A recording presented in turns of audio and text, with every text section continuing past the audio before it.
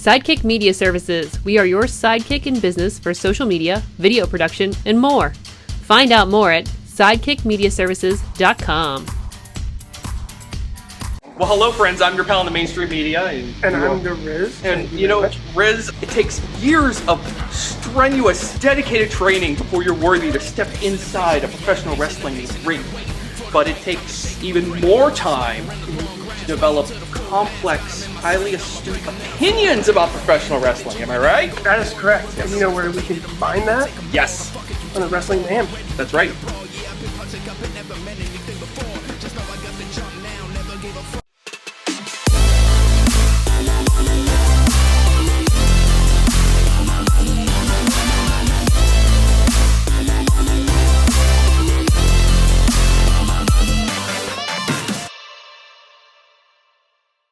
Gentlemen, to kick off the afternoon's festivities, please welcome to the ring at this time, your BCW Commissioner, Mr. Nicholas West. This is the first time we are seeing Nick West since September. And welcome back our commissioner, alongside former acting commissioner, our broadcast partner, Eamon Payton. Isn't it great to see Commissioner West back, Jim LaMotta? I'm going to tell you what, Jason. By the end of this broadcast, I'm going to be crying one way or another, either tears of joy if Nick West can maintain control of VCW, or tears of despair if we are subjected to the gavel David Wallace any longer. All right, it's been a while. I forgot where the hurricane was. Ladies and gentlemen, it's great to be back. Thank you for that welcome. And I've been lucky enough to stay at home watching on IndyWrestling.us. And I've seen a lot of chaos happen. So, Josh May, you are a senior official. So I've spent the last 3 months giving you the official rules and regulation of Victory Championship Wrestling. And as the commissioner, I am giving you full authority to make sure these rules are carried out in every match.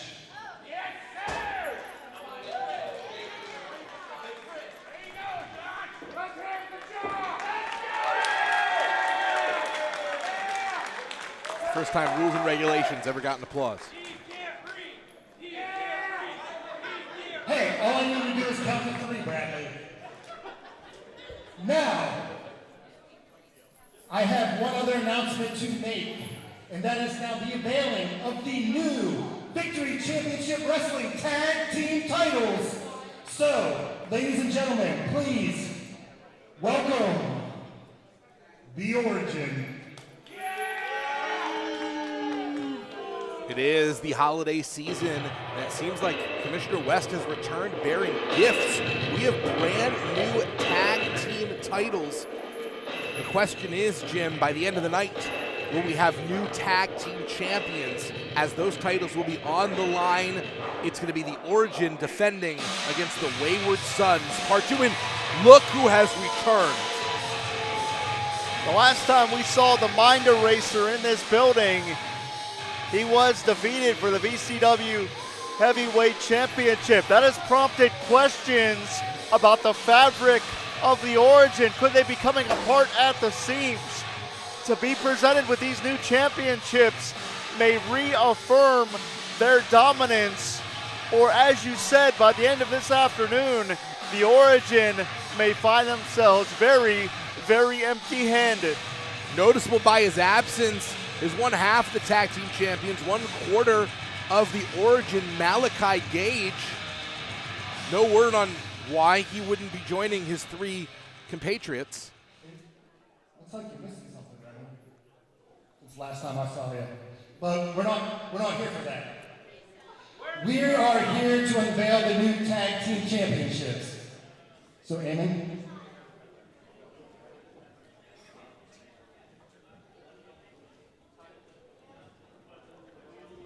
Wow.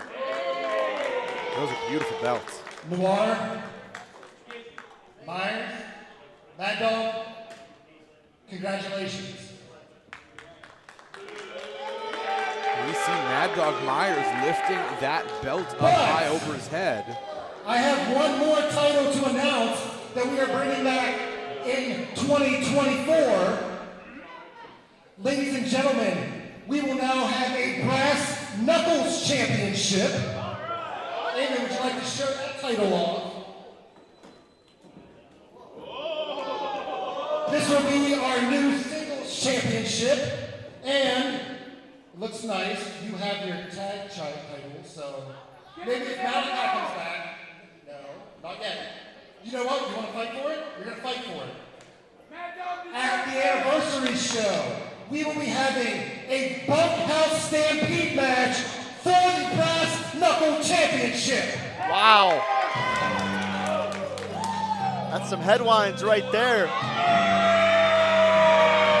Brass Knuckle Championship being unveiled, a new singles title here in VCW. Excited to learn more. Less excited to see this man, the Gavel, David Lawless, making an early appearance in the evening alongside his paralegal Amanda Maslow. Mr. West, Mr. Lawless, I find it incredibly disrespectful and quite on brand that someone like yourself, shut up. That someone like yourself, who's fighting for control of this company, would have the audacity, before that situation is settled, to make a match for 2024. Now back up if I can get in and address you, moron.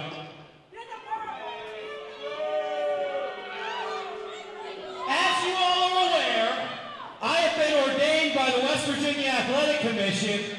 You get it. There is a West Virginia Athletic Commission, morons. And I don't know what type of internet you guys have down here in McMeckin, but it's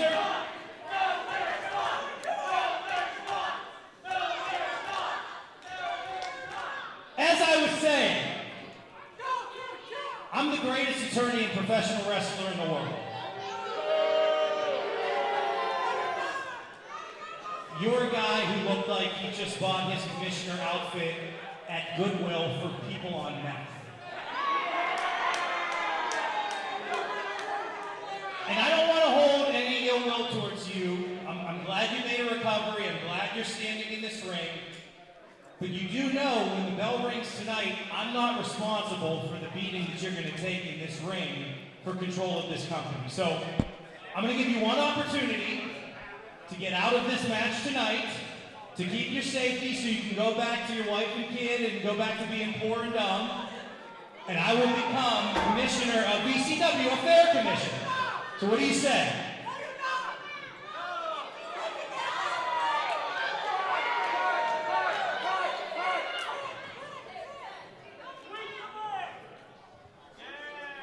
you take your Dangerous Curves reject stripper, and I'll see you later tonight. Nicholas West is not backing down. It will be a fight this afternoon in our main event. You're dead, West. Remy, you're still in the ring. You look like you're sort of dressed to wrestle. Get me Pastor CeeLo. This match starts now. Well, we knew that Remy LeVay had a match scheduled, though it wasn't originally supposed to open our event. Looks like Commissioner West immediately beginning to push his weight around. Now that he's back, it is going to be Remy LeVay against Pastor CeeLo to start Road to Victory.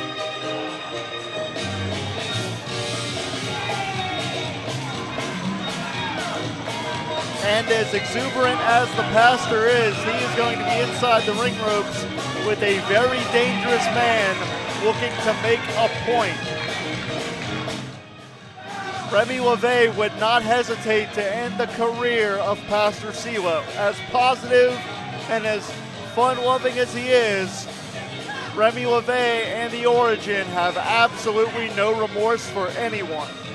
Pastor CeeLo with the collection plate out, always taking a few donations for the church, and that'll of course be the light at the end of the tunnel. Second Baptist, third trimester, second brother, twice removed down the street around the corner from your baby mama's house, Church of CeeLoism.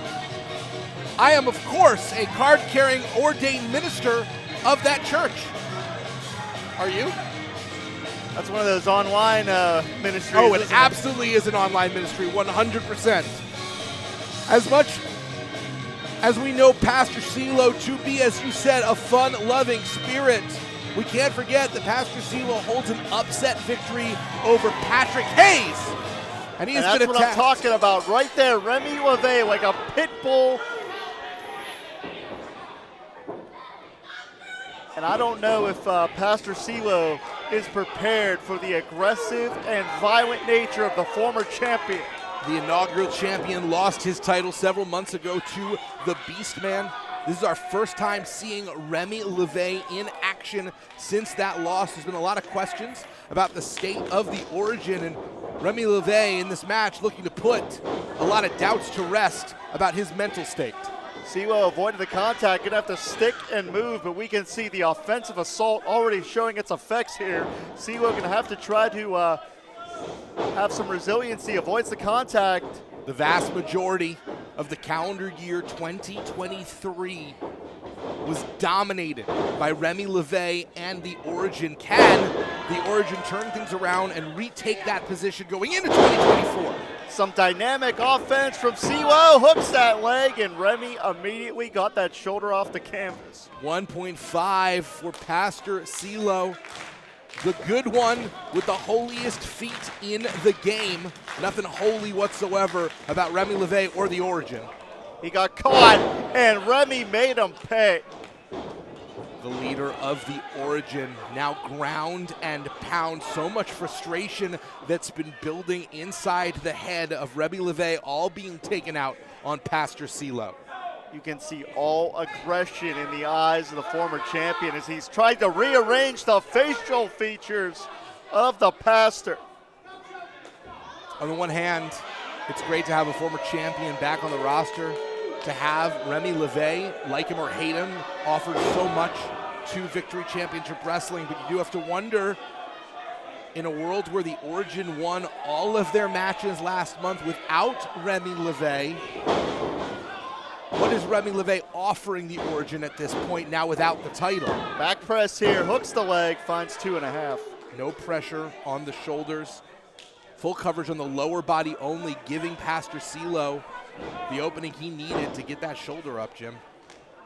I'm going to tell you what, you asked me what Remy LeVay brings to the Origin. It's guidance. It is a sinister nature, a methodical plan, but it's all on the line here because Remy does not want to be a stepping stone for someone else. He can't go 0-2 because that would send a message that perhaps the Origin is on a downslide. That they're vulnerable. You cannot show any vulnerability, especially if you have run roughshod over a promotion like Remy LeVay has. Beautiful crossbody. Shoulders down again. And the pastor may be getting closer and closer to that elusive 3 count. The technical preacher showing that maybe perhaps he is blessed here in McMecken, West Virginia, as we see the former champion maybe with a little bit of ring rust after several months on the shelf. Yeah, we haven't seen Remy since October when he lost that championship, and that was a war. You have to wonder if there's any lingering effects from that brutal fight that he had against the Beastman. No wonder whatsoever. You go up against the Beastman, you do not leave unscathed. There's no way that Remy LeVay is at 100%, and Pastor CeeLo now looking to capitalize. It's the opportunity here, and just barely escaped. That would have been the biggest win of CeeLo's career. Imagine if not only can CeeLo hold a win over our current #1 contender, Patrick Hayes, but also the immediate former champion, Remy LeVay. He would have to skyrocket in terms of title contender possibilities. CeeLo avoids the contact again here. Backpack stunner to CeeLo. Remy LeVay with authority right now. That quick, that impactful, game over, statement made by the former champion. The Minder Racer, Remy LeVay. And if there were doubts, they have been answered. I've been told in my headpiece, I'm getting word from Eamon Payton, who is still acting as acting commissioner, it will be Noir and Mad Dog Myers defending the titles against the Wayward Sons. They're enacting, or they're calling the Origin Rule. You might know it as the Freebird Rule, but here it's the Origin Rule that any two members can defend those titles. And that changes a lot, I think, tonight in the tag title. They're stealing from the church. I'm not a religious man, but that's about as low as you can go to steal from a church. This is heresy. It's thievery. It's got to be against one of the commandments. No conscience, no remorse, and no mercy from the Origin. Coming up later, we will see the tag team titles on the line. Those beautiful brand new tag team titles defended. It's Wayward Sons Origin 2, only this time it will be Mad Dog Myers and Noir defending. Is that going to change things for the Origin, forced to defend their titles in a combination that has never teamed before? We're going to find out one way or another. Remy LeVay may be more dangerous now than we've ever seen him before. But coming up next at Road to Victory, the right-hand man of the gavel, David Lawless, looks to build some momentum for the commission as Gianni Michael Enrico takes on the Bearcat Keith Hott. The Bearcat, alongside MV Young, have been a thorn in the side, mutual to be honest, with David Lawless and Gianni Michael Enrico. And now the Appalachian Cryptid looking to stand up for their former manager, our commissioner, Nick West, by taking out the hired help of David Lawless ahead of our huge main event. As far as where we head in 2024, Jason, for the Bearcat, if they want to put themselves in position for perhaps the new championship that we saw announced earlier, or even the VCW Heavyweight Championship itself, you need a win here. We saw the Bearcat Keith Hott and MV Young challenge for the VCW Tag Team titles unsuccessfully last month, in part because they have been the targets of this group.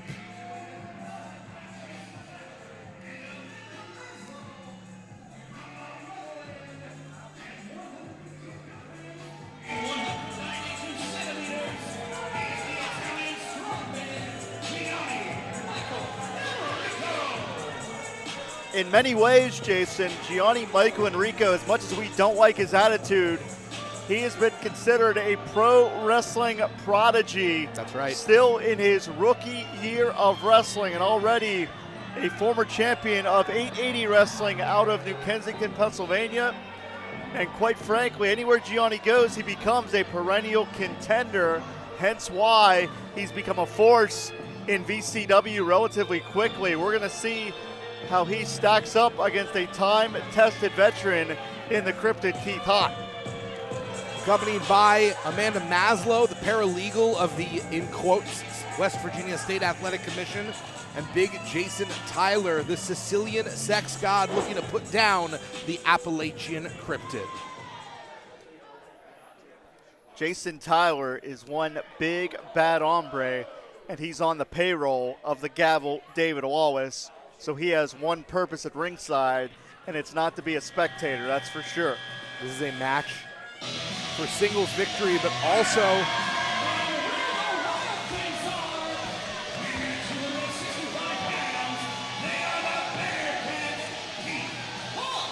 this is also a battle for momentum. We alluded to it before, but Keith Hott has a personal relationship with Commissioner Nick West. Nick West, before being named commissioner here at VCW, used to manage the Bearcat. They are friends, and there is a reason why Bearcat has been on the front lines in the war against David Lawless this whole time. And if Bearcat can take out Gianni Michael Enrico, maybe a little bit more of an even fight in our main event later this evening. Certainly it is all on the line, Jason.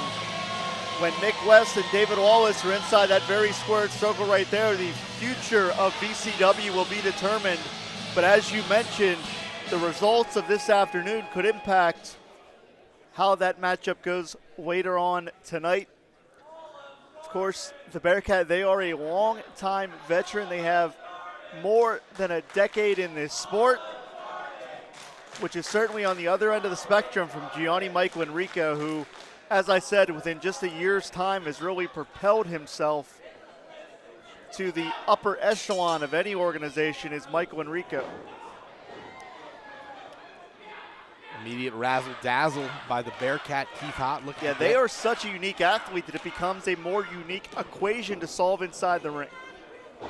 Two very different roads here to this match for these two competitors. Bearcat, Keith Hott, as you mentioned, over 10 years, becoming a fan-supported success story.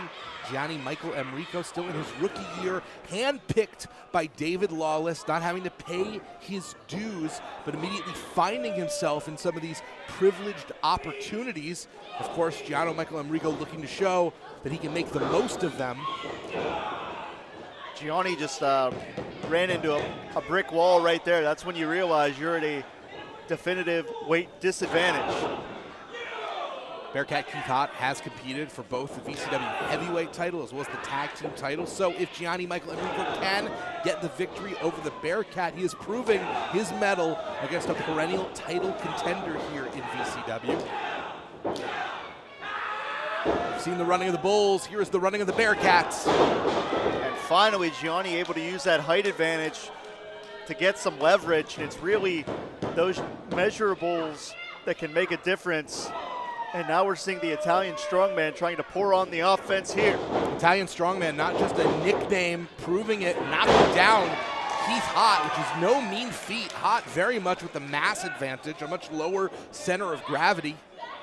And speaking of the lower gravity of Enrico trying to seek the solace of the outside temporarily, but the Bearcat's going to push forward here. Pawing at Gianni Michael Enrico, and you might be wondering why, aside from trying to take a timeout, would Enrico be going to the outside?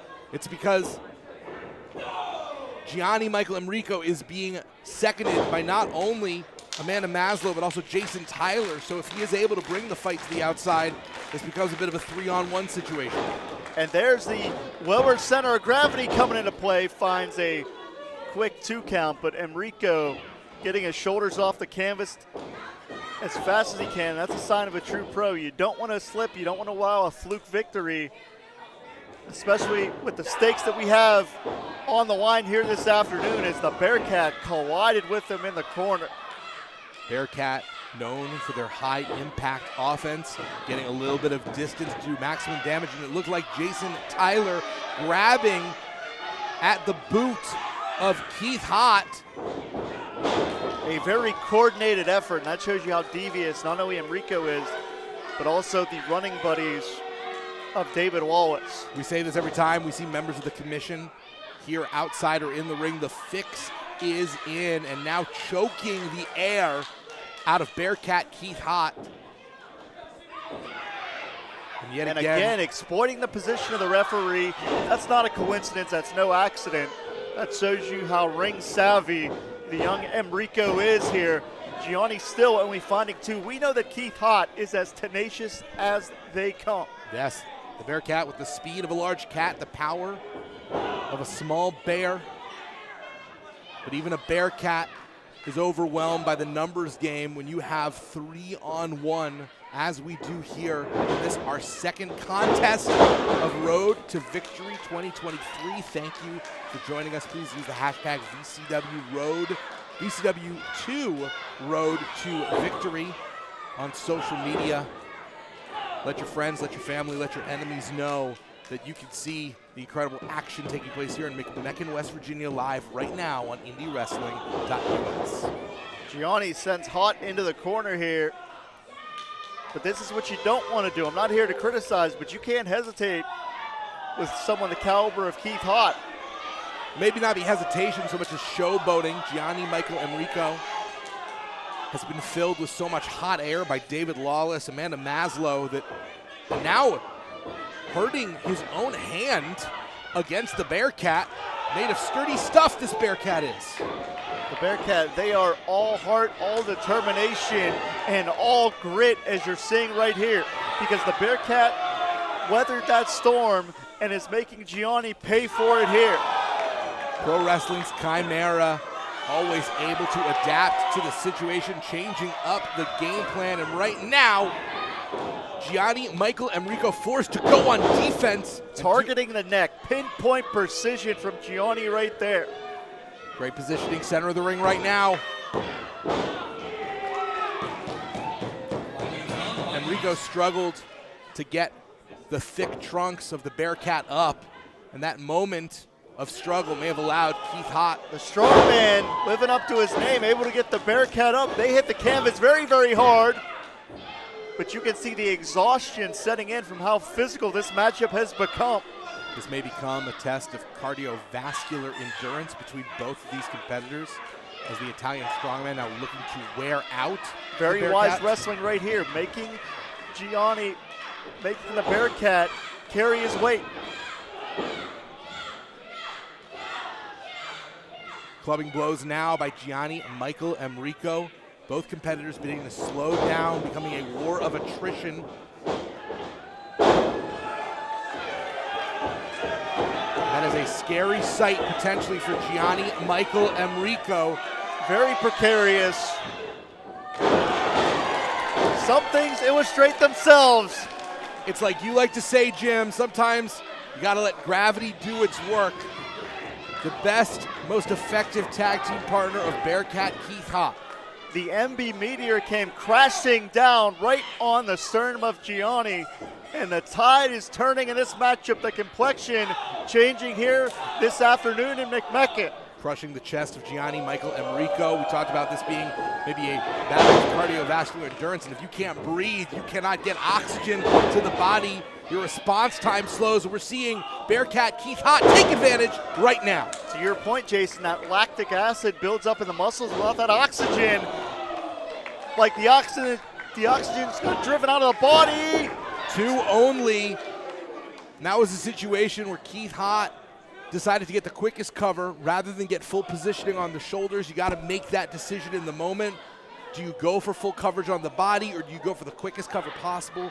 And in this case, the Bearcat could be going for a home run swing, but again, we're seeing that numbers game come into play here, and the odds may just be too much for Keith Hott. This is the 3rd or 4th time we have seen Jason Tyler physically interfere in this match, and starting to wonder if Nick West does gain control tonight. Do we need to have extra officials out for any Gianni Michael Enrico match?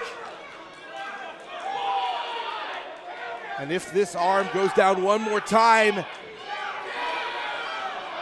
if one more time, and this match is over, there should be a large asterisk there, an assist to Jason Tyler. Yeah, they got put to sleep.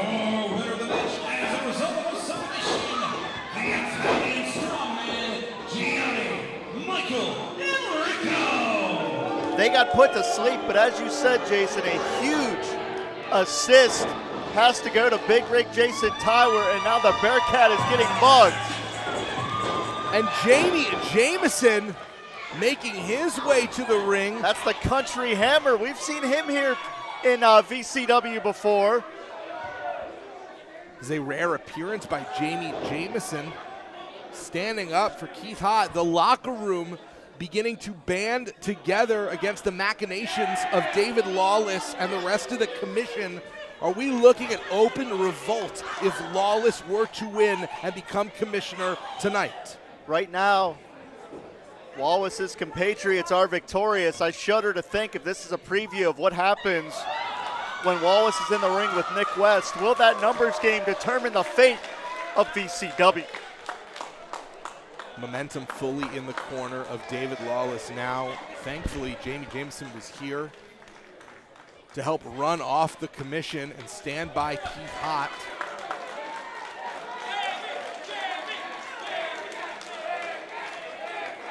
But that does not change the fact that now Gianni Michael Enrico carrying another victory over a perennial title contender. And what is next for Bearcat Keith Hott?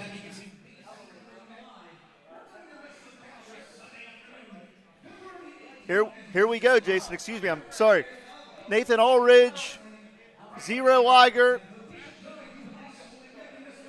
Yeah, the mysterious man of mystery the international competitor Zero Liger making their main roster debut here against one of our most cantankerous veterans, someone who has been taken to not just speaking their mind, but literally blinding opponents. No good Nathan Ulrich. Nathan Ulrich is the Grinch of professional wrestling. He tries to steal the joy, the happiness out of anything involved in professional wrestling.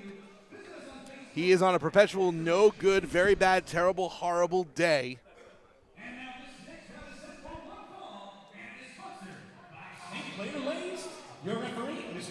We are very excited to see. Do you think Nathan Ulrich ever got what he wanted for Christmas? Maybe that would explain why he's so miserable today. Sometimes you don't get what you want, you get what you need, and right now Nathan Ulrich is going to get a match against the mysterious Zero Liger. Hey, speaking of Christmas, Jason, I think your card you sent me got lost in the mail. Yes, that must be it. That must absolutely be it.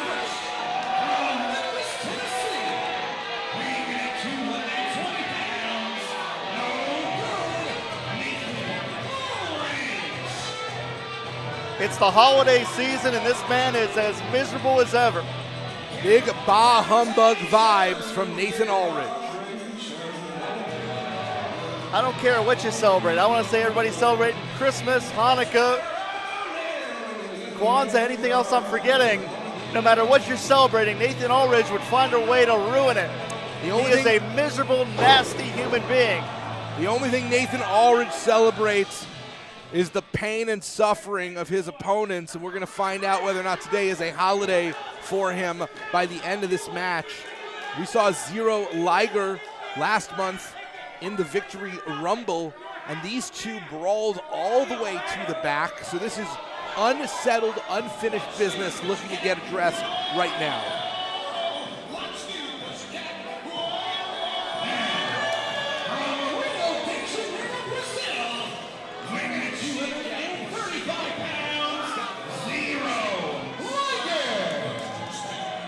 Rio de Janeiro, Brazil. Jason, I'm sure you know this, but some famous wrestling tournaments have happened in Rio de Janeiro, so it's very fitting that this mysterious man from Rio de Janeiro as well. Little is known about this international man of mystery. We know that Zero Liger brings a Muay Thai background, and in a lot of respects really came out of nowhere. It was only a few months ago that Zero Liger burst onto the US scene, particularly here. To your point with that Muay Thai background, a lot of mixed martial arts and martial arts forms have come out of Brazil. So that makes, whoa, this is a very aggressive, a much more aggressive Liger than we've seen in the past. Cat scratch fever right on the face of Nathan Ulrich. As the song asks, what's new, Pussycat? It's Zero Liger. Zero Liger is new here to VCW. Can he get a win in their debut? I gotta be honest, Jason, we were having some fun with the costume and, you know, the mystique as to what's going on here, but Liger is, he's here to fight. The White Tiger's got claws, but Nathan Ulrich hitting that lariat right to the back of the skull. And Ulrich wants to find out, just like everybody else, who is under that mask. This seems very personal from Nathan Ulrich in a way that is somewhat unexpected. And we've got some music. What's going on? And Nathan Ulrich distracted. My understanding is this has been the music in the past of Izzy Lambert, who was blinded and put out of action maybe permanently. Wait a second! Izzy Lambert is in the ring! And he has Cherry! He was Zero Liger all along! I didn't know that Izzy Lambert was from Brazil. He's in McMecken, that's all I know for sure, and he's wearing Ulrich out with Cherry. Nathan Ulrich threw that fireball in the eyes of Izzy Lambert. We thought Izzy was put out of the sport, but not only is Izzy back, he's back for revenge. No wonder Zero Liger has been plaguing Nathan Aldridge like a poltergeist. He has come back after being blinded, but it looks like he can see. And what he has in his sights is Nathan Aldridge and revenge. And look at the welts all over the body of no good Nathan Aldridge. He's getting bruises for Christmas. I told you, Nathan. I told you I'd be back. I'm gonna make your life a living hell. You see, Nathan, for months, you took my eyesight away from me. I learned every day how to go about a new life. Well, you know what? For the first time, you're gonna find out what it's like to fight without having your sight. Because February 18th, me and you and Jerry here. Oh. They don't want that. Me, you, and a blindfold match. A dose of medicine. That me and Jerry are here to do what we do best, and that's the freaking destroy. A dose of medicine for Nathan Aldridge. He will be the one with his sight taken away from him. Izzy Lambert is back. He said he spent months on the shelf with no eyesight. He's prepared. He's ready. He's been operating in a world where he can't see. In this blindfold match, does Izzy Lambert have the advantage because of that preparation?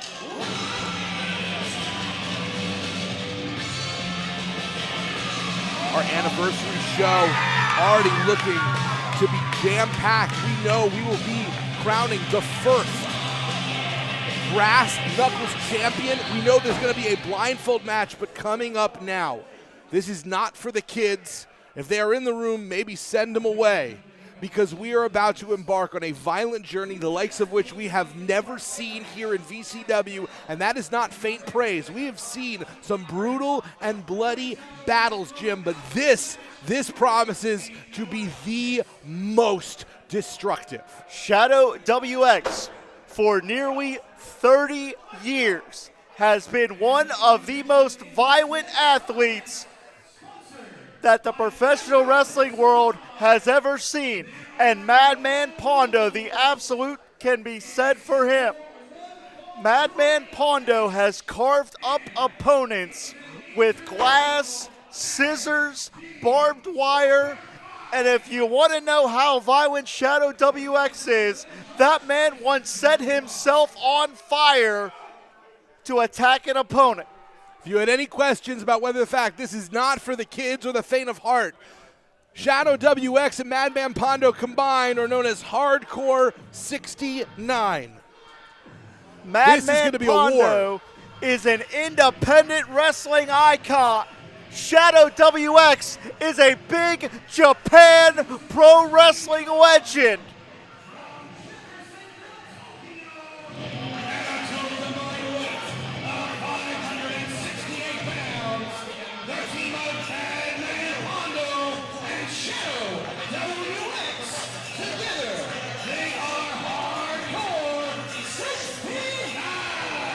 If you want to know how exclusive of a club, Pondo speaks. First of all, you small town morons, sit down and shut the hell up. You wait till I'm done talking, then you can talk. Because none of you people even know what you got before you, Japanese star Shadow WX. This man is a legend, and you should all stand up and respect him now. 30 years in the game. Now, we are here to show you that your local heroes can't last in the ring with 2 stars.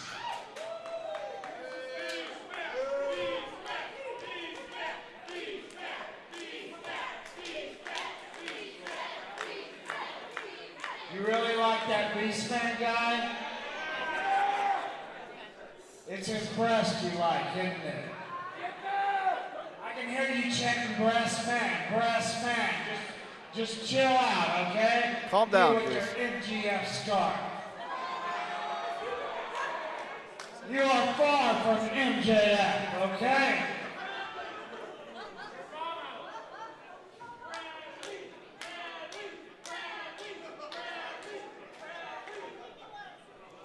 His name's Bradley. Makes me sad, Bradley. Sadly, Bradley. With his stupid ass MGF scarf on. You tell him, Pondo.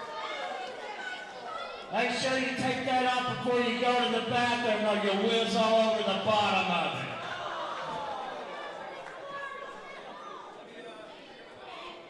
Tell you right now, this Shadow don't get no better respect than this. We're gonna leave right now.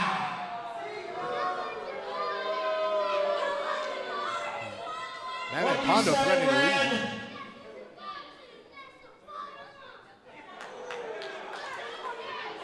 So you're a big WWE mark, huh? Is that what you are? Your mama. Oh, you're a fan of my mama? Yeah? That must be you my mom keeps talking about that's only this big. Yeah, my mom told me all about you. This big and 10 seconds long.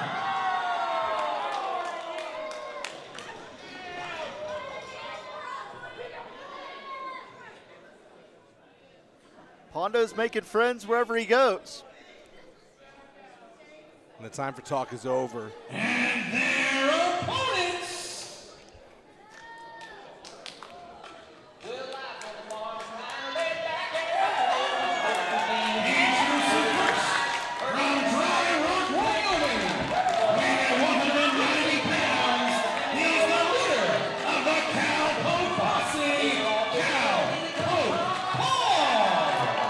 This is a bit of a VCW All-Star team. Cowpoke Paul, the leader of the Cowpoke Posse, alongside our VCW Heavyweight Champion, the Beastman. When I see Madman Pondo and Shadow, WX, and the Beastman, one thing is not like the other in this match, and that would be Cowpoke Paul. I'm going to tell you what, Jason. Cowpoke Paul is a tremendous athlete with a very bright future. But to put this in perspective,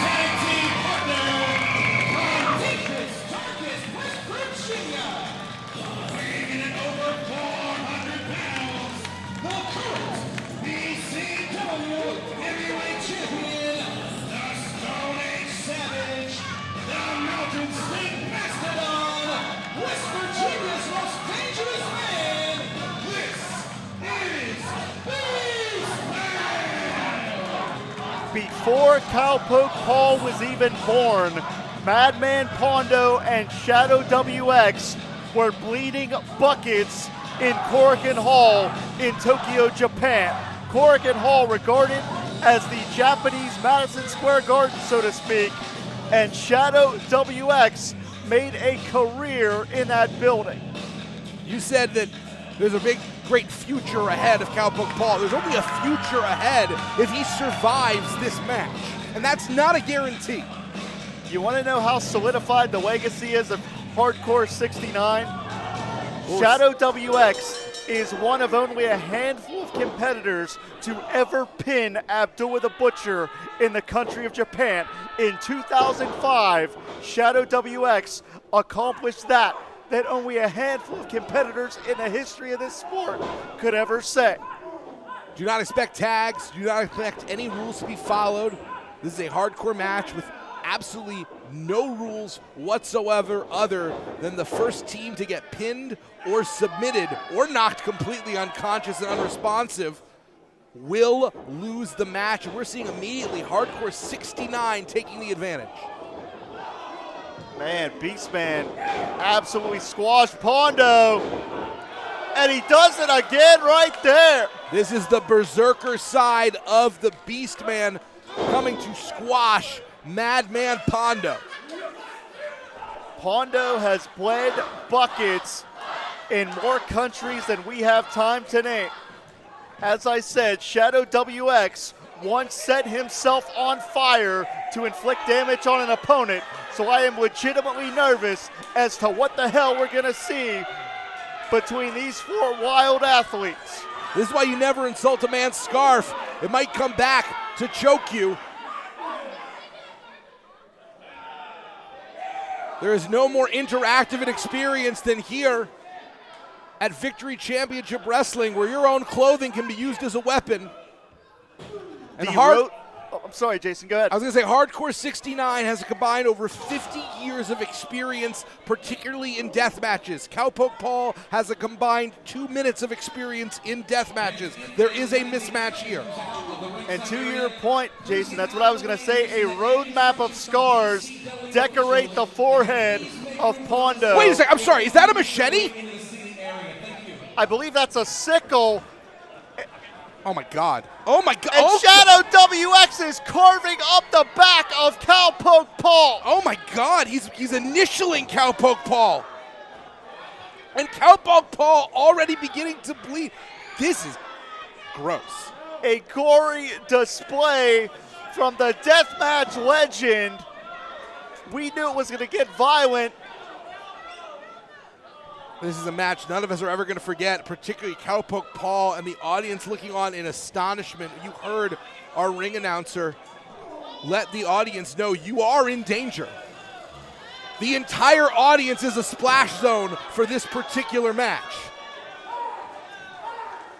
Of all the places that Shadow WX has bled, he can add McMecken, West Virginia to that list. Look out, table suplex in the background. I only have one wish for this match, and I want Cowpoke Paul to live. Cowpoke has that sickle, and he is attacking Shadow WX with it. Just listen to what you said. Cowpoke Paul has that sickle. This is professional wrestling. Shadow WX already cut, already lacerated. Shadow WX now looking to try and suplex Cowpoke Paul onto that ramp. Both men already bleeding. We have lost complete sight of the Beast Man and Madman Pondo. Cowpoke Paul, as you said, only a 2-year pro, but he's about to be baptized in blood.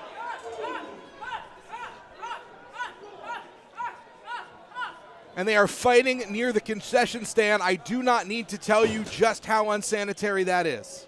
Look out, Beastman with the table. No give to those table, just smashing both men.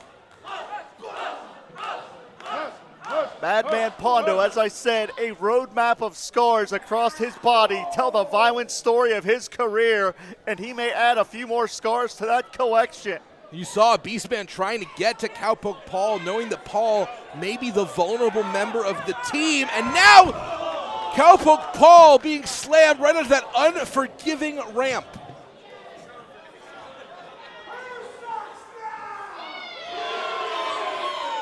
Madman Pondo was known as Baka Gaijin in Big Japan Pro Wrestling, and he is bringing his brand of violence here to McMecken this afternoon. And for those in our audience that don't speak Japanese, what does Baka Gaijin mean? Idiot foreigner. Oh, absolutely.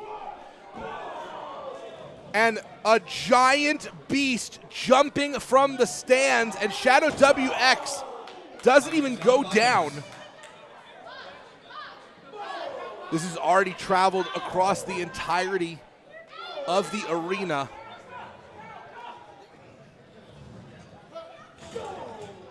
Let's not forget, Madman Pondo has a legendary career of using anything that's not nailed down and some things that are. Oh, no, no, no, no, no, no, no, no. Do not use the chair. Do not use the fan. I've heard of a handicap match, but this is ridiculous. I'm not commenting on that at all. Human beings are being used as weapons. And a meeting of the minds, whatever little is left inside those skulls of Hardcore 69. And you keep seeing that Beastman trying to get to wherever Cowpoke Paul has been separated, knowing that Paul is potentially vulnerable right now, being choked by that cord. If we lose you, it's because we lost power thanks to Madman Pondo. Pondo doesn't care if we go off the air, if we go on the air. Pondo just wants to hurt somebody. There doesn't need to be a wrestling ring. What the hell is the Beastman doing? He's grabbing a ladder. And Cowpoke Paul really earning his stripes right now. This is not the lassoer of limbs or the wristlock wrangler. This is now deathmatch cowboy. The Terry Funk twirl is going on here, and Pondo just took the ladder again. Cowpoke Paul needing to get out of the way as Beastman striking indiscriminately, just throwing the ladder hither and dither. And this is absolute chaos. This is Godzilla versus King Kong. Versus a cowpoke. Yeah, that too. There's a reason you never saw John Wayne fight Godzilla. Look out here. Wait, Pondo's got that chair. And to your point, Jason, Cowpoke Paul is a tremendous young athlete. But he's overmatched because, as I said, before Cowpoke was born, Pondo and Shadow WX were bleeding in Tokyo. And that's no exaggeration. That's a literal stat. We are 1-1 in terms of drawing blood. Shadow WX and Cowpoke Paul have both begun. No, wait, I'm sorry. It's 2 against 1 for that because the Beastman is covered in claret.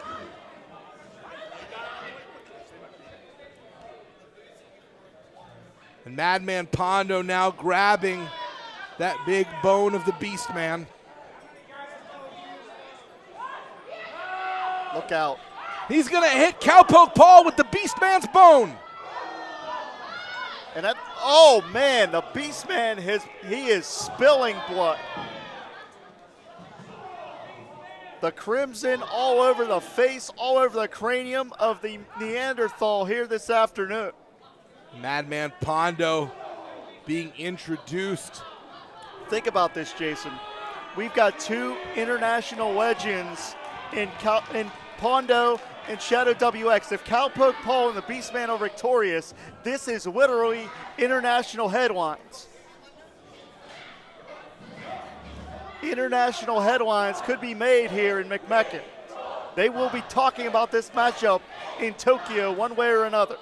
VCW All-Stars, Beastman and Cowpoke Paul trying to take it to these interlopers. We heard that it was Madman Pondo and Shadow WX who wanted this match. They heard the legend of the Beastman. They came here to collect the pelt of the Beastman. They wanted to be the ones to hunt this wild game. And of course, remember, Beastman is our champion. What happens to the title if Beastman doesn't make it out of this match, as he is gushing blood? He is pouring plasma all over the place, and I believe even Pondo has now been cut. Shadow WX, one half of Hardcore 69. Trying to impose his will on Cowpoke Paul. All the way up, very precarious position right here. Look out. Superplex. And Cowpoke Paul, the lights are on, but I'm not sure that anyone is home. He doesn't know where he's at. He could think he's in Tokyo, could think he's in McMecken. He is being bounced around that squared circle. This is the experience advantage. This showcases deathmatch wrestling, a completely different flavor. That is a cinder block. Where the hell did a cinder block come from? Cowpoke Paul potentially losing the dream of children.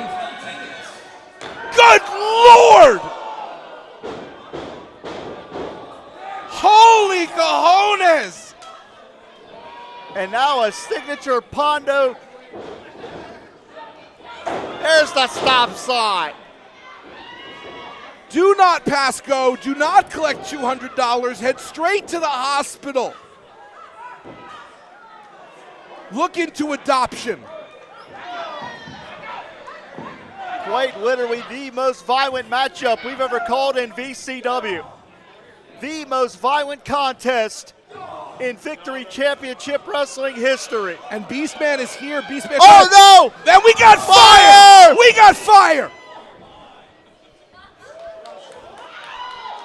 Beastman Flambe on the menu in McMecken. Shadow WX just spit a fireball at the Beastman. Shadow WX and Madman Pondo, Hardcore 69 are on the hunt. And it is wild game in season. Beastman being taken down with the chain. Could be all here.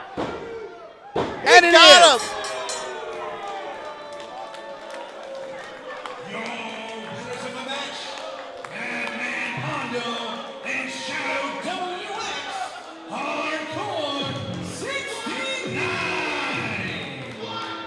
And in a match that included a sickle to the back, a fireball, and a cinder block to the genitals. What have we seen here today? It took a damn fireball, but Shadow WX, the Japanese legend, was able to get the pinfall over the VCW Heavyweight Champion, the Beastman. How can either Beastman or Cowpoke Paul possibly be at their best selves going into our anniversary show coming up? Oh, wait a minute. Hardcore 69 may not be done here. Berating our officials into raising their hands again. There is a reason that these two men are considered deathmatch legends. There is a reason that Madman Pondo is the original king of the deathmatch. And Jim, you were right. It's not done. The horror continues. And the sickle now to the belly of the beast. Wait a minute. Pondo has that sledgehammer, and he's going to try to end the career of the VCW Heavyweight Champion. This is more than career. This is potentially permanent damage to both of these men. These are lifelong injuries that may be being inflicted. Jason, I'll be the first to tell you, Pondo and Shadow WX are absolutely pro wrestling legends, Oh, but no. this is going too far. Wait, you're not kidding, because there's a staple gun in the ring right now, and the match is over. This isn't in the name of competition anymore. This is just the name of sickness. And he just got stapled right in the tuchus. We need some security out here, Jason. Oh, no. They're going to carve up the Beastman into fillets. What is there left to prove? Hardcore 69 already defeated the VCW Heavyweight Champion.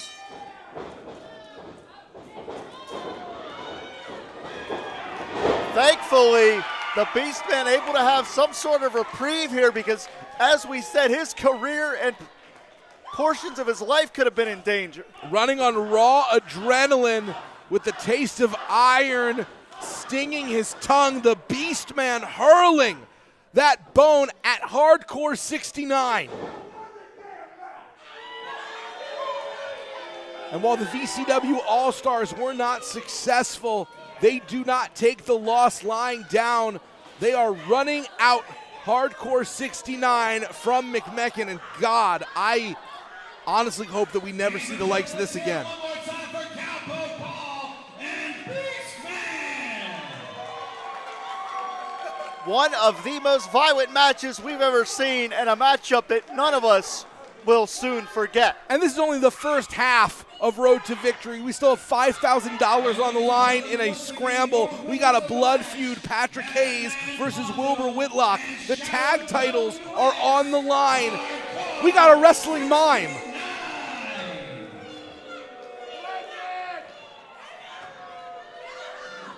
Hardcore 69 saying goodbye as only they can. Madman Pondo saying shalom in his language. Let's not forget, $5,000 scramble match. Patrick Hayes and Wilbur Whitlock could settle their score this afternoon. The Wayward Sons get their crack at the Tag Team Championship against the Origin. Jimmy Shane and John Paul the Miserable will collide. And let's not forget that big main event, the future of VCW on the line.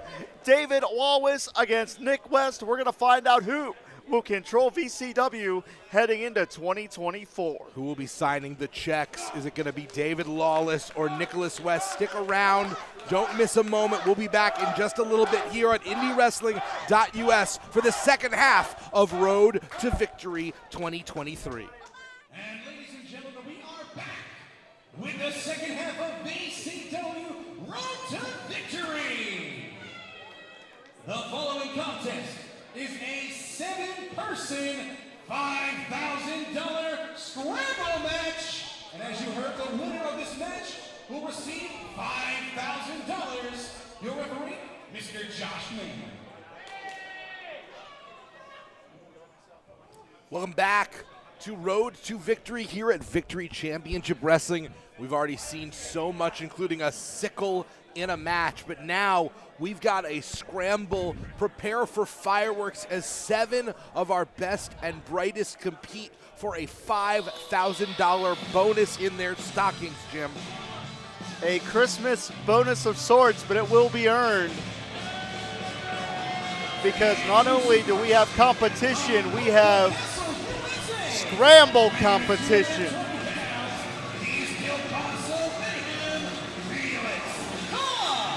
We saw Felix Kaz make his debut last month in the Victory Rumble, but this is our first opportunity to see what the off-the-wall competitor can do with, I would say, less people in the ring, but honestly, this is still some multi-man mayhem coming up in this 7-man scramble. Not only did we have the cash on the line, but if you could come out of here of this crowded field, you put yourself in the conversation ahead of 2024. I really believe that may be even more important than the money, because the money comes with the opportunities. When you speak of people who are trying to hit this next level in their career, this next young man absolutely is the description of that.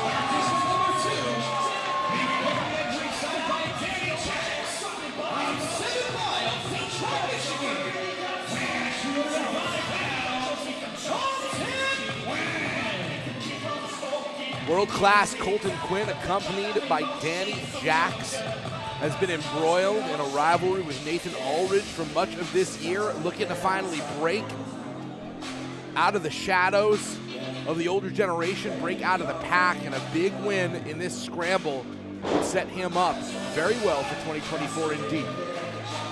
Colin Quinn is a young man that just needs an opportunity, and this could be that breakout opportunity, but as we said, it's going to be some tough odds here. Everyone gunning for that status as potentially the prospect to watch in 2024, not to mention at $5,000. This is first fall to a finish, $5,000, absolutely nothing to sneeze at, especially in the world of independent wrestling. We've got wrestlers who have traveled from all across the country to be here, including this gentleman making his return.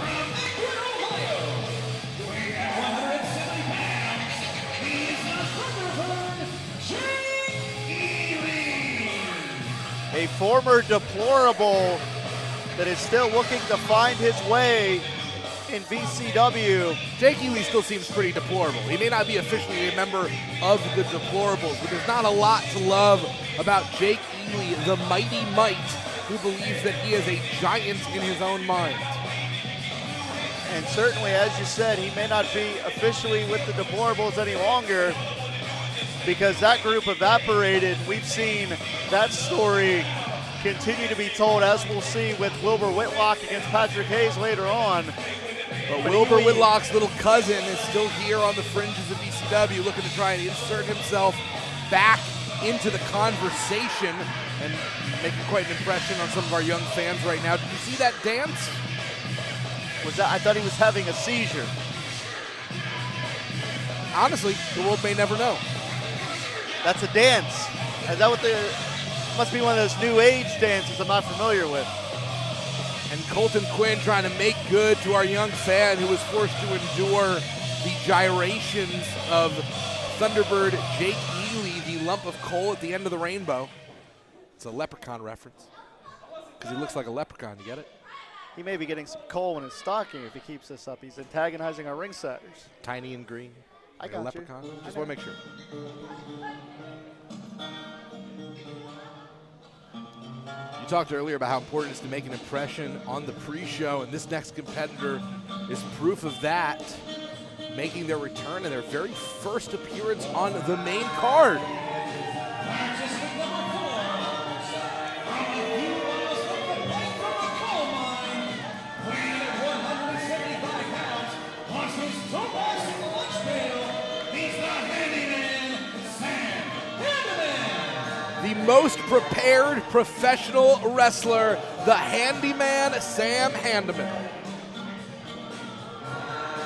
He's going to make sure our ring is level, the ropes are tight. And being an independent contractor, you know he wants that $5,000. I wonder if the $5,000 is before or after taxes. When you hire Sam Handyman, you're not only getting a fine professional wrestler, you're getting ring crew, you're getting maintenance, plumbing. The second sink works now. The second one. Yeah, one of them always works, the other one always doesn't. But now that Sam Handyman's here, 2 people can wash their hands. I'm just glad people are washing their hands.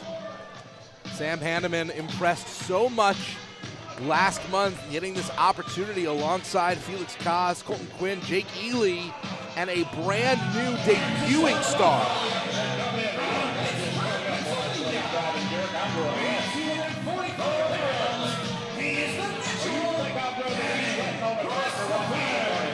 Marcus Scott was set to make his return, but when opportunity presents itself, you have to be ready. Marcus Scott was unable to join us here at Road to Victory, offering an opportunity to the alternate, Kanan Christopher, the natural, looking to step into VCW for the first time and walk away 5 large richer. Hey, we're listening to Glenn Gardoza here, Jason. World-class legend himself, Glenn Gardoza. The melodic sounds. He passed away in 2000, but he's living on here in Victory Championship Wrestling. Kanan Christopher says he's got the best genes in wrestling. Everything has come naturally to this former Division I football player. So now he is trying his hand at the world of professional wrestling. He expects to blow through the competition. We'll see if that comes to pass here in this 7-man scramble. We still have 2 members of the field yet to enter.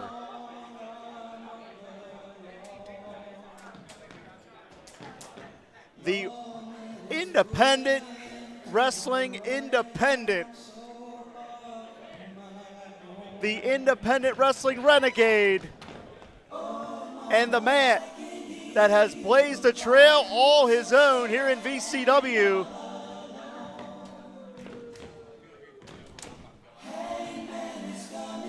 The odds-on favorite to win this scramble, assuming there is no outside interference or chicanery, it is the one and only MV Young.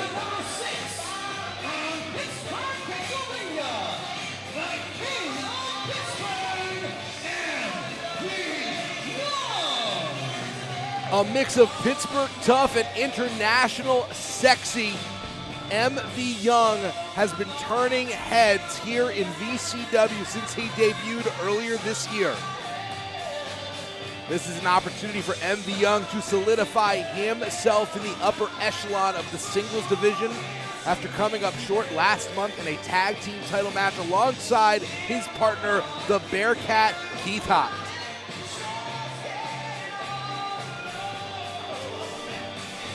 Here on the IndyWrestling Network, we've seen MV Young involved with the 880 Wrestling Project, but he's in foreign territory here, and he's looking to plant a flag.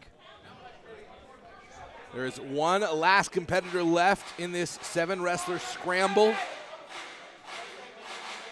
This is going to be one fall to a finish. This is not elimination style, so prepare to get wild here in the ring. This is a match all about opportunity and awareness.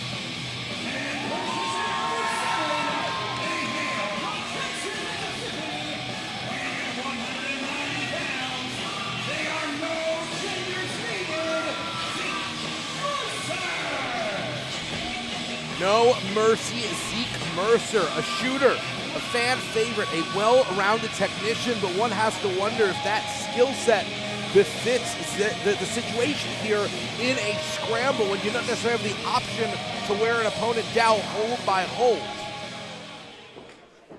You know, I mentioned Envy Young planning a flag here in VCW. Zeke Mercer has arguably already planted that flag because we've seen Zeke Mercer in some real barn burner matches. And immediately, Kanan Christopher looking to make an impact, striking first blood. There are no tags in this match. All 7 men are legal, or all 7 competitors are legal at all times. Sam Hanneman with that low bridge. And Felix Kaz or the Kielbasa Monster looking rocky on the outside. Sam Hanneman with his work boots hit the Insaguri. We are down to MV Young and Colton Quinn. And can one of these two get a very quick victory now that the field has been thinned? So much of this style match, Jim, is about timing. It's about taking advantage of a moment. All of your opponents are otherwise incapacitated, and those moments can be very rare with 7 wrestlers in a match. Yeah, it's all out warfare here. And speaking of warfare, MV Young, one of the heaviest hitters in Pittsburgh or anywhere else. Some of the hardest hands in independent professional wrestling. As you watch and enjoy the carnage, please use the hashtag VCW2 Road to Victory. That's the number 2 for both of those to let everyone know that Road to Victory 2023 is back on the air. And we are getting started off with a bang here. Colton Quinn and MV Young facing off in this one. $5,000. What do you think MV Young uses that money for if he takes the win? I don't want to speculate on other people's spending habits. It's not polite. Wait a second. Saturday Night Special. Whoa, what? Whoa, hey! Again trying to abduct Danny Jax. I hate the fact that the phrase again has to be used because they have been constantly coming, and this time they wrapped her in a pack. They're literally abducting a woman. Do we not have security? Yeah, Saturday Night Special knocked the hell out of all of them. Colton Quinn in hot pursuit here. As well he should be. And I believe Colton Quinn may be out of this matchup. Colton Quinn may be knocked unconscious, and I don't think that's the most important part of the story. I'm sorry that we have to return because, honestly, this is just not cool what just happened. We got Felix Kaz and Kanan Christopher now, 2 newcomers. Imagine walking into VCW, your first singles match, and you end up $5,000 richer. I'm really hoping we're going to get word about Danny Jax very shortly. These two are throwing some shots here center ring. And MV Young is not to be ignored or denied. So far, MV Young has been the wrecking ball of this match, and here is the giant in his own mind, Jake Ely. Yeah, Ely believes that he's allegedly a lot bigger than he actually is. The mighty might who believes himself to be a giant. I'll tell you who is a big boy. Is it MV Young? Yeah, he's a heavy hitter. He's a real bruiser. We've seen him develop that style over the past few years. Really one of the highlights of the Indie Wrestling Network. Thick and quick, MV Young has been dominating this scramble and now throwing the Thunderbird like a lawn dart. Ely being used as a human javelin. In comes Zeke Mercer. They take the shot at MV. Zeke Mercer, the longest tenured member of the roster here in this scramble. They have been on since day one here in VCW and attacking like a missile, and only Jake Ely and Kanan Christopher able to avoid Zeke Mercer.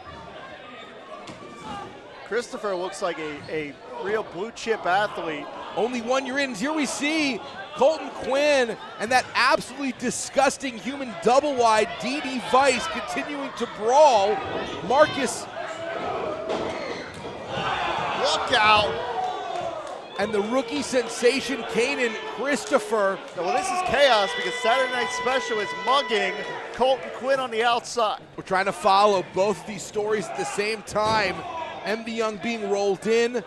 while Colton Quinn almost in parallel being rolled to the top of those bleachers, and Colton Quinn is still technically a member of this match for all the good it'll do him. Cover here, back press, hooks that leg, and this is that multi-person aspect that you have to pay attention to because there are bodies flying everywhere, including Mercer with the Shining Wizard upside the head. Zeke Mercer saying they must protect this house, and Felix Kaz making the save because this is a first fall to a finish. Kaz trying to leave Zeke Mercer catatonic in the center of the ring, and here we are. It's tool time with Sam Handyman. Blue Thunder bomb. Hooks the leg, and again, this multi-person aspect of this contest. Got to be very aware this kind of scramble favors a ring general. Kane and Christopher once again on the offense, and why is he trying to get up rather than keep that cover to avoid MVM?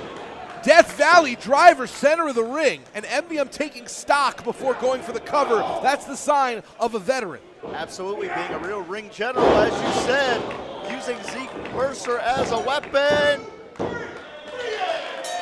And the king of Pittsburgh may be about to become the king of McMecken. New territory, as we said, MV Young. And winner of the $5,000, the king of Pittsburgh, MV Young. $5,000 richer, likely putting himself in the conversation for the brass knuckle title. Looking to rocket to the top of the roster, MV Young. Look at the size of that check. Tremendous. We have a gigantic check to make this thing official. Call MV Young the Hallmark Sweepstakes winner of professional wrestling because he just got the big check for the big 5 large, brother. Somewhere Larry Sweeney is looking down, smiling at you, Jason Heat. I hope MV Young wants to buy me a Christmas present with that 5. Whoa, wait, what's this? This is music that only bodes ill omens because this is the sound of the Church of the Guiding Light. We haven't seen Matthew Taylor in months. Oh, MV Young. You clutch that currency as if it has any real value, any real power to save you? The self-proclaimed king of Pittsburgh. Our Messiah, our Savior, our guiding light, Matthew Taylor, is the only man who can free you from the pretentious lie of a life which you live. February 18th, we can break you, or you can come to the light. All you have to do is just take his hand and walk with us. If anyone is a satisfied sinner, it is MV Young. That man does live a life of hedonism, and proudly so, but that was the voice of Jexy Black,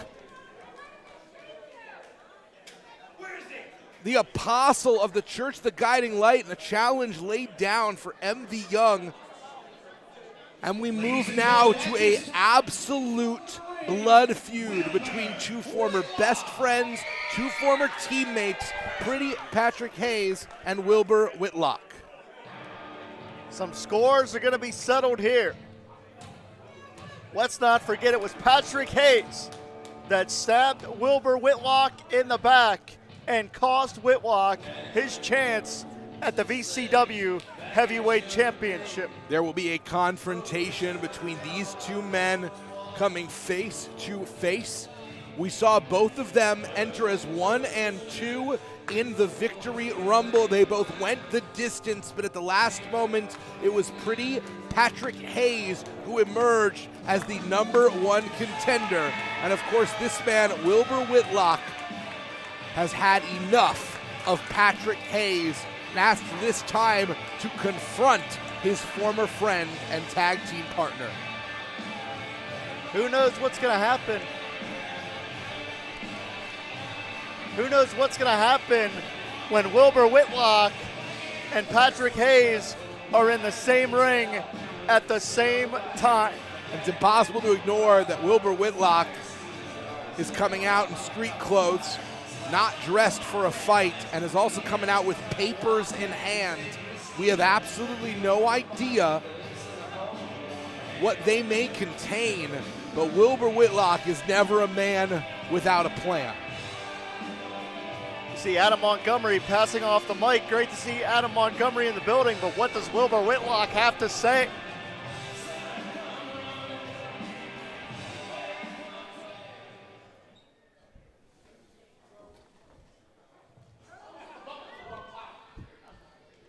So I'm going to make this fairly quick tonight because there's been an amazing night of professional wrestling here tonight.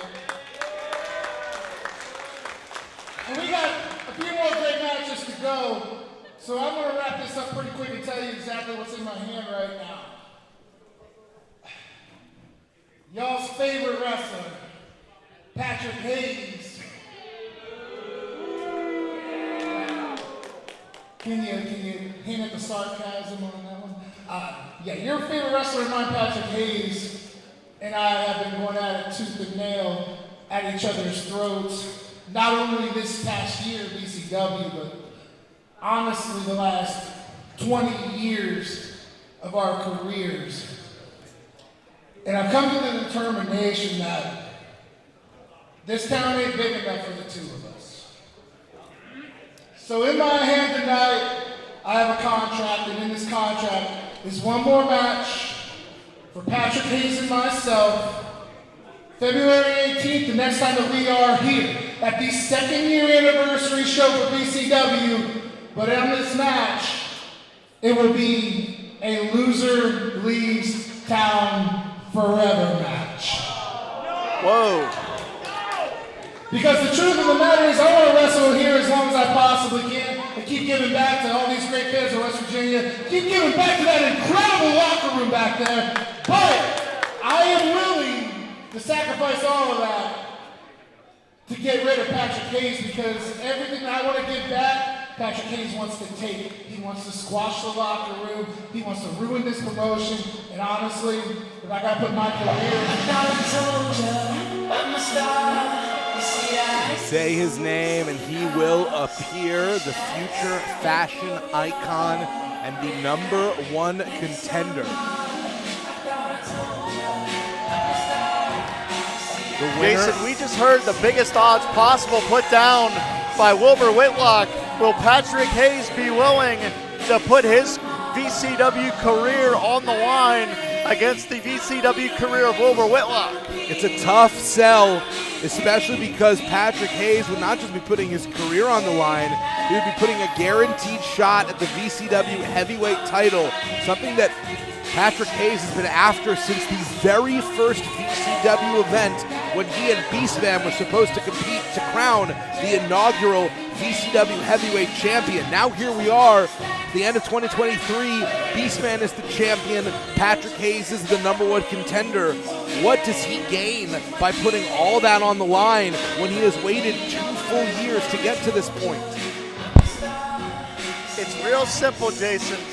We're going to see how personal this rivalry goes. Will this personal rivalry eclipse professional achievement?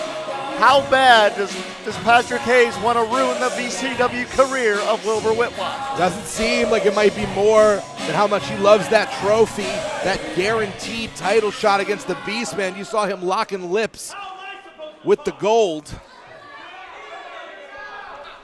That is a man in love with his own face.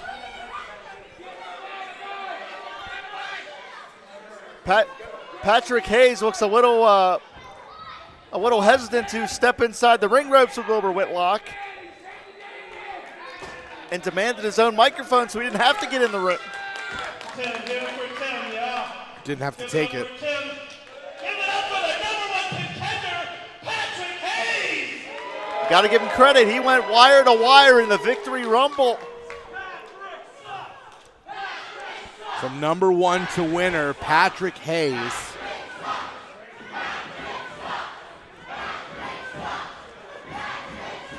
They're absolutely right, you know. Listen, I know you're going to have something to say. I came out here to say what I had to say, Wilbur Whitlock.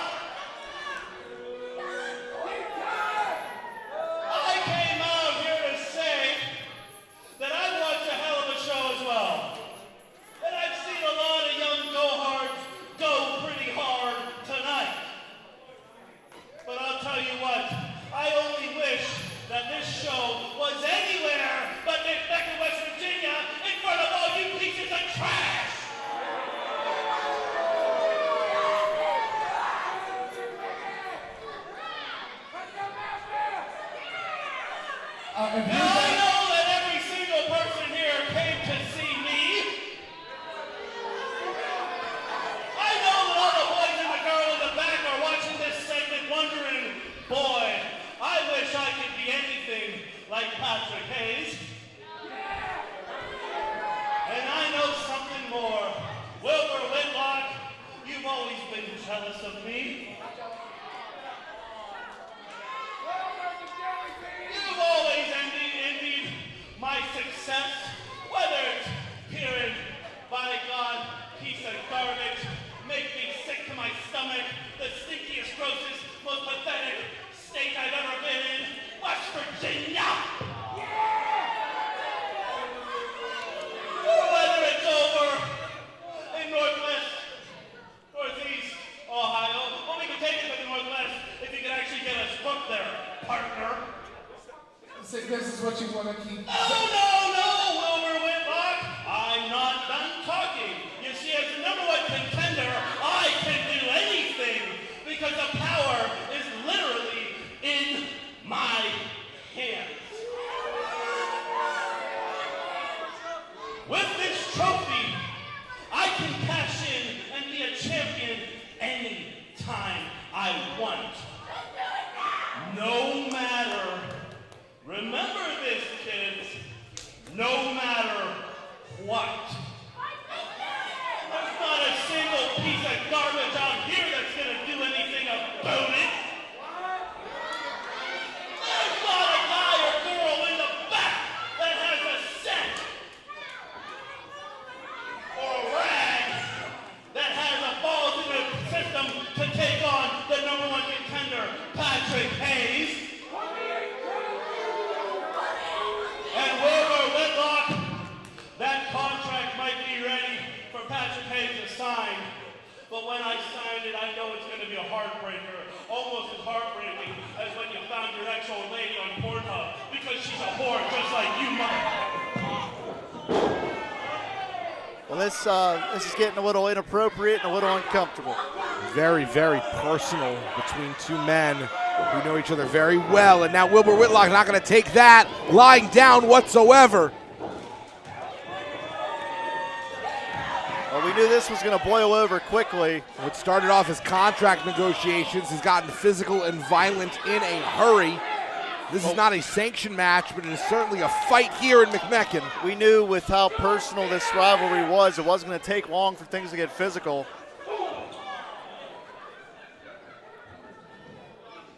Patrick Hayes staying hydrated. Assaulting one of our fans who's had a rough night. Oh, man. And Patrick Hayes careening into the steel guardrail. Keister over tea kettle. And this is just a fight. Look out. Technically, Patrick Hayes has not signed that contract. This match is not yet official. Wilbur Whitlock trying to make it personal himself right now, getting the head of Patrick Hayes.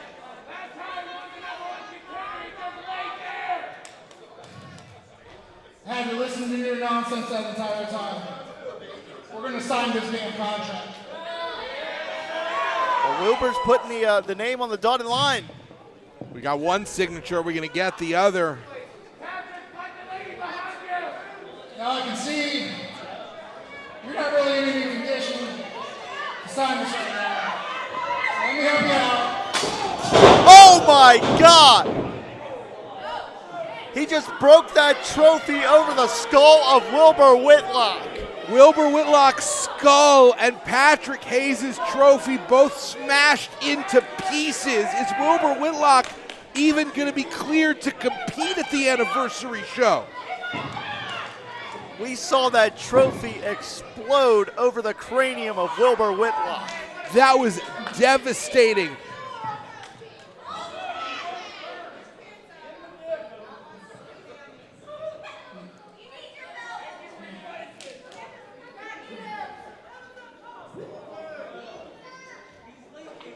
The eyes of Patrick Hayes look demented. Oh, show everybody in the crowd, kid. Learn something from old Patrick Hayes. Learn something from your superior. Show everybody what happens when you mess with the number one contender.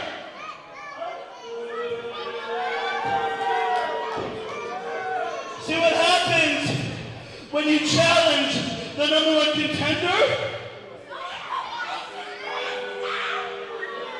What happens when you challenge the number one contender is the number one contender, Patrick Hayes.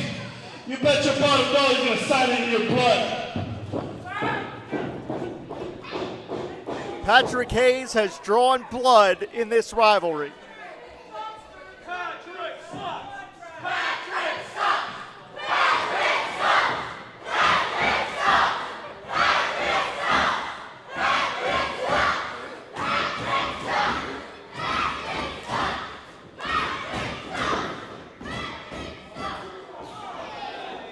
Oh my. And Patrick Hayes digging the pen into the face of Wilbur Whitlock. Look at the blood spew from the forehead. This is disgusting. This is demented. And now, exactly as promised, Patrick Hayes planning to sign this contract in Wilbur Whitlock's blood. On one of the bloodiest nights that we have experienced here in VCW. This is one of the sickest things I think I've ever seen. Patrick Hayes is gone. Patrick Hayes may be gone, or he may stay. Wilbur Whitlock may be gone, or may stay. It is going to be a loser leaves town forever match coming up in February. One of these men will wrestle for the final time here in VCW. And Patrick Hayes betting it all on himself. He's not only putting his career on the line, he is putting his number one contendership at stake as well. We don't know what's going to happen in that matchup, but one thing that is undoubted, Patrick Hayes is the most sinister competitor on the VCW roster. Bathing himself in the blood of his opponent and kissing Wilbur Whitlock goodbye. Confidence personified, the number one contender, Patrick Hayes. And Wilbur Whitlock smells the blood like a shark in the water.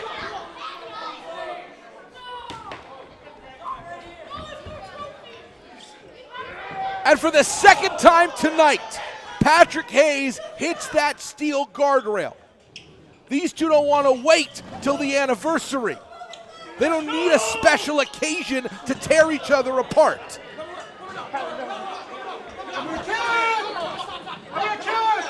And for the safety of both men, for the safety of our audience, we have our security staff, our officials, trying to keep these two separated. Hey, Hayes. You should have had your fancy pants lawyers read over that contract a little better. Because on the last page, not only is our match a loser leaves town match, but our match will take place inside of a 15-foot high steel cage! Nowhere to run, nowhere to hide. Patrick Hayes, for the first time, may have been outsmarted, and that's the view we may see of Patrick Hayes, his face through the bars of that cage. Is this a preview of what's to come at the anniversary? Not only do we have the ultimate stakes, we have the ultimate circumstances. It's Wilbur Whitlock, Patrick Hayes, and they will be locked inside of a solid steel cage to settle this rivalry. We're going to try and reclaim some sort of sense of order. We still have our huge main event, David Lawless, Nicholas West. We're going to find out who the sheriff in town is. Oh my God, they are brawling right behind us. Holy Mother of Lord. We're going to try and focus. We've got a tag team title match, a rematch, the Wayward Sons against the Origin, and two major things to note, Jim. One, the Wayward Sons, in order to get this match, have said if they do not win the tag team titles tonight, they will not challenge again while the Origin are champions. And two, this is not the unit that we have known. It's not Malachi Gage and Christian Noir. It's going to be Mad Dog Myers and the Bayou Bully instead.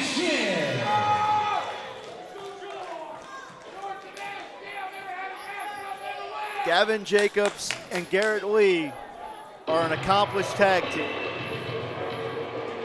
But I don't know if any pair of athletes can prepare themselves for any combination of the Origin.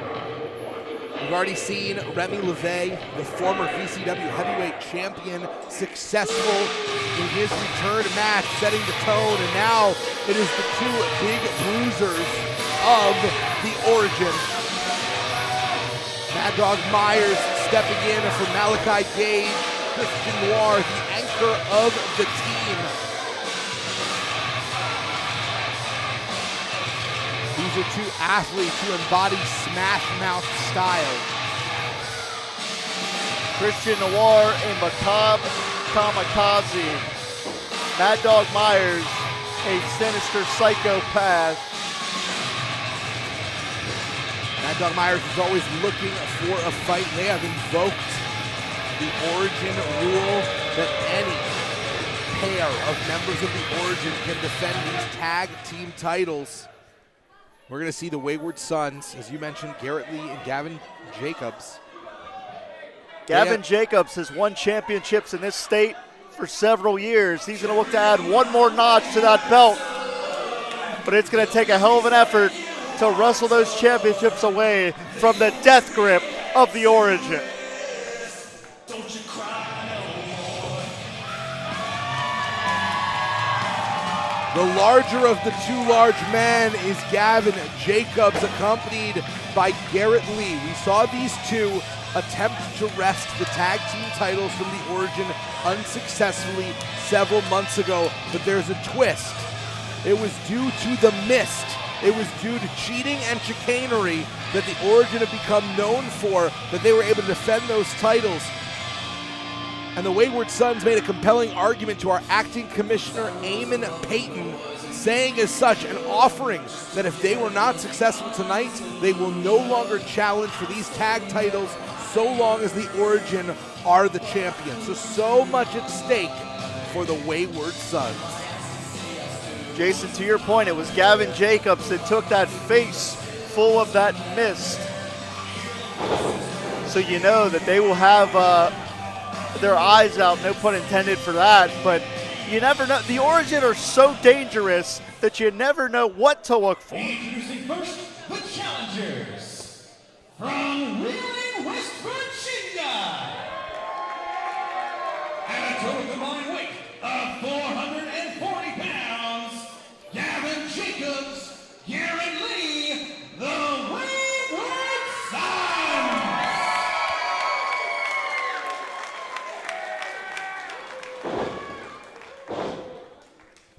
And their opponents, at a total combined weight of 428 pounds, they are the current reigning and defending Victory Championship Wrestling Tag Team Champions, Mad Dog Zach Myers and Christian Noir. Together, they are the Origin. We've talked at length tonight about how there's a potential disadvantage for the Origin being a unit that is different than the one that has won and defended these tag team titles, but also want to point out the same holds true for the Wayward Sons because they were prepared. They have wrestled the team of Noir and Gage. That's who they did tape study on. That's who they got their hands on. And now there's a wild card in the mix, and Mad Dog Myers has been on an absolute tear lately here in VCW. We saw referee George Ross display those brand new VCW Tag Team Championships, and there's the bell. This matchup officially underway. It's going to be Christian Noir, ironically, against Gavin Jacobs to start this one off, and it was Noir that blinded Gavin Jacobs with that previously mentioned miss the last time these two were in the same ring. Clearly nothing forgotten by Gavin Jacobs, who was looking to put this away very quickly. A 2 count on Noir. How heartbreaking would it be for the Origin to only wear those beautiful new title belts once? If they were to lose them here on the first night, they got a chance to wear them.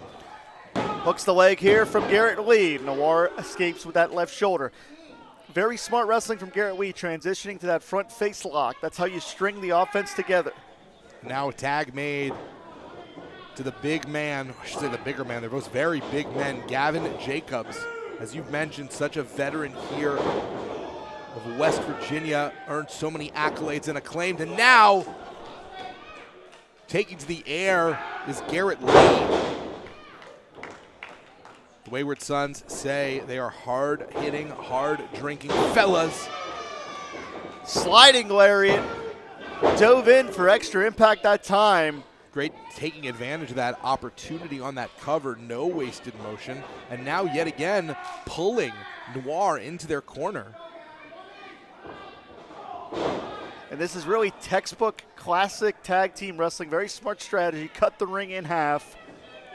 They've done a great job. Quick tags, tag team continuity. And now Mad Dog Myers was attempting to sort of low bridge. The distraction accomplished the purpose as Garrett Lee tumbled to the floor very awkwardly that time. Well, that's just how much mass and control the Wayward Sons have, that it takes so much more to pull them out of the ring. We're seeing firsthand how much effort the Origin are going to have to put in to take out these two big sirloin beef sons of bees. Noir has no conscience. Let's make perfectly clear that he will put his body on the line to inflict pain. That is how dangerous Noir is. These are the two bruisers of the Origin, Noir and Mad Dog Myers, and maybe that is tag mate to Myers. The right strategy to go up against a team like the Wayward Sons. Fight fire with fire, power with power. Mad Dog Myers, as I've said previously, man, lariat takes Garrett Lee out of his shoes, hooks that leg, shoulders down. Lee escapes. I really believe that Mad Dog Myers is really reaching the peak of his career here at VCW. I think the current incarnation of Mad Dog Myers is the best Mad Dog Myers we've ever seen. Mad Dog Myers has been on a roll. No one has been able to successfully put down the Mad Dog yet. Now slamming the Wayward Son into that steel post, the actual hardest part of the ring. Mad Dog living up to that moniker, trying to rearrange the facial features. Just scratching and clawing, and now Noir taking advantage. The Origin does train together constantly. They have been dominating this promotion for a year. They were the inaugural tag team champions, the inaugural heavyweight champion. There is nothing in the history books that does not have the Origin at the top of the page here in VCW.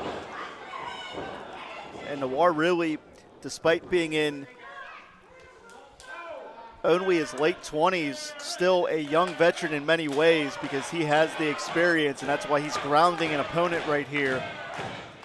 The overall experience advantage does go to the Wayward Sons, but the Origin has so much momentum on their side in terms of their history here in this promotion, in terms of their history just tonight with Remy LeVay winning his match.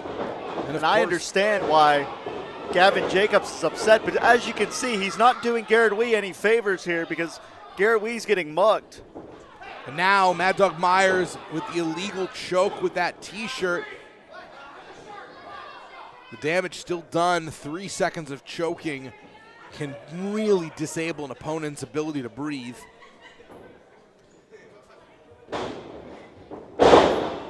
Pure power on display from Mad Dog Myers, and now pushing down on the chest. Not enough body-on-body contact. I really don't think so.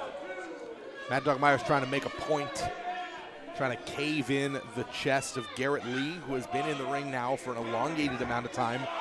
You see, starting to breathe heavily, really needs to get some separation, get some space to try and make a tag to Gavin Jacobs.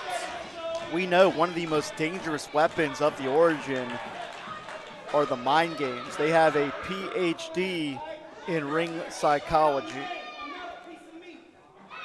Mad Dog Myers looking to ground down Garrett Lee, really slowing this match down. A man whose bite is worse than his bark.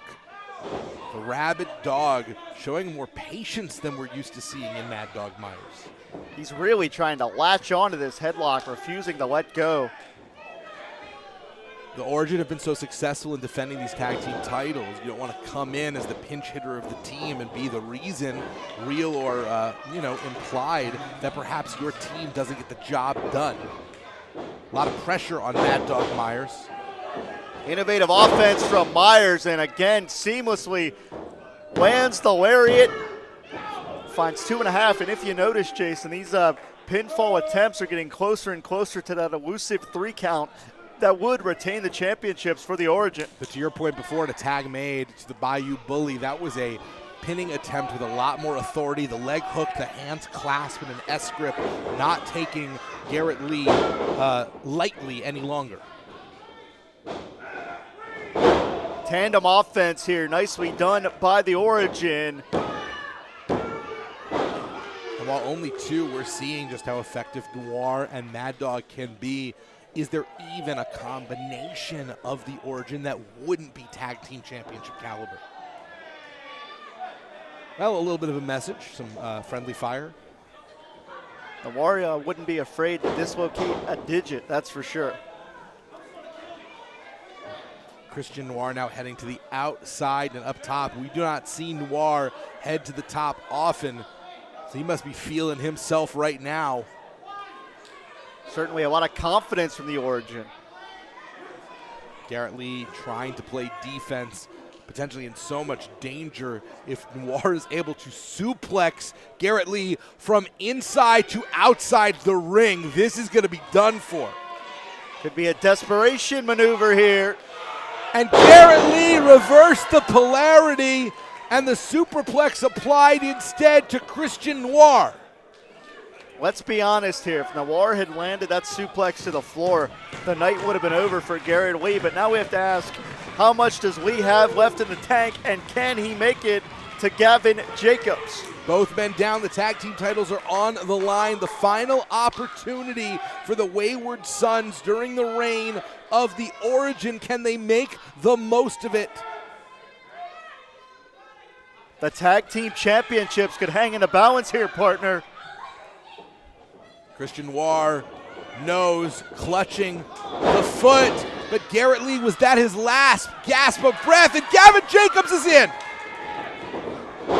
And the Wayward Sons are rolling. Gavin Jacobs was aching to get inside those ring ropes. The one-man wrecking crew taking it to the Origin. Mad Dog Myers, spine on the pine. I don't think you get much closer than that. Gavin Jacobs rising to his feet. The Origin's Noir is nowhere to be seen. If there is a moment for the Wayward Sons to make a homecoming here, and wait, instead, Noir grabbing the leg.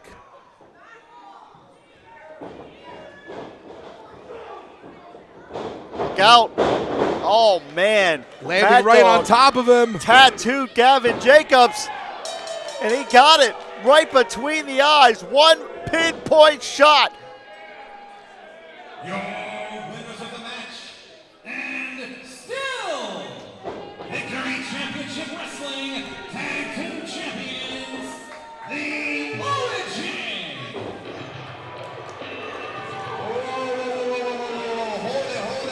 Hold it.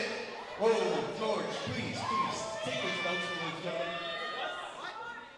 As we saw earlier, Nicholas West gave me the authority to enforce the rules. There was a legal tag between Gavin Jacobs, but Mad Dog Myers was not tagged into the match. Therefore, he is not the legal man. By the power given to me by Nicholas West, I am restarting this match with the legal men Noir and Jacobs. George, I know things like this happen. Please, don't let it happen again. A little power goes a long way. Referee George being admonished. This match restarting. There was not a legal tag. Mad Dog Myers was not the legal man, and we are continuing this tag team title match. Big Josh laying down the wall, but he got it right. You need to have the legal men in there for a decision to take place. So a second life given to the Wayward Sons. Can the Origin overcome this setback, or is it going to be the Wayward Sons becoming your brand new tag team champions? You could have that answer momentarily. The Wayward Sons are setting Noir in place. Will justice prevail here tonight? Beautiful Swanton bomb, and it's done. They put it all on the line, and they made it. And new Victory Championship Wrestling Tag Team Champions, the Wayward Sons. It was a fight. I'm sorry, Jason. No, It go was a for it. fight. It was a fight. But the Wayward Sons make the most of their second chance at life because now they are living as the Victory Championship Wrestling Tag Team Champions. It's going to be round after round at the bar tonight. The Wayward Sons, wayward no more.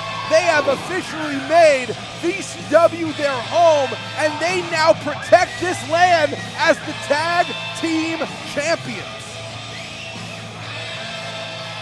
You have to wonder what Remy LeVay is thinking right now.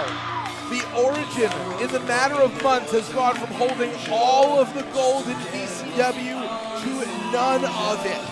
And power changes hands very quickly.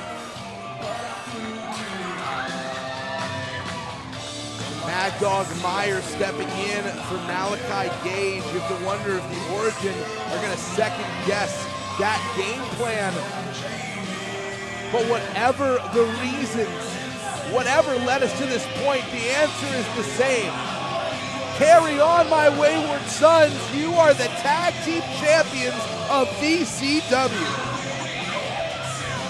The only thing that we could say for the rest of this evening, Jason Heat, is you just never know how things are going to conclude. But that's what we can see in a world where Nicholas West is commissioner. Bad calls being overturned, justice prevailing. It is an example of what is on the line tonight in our main event when David Lawless and Nick West battle over control of this company. And while the Origin must be miserable right now, there is only one man who could possibly be more miserable here in the building. Because coming up next, we have a singles match with the man who calls himself pro wrestling's most miserable, Jean-Paul Le Miserable. We'll get that in a moment. But let's celebrate with the brand new tag team champions, the Wayward Sons.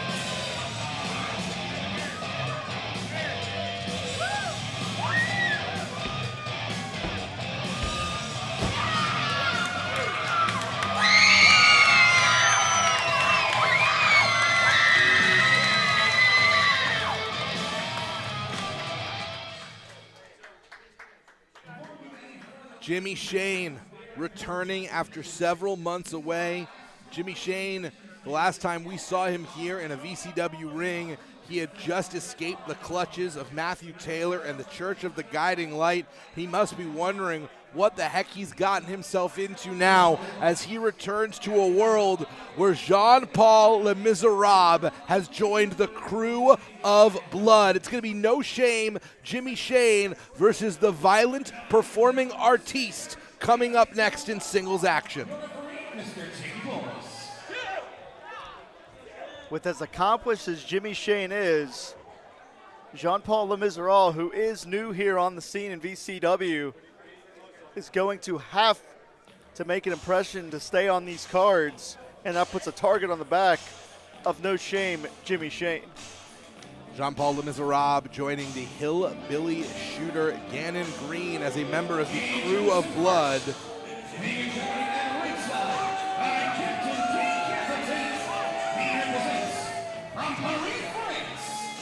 weighing in at 307 pounds, the mastermind, John Paul Lamizarov. You know, you look at these two and they say pro wrestling takes all kinds, and I see them and I wish it wouldn't.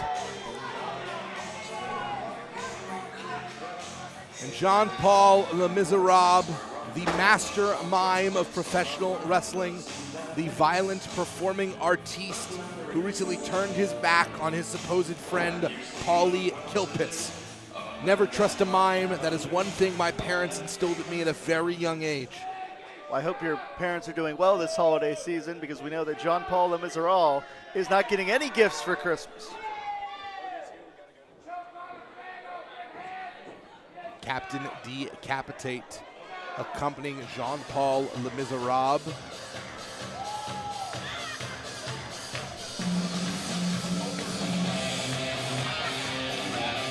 One of the VCW originals, a fan favorite, making their return right now.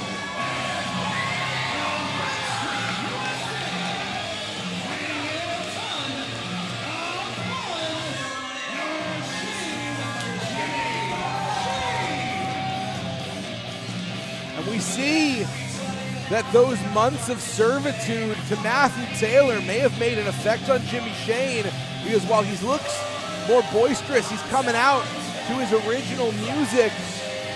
The look, it is a bit of a darker edge to Jimmy Shane. What is the competitor that has emerged after that crucible? Jason, I'm more of a Neil Young fan myself. You know, it's better to burn out than to fade away. But I have to say that I'm really happy to see Jimmy Shane back in good spirits, because he's a very talented athlete who had a black cloud that he had to break out from under with Matthew Taylor. And now that we have Jimmy Shane back here having fun, having a good time, we may see the best Jimmy Shane that we've seen so far here in VCW. Jimmy Shane's journey here in VCW really got sideswiped by Matthew Taylor, now looking to try and regain some momentum after effectively a lost year to Matthew Taylor. We already heard earlier that Jexy Black, the apostle of Matthew Taylor, challenging MV Young. So we know that Jimmy Shane is out of the crosshairs, but you know, out of the frying pan into the mime-like fire here for Jimmy Shane. Jean Paul Lamizarov lives up to his name, because despite never speaking a word, he manages to be as miserable and inspire as much misery as possible. That's right.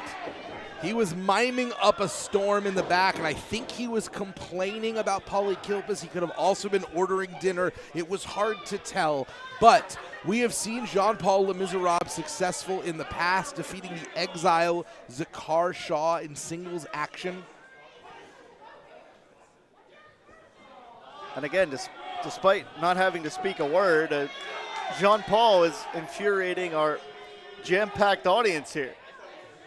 That is Captain Decapitate, the captain of the Crew of Blood. And a little smack to try and get the physicality started here by No Shame Jimmy Shane, who likes to say that he is here for the wiggling hips and picking up chicks.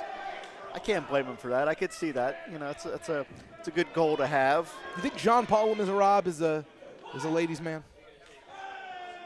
I sure hope so, because he needs some source of joy in his life. So it really depends on if you like the strong, silent type. You know, I should have picked up on that. That was actually pretty clever. No Shame Jimmy Shane staring down Jean Paul Lamizarov. And the problem with Jean Paul Lamizarov is if he had an international object, you wouldn't even be able to see it. How would you know until it was in you?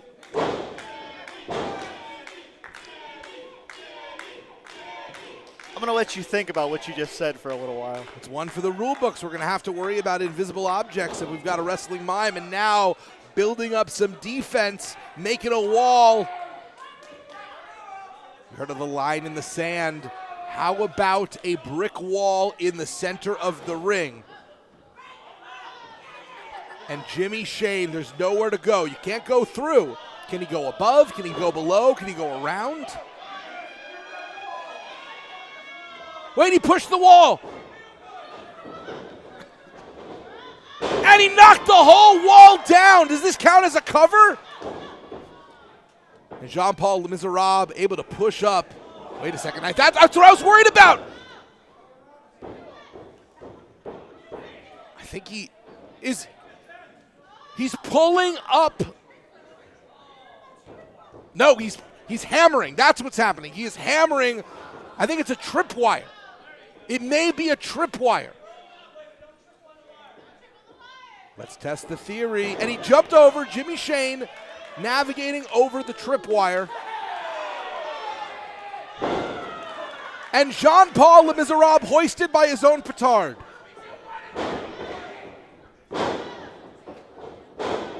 Jimmy Shane using those dance steps to deliver some punishment here. And the low kick by Jean-Paul Le Miserable connects right in the breadbasket of Jimmy Shane. The emissary of Backstreet USA, making his way here to VCW in Macon, West Virginia. A bit of a power discrepancy here, Jim. Just a little bit. As demonstrated by that clear kick to the chest. Literally knocked outside the ropes, and Jean-Paul was able to hold on and rebound, but right in to these jabs by Jimmy Shane. Telegraphed it. Atomic elbow. Jean-Paul looks like a pinball being bounced all around the ring.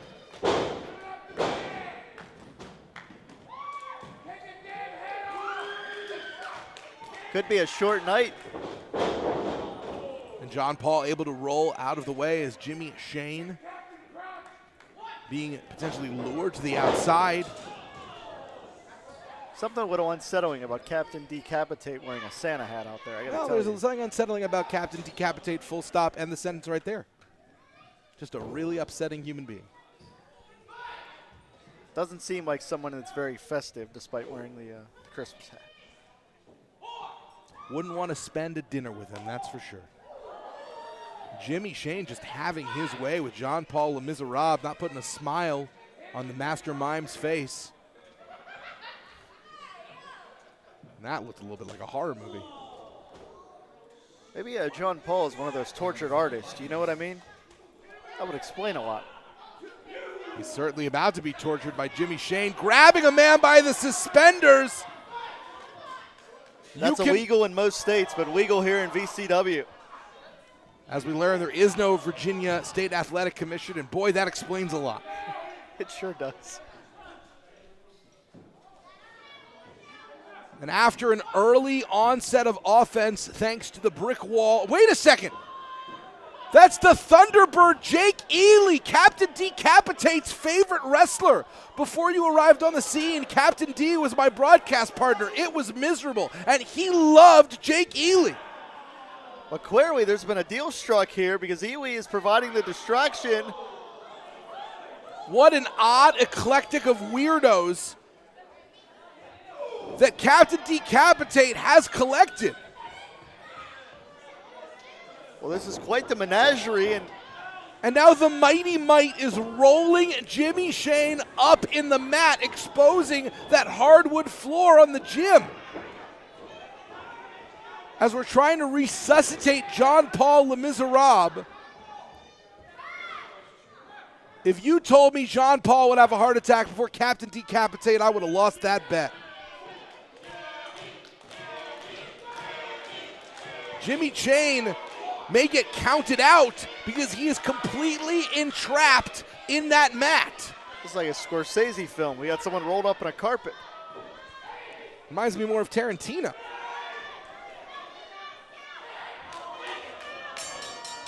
Well, we have a count out. We're going to let this stand. The Mime has done it. Your winner of this match as a result of a countout, the Master Mime, Jean-Paul Le Miserable. Hard to argue with that name as the Master Mime outsmarts Jimmy Shane, and now the crew of blood attacking the Shameless One. Jake Ely seemingly joining Jean-Paul Le Miserable and Gannon Green as the weirdest collection of freaks and strangos ever assembled in wrestling. And boy, that says something.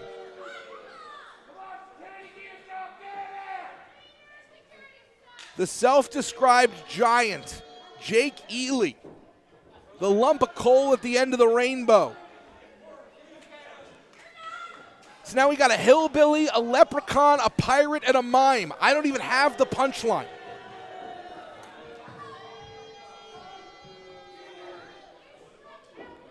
Captain Decapitate and Jean-Paul, congratulations on your victory tonight.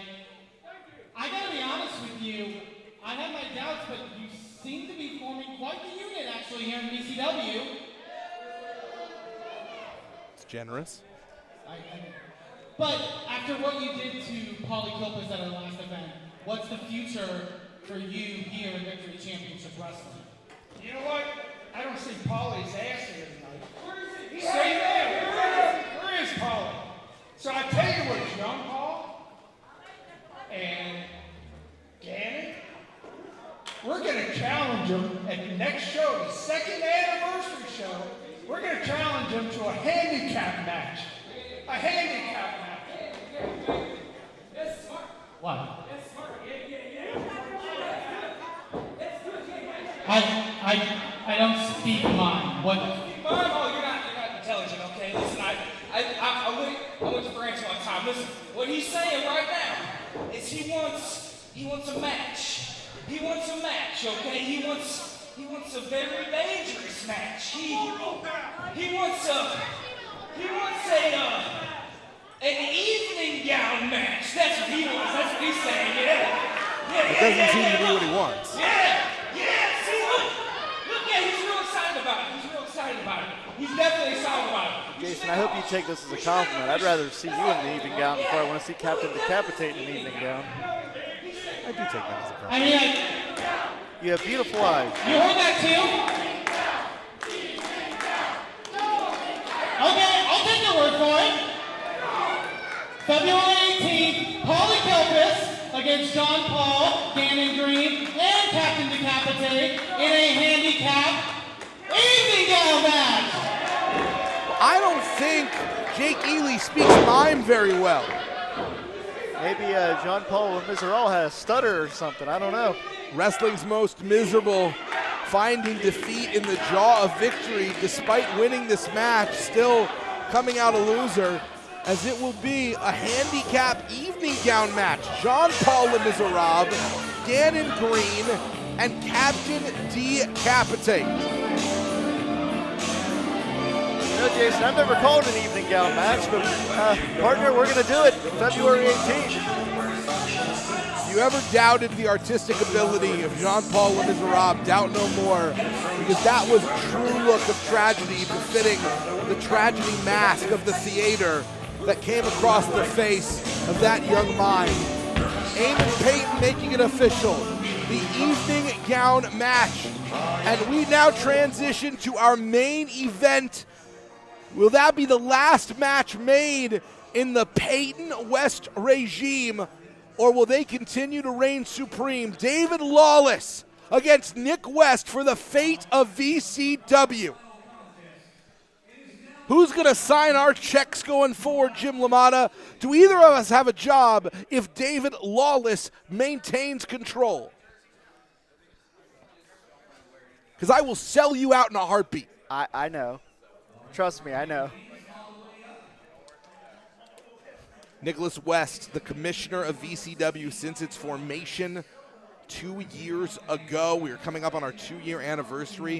It was earlier this year that David Lawless emerged on the scene claiming to represent the State Athletic Commission of West Virginia. There is no such thing. It is a fraud, but David Lawless is committing to the bit. He still says he represents the West Virginia State Athletic Commission. Of all the jerks I've seen, David Wallace is the most recent I've seen. When I see David Wallace, I need to take a handful of Benadryl because I get hives around this jerk. David Wallace is a fungus on professional wrestling. We did see, though, earlier tonight His hand-picked henchman, Gianni Michael Emrico, was victorious over Keith Hott. We know there is an alliance between David Lawless and the Origin, backed up by Jason Tyler and Amanda Maslow. Is there anyone to stand in the corner and stand beside Nick West? He has been gone on the shelf, injured for months. The landscape of VCW has changed tremendously. Who are the friends of Nick West? Especially because we know that Keith Hott is no longer in the building, having been treated for injuries that were sustained earlier. Nick West may be a man on an island. And like I said, I'm going to be crying one way or another after this matchup. It's either going to be tears of joy because David Wallace is no longer in power, or tears of tragedy. You'll be putting me up there with Jean-Paul Le Miserable. We've seen so much already. The Wayward Sons becoming the new VCW Tag Team Champions.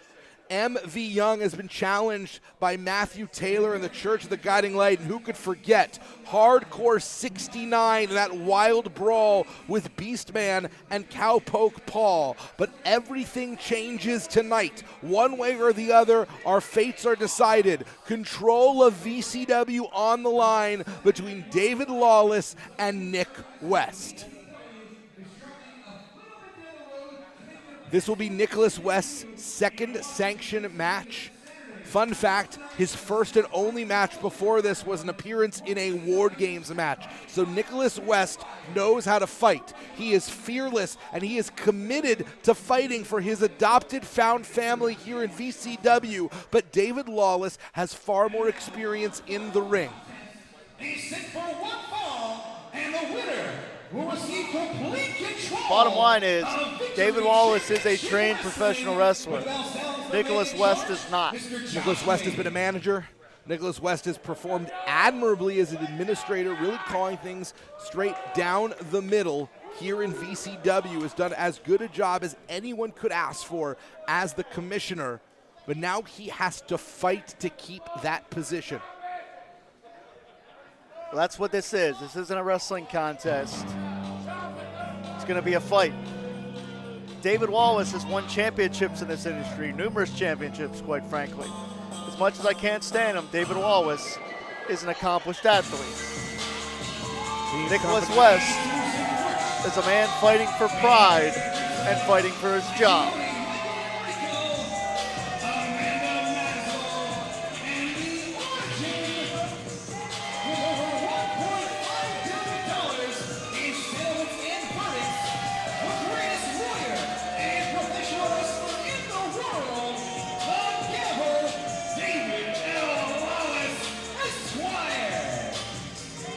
See that David Lawless is indeed flanked by the Origin, Mad Dog Myers and Remy LeVay. And you'll note that Christian Noir is not present with the Origin after the loss of those tag team titles.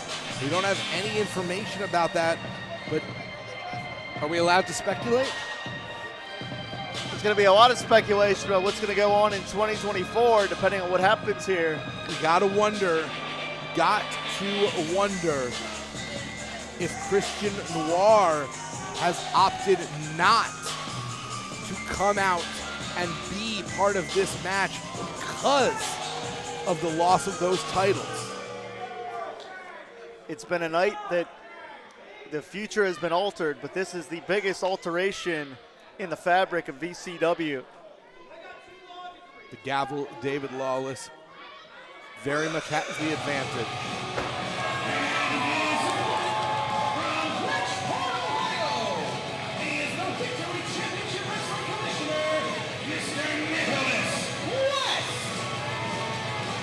Nicholas West coming out with new war music. He is so emotional.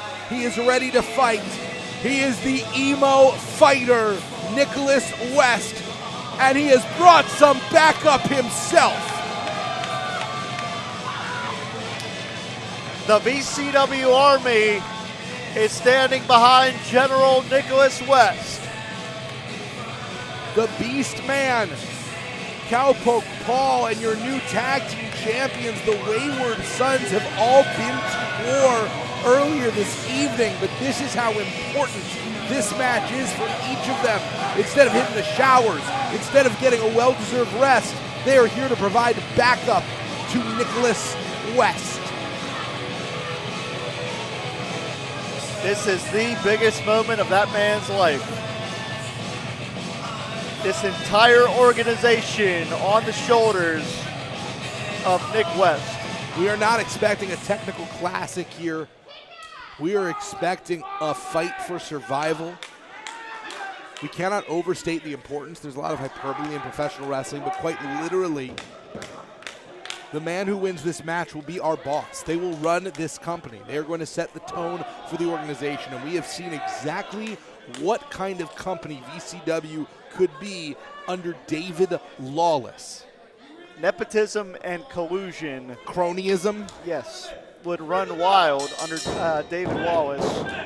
Wallace is a snake oil salesman, the art of the deal. He's going to make a big deal here about himself. He's a jerk. I can't stand him.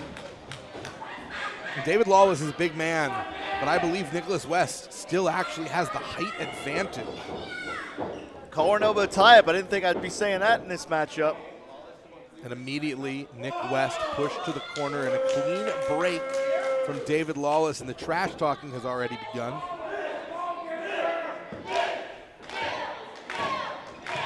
I gotta be honest. I hope that Nick West punches David Lawless right in the mouth. For the second time, David Lawless forcing Nicholas West into the corner. And is Nick West in completely over his head? Well, he looks very apprehensive, and I can't blame him, because as I've said, I can't stand David Lawless. I think that he is an absolute jerk. I think he has no place in professional wrestling, but he's won championships. He's an accomplished athlete. Nick West doesn't have that on his resume. And now Nick West turning it around, and it's David Lawless who does get put in the corner. Turns out Nick West puts David in the corner. Let's hope that Lawless will be willing to accept these results, whatever they are. Given his history of accepting election results, I find that unlikely. It'll be 2028, and Lawless will be disputing something. This is a depressing conversation, and I would like to move on as David Lawless knocking Nick West down. Nick West hit the canvas very, very hard.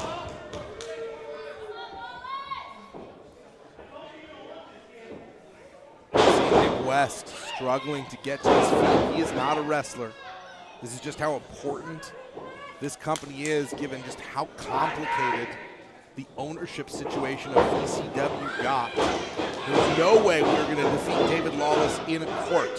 Whatever he might say that is a lie, David Lawless is a very skilled lawyer. And now Remy LeVay taking some revenge on Nicholas West as the former champion. There is no love lost between West and Remy LeVay or any member of the Origin. And I hate to be cliche, but Nick West is a civilian in this business and has a family, doesn't need to get hurt, especially around the holidays. Nicholas West already was hurt. Injured, attacked in September by Big Rig Shoulders Jason down. Tyler. Man, what an egg on the face would Lawless have had if that would have been the 3 count? And as you said, Nicholas West was already put on the sidelines. That's why Eamon Payton was nice enough to step in for him. Look out! 2.5.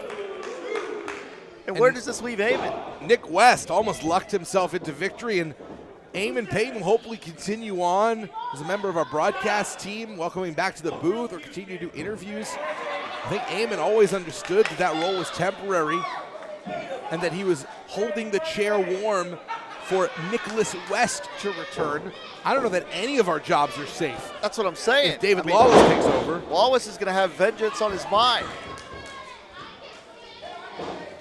Big leg drop, great height by David Lawless. And that lateral press Nick West able to get his shoulder up at the last moment. Yeah, very lackadaisical to say the least. Gianni Michael Enrico was already successful earlier tonight, as was Remy LeVay. And if this does turn into any kind of war between both these sides, you gotta wonder what status the Beastman and Cowpoke Paul are in after being brutalized by Hardcore 69. Certainly West. been a chaotic evening. Whoa! Chaotic evening, and Wallace looks like he was taken by surprise right there. Clothesline, and now stunner! Who doesn't want to stun the bad boss in pro wrestling? Cover here, shoulders down on the canvas. And Gianni Michael Enrico interfering, and now Cowpoke Paul. That would have been a 3 count. The posse is the cavalry, and it is broken down in McMecken. The fight is on. The former and current heavyweight champions fighting each other. Yeah, the last time we saw them in this building, they tore it apart. The former and current tag team champions fighting, and of course, the protege of David Lawless against the hand-picked people's champ of VCW, Cowpoke Paul. Cowpoke, as we mentioned, with the bandages from that war earlier. Wait, what's going on? And I believe that we are throwing this match out. Is this a double disqualification? Ladies and gentlemen, due to outside interference from both parties involved, referee Josh Main has thrown out this match. It has been ruled a draw. But who takes control? Eamon, you're a great boss, man. Eamon, you're a great boss. I think Eamon's still in charge. So you're flip-flopping is what you're doing. 100%. But we do not know between David Lawless and Nicholas West. Nothing has been decided in this match. It is a double disqualification. Well, they're still fighting. And where is Cowpoke Paul going? The Yeehaw Kid is looking to fly. And he took out everybody, but who's in charge? Everyone except for the Beast Man. And David Lawless, who is hiding behind paralegal Amanda Maslow. Lawless! So, I knew you weren't coming out here alone, so I found my soldiers. Looks like you have yours. February 18th, anniversary show. 5-on-5 War Games! We've only had one War Games here in VCW before. It was Team Beastman versus the Deplorables. Will we see it again? 5-on-5 in the cage. The Commission against the VCW All-Stars. Team Nicholas West against Team David Lawless in War Games for complete control of Victory Championship Wrestling. When there's no other option, VCW chooses War Games, and February 18th at our second anniversary spectacular, War Games will decide the fate of VCW. We know there will be a cage match, a loser leaves town match between Patrick Hayes and Wilbur Whitlock. We know a new title will be crowned, the Brass Knuckles Championships. And now, Team VCW All-Stars against the Commission. Thank you so much for joining us here for Victory Championship Wrestling Road to Victory. Join us in February for our anniversary show. For Jim LaMotta, I am Jason Heat. We are at IndyWrestling.us. We will be back in February, and don't you dare miss it. The fate of this company is on the line.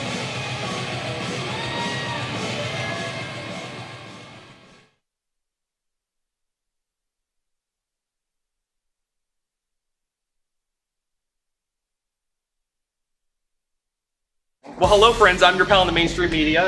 And I'm the Riz. And you know, Riz, it takes years of strenuous, dedicated training before you're worthy to step inside a professional wrestling ring.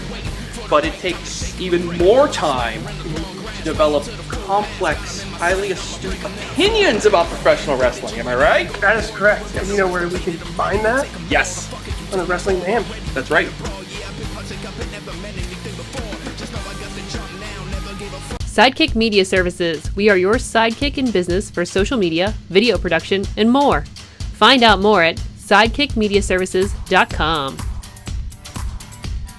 Well, hello, friends. I'm your pal in the mainstream media. And I'm the Riz. And Thank you know, very much. Riz, it takes years of strenuous, dedicated training before you're worthy to step inside a professional wrestling ring. But it takes even more time to develop complex, highly astute opinions about professional wrestling. Am I right? That is correct. And you know where we can find that? Yes, On the Wrestling Mayhem. that's right.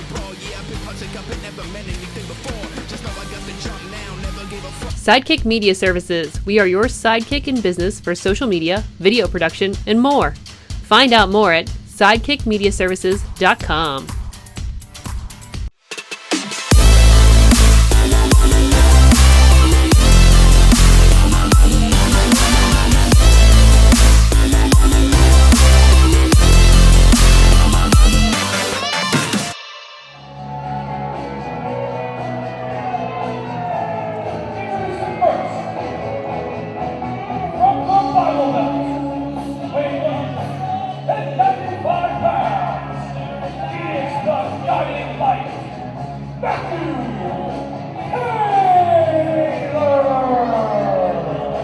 We have seen Matthew Taylor be very, very talented in the squared circle, but make no mistake about it, his most dangerous weapon is his mind.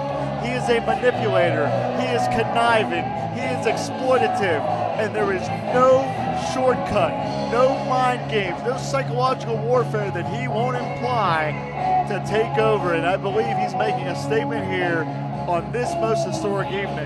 Yeah, his mind is absolutely one of his greatest weapons, but right behind that is his mouth. This is a silver-tongued devil who has managed to bring entire communities behind him. He has infiltrated the highest levels of government, of politics, and we're about to hear from the man himself.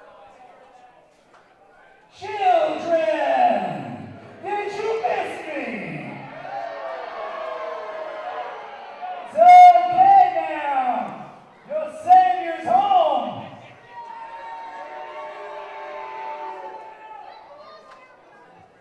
And my opponent this evening, Andy Young,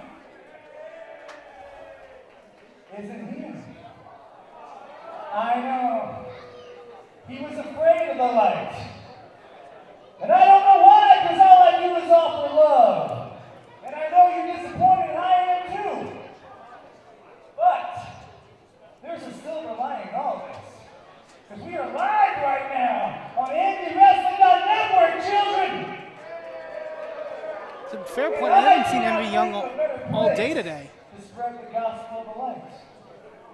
So instead of me wrestling, because no one wants to step up, I'm going to read to you from the gospel. Oh, no. I mean, it's not going to be the barn burner that you necessarily think it might be. So if you would please be quiet while I read you from the gospel of light. I gotta tell you, gentlemen, I'm not a big fan of gospel or religion. I'm here for some fighting. We don't know what happened to MV Young, but so far no one has seen him in the building. The King of Pittsburgh, it's unlike him to abdicate his throne. I'm going to read to you from the gospel of the light. This guy gives me the creeps. Wait a second. That music's familiar. Well, it is Queen. Well, yes, I know it's Queen, but familiar to everyone here in Victory Championship Wrestling. That's more what I'm talking about. Well, it may not be Freddie Mercury, but we're going to find out who it actually is.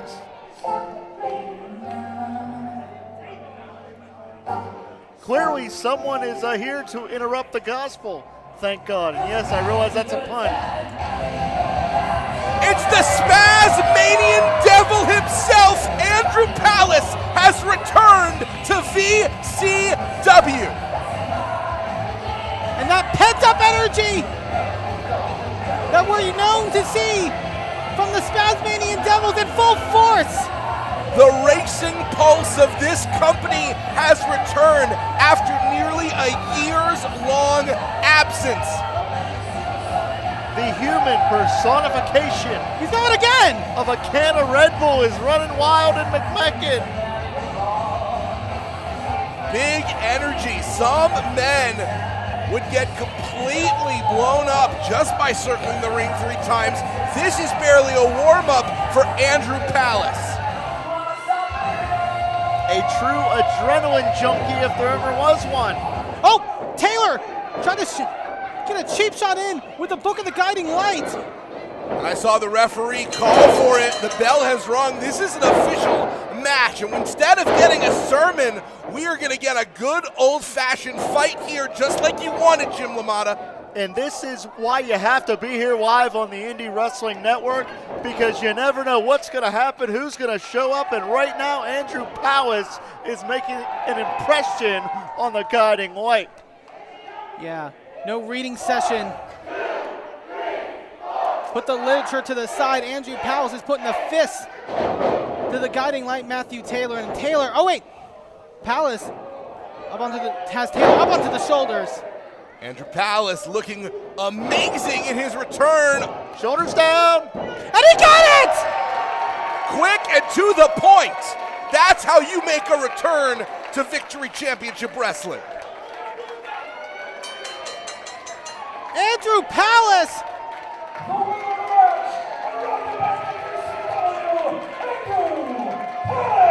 He caught Matthew Taylor off guard, and it takes just 3 seconds, Jason. We saw it. A successful return for Andrew Palace here to Victory Championship Wrestling. And for someone who moves at the speed of Andrew Palace, 3 seconds. Wait a second.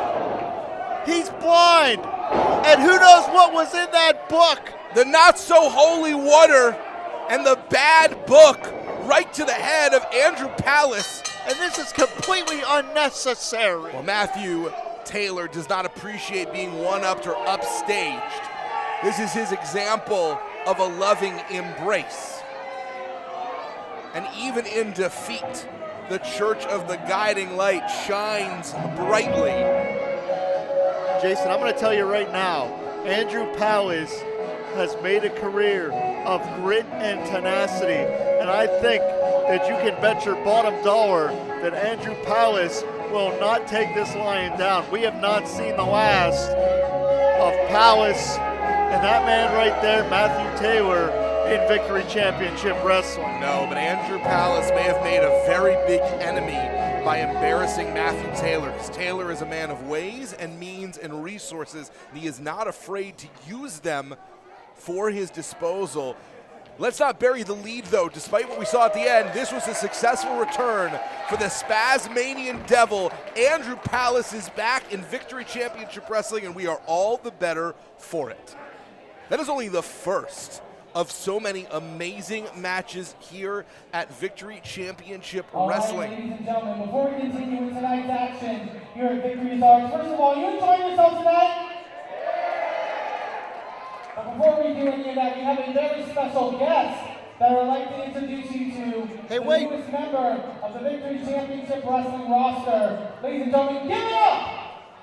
I can introduce myself. That's the big boss. That's Glenn Spector. I am the B-O-S-S boss of professional wrestling, Glenn Spector. This is the NTRL, greatest natural athlete in wrestling, Caden Christopher. Now, I'll tell you what, you can ask whatever stupid questions you want to ask, but I'm going to make this really clear. The first time you say something that bothers me in any way, shape, or form, I'm going to twist your head off your body. You understand that? It was hard enough to come down here to this hellhole, making sure I have my tetanus shot. Unfortunately, looking at this crowd of scumbags, I should have gotten my rabies shot too.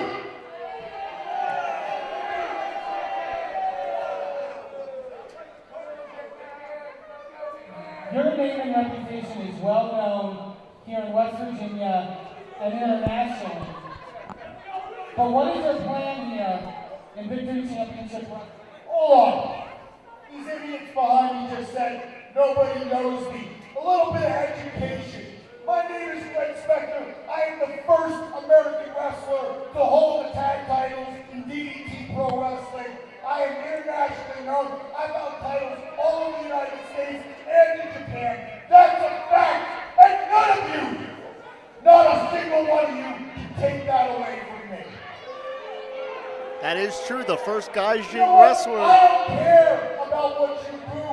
I've seen so far what you cheered. And it is sad. Now you asked me a question. You wanted to know, what's the boss's plan? For Victory Championship Wrestling, it's really simple. Bring that camera over here. You see, you guys made a big mistake. McBecken, you made a big mistake. When you let the devil in, hell, you invited me in through the front door, and I just took a look. I'm going to sit out here in this crowd with all of these losers. And don't get me wrong, I expected you to boo. I expected you to boo because McBecken, West Virginia, ain't exactly the IQ capital of the United States, am I right? But I want to be clear. The second, my friend, come here. You look so nervous. The second I want to take whatever title I want to take, I'm going to do it. I'm going to run roughshod over this company.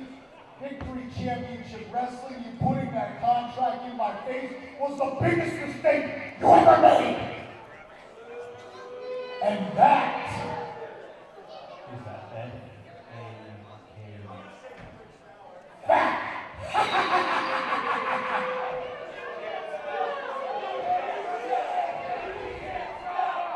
Well, hopefully Eamon's okay. I will tell you, Jason, that this is the addition of an internationally accomplished star, the first Gaijin or foreign wrestler to win the tag team championships in DDT in Japan.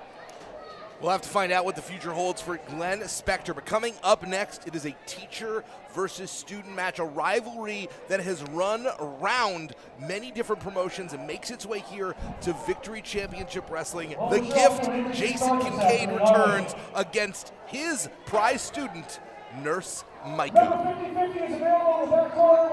And gentlemen, speaking of DDT, another man that was in DDT in Japan was Jason Kincaid. Kincaid has been quite literally everywhere in the wrestling business of his generation. In Japan, in WWE rings, in TNA rings, in Ring of Honor rings.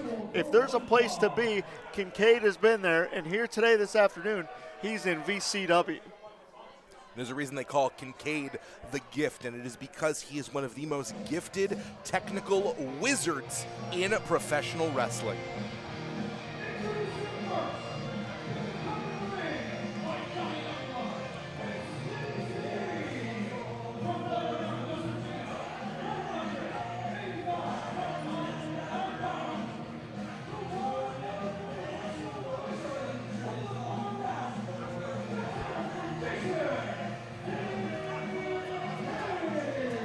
And the Kincaid entourage seems to grow every month, accompanied not only by Sleazy E, he also now arriving alongside Johnny Youngblood, the two of them bonding over their mutual disdain for a fellow pro wrestler that they both separately got into fisticuffs with, and then decided, well, if we both hate the same person, we probably like each other. This is a true story.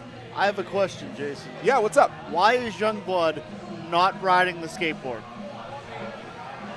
Well, you know, he's just a laid-back dude, and sometimes it's just not the right time to ride a skateboard, right? Well, Sleazy E's riding around, and we know that Sleazy E will, he's ran a few people over in his day. Youngblood looks happy to be here. Still not on that skateboard, though. We have a ramp here. it is a missed opportunity. Tony Hawk's pro skater, brother. Big debut right now.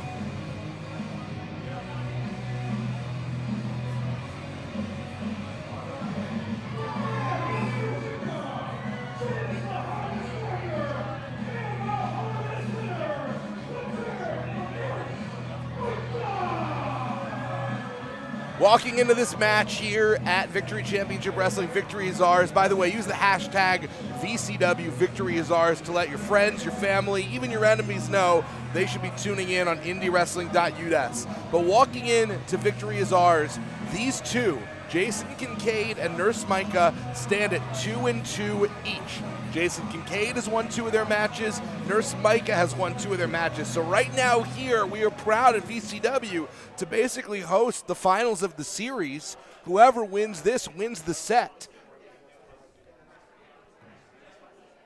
Kincaid, we mentioned it, but such a technical competitor in that ring. I would say one of the biggest and baddest in terms of the technical wrestling department in all of Victory Championship Wrestling. There's a real question of whether or not the teacher has taught the student everything that they know, but Nurse Micah is equally considered a technically gifted professional wrestler.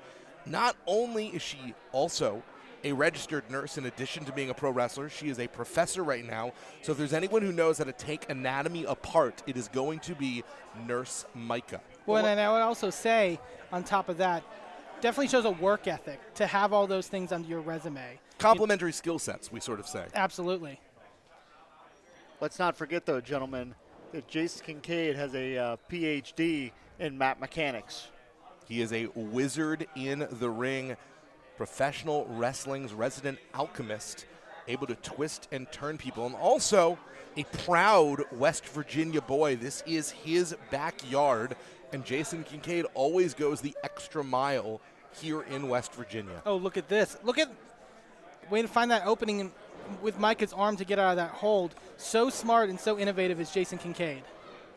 I see a bit of a feeling out process right now as Jason Kincaid begins to speed things up, but Nurse Micah turning things around. Oh, and snatching at the arm. She may hyperextend that elbow rather quickly, gentlemen. Looking for a quick submission, but Kincaid wriggles out, and now turnabout is fair play. Wouldn't you say amen? Absolutely. I mean, with their knowledge of each other, I gotta think it's gonna be a stalemate a good majority of this contest between the two because they are so well scouted by the other. Kincaid opting not to go for the ropes, instead wriggling out and getting the first pitting predicament immediately. Nurse Micah counters. These two are playing chess and checkers. Ooh! Micah having a clothesline scouted. Well, that may have been the first strike that we saw this entire contest so far, changing the nature of the tactics. I think Kincaid was a little taken aback there. Oh! That was and he just hit back. Bit of a feint, offering the fist in respect, and instead going for the chop. Micah going to fire one back. I was going to say maybe denying the sign of respect, but this also is maybe Kincaid's own way of showing respect through brute force, through brutality in that ring. Absolutely. Kincaid look at offering his back to Nurse Micah. That is not respect. Oh! And you could see the welts. I'm sorry, Jason, go ahead. No, just deeply disrespectful to turn your back on an opponent. The welts are all over the body, already forming. Oh! Shades of his old rival, Benny Conley, the Panamanian poker. That is something about Kincaid he's willing to take from anyone he fights that he feels has something to offer. He is such an eclectic mix of offense. We saw a lot of wars here between Benny Conley and Kincaid. And so unpredictable in that ring. Nice insecurity there by Nurse Micah. Hooks that leg, shoulders up. Very wise. He got off the canvas immediately. First 2 count of the match, and now Kincaid moving to the outside, taking a bit of a breather. And of course, there is a bit of an intangible factor on the outside because Johnny Youngblood and Sleazy E are on the outside. Not necessarily saying that they would get involved, but Micah's got to be smart about where she basically puts her body. Micah looking to follow Kincaid out onto the floor. Trying to press the advantage. Certainly doesn't want to allow Kincaid a chance to recover, but the veteran lured her in and then lowered the boot. chop block right to the throat, and Micah trying to get some air in her. Kincaid has forgotten more offensive techniques than most wrestlers learn in a decade in the ring. This is very unlike the offense we often see from Kincaid, the early part of this match, and you wondered if the skateboard was going to get used. Oh, wait a second. Maybe it was never for Youngblood. Maybe it was always for the gift that keeps on giving. The Ollie elbow, ladies and gentlemen. Sends Nurse Micah rocking. You got to trademark that, Jim. That was good.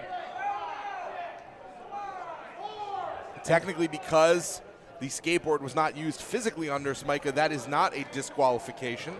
Very circumstantial situation in that case. And now Kincaid, what has he got in mind here with the steps, though? So damn innovative is Jason Kincaid. Very few people could use the architecture of the ring to their advantage the way Jason Kincaid does. Kick out at 2 by Micah. I have never seen ring steps used in that way to get a running start like that. It's a good thing Micah's a nurse. She's going to be checking her teeth. You'd say it's like a hot knife through butter, but instead it was a hot knife through Nurse Micah. And now Kincaid raking at the nose. And while not legal, it's very effective, can cause a lot of phlegm and mucus to basically work its way into the face. That's very distracting. Kincaid with a boot. And Micah definitely needs to find some kind of opening if she wants to get the momentum going here against Kincaid. This is a more aggressive side of Kincaid than we have seen in the past. We've talked a lot about the technical wizardry, that wrestling alchemy, but this has been a lot of strikes. This has been a lot of grit. Oh! And some things illustrate themselves. I think all we need to say is Kincaid's in some pain right now. Sometimes you bust the Bronco, and sometimes the Bronco busts you. Very well said. Micah, with a hold of the arm of Kincaid. And not just jamming up that arm, but also sending Kincaid face first down into the mat. Big super kick. She caught him right on the tip of the chin. Oh! That surgical technique of Nurse Micah targeting that arm of Kincaid. Kincaid rolling through, able to reverse the polarity. And Micah just able to get the shoulder up. Man, these two are giving us a hell of a fight right here. Shoulders down again. Backslide, and Micah able to maintain that wrist control, and that is the Nurse's dose. Nurse's dose followed by the X Factor to Kincaid, who may, for the first time, be out in the center of the ring. No! I don't know how Kincaid kicked out. No pressure on the shoulders. Micah was able to hook the leg, but it was back against abdomen rather than shoulders, so free and clear. Kincaid had to put as little effort as he needed just to get a shoulder up. Micah, you can definitely see a fire's been lit under her, though, in this McMecken crowd that has seen Kincaid all across these 2 years of VCW rallying now we're really behind seeing his opponent. Kincaid's influence on Nurse Micah. This octopus stretch, something that we have seen Kincaid do, twisting people apart, Jim LaMotta. Yeah, torquing the tendons, but what a counter out of it into the air raid crash. But Kincaid struggling to capitalize, so much damage being done to his tendons, his shoulders. That flexibility is what's necessary for Kincaid to do what he does best. Has he been compromised? Micah able to duck under, find her opening, and get a shot there in on Kincaid. Gonna come charging.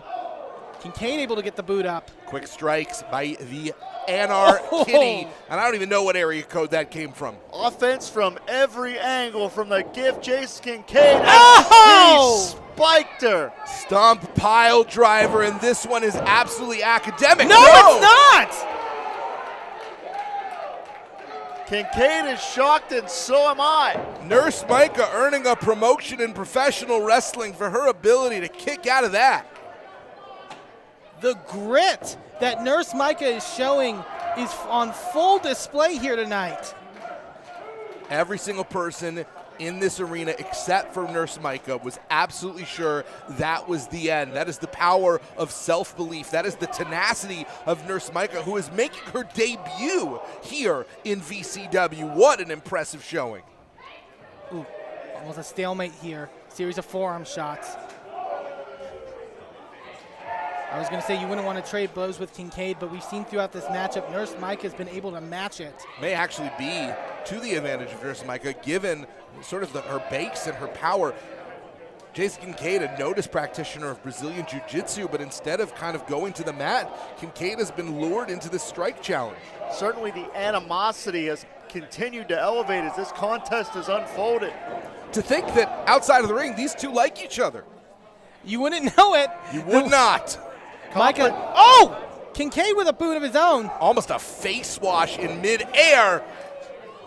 Just absolutely rocking Kincaid, and that Miz-like line. Big clothesline, rocking Micah. Micah definitely feels wary here. But the question is, can Kincaid get an advantage here and finish this off? Is this a war of attrition at this point, Jim? Is it just about who has the better cardio now? I believe it's a toss-up here, gentlemen, because this is competition personified. Big backhand shot there by Kincaid. Back fist trying to send Nurse Micah to the future, and a future where she has lost to Jason Kincaid. Roll up. Transitions. Trying to go for an Anaconda Vice, but instead controlling the arm, twisting and twirling, and now look at that! Leg Vice and armbar on Kincaid. And look at the torque on his right shoulder. That is ugly. That's almost a crucifix. She is twisting and contorting that shoulder. Kincaid's got nowhere to go. He's got to tap out. And the young upstart gets a huge victory over her mentor. What a matchup.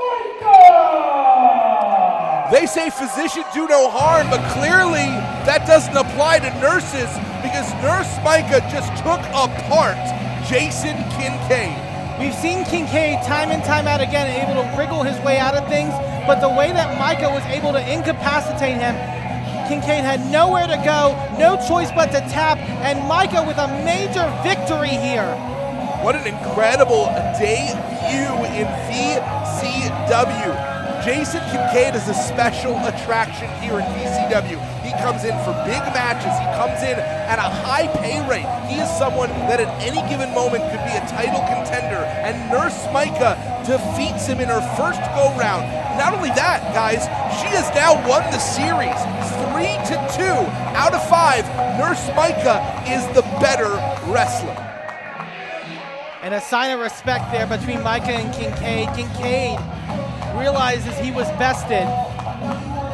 Gentlemen, I think this is a matchup we're going to be talking about for a long, long time. What a showcase and what talent we see here at the VCW 2-year celebration. Hashtag VCW victory is ours. Tell everyone, because there's so much more. We've got evening out matches. We've got War Games matches, but coming up next, we have a match with quite a history, a blindfold match. Izzy Lambert lost almost a year of his career to being blinded by Nathan Ulrich. Now he's going to make Ulrich live exactly what Lambert lived. Neither one of them are going to see a thing, and both of them are going to go at each other hammer and tong. That might have been one of the most disgusting sights I've ever seen in Victory Championship Wrestling. When Nathan Ulrich shot that fireball into the eyes of Izzy Lambert, you could smell the burning hair, the burning flesh in the building. And I know Izzy Lambert has had that moment imprinted in his mind ever since. The only positive to being blindfolded is that neither of these men will be able to see that evening gown match coming up shortly after. Jason, to your point, and Eamon, to your point as well, we were all in the building the night that Ulrich burned Izzy Lambert. We thought his career was over, but it was Izzy coming back as Zero Liger and surprising Ulrich for a measure of revenge, but it is all built to this blindfold match right here because it could be payback for Ulrich, and you know what they say, payback is hell, brother. We're going to take it to our esteemed colleague Matt Vandriak for the ring introductions. Weighing 225 pounds, no good, he is no frill, no fuss, and certainly no fun. No good Nathan Ulrich already was an exceptional professional wrestler before he learned the fine art of the fireball. But in the last year, clearly the man has taken up a hobby because he likes to burn it up. In particular, he likes to salt the earth. He is trying to burn the next generation to the ground.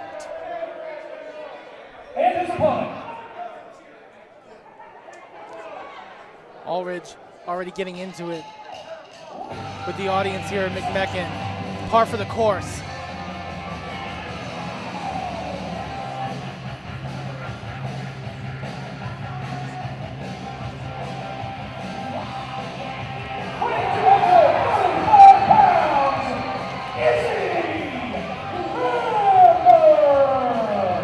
In some ways a return, and in some ways not. This is the first time we've seen Izzy Lambert in a match in a while, but as you alluded to, Jim, Izzy has been here in disguise. Zero Liger burst onto the scene several months ago, working his way up the pre-show, eliminating Nathan Ulrich from the Victory Rumble, only to reveal himself to be Izzy Lambert the entire time. With cherry in tow, Izzy Lambert looks for a measure of revenge here this afternoon on VCW's biggest stage. And for anyone who has never experienced a blindfold match, Eamon Payton, what exactly is about to happen? Well, you know, Nathan Ulrich, like I said in the pre-show, going to get a taste of a bit of his own medicine here. Our referee, our official, will be masking these two competitors. Their sight will be inhibited, and really, it's so difficult to plan for a matchup like this when you're a competitor. When you lose the ability of sight, when you lose the ability, you know, it takes out your ability to strategize. You have to think in the moment. You have to, you know, you have to listen. I mean, more than anything else. All your other senses have to be heightened. You have to listen. Of course, you can feel your way out. Of course, if someone has particularly not washed their gear, you can go ahead and try and use your sense of smell. But more than anything else, suddenly you have to be super aware of every sound and everything that is around you, because neither of these men can see. The only advantage they may have here is they know where they're starting in the ring. Where they end up is anyone's guess. As you can see, they can't. Oh! Both men going for errant shots. And maybe in a matchup like this, sometimes when you get that first blow, that can really shift the momentum of this matchup. Notice how precautious these two are, and rightfully so. Not being sardonic at all. In a lot of cases, a blindfold match, really an asset is whether or not you have gotten the fans on your side, because it turns into a legitimately almost a game of Marco Polo, because the third member of the match is the crowd, and if they give you a hint as to where things are, you can be more successful. And in that case, Izzy Lambert absolutely has the advantage. Leading Ulrich astray, this crowd in McMecken. Yes, no, not our official. No, not our lovely camera people at ringside. Izzy Lambert trying this. And McMecken itself is basically backseat driving, co-piloting, serving as a GPS for Izzy Lambert.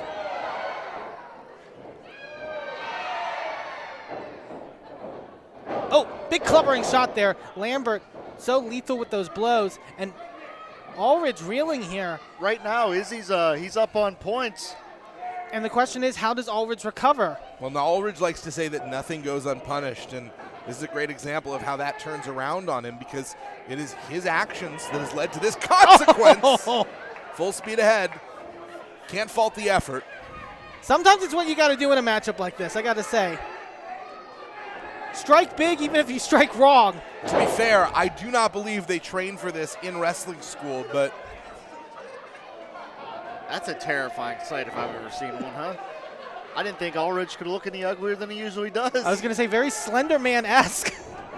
Oh, Ulrich again. There's some nightmare fuel for you. Huh? And to be fair to Ulrich, both times he was right about where Lambert was. It's just that Lambert got the heck out of Dodge. That's some hard feet of Nathan Ulrich, so Izzy Lambert was able to hear him coming and move out of the way. And Lambert, oh, wait a minute, Ulrich!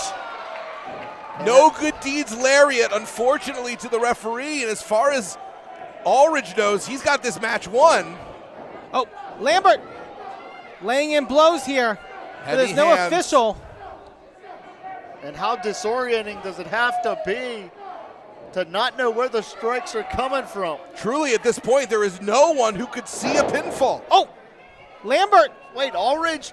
The blindfold came off of Ulrich. And now going to pummel blows here on Lambert. This should be a disqualification potentially, or at least an immediate enforcement. Wait a second. Wait, what has he got? Brass knucks of some sort. No good Nathan Allridge making a mockery of the blindfold match and being told you put it back on or you're done. Thankfully, referee Josh Main asserting his authority here But has Allridge gotten a bit of an advantage already? And if you notice it there, Allridge getting one last look at where Lambert was positioned. Taking a sneak peek of the victim, and things have turned around. Trying to go for those Garvin stomps, but Izzy Lambert, intentionally or not, just rolling out of harm's way. Trying his best. This is the worst game of Dance Dance Revolution I've ever seen. Oh, Lambert backing into Allridge here. These two men. I mean, this is about as wild as we predicted, guys. I'm not sure what to expect here, fellas, because these two, they just collided and ricocheted on impact with the canvas. I would almost think right now, if they could figure out where the other opponent is and get a cover. Just drape your arm over, try and do whatever you can to get into a printing predicament. I mean, that's the thing. It's a double-edged sword. Not only do you have to find your opponent to gain offense, but then once they're down, you have to find them again and play hide and seek just to get the pinfall.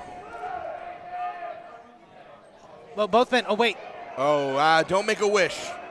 There was a real dangerous wishbone situation that almost happened there. Oh, nice evasion from my official. Izzy Lambert, could this be Twisted Ister? Twisted Ister, can Izzy find? He does. Nathan Allridge, and Izzy Lambert gets his revenge. You can take the mask off now, Izzy.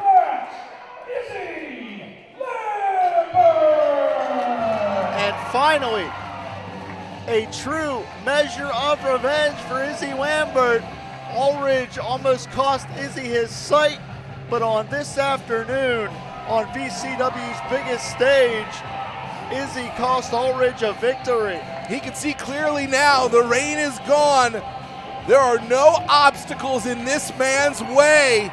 It's a sunshine, bright, shiny day for the shining star, Izzy Lambert. For months now, Lambert almost a runaway train, so to speak, but with this win, with this bit of revenge, he might be able to get back on the tracks.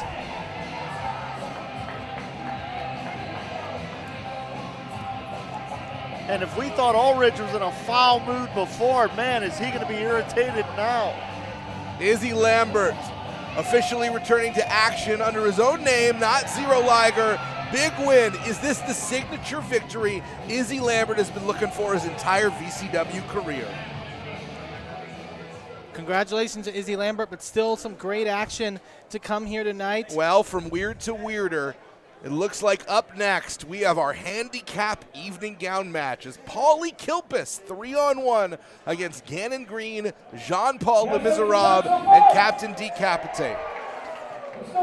Like I said before, I made this matchup purely at the word of Jake Ely. I don't know why Jean-Paul Le Miserable wanted an evening gown match. I mean, but I don't know much of what mimes want, and what goes into their thought process. So this is the Crew of Blood against Paulie Kilpis. I mean, this is basically the setup for a joke. What happens when a hillbilly, a mime, and a pirate enter a ball and all of them are wearing evening gowns? I mean, I genuinely want to know, and we're about to find out, so won't have to wait very long. Paulie Kilpis and Gannon Green used to be the tag team known as Mount Kilpis. There's a lot of lore to this story, but effectively, well, we'll get into it. Wait a second. Did they mess with our sheets? Oh, well, They may have just interrupted what our production was doing here. I believe that Saturday Night Special does not want to wait. They don't want to wait around. They don't want to wait for an extra 10, 15 minutes to get warmed up. They want to come out here and cause some misery, some pain, and some agony. All right. Well, we've got Saturday Night Special here. That would be... Sorry, Jason, you're going to have to wait a little bit more for the evening gown match. Yeah, well, it's less about that and more than I have to call a Saturday Night Special match. These guys have only chased me around this building multiple times, threatened me, given me a swirly. Okay, so it's D.D. Vice. He would be the sour scum. Marcus Twist, the sweet and sassy Sons of the Independents, and they represent the only 2 men to currently be Applebee's Club. Are they adding new members? I mean, I could be the amount of times I do go to Applebee's, I would probably qualify, but if you betray me like this, I will literally never forgive you. You know what? Sometimes it's just better to be on Saturday Night Special's good side. You're supposed to be my friend.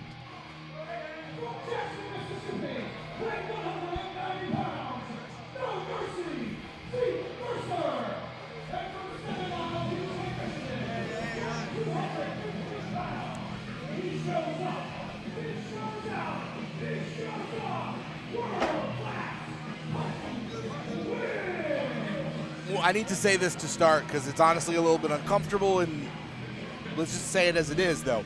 Over the past several months, Saturday Night Special have been harassing not only Colton Quinn, but his girlfriend, Danny Jackson. Look out here, and before the bell, Saturday Night Special causing chaos. But more important than wrestling, we have seen this targeted harassment of Saturday Night Special against Danny Jax. Last we saw, they abducted her. They took her out of the building. As far as we know, we haven't heard from her. That is sketchy. It's not cool. It's legitimately uncomfortable. And I'm really hoping that we get some kind of word about Danny Jax and that Colton Quinn is able to beat some answers out of these goofs. Right. And it's been months of targeting on the part of the Saturday Night Special against Danny Jax. And therefore, Zeke Mercer ran into the big boss, Glenn Spector. And I wouldn't say he ran in. I think they got thrown into the big boss, Glenn Spector. Right now we got the pairings of Marcus Twist and Zeke Mercer. DD Vice, the human double wide, against world-class Colton Quinn. And finally, this match has started. Yeah, let's keep in mind, Jason, that attack and all that action we saw on the outside was before the official bell. So this here will now enforce the traditional rules here, which Saturday Night Special may be a little disappointed with. Saturday Night Special are literally the worst people you know, even if you don't know them. They are the worst people you know. Oh, Russian leg sweep into the corner. Tag made to the human double wide, DD Vice. And Zeke Mercer coming to the aid of Colton Quinn in this fight here against Saturday Night Special. I think Mercer, we've seen throughout their time in VCW, always standing on the side of what's right and what's good and what's just. And what Saturday Night Special has been doing to Danny Jackson, Colton Quinn, just did not sit right with them. Well, Zeke Mercer, looking to start 2024 on a successful note, was really in the top mix for the entire first year of this company in 2022, but 2023 kind of got, I want to say lost in the shuffle, but just could not find their way back into title contention. This is an opportunity to really make a statement because say anything that you will about Saturday Night Special, and certainly I will, they have been on a roll lately. They are on a bit of a win streak here in the tag team division. Oh, DD Vice catching Mercer. Mercer trying to fight free. Oh! And Zeke gets beeled. They almost got lawn darted on their head. That was nasty, that was scary, and that was damn impactful. Nothing about what DD Vice does in that ring is fancy. It's just vicious. Everything that DD Vice does is infinitely worse because he also smells like spilt milk. I haven't gotten to smell him that closely. I know. Well, I have. Not with your own choice. Not by consent, no. Tag in now to Marcus Twist. Like you said, one of the most fearsome duos and tag teams in VCW for its 2-year history. Since day one, they have done some of the most despicable things in this company. Here's a laundry list. Here's just a small, short list as we see Marcus trying to get the submission on Zeke Mercer, and that could happen at any moment, assuming Zeke gets out. Well, this could be done. I'm not even going to go into the list yet. And we mentioned the War Games match later tonight in our main event. Zeke Mercer in the first ever War Games here in Victory Championship Wrestling. And if that showed anything, and not just the War Games match, but that long feud with the Deplorables, what the Deplorables did to him, breaking the leg of Zeke Mercer, showed the fighter that they are. Saturday Night Special has beheaded a possum. Saturday Night Special has abducted Danny Jax. Saturday Night Special has conducted a targeted harassment campaign against myself. Saturday Night Special has advertised a restaurant that isn't a sponsor for this company. They have consistently broken the rules of civility and etiquette, Jim LaMotta. Well, certainly no finesse, all impact for Saturday Night Special, both inside and outside of the ring. and Zeke Mercer, they're in a bad way right now. They need to make that tag to Colton Quinn, who you know is just aching to get in there, to get his hands on either Twist or DD Vice. Well, absolutely. Colton Quinn wants answers, wants vengeance, wants revenge, but most importantly, wants answers. Ooh, big headbutt there. Mercer rocking Twist, but a precarious predicament on the second. Big crossbody.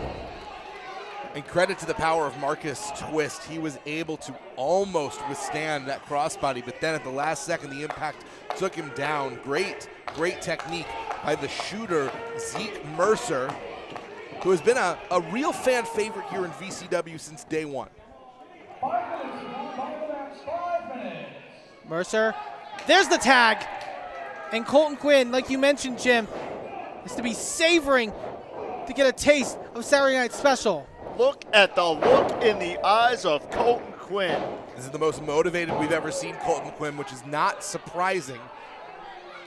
And this is the double team techniques that have made Saturday Night Special so successful here in VCW. Twist, up onto the shoulder, but Twist, I don't know what. Might have twisted his ankle. Yeah, Marcus no pun Twist, intended. He went down fast, man. World class Colton Quinn looking to live up to that nickname. He got it! And the upset victory. No mercy, Zeke Mercer, and world-class Colton Quinn. With Marcus Twist incapacitated, Colton Quinn saw the opportunity and took it. And that is a big upset and a big bit of revenge there by Colton Quinn. Saturday Night Special looking to get the heck out of Dodge, but we have no more answers to what has happened to Danny Jackson. Colton Quinn may have gotten a measure of revenge, but certainly has not received satisfaction by any means, gentlemen. Hey, where do you think you're going? It's been 2 months. Where is Danny? Where's Danny? Don't worry about it. Why are you laughing? Is this a game? Where is she? Where is she, man? Did you hear them? They said she's alive and well fed. This is screwed up beyond measure. Colton Quinn chasing. Trying to get some answer. Wait a second! And the big boss just blindsided Zeke Mercer.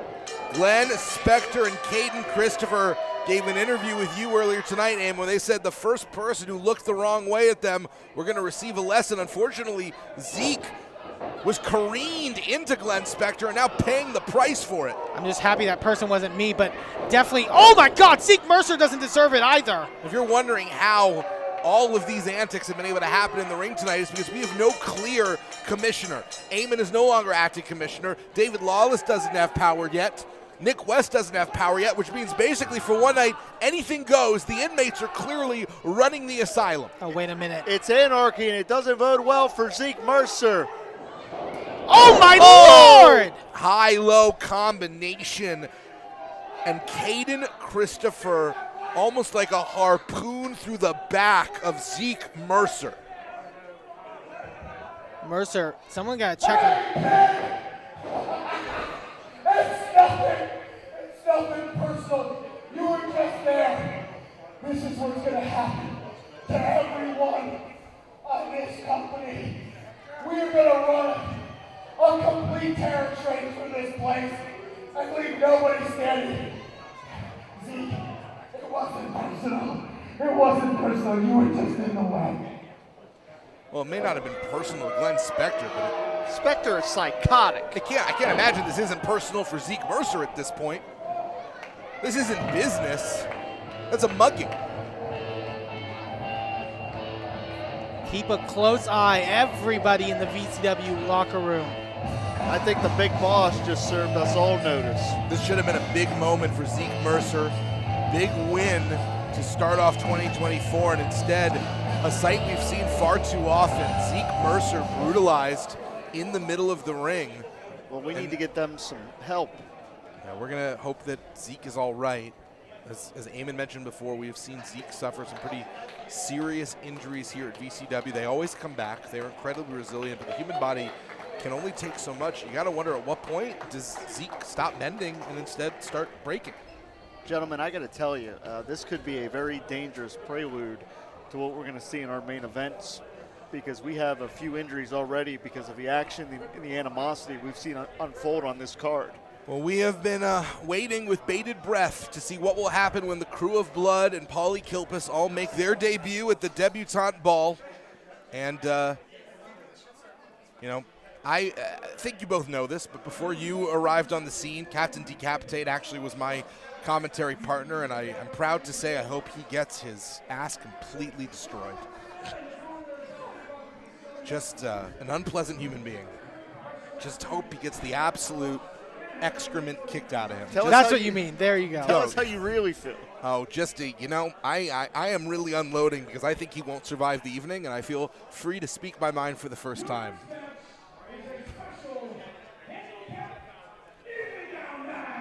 Now, we did check. The rules are Paulie Kilpis will have to remove 3 dresses, whereas the Crew of Blood only have to remove 1. And in addition to talking about this match from a competitor standpoint, I'm also excited because we've got Eamon Payton here. He is the host of a Gaze and his NB. Yes, and so indeed. I would really love for you in particular. Wait, where is this going? To fashion analysts. We're going to see the dresses. I want to know, how do they rate on a fashion perspective? Eamon, I'm going to tell you right now, from what I'm seeing on screen, Merlin is much prettier than any of these 3 individuals. Well, that's a given, actually. But, all right. Well, I will say, John Paul and Miserable, a little Rococo era, you could say. Let's go one at a time. First off, all right, Captain Decapitate, how are you rating this ensemble? I mean, the length is a little questionable, I will say that. Gannon Green, the hillbilly shooter, that's a very sensible black dress. What do you think? Very tight-fitting, great silhouettes. Good limit movement. This is really what I'm doing today. That's great. And then finally, Jean-Paul Le Miserable, bringing the most color to the... How is John Paul doing? I mean, definitely I will say, if we're talking about a house, so to speak, a sort of mismatching aesthetic there by John Paul. There would be points deducted, don't get me wrong. It does literally look like Jean Paul Le Miserable took a curtain off the wall and draped himself in it. Hey guys, is Captain Decapitator, what's it look like to you, about a B cup maybe? I don't know. So the Crew of Blood, Captain Decapitate, Jean Paul Le Miserable, and Gannon Green. John Paul, the master mime, Gannon Green, the hillbilly shooter. This is how badly Gannon Green wants his hands on Paulie Kilpis. Guys, I really hope Captain Decapitator is wearing something under that dress. Well, from your Shiver mouth, me timbers. From your mouth to God's ears. Good Lord. This is. Don't talk about my mouth in this matchup, please. Yikes, a doodle. Hey, Paulie Kilpis is coming. He loves hugs.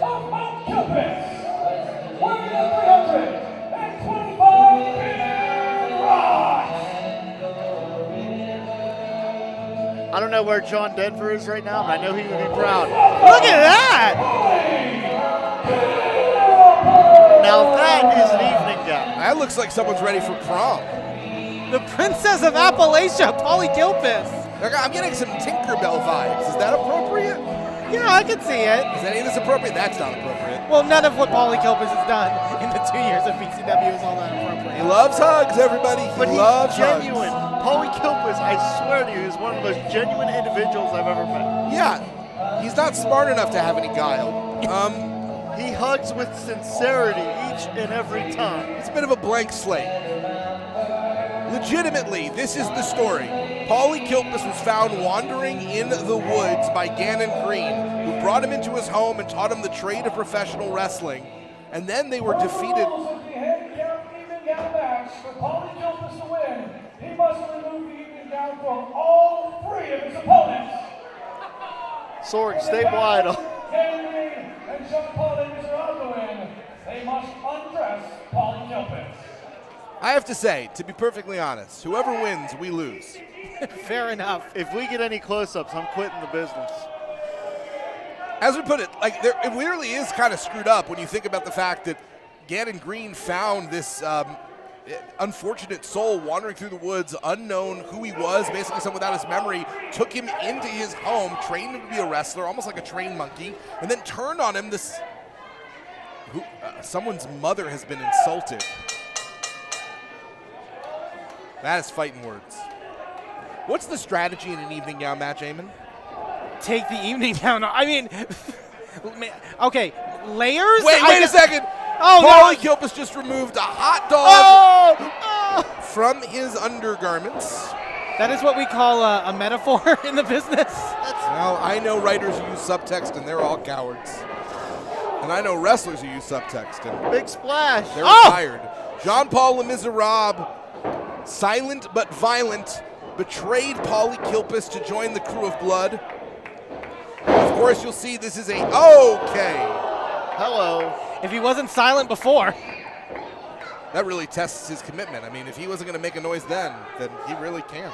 Uh-oh. And now, Captain Decapitate, don't call him Captain Crunch, threatened by Paulie Kilpis. This all started because Paulie Kilpis desperately wanted to be represented by Captain Decapitate.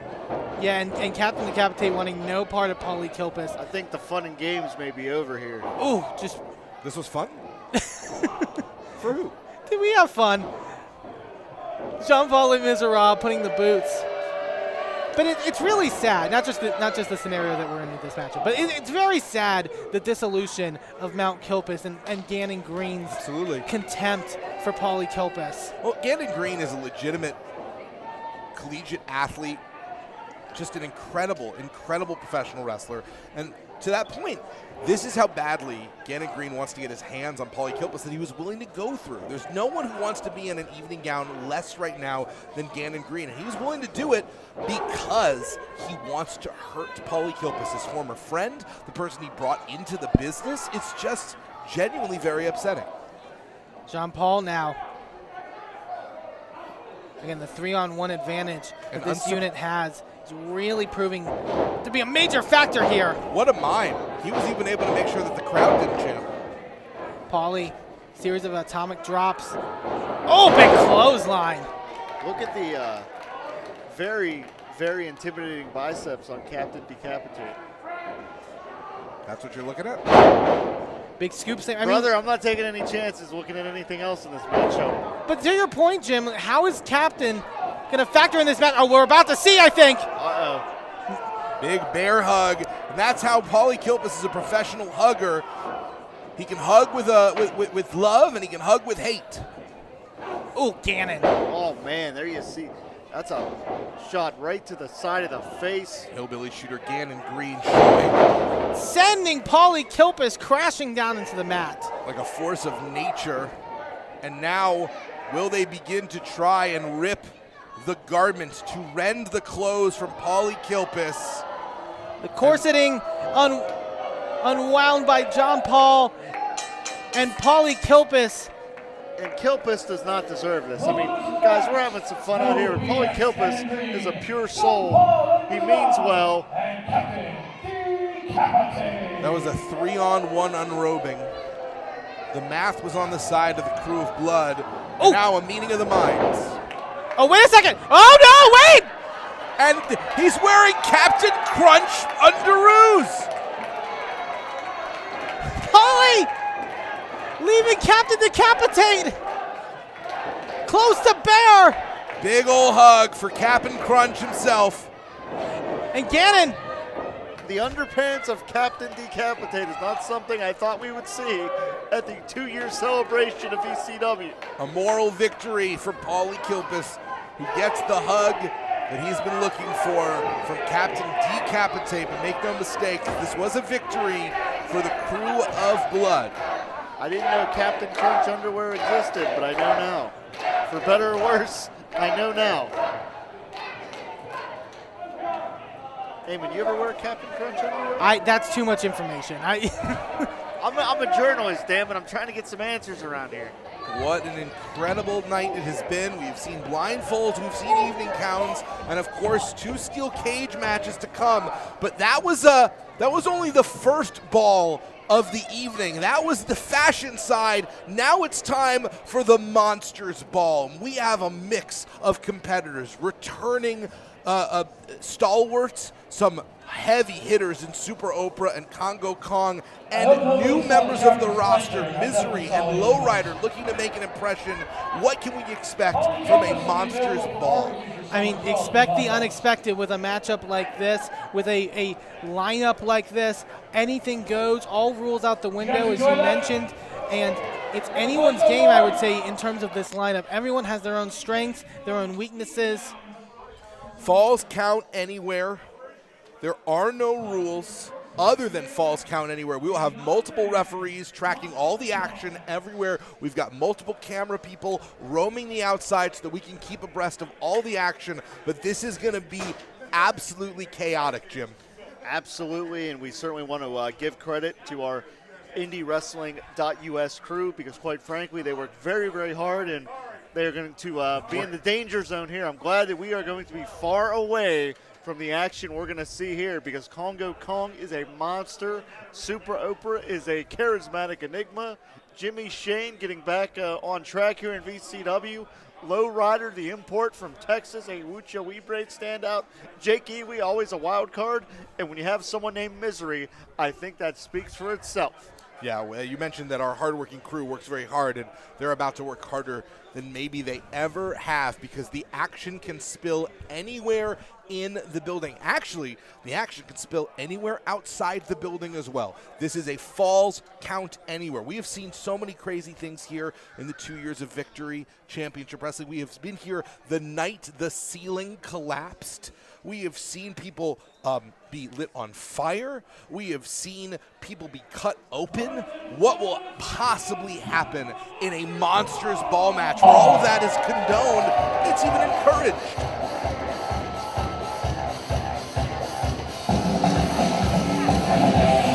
And our eclectic cast of characters begins to be introduced, first with a big favorite here in Mick Beckett.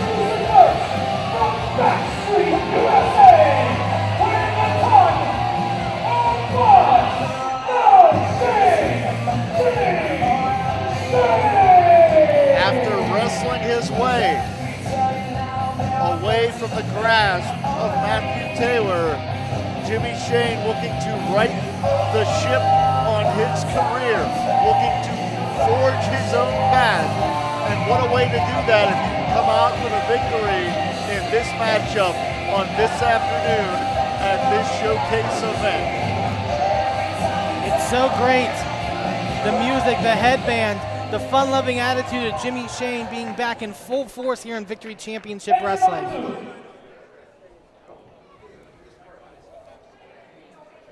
But like you said, you know, this field is wide, full of competitors looking to come out on top.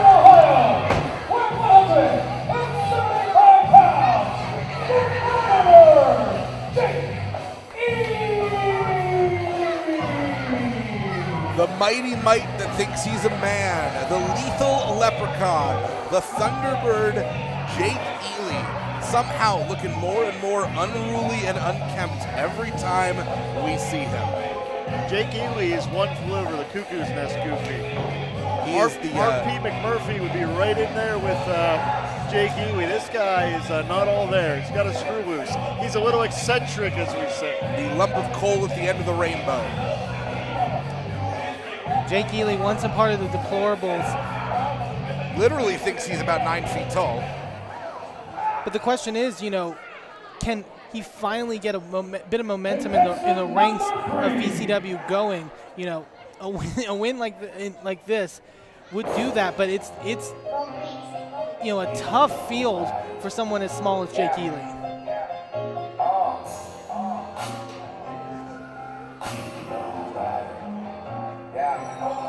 Gentlemen, we saw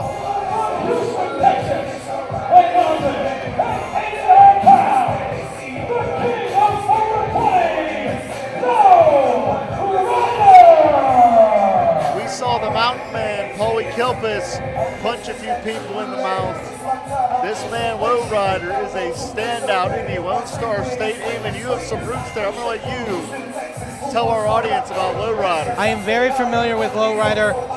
High impact aerial assassin.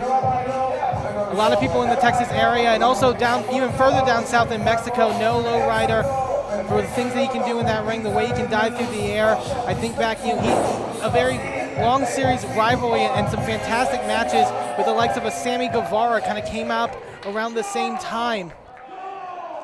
And it's great to have Lowrider here in West Virginia.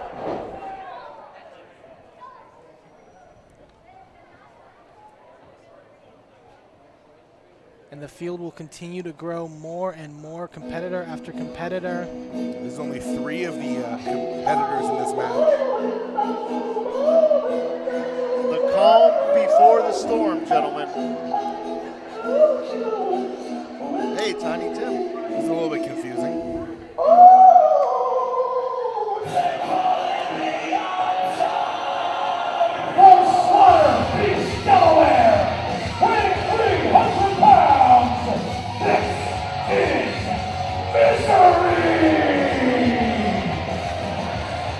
This is our first time seeing Misery here in a VCW ring, coming from Slaughter Beach, and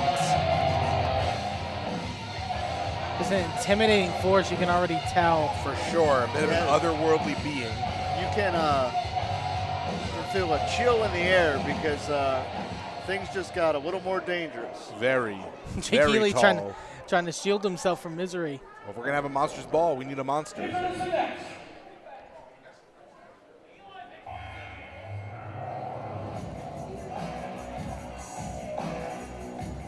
And speaking of monsters,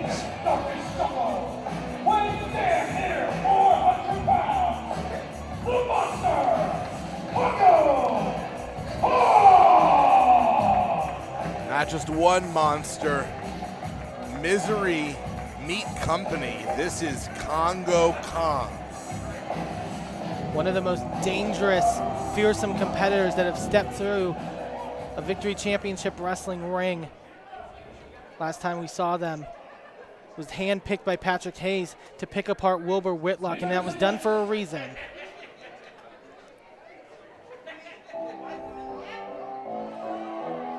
And this is an experience.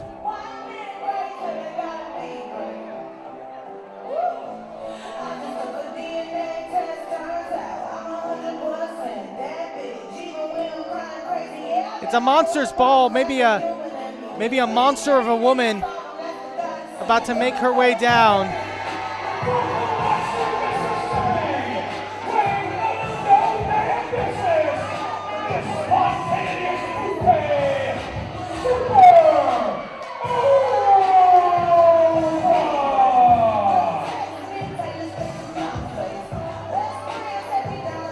You get a beating.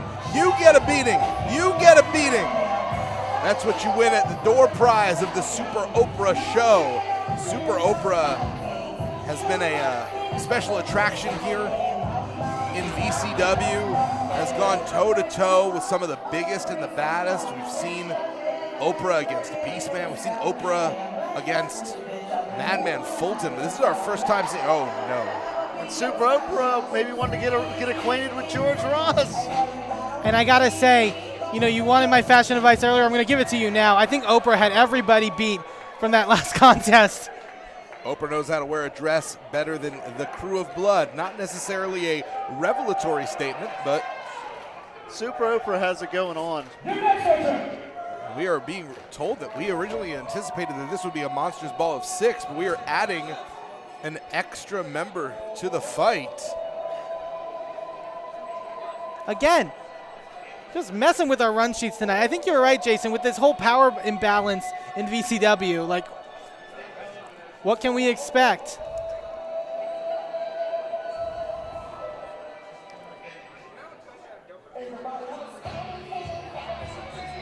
That is...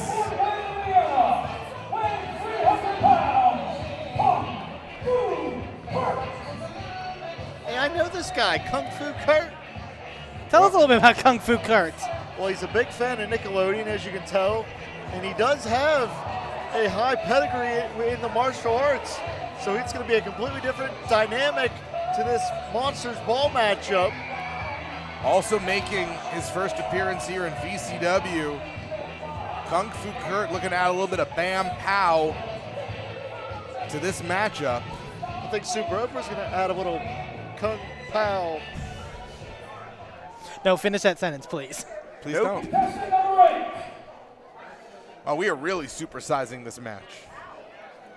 Just getting bigger and bigger as the field grows. Someone completely misunderstood that Morgan Spurlock documentary because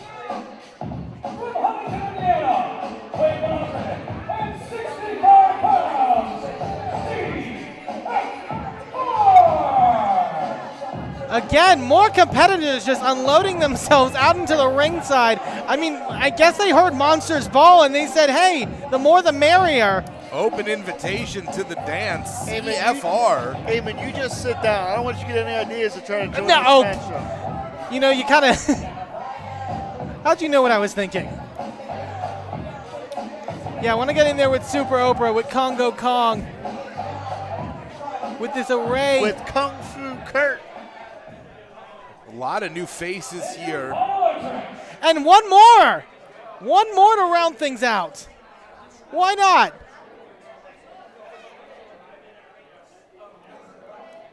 Are we sure it's one more? No. He said final. I'm going to take his word at it and say it's final.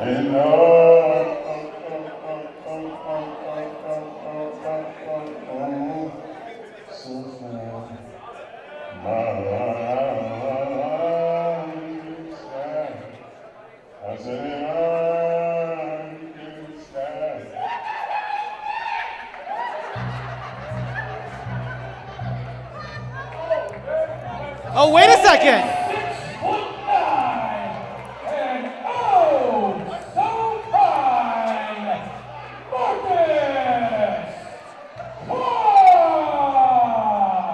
You know what, in fairness, this was worth the wait. Marcus Scott back here in Victory Championship Wrestling. The last time we saw Marcus Scott, he battled it out against Mason Crane. And what an athlete. 6'9" and oh so fine. The velvet voice of Marcus Scott. He is a multi-talented entertainer. A chef as well. Yeah, a singer. Look at him, look. Unintimidated by misery there. Oh, wait a second. And Super Oprah is delicious, gentlemen. She is delicious. Marcus Scott is the epitome of status. Super confident. This is Oprah likey. Oprah hitting the high notes. Size differential in this match is going to go to Marcus Scott, the tallest competitor. Super Oprah, wow, Super Oprah is really some things illustrate themselves, Jason. Yeah, doing a lot of work there. Look at the abs on that man, Marcus Scott. That's an 8-pack. So firm, you could grate cheese on them. He would like a microphone. Marcus Scott is here to perform many of his talents. Professional wrestling is one, and singing is another. So I think we might be about to get a little bit of a serenade by 6'9" and oh so fine.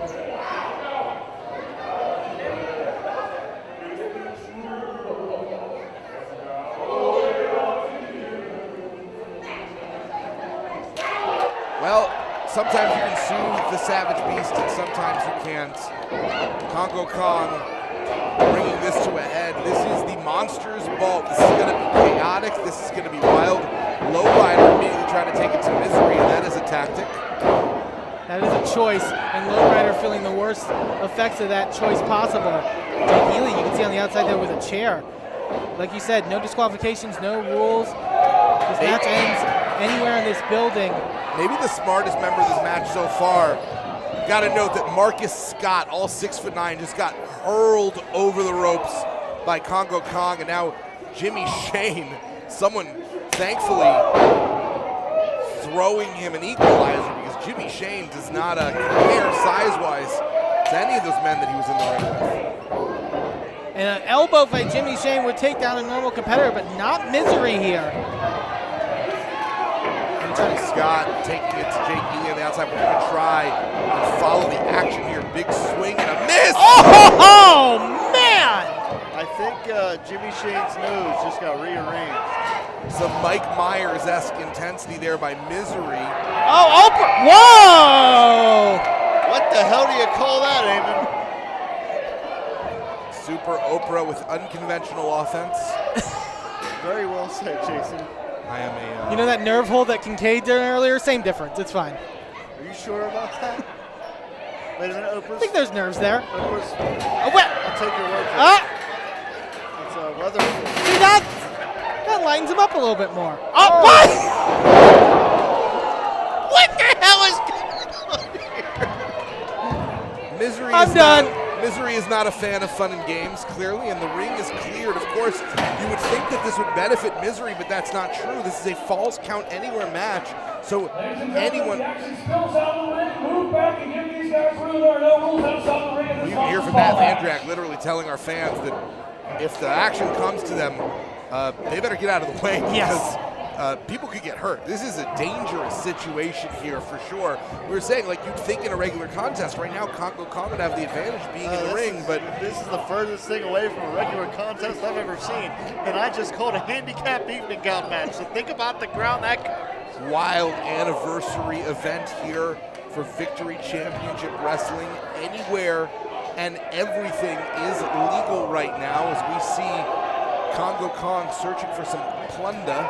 Lowrider getting taken over the rail. CFR looking to make the most of his debut here as tables are being pulled out. Those bleachers also are hard plastic, guys.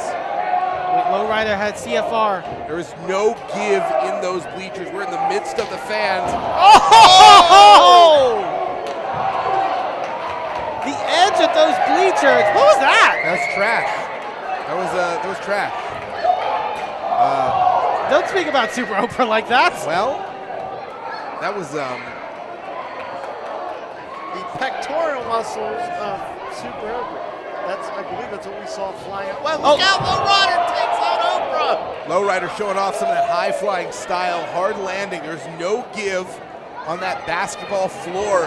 Table being set up in the ring, and the two biggest men in this match, Misery and Marcus Scott. I'm sorry, Congo Kong and Marcus Scott. I think is that his shoe? Yes, that's his shoe. That size 17 that Marcus Scott likes to hit people with, and Jimmy Shane realizing that perhaps that's confidence. He's got his own face covering his bits. Somehow better than the Captain Crunch from earlier. I know, because Marcus Scott's in tremendous shape. That's a... Oh, no. Oh, no. Marcus Scott reeling. Kung Fu Kurt. Not exactly. Taking a kapow to right to himself. Not exactly Ruthez versus Vern. Oh, look out, look out! You don't often see Congo Kong falling from the sky, but that is a death from above. Pants around his ankles, one shoe off. This is a wild Sunday afternoon. And somehow that's the least of his worries. Somehow this isn't the first time this has happened to Marcus Scott. Even today. Man knows how to have a good time. Super Oprah. Speaking of having a good time, Super Oprah is here to have fun. Congo Kong, Super Oprah, face off. It's only been 5 minutes, everyone. All of that has happened in the span of 5 minutes. Time is a flat circle. This is a collision. This is Beauty and the Beast. Which is which? Oh no, Lowrider coming in. Lowrider really looking to make an impact. The highest flyer in this match. Very different than all of the other competitors. Springboard up. Takes out Super Oprah. Congo Kong able to catch himself on the railing. And that's the only way I think you can wipe out two competitors as large as Super Oprah and Congo Kong. In case you were wondering, Marcus Scott still has not been able to pull up his pants. Oh, man. Lowrider with a chair shot to Jimmy Shane. Lowrider has really been making the most of his minutes here. A lot of impressive offense, and when you looked at the field, you wouldn't have assumed that Lowrider would be the one who was doing the most damage, but right now, he's the only wrestler still on his feet. And another table. Lowrider looking to put into the playing field, so to speak. We have seen one table demolished so far. Over or under on how many tables get destroyed in this match. Ooh! Congo Kong smashed into the ring post. Kung Fu Kurt saved his life.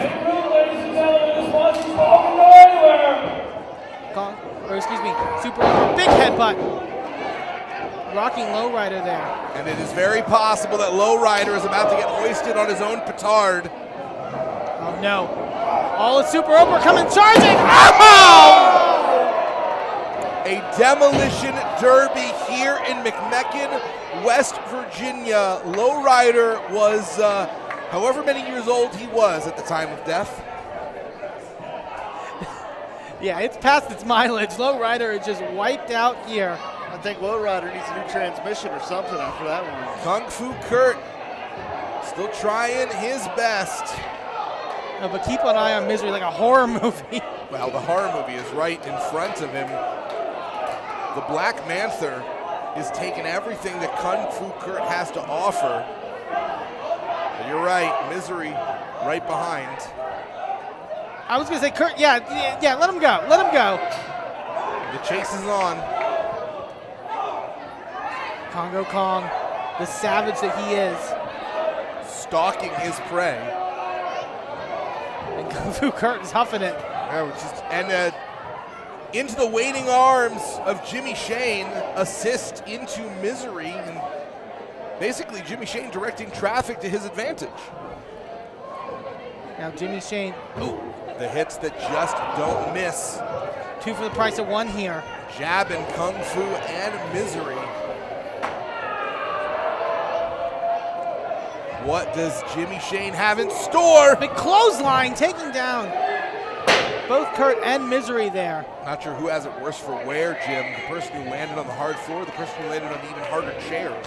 I'm just stunned at what we're seeing. This is some of the wildest action around a wrestling ring I've ever seen. Oh wait, Congo Kong. Out! Let's be clear, around a wrestling ring. Not in a wrestling ring, around a wrestling ring. It's CFR being yanked by his pigtails. Oh, Jimmy Shane now. Oh, God. Almost looked like he was going for a Scorpion death drop. Has anyone had their eye on Jake Ely? No, I haven't seen the Thunderbird in a while. Might have flown the coop. I mean, if he's smart, he's halfway back home. Live to fight another day. Marcus Scott's pants are back on, everyone. I know you've been keeping track. Marcus Scott's pants are back on. And I bet Super Oprah is not too happy. Oprah now going to trade shots here on Congo Kong. Slugfest between Super Oprah and Congo Kong, and the headbutt knocking the Supreme One down.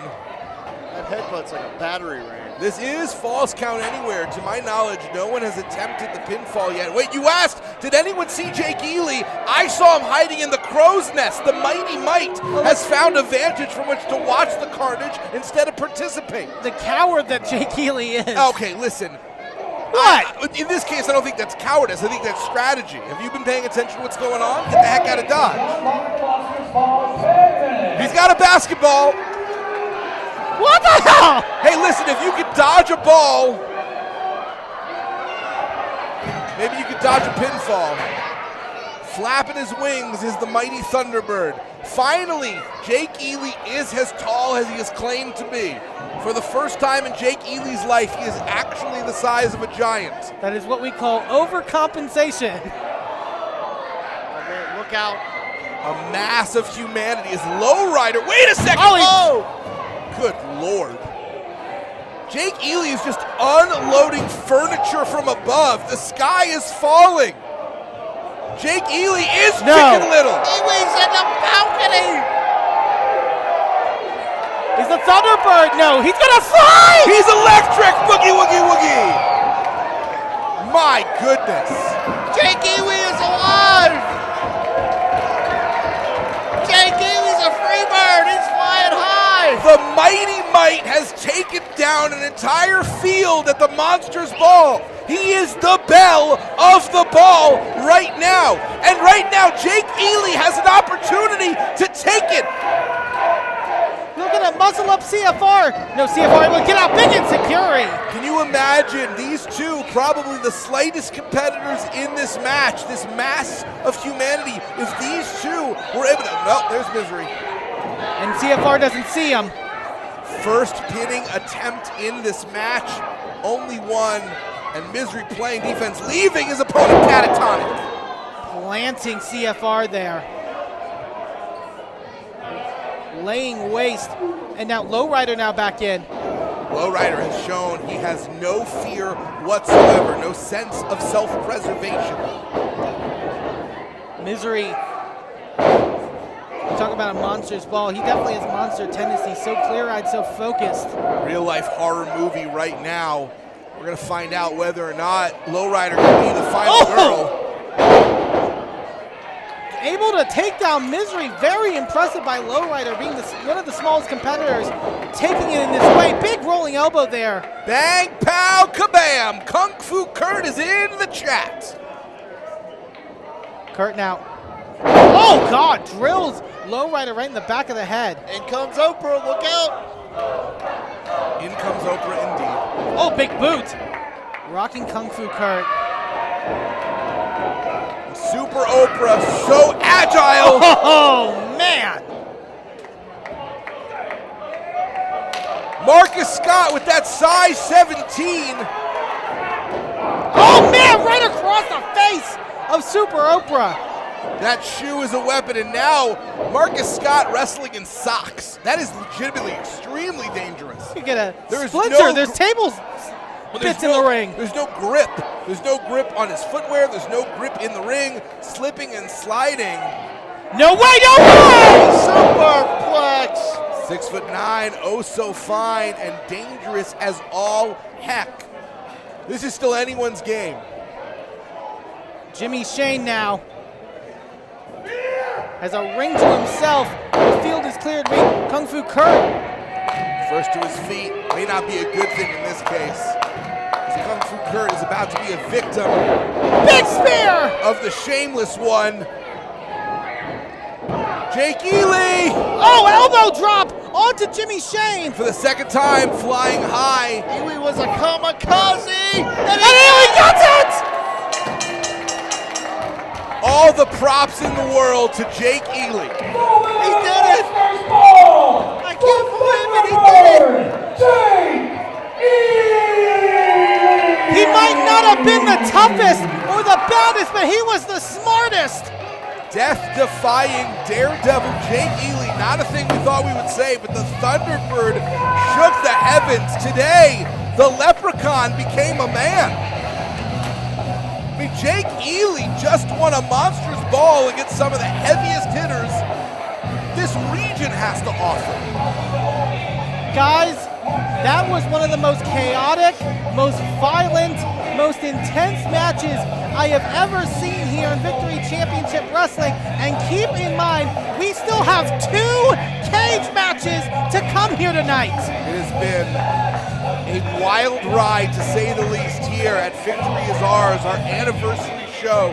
2 full years of Victory Championship Wrestling. Hashtag VCW Victory Is Ours on IndyWrestling.us. And as Eamon said, 2 huge main events coming up. Blood Feud. The deplorables explode. It is loser leaves VCW, Wilbur Whitlock against Pretty Patrick Hayes. This one, there will be blood. Undoubtedly. And of course, in our main event, Eamon. Yes, the War Games match. So much at stake, the whole fate of Victory Championship Wrestling at stake. Commissioner Nicholas West aligns himself with the VCW Heavyweight Champion Beastman, the Tag Team Champions, the Wayward Sons, and Cowpoke Paul to go head-to-head with David Lawless and the Origins, Remy LeVay, Matt Dog Myers, Christian Noir, and Malachi Gage. Only one person can stand atop as the head of Victory Championship Wrestling. All that and more, intermission next. Stay with us because we've got the main events when we return here on the Indie Wrestling Network. Welcome back to Victory Championship Wrestling. Victory is ours. The tone and the tenor of the room is about to change. It has been chaotic, it's been wild, but it has been a lot of fun. And there is nothing fun about what is to come. A very, very serious situation. Wait a second. For the last time, my name is Mr. Sinclair. Well, it is going to be somber, Jason, but not for the reason you think, apparently. Is everybody ready for this cage match coming up? Well, too bad, because I'm here to talk a little bit. I'm here to represent the VCW training camp. The last time that I brought somebody out here, Justin Pazarski, he chose to betray me and put his hands on me. And as you can see, he's not here tonight. Aww. But what I'm here to do tonight is introduce the new big thing. The blue chip, the natural athlete, the monarch, and because of all of you, Victory Championship Wrestling's Wrestler of the Year 2023, the Monarch, Clayton King. I missed that award ceremony. Seems like a vote was rigged. Someone put Mr. Sinclair in charge of the future talent development of this promotion. Clayton King, as Mr. Sinclair mentioned, now aligned with this, I'm just going to say it's scumbag. Absolute power corrupts and absolute power corrupts absolutely. And Sinclair was corrupt from the get, so giving him a little bit of power has gone a long way. Mr. King has decided to grace you with his presence. And if he feels like it, maybe he'll say something.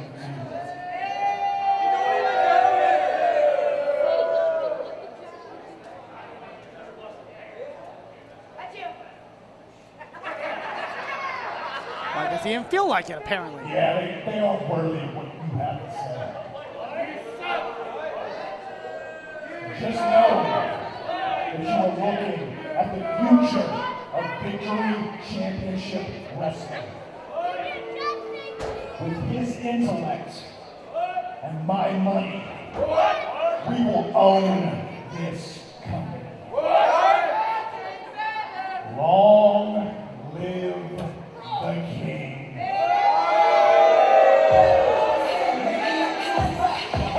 Well, the Wrestler of the Year 2023 allegedly seems to have his eye on the prize for 2024. Speaking of eyes, the cage is set. The battleground is drawn. It will be brutal. It will be bloody. It is a battle between two former friends of 20 years, Eamon. Coming to this, one of these men will no longer wrestle in Victory Championship Wrestling. The stakes are so high in this one, and the emotions, I was going to say, are going to bubble to the surface, but they have been for months and months and months here in VCW. As you hear from Matt Vandriak, the rules of this match, this is pinfall or submission. There is no escape the cage. Just to be clear, the cage is simply there to make sure that nobody interferes, to provide a pit for the action. This isn't about escape. This is about hurting your opponent to the point that they cannot move. And you see referee Josh Mann in the ring. Commissioner Nicholas West, possibly one of his final acts as commissioner, if things don't go his way tonight, was to give Josh Mann more control over the rules here to try to get some order. We've seen it kind of be chaotic throughout things tonight. But it proved to be helpful at the very least for the VCW Heavyweight Champion, the Beastman. Gentlemen, nobody on the VCW roster may personify the blue-collar work ethic like that man Wilbur Whitlock.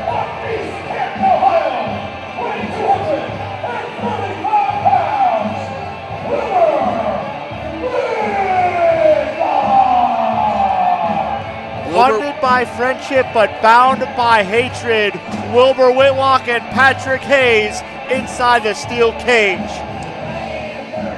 To put it in plain terms, Wilbur Whitlock is willing to put his career on the line just to get his hands on Patrick Hayes one last time.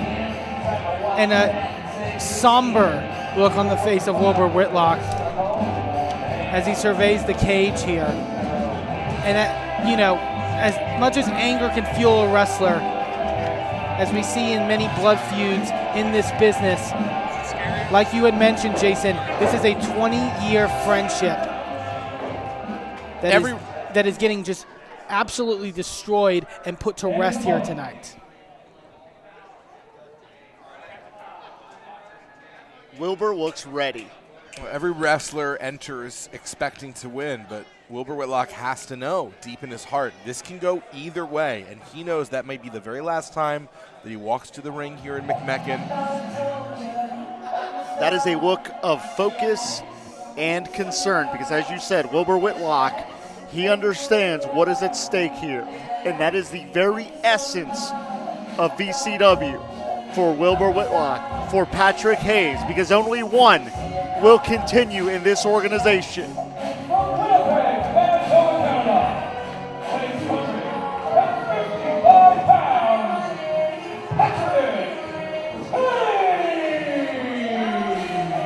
In many ways, the man who has been the antagonist of Victory Championship Wrestling since day one. Our very first event 2 years ago, it was Patrick Hayes who was battling the Beast Man in a match that would theoretically determine the first ever VCW champion until it was interrupted, and it created the Deplorables, a group that included Patrick Hayes and Wilbur Whitlock. And here we are, years later. Patrick Hayes has a guaranteed shot at the championship here in VCW. Beastman holding that title. The only thing in Patrick Hayes' way is Wilbur Whitlock, because if Patrick Hayes loses this match, if he can't get the job done, he's not only no longer the antagonist, he's no longer the number one contender. He's out of VCW for good. And that trophy that Patrick Hayes holds, you notice, taped together within an inch of its life. The reason for that, it was cracked over the skull of Wilbur Whitlock in one of the most vicious attacks I've seen in a long time. And then the contract for this loser leaves VCW matchup was quite literally signed in Wilbur Whitlock's blood. And you'll note Patrick Hayes coming out with no lacking of confidence, but there is a different air about this man. And for the first time in the history of VCW, he was not announced as Pretty Patrick Hayes. He was simply announced as Patrick Hayes. There's not going to be anything pretty about this match. This is going to be gritty. This is going to be brutal. And Patrick Hayes has swag. He's got swagger. But this is not the same level of pomp and circumstance that we have seen Patrick Hayes enter through a lot of very dangerous matches, even War Games. And I was going to say, convenient you bring up War Games. Obviously, we have the match later tonight, but almost poetic that this 20-year friendship ends in the confines of a steel cage. Oh, Patrick Hayes taking his time here, though. With the event, I feel, was the impetus, the event that led the ball rolling to this friendship coming to an end was at the last War Games. It was the Deplorables who were running things here in Victory Championship Wrestling, but when they finally were bested, it really just led to a snowball effect. And keep in mind, it was Wilbur Whitlock, the one who actually suffered the submission in that initial War Games matchup. Patrick Hayes literally running through the entirety of his walkout music, saying he's going to do this on his time, controlling the clock. This match will have as long as it needs. We've had some pretty strict time limits on previous competitions. This match will end with a winner, but it's got to start by both men getting in the cage. And at this point, with this amount of stalling, Jim, methinks he doth protest too much. Maybe Patrick Hayes is scared. Honestly, and I mean, you could be right, but I'm going to take a different tact, a different approach here. I think this is Patrick Hayes playing some mind games, trying to frustrate Wilbur Whitlock because he knows that Whitlock has been hell-bent on revenge. I think Hayes wants to get Wilbur off of his game before this matchup ever starts. I think you're right, Jim, and you could see Wilbur already getting maybe a little bit frustrated. Well, Wilbur came out warm, ready to go, and at this point there's been an enforced cool-down period. They're just, when you are powered by this much hate, it really does burn bright and then fade out quickly. Wilbur is going to take it to Patrick Hayes here on the floor. He's not going to wait. We are starting on the outside. Technically, this match has not started, and it cannot end until it makes its way into the cage. But there's nothing to be said for the amount of punishment you can inflict before this match even starts. Oh, is he wearing a Selena Gomez t-shirt? I don't know anymore what to predict from Pretty Patrick Hayes, to be honest with you. And the way that his brain has been operating, or the lack thereof, so to speak, ever since, like I said, that War Games match, he has gone crazy. He has gone demented. He has gone. It's a totally different Patrick Hayes, and that makes him totally unpredictable. All that because he's wearing a Selena Gomez t-shirt? Well, oh, wait a minute, gentlemen. Hayes is being raked across that chain link fence of the cage. There's little barbs that stick out for where the chain is attached to each other, and it was just dug right into the skin of Patrick Hayes' forehead from the jump. Clearly, even though they aren't in the confines of the ring, clearly even though this match hasn't started, they're still going to use the cage to their advantage, and I think Patrick Hayes might be busted open here. The match hasn't even started, and the guarantee has been given. We said there would be blood, and there certainly is. It is only the beginning. This has the potential, Jim, to be a legitimate bloodbath. Ooh. And Hayes again goes head first into that cage, and as you said, those interlocking chain links are what can really just shred the skin. Hayes already cut, already showing the wounds of war in this Loser Leaves VCW steel cage match. And let's make the case for both men. On the one hand, drawing first blood, that's quite literally drawing first blood. Wilbur Whitlock has gotten the early advantage, but there is something primal inside the human psyche. When you taste your own blood, it brings out a fire in you. Is Patrick Hayes on the way to really turn things around because of that, Eamon? That's a very real possibility that I think Wilbur Whitlock has to keep in mind. Patrick Hayes has been in these situations before. He's been in these bloody brawls. I mean, even with Wilbur Whitlock in recent months, them brawling out here on the floor is not uncommon. We've seen them, take it to each other across this building.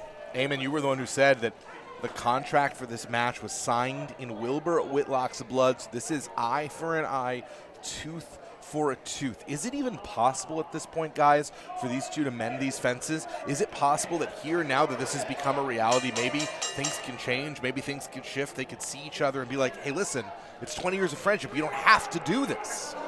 I think it's way too far gone. I don't think that you go through not only just the violence, but the manipulation tactics that Patrick Hayes has utilized. Keep in mind, this is the Patrick Hayes who at one point wanted to get to Wilbur Whitlock so badly that he suckered Whitlock in with essentially giving him a VCW championship match on a silver platter. He said, take the win, you have this, go win the title, go beat Remy LeVay. And then right when it was at Wilbur Whitlock's fingertips, Patrick Hayes snatched it out from under him. You'll see the tactics so far. There's been a rake of the eyes by one man. There's been choking with the tape on the other. This befits both skill sets. These are both men who have broken every rule in the book, but there are no rules in this match. So given that both of them have such similar experience, Jim, who does the steel cage favor?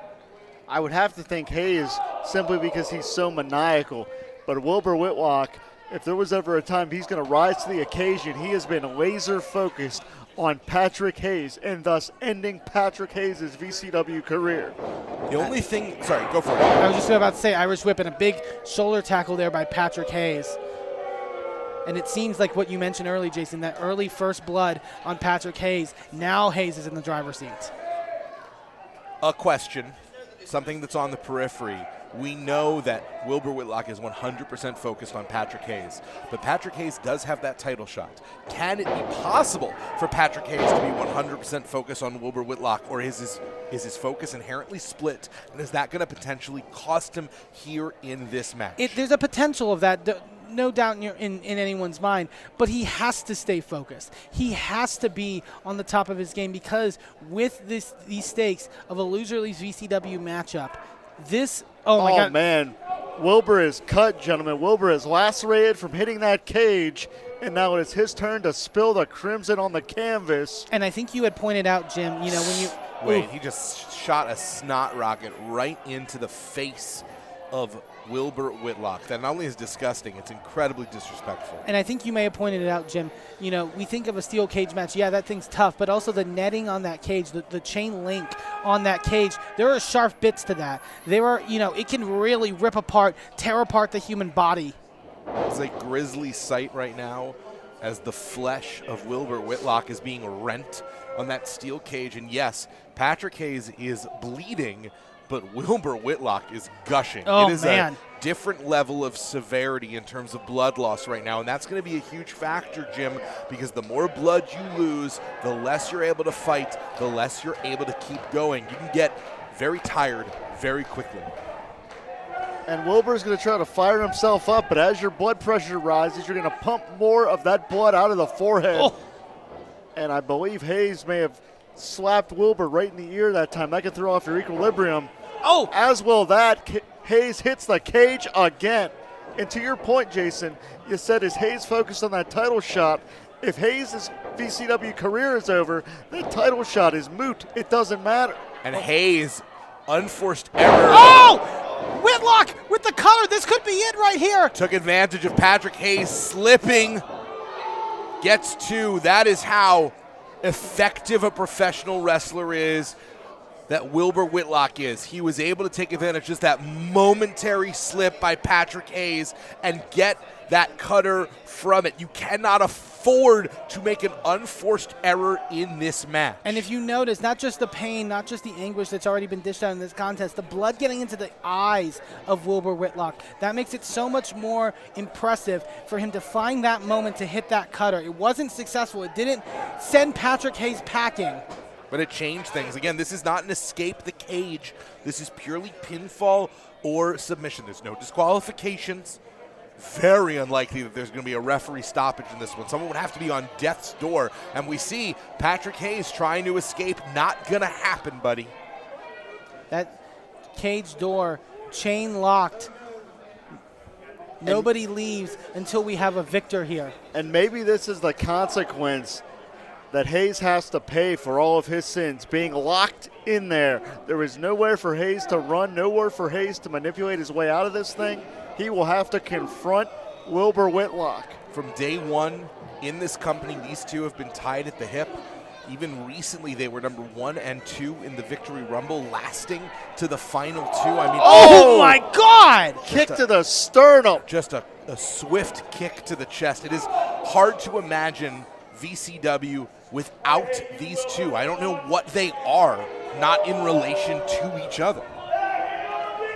That heel, or the toe, I should say, of that boot. Yeah, well, things just changed in a big way because Patrick Hayes is a lot of things, but maybe not graceful, was unable to keep balance on the top, and now he is split across that top rope and very, very vulnerable, Jim. Absolutely. Oh, wait. Absolutely. Could he be thinking cutter from the ropes? Hits it! Hayes got spiked. Is this Hayes it? got spiked. No! The Tower of London taking down Patrick Hayes. That is 2 cutters from Wilbur Whitlock. That is the most effective move in his arsenal, and it's not getting the job done. So how does he pivot? Notice that gory visual. You saw how deep that cut is on Wilbur Whitlock's forehead, which would theoretically put him on borrowed time as well.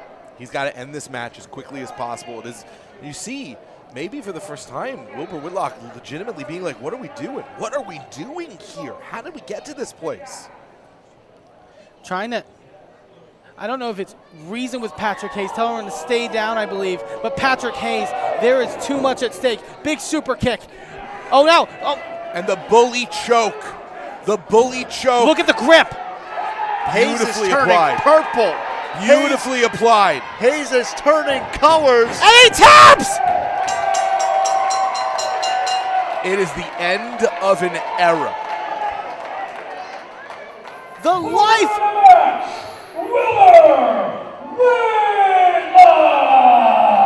The life squeezed out of Patrick Hayes. The friendship squeezed out as well. And the career of Patrick Hayes in VCW, Wilbur Whitlock has snuffed out. I mean, it looks like a snuff film, that's for sure. I mean, this is a rough visual. That is a man who has gone to the mat, literally, with his former best friend, gone to war, and now wrestling with the consequences of his actions. Patrick Hayes is persona non grata here in VCW. He looked like a balloon deflating, Jim. Wilbur Whitlock had to do what he had to do to maintain his VCW career, but you can see the sadness in his eyes because for the past 2/3 of his life, he was best friends with Patrick Hayes.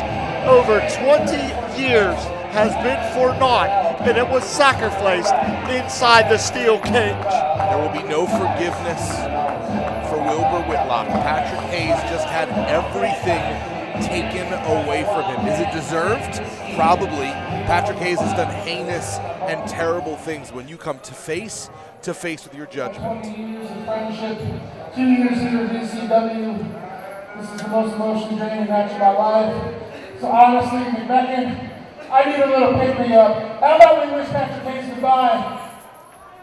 Because I know a little song that we like to sing. Na, na, na. Hey, hey, hey. One more round. And the tears welling up in Patrick Hayes. You heard it straight from Wilbur Whitlock. This was the stipulation of the match. Patrick Hayes must now leave Victory Championship Wrestling forever. the most emotionally draining match of Wilbur Whitlock's career. And Patrick Hayes hearing the words of Matt Vandriak out loud. It is all really coming to the surface. It is hitting him truly. Patrick Hayes is done. And love him or hate him, Patrick Hayes is one of the best damn professional wrestlers you're going to find anywhere. But unfortunately, well, you're not going to find him here. Well, exactly. The stakes of this rivalry, and really where Patrick Hayes had planted his home turf, is for not here in Victory Championship Wrestling. Where would this leave Patrick Hayes? A 2-year anniversary. And on the very first night in Victory Championship Wrestling, Patrick Hayes made a choice. And that choice has come to rot here with a conclusion and a swan song that I don't think he was ever expecting. It's the end of one man's night here in Victory Championship Wrestling, but could it be the end of another's? Commissioner Nick West has put everything on the line. It is going to be a team of VCW All-Stars led by Commissioner Nick West against the Origin and David Lawless. And you know that if David Lawless wins, this is the end of the line for Nick West. We've already seen Patrick Hayes. His tenure in this organization is done. Is this going to be the last stand of Nicholas West as well? Quite possibly. I was able to negotiate a matchup between Nicholas West and David Lawless. It ended in such chaos and such turmoil to where Nick West had to lay down the law. He had to issue this challenge for, to put everything on the line, to lay everything out there. Nicholas West is not just putting his job, his career, his livelihood on the line here tonight. He is putting blood, sweat, and tears into this matchup. He's competing. He will be in that cage, and he is going to do anything he can to get Victory Championship Wrestling out from the grasp of David Lawless. But this isn't just a cage match. This is a War Games match. Jim LaMotta, what can we expect from War Games? War Games, aside from violence personified, here's the bottom line. There's strategy that goes into this, and I'm going to tell you right now, here's the bottom line. David Lawless is a fungus, is a disease on professional wrestling. If David Lawless wins control of Victory Championship Wrestling, I am honestly scared to think what will come of this organization. If this is your first War Games match, here's a very quick summation of the experience. There will be 2 teams of 5. 2 members, 1 member of each team will start. Alternating members of each team will come in at regular intervals. Basically, for a period of time, there's going to be a handicap match taking place consecutively, depending on who won the coin toss, until all 10 men are in the ring. That is the only time that pinfalls or submissions are legal. The match beyond. Everything before that is just to tenderize, to beat up, to destroy and brutalize your opponents. You can only actually win at the point where all 10 men have entered the match. And you look at so many intersecting things in this matchup. You don't just have Nicholas West and David Lawless. You don't just have the power struggle. You have VCW Heavyweight Champion, the Beastman. You have former VCW Heavyweight Champion, the man that Beastman beat for the title, Remy LeVay. You have to think that Remy wants to not only install David Lawless, which would put him in much greater power than the Origin could have even imagined, but he wants to get one up on the Beastman and possibly get into a position where he can take back that VCW Heavyweight Championship. And also, just very recently, the Wayward Sons taking those VCW Tag Team Championships from the Origin. There has been so many power imbalances, so many dynamics in the build-up to this, and it is going to really come to a forefront here in this War Games match. Well, this is something that Jim mentioned earlier. There's strategy. There's strategy in all professional wrestling. There's strategy in every fight. There's a very specific kind of strategy in a War Games match, and that is the order of the members of your team. That advantage is going to be critical. It's critical. Absolutely. And how you put them in. You know, who on your team is most likely to be able to survive the entirety of the match? Who's batting cleanup? How do you predict what the other team is going to do? There is a lot of strategy here. So, Eamon, I'm going to put you in the boots of David Lawless. Jim, I'm going to put you in the boots of Nick West. Eamon, who would you put out first for Team Lawless? Eamon, who would you put out first for Team VCW All-Stars? For VCW All-Stars, you're on Team Lawless. I was about to say, Team Lawless, I got to give it to Remy LeVay, only in the sense that Remy's experience and his tenure in professional wrestling has led him to be in bouts in which he has had to grind and really push through things. That first spot is so unearthly critical because you're going to be in there the full length of the contest. I would rely definitely in somebody like a Remy LeVay in order to do that. But I also think Lawless has a kind of, a team of riches, so to speak, with all 4 of his partners in this matchup. What about you? You're backseat quarterbacking for Nicholas West. Who do you put in first for the VCW All-Stars? You have to go with Cowpoke Paul. He's got the best cardio. He's the quickest on the team. He can dodge. If Team VCW ends up at a disadvantage, he can buy some time, stick and move, cat and mouse. I think you have to bet on Cowpoke Paul is your opening lineup. But my bigger question is, how is Nicholas West playing to a factor? Nicholas West is the only competitor in this matchup who does not have a wrestling background. He had one match his entire career, and it was the match against David Lawless.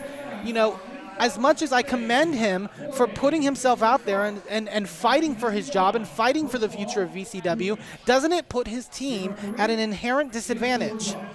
It depends. It depends on where Nicholas West puts himself in the lineup, where he bats, how he uses it. The thing is, there are no disqualifications. Nicholas West could show up, or Nicholas West and a lot of weaponry could show up. We have no idea what surprises could be in store because, remember, David Lawless has hired the Origin to basically do his dirty work. They're not the only people on his payroll. Yeah. Thankfully, this takes place in a steel cage. That keeps everyone else out and keeps these teams in. This is a loaded contest. The Origin have run roughshod over VCW for the last year. Of course, we've got a combination of our current tag team champions and our heavyweight champion and the most beloved member of the roster by far.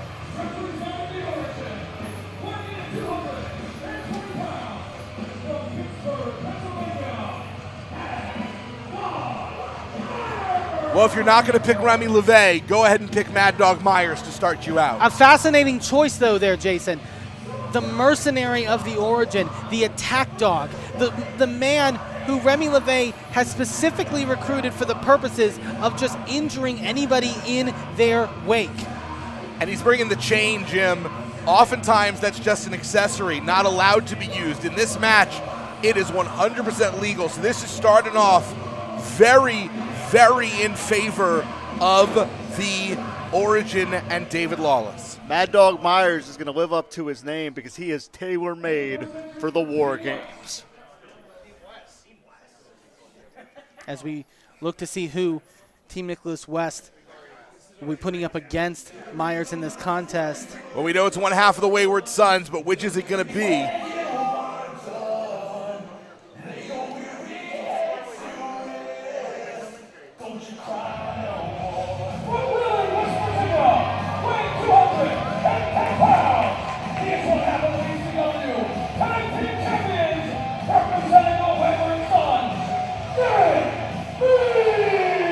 And this is an interesting choice because Garrett Lee is primarily a tag team wrestler.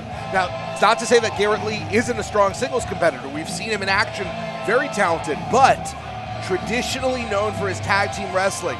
There's no one to tag here.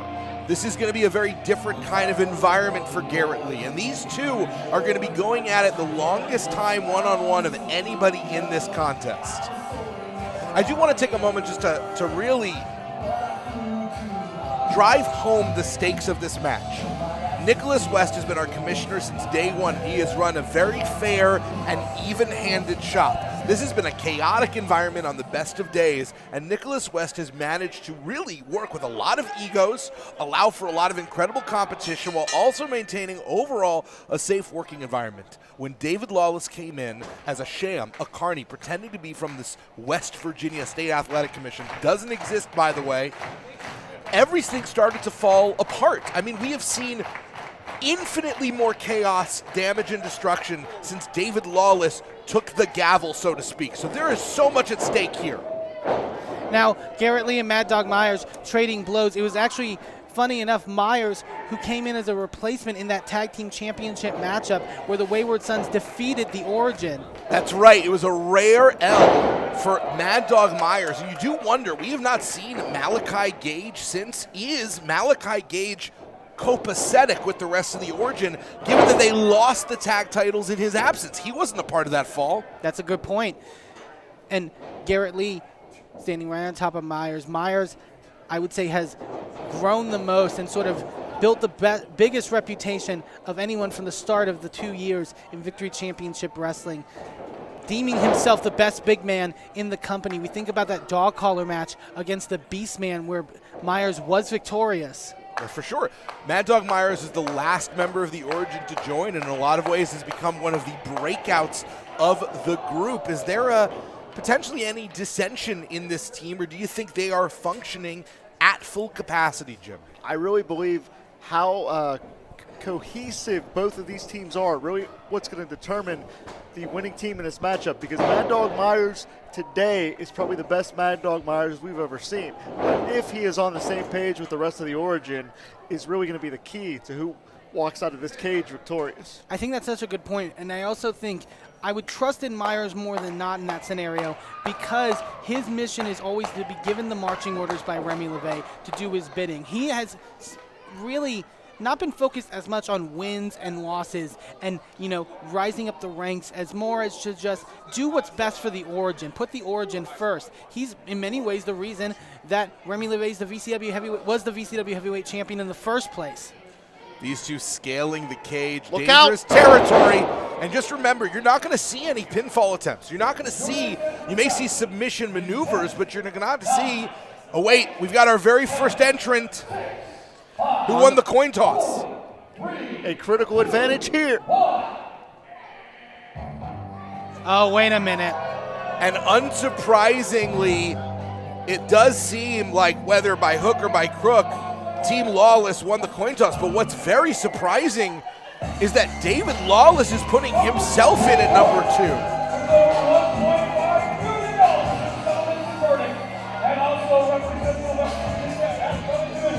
Not a thing.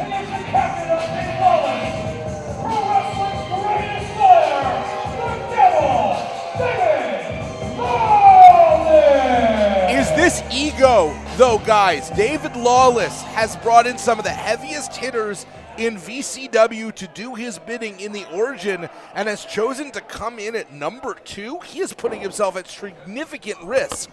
That's the ego, I've got to say, of David Lawless, which is in full effect anytime he gets into a VCW ring. Oh, big clothesline. But I will also note, keep an eye on Gianni Michael Enrico and Amanda Maslow coming to ringside there. Theoretically, the cage should neutralize Gianni Michael Enrico and Amanda Maslow. There's only so much they can do on the outside. Big leg drop by Lawless, great elevation. I hate to give it to him, but. No, he's a big man, very powerful, known more for his mouth than his strikes, but we are seeing what David Lawless has to offer in the ring, Jim. Absolutely, and make no mistake about it, it was no accident that he wasn't the man to start this matchup because he quite literally wanted to make sure that he had an advantage. He can come out here and pick the bones of Garrett Lee. And having that attack dog also in front of him. Yeah, he lives up to that name, Mad Dog. I'll tell you that. So we know now that always, Team Lawless is going to have a one-man power play advantage until the end, whereas Team VCW, Team Nicholas West, will have the freshest person at the end. It's both of them are potential advantages, both of them are potential disadvantages. That's just the way the card's laid. And Lawless was grinning like a Kesher cat. I'm sorry, Eamon, go ahead. No, I was just going to say, it's going to be so difficult for Garrett Lee to get out of the block here, too. You know. And that is something that Gianni Michael Enrico can do from the outside. Berate, scream, get in the head of opponents, and that really can make a huge difference. Double back elbows there by Myers and Lawless. And a double team there here on Garrett Lee. They look like the cats that ate the canary right there. Very proud of themselves. We're about 5-10 seconds away from finding out who is going to represent Team VCW All-Stars. I wonder if we see Gavin Jacobs maybe get that unit of the Wayward Sons together. That doesn't sound like the Wayward Sons music. No. No, this is a difference!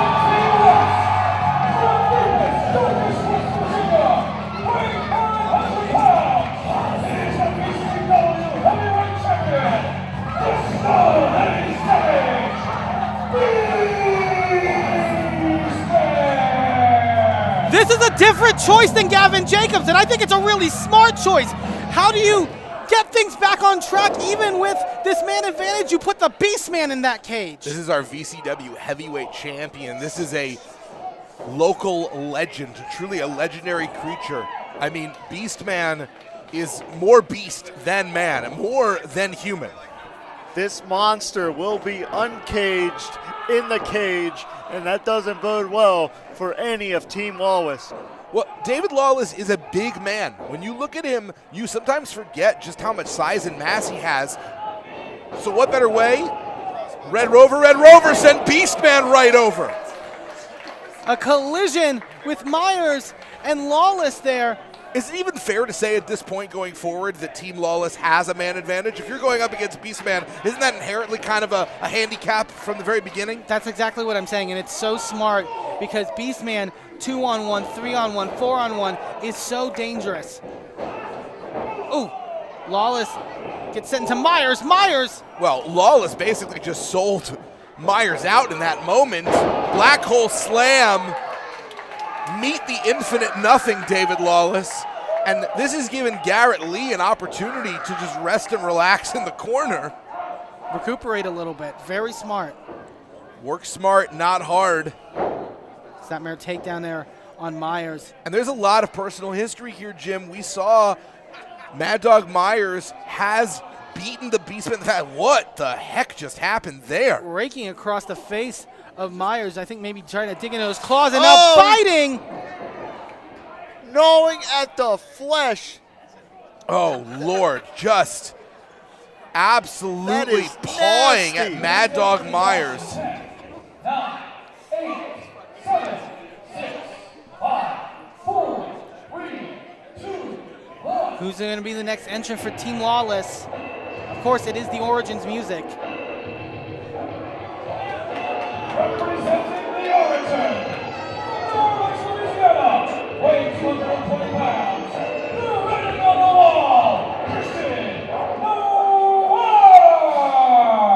Many men would be trepidatious going head-to-head with the Beastman, but it is fearless Christian Noir, who considers himself the test in professional wrestling. The Bayou Bully looking to impose his will on the Beastman. But Noir is a kamikaze.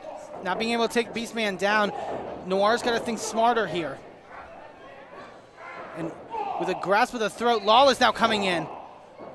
The two heaviest hitters of the Origin, Mad Dog Myers and Christian Noir, both in. That does bode well for them. 2-on-1 against the Beastman, leaving David Lawless to fend for himself against Garrett Lee. Noir, takes Beastman down. Looking to silence the Beastman. And if they can keep Beastman off his feet, they've got a real shot here. Again, remember, this is just all the appetizers. We haven't even entered the actual match yet. This is just about softening up your opponents. This is about doing great and serious violence. Lawless now putting in the choke to Beastman here as Garrett Lee got sent hard there into the side of that steel cage, unforgiving. I hate to sound trivial, gentlemen, but we know it to be true. The more crowded that cage gets, the more bodies that are in there, the more dangerous it gets. For everyone. Because you can get a knee taken out so easily when you get that blindside attack. Well, in the original War Games that we had here in VCW, we saw the absolute decimation of Zeke Mercer. A long-standing injury happened in this match. There's every reason to believe history could repeat itself here. We have seen some crazy things tonight, but this is the most dangerous match on the card. And it's clear that Lawless and the Origin feel that they are in full control, and they have every right to be. They have Beastman, they have Garrett Lee grounded. For about 10 seconds. And now whoever enters is going to have to await 3 men with the ring fully theirs. Well, that's pretty clear. It's going to be Gavin Jacobs.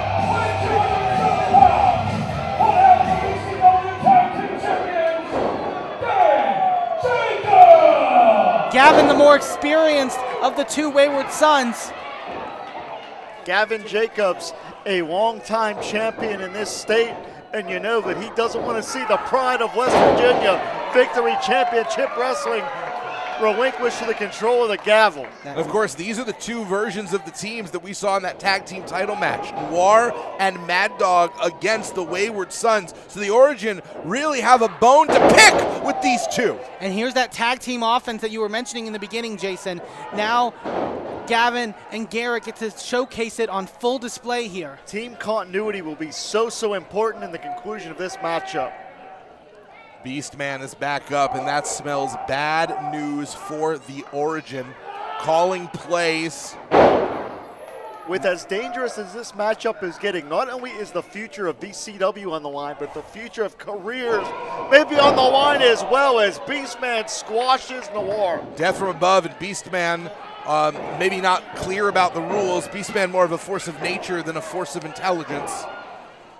Not every competitor in the ring, but I mean, that's the nature of Beastman, as you alluded to, Jason. We've seen time and time again, is that loincloth. Well, the less said, the better sometimes. Sure. Picture's worth 1,000 words. Well, that's how to neutralize and 2 competitors here. Beastman very confused as to why he can't get a pinfall. Referee George is going to have to try and make sure he can soothe that savage beast. And again, there's a lot on the line here. Our whole lives could change depending on who wins this match. That's who signs our paychecks. That's who makes the rules for this company. There is a lot riding on this match for everyone in this building. Fans, employees, wrestlers alike. I tried my best to sort of get one up. Wait, Gavin Jacobs, look at Gavin! Incredible. Moonsault press, wipes out the field. Oh, but Myers has that chain. I was going to say that I tried my hardest to get David Lawless out of here by, unveiling. Representing the Origin, Pittsburgh, Pennsylvania, weighing 225 pounds, the Mighty Racer, Remy LeVay. One of only 2 men who can make the claim that they have been the top dog in this organization. All respect to Mad Dog Myers. Low blow, totally legal. The Mind Eraser, the first VCW Heavyweight Champion, showing exactly why that's the case. And now going right after the man who took his title. The last time that Remy LeVay and the Beastman shared a ring, it was an absolute war, and it will only be topped by War Games here this afternoon. 4-on-3 advantage right now, power play for Team Lawless. To the point that you were making earlier about this deciding who signs our checks, this deciding who leads us in the VCW, I may have tried to get the better of David Lawless by exposing the fraud that is the West Virginia State Athletic Commission. But if he wins this matchup, if he secures it, it's out of anyone's purview. It's in by law. David Lawless heads Victory Championship Wrestling. And we said at the very beginning that Mad Dog's chain was going to be a difference maker, and it has been. How do you neutralize the Beastman? Beastman, you see, bloody open because of that chain. Remy gets sent. Rocked there. That's what one shot from the Beastman can do. We knew there would be casualties in War Games, but I'm getting very, very concerned here, gentlemen, because this thing is far from over.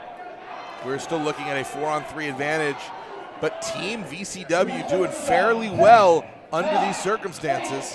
7, 6, 5, 4, 3, 2, 1.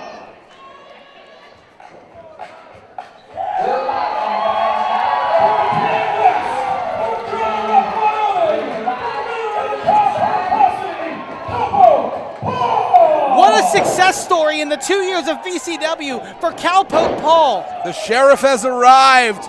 Lawless may be the law and order, but Cowpoke Paul is the law we need here. Do-si-do, away we go. The lassoer of limbs is on the case. And we know with Cowpoke Paul now entering this matchup that Nicholas West will round out the field. I think that's the smartest move. 100%. We know it's going to be Malachi Gage for the Origin and Nicholas West in the fifth batter speed. And now Cowpoke Paul looking to take David Lawless to paradise. Oh, but the Origin swarming like buzzards here. Paul has had his issues with the Origin numerous times. Who hasn't? I mean, sure. I mean, if you look across the VCW locker room, there's probably plenty. No. Look out! No. Oh, man! Paul got launched into the cage, and you can see even stuck between the cage and the ring apron. His skin raking down across. This is how the Origin has been so dominant for the last year. At one time, they held every title in this company. That's been unheard of. The Deplorables couldn't do it. The Church of the Guiding Light couldn't do it, but the Origin, they did it. And they have been running roughshod. The 2023 undoubtedly was their year. Oh, low blow by Lawless. All legal in this matchup. And again, sending Cowpoke Paul into the steel. We're seeing this cage. It's precarious when you throw Beastman at a structure. The structure may not survive. We know who's next, guys. It's going to be Malachi Gage. Super kick takes down Noir, but he's getting joined by his longtime tag team partner. And what state of mind is the Sideshow Psycho going to be, having lost the titles without even being a part of the match?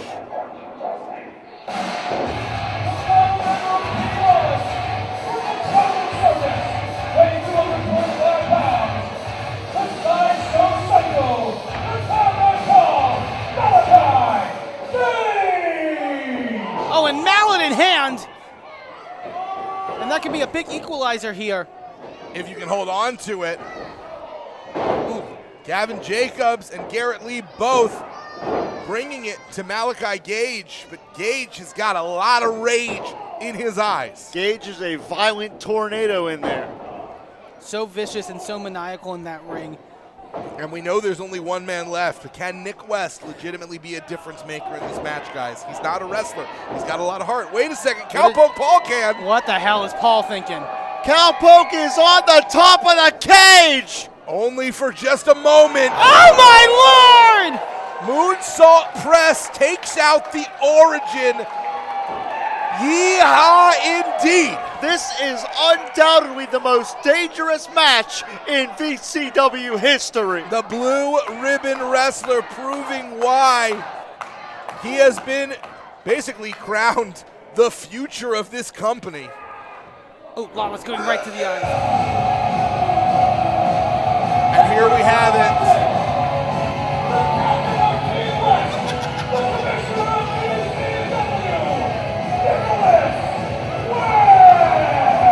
I know we're supposed to be impartial, but go get him, Commish.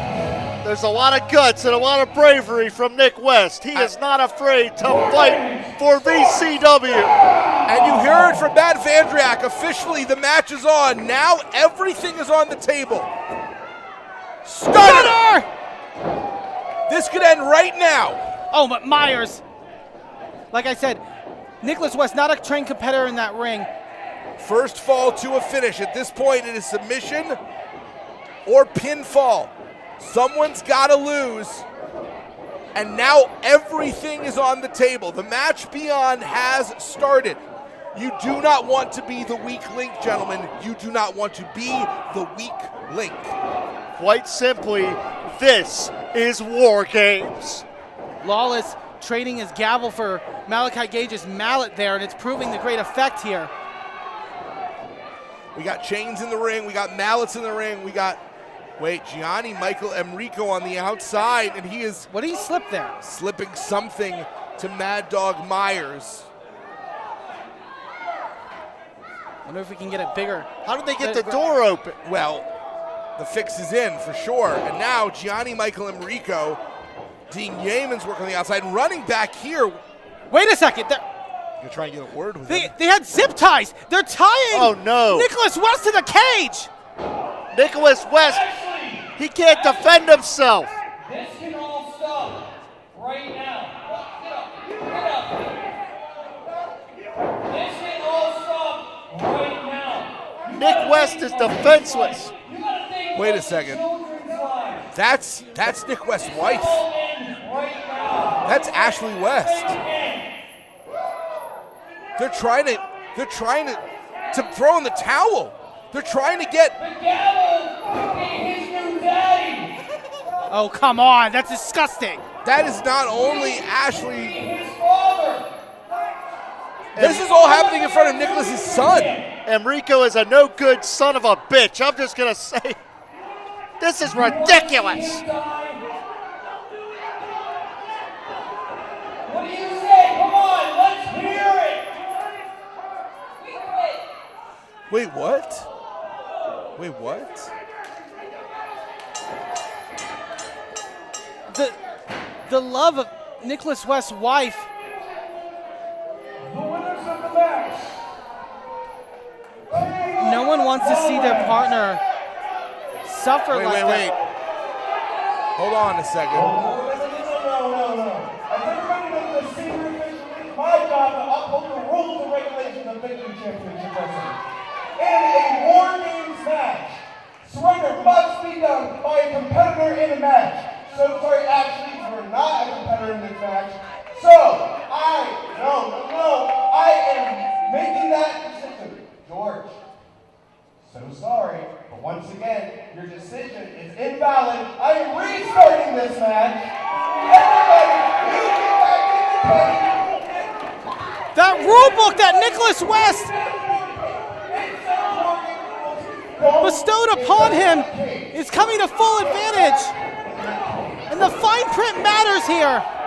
Only a competitor in the ring can submit. So no matter what they do to Nicholas West, his wife and his child cannot submit for him. This match is restarted. But isn't that the conundrum that Nicholas West is in? He's still tied to the cage. But David Lawless isn't even in the cage. So while Nicholas West may be stuck inside right now, basically it's still 4-on-4. Team VCW All-Star against Team West is David Lawless very gingerly deciding whether or not he wants to re-enter this match. He's saying, what does he think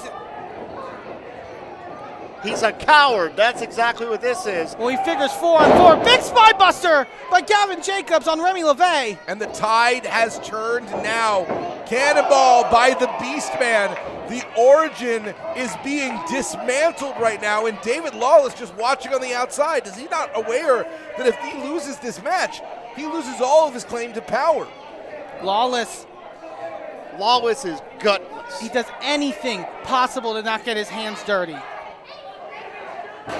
And David Lawless simply watching as his hand-picked assassins, the Origin, are being completely demolished.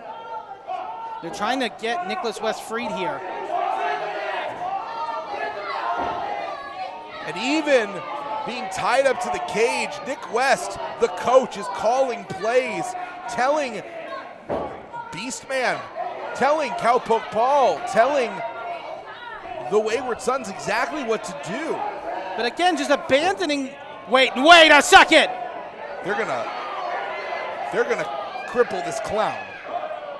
They may end Gage's life. No way. Guys, I don't know. This may be going too far even for War Games. Yeah, we call this move CTE. Beastman. Good wait, Lord. Remy just spared Malachi! Remy saved Malachi Gage, but submitted. Well, listen, if David Lawless is going to abandon them, why die on that hill?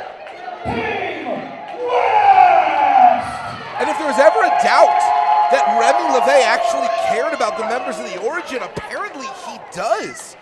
He legitimately cares about these psychos because he was willing to lose the match in order to save the life of Malachi Gage. I'm sure it was a lot easier given that David Lawless abandoned them. David Lawless leaving the Origin high and dry here. And Nicholas West remains our commissioner. The reign of terror is over. Nick West officially regains control of VCW. A lot of headlines here. Nick West still commissioner. David Lawless out of power, but also the Origin. The Origin, more of a family than we ever thought. As these four leave together, that is the most empathy we have ever seen out of Remy LeVay in his entire career. That is so fascinatingly true, Jason. Remy LeVay chose personal relationships over power. I don't know what has happened to Remy LeVay since losing this title. And I don't know what it's made him as a competitor, but as a human being, it's possible that Remy LeVay is evolving.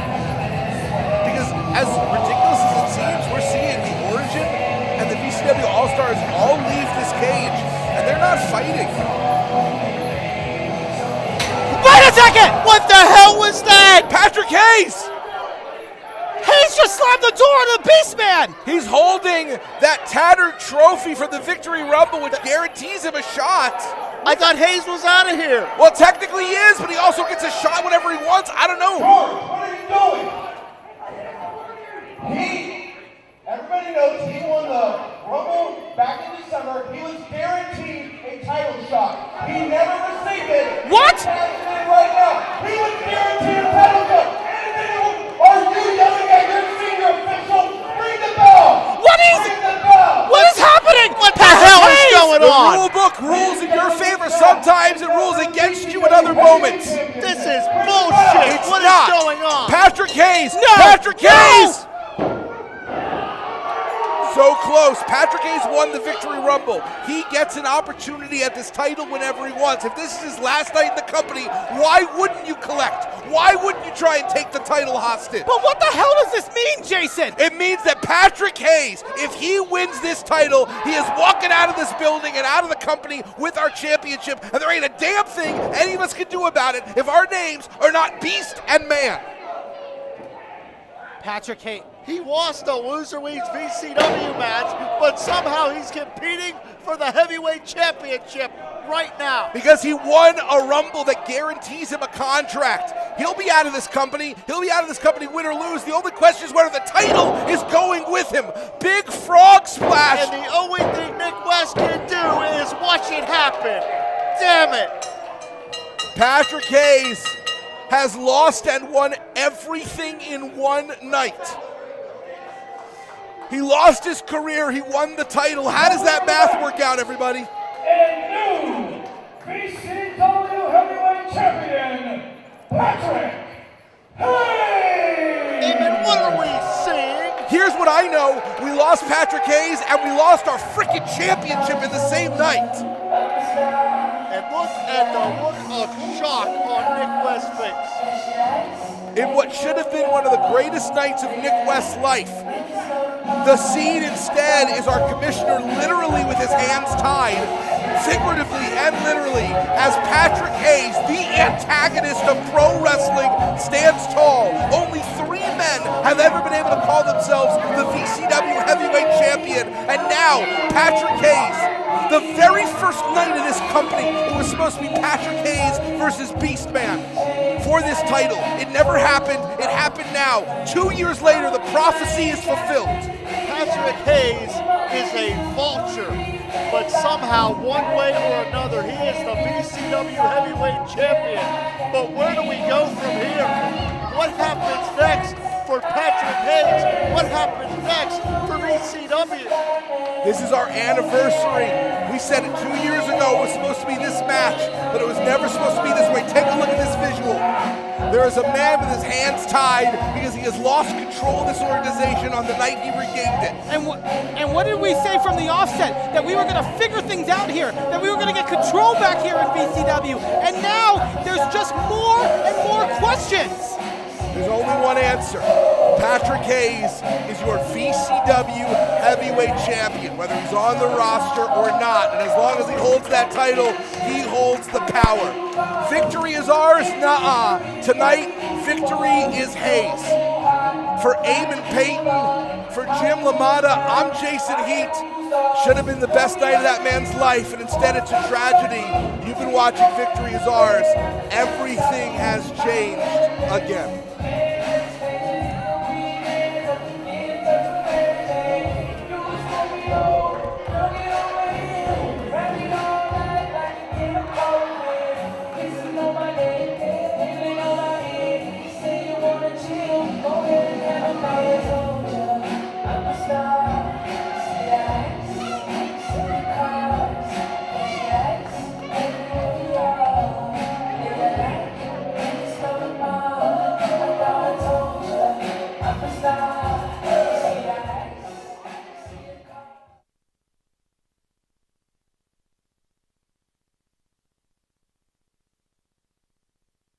Well, hello, friends. I'm your pal in the mainstream media. And I'm the Riz. And, you know, Riz, it takes years of strenuous, dedicated training before you're worthy to step inside a professional wrestling ring. But it takes even more time to develop complex, highly astute opinions about professional wrestling. Am I right? That is correct. Yes. And you know where we can find that? Yes. On the Wrestling Mayhem. That's right.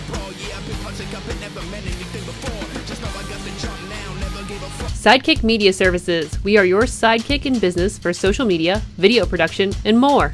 Find out more at sidekickmediaservices.com. Well, hello, friends. I'm your pal in the mainstream media. And I'm the Riz. And, you know, Riz, it takes years of strenuous, dedicated training before you're worthy to step inside a professional wrestling ring. But it takes even more time to develop complex, highly astute opinions about professional wrestling. Am I right? That is correct. Yes. And you know where we can find that? Yes. On the Wrestling Mayhem. That's right.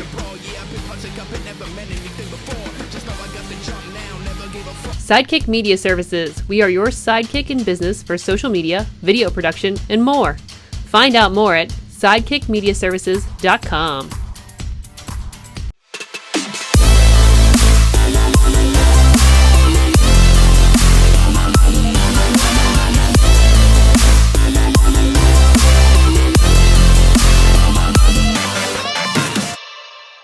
Ladies and gentlemen, welcome to Victory Championship Wrestling's Fight Fire with Fire. I'm Eamon Payton, going to be joining you as the host for this evening in our debut in Pennsylvania. Kicking things off with a big grudge match here. Thank you to the folks at the South Franklin Volunteer Fire Department for hosting us here in Washington.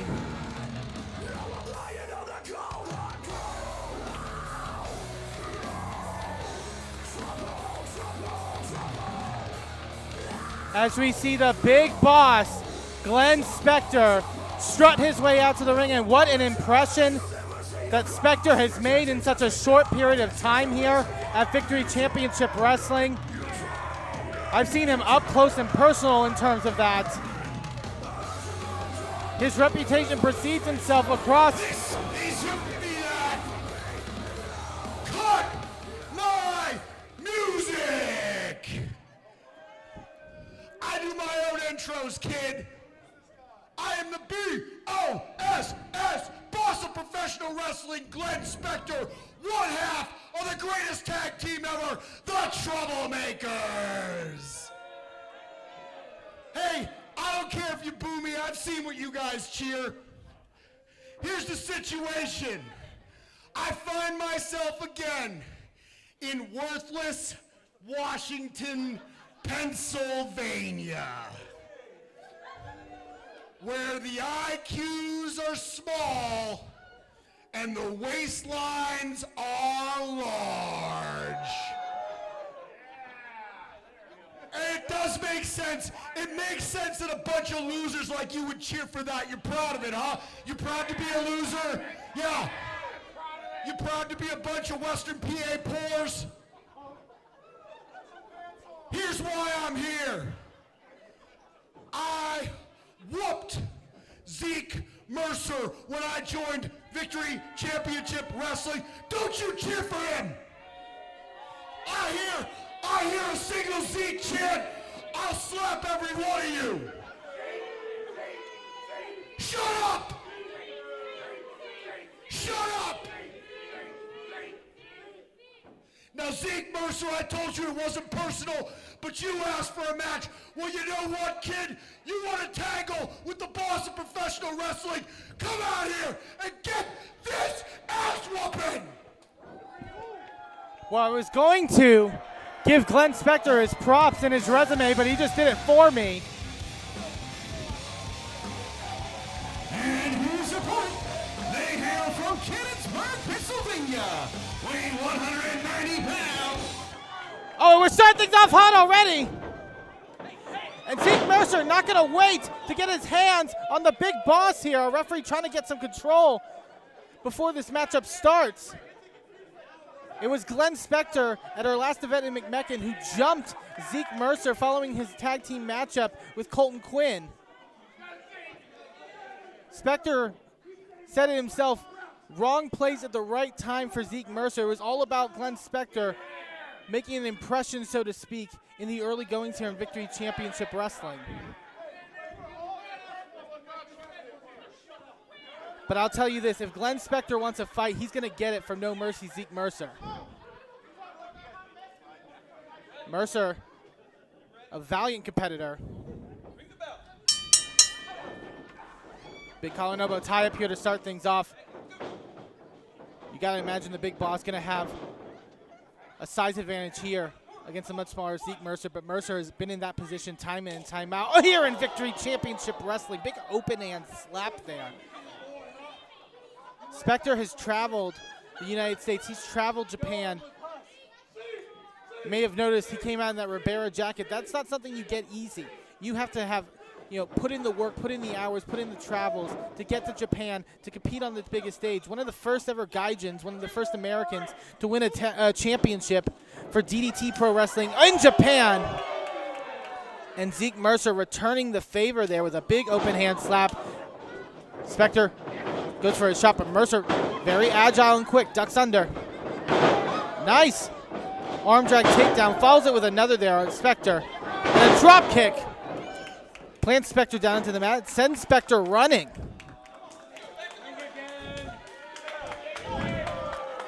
Mercer, the list of enemies that had, he's had to tangle with in Victory Championship Wrestling, the blood feuds has been long and storied. One of their biggest injuries in their career was suffered at the hands of one of those blood feuds with the deplorables, that leg injury that almost ended Zeke Mercer's career. And I've said it before, once you're on that precipice of a career-ending injury like that, it changes you as a person. Mercer getting a little bit of assist from the crowd here in Washington, Pennsylvania. I want to thank everyone for joining us on IndyWrestling IndyWrestling.us's Facebook page for our live stream, and here in Washington, PA, our debut in Pennsylvania. Spectre now, going to get the advantage and Beal Mercer into the ring.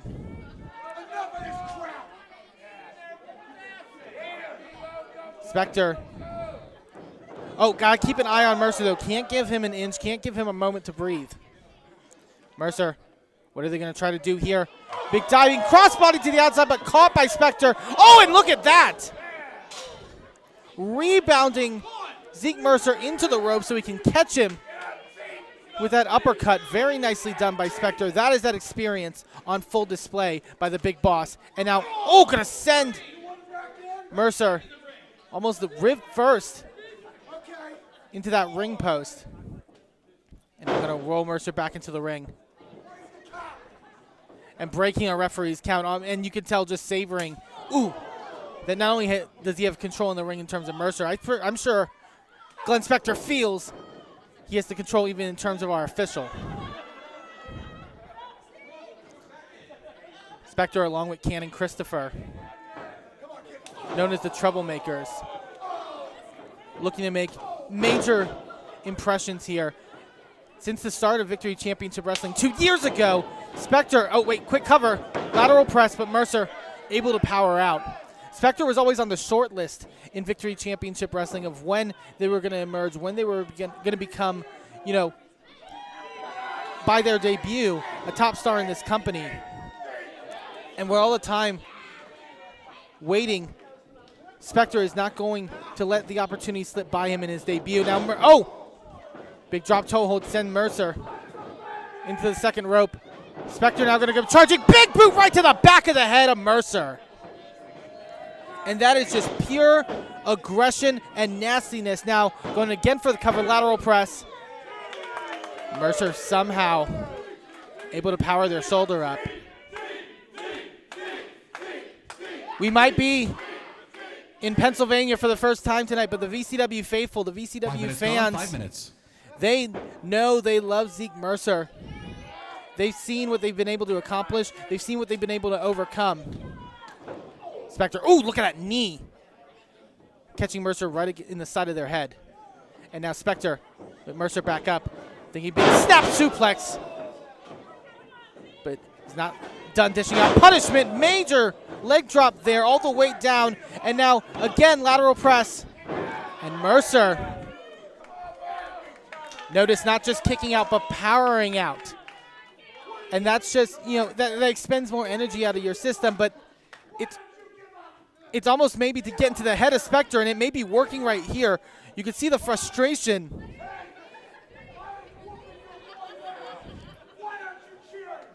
Well, at a certain point, I think Glenn Spectre has to do less convincing of the audience here in Washington and focus more on getting the job done, finishing off Zeke Mercer. Now Mercer caught Glenn Spectre, saw what he had in mind, and is able to counter it. Question is, can Mercer string together some offense and build some momentum? Duck on Spectre's shot, and Mercer gets one in himself. Catches the boot. Massive clothesline. Mercer now feeling themselves. And you can see the fire that has been lit under Zeke Mercer. Plants Spectre in the center of the ring, cover. Spectre just able to get that shoulder up.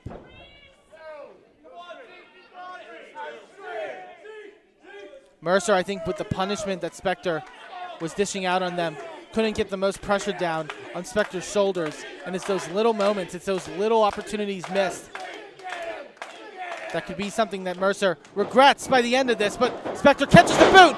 Big dragon screw. And I mentioned the past leg injury before by Zeke Mercer. The question is, has Spectre scouted that? Spectre now lining up. Oh my God! I thought he'd catch him with a knee, but no! Mercer evading the shot. Big backhand. Rock Spectre. Spectre's out! Lights out for the big boss. He's seeing stars right now. Question is, can Mercer capitalize? Wait a second! That's Cannon Christopher! right behind the back of our official, comes charging. Massive black hole slam by Glenn Spectre. And that could have been the distraction that Spectre needed. There's that knee! And it might just be lights out for Zeke Mercer. And it is. Your winner of the match, the boss, Glenn Spectre. Give the assist to Cannon Christopher. But the ref can't call what they can't see. And Spectre, with not just their first singles win in Victory Championship Wrestling, but an added bit of embarrassment, he was able to dish out onto Zeke Mercer.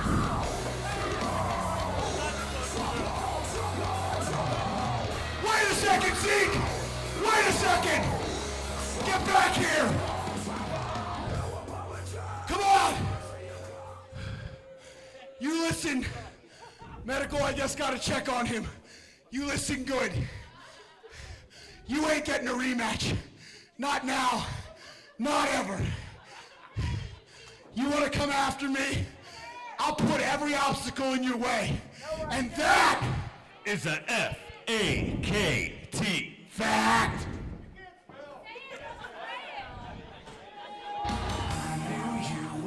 Well, statement laid out by Glenn Spectre. What does the future hold for the big boss here in Victory Championship Wrestling?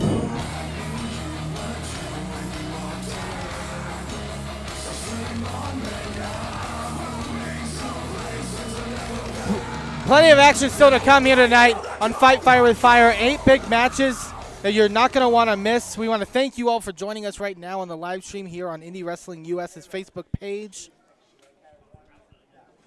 As we get prepared for our next matchup, we also encourage you to check us out tomorrow, either on live stream or in person in McMecken, West Virginia, as we return to the Bishop Donahue High School. A lot of great action for that night as well. This next bout is set for one fall. Your referee is Ronnie Starks.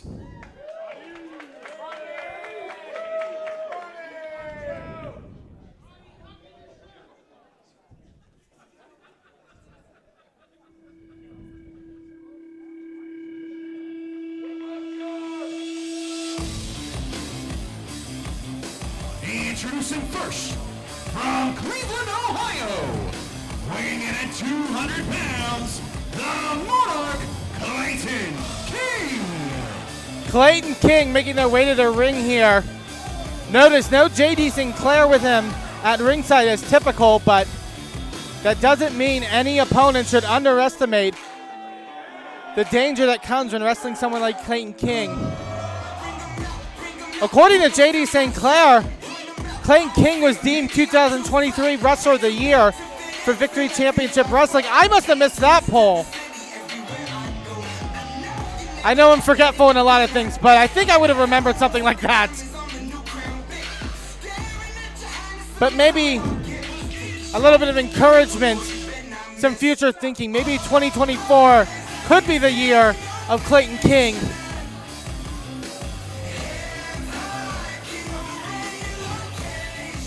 Quite the cocky individual, but he has quite the tough test ahead of him in his opponent.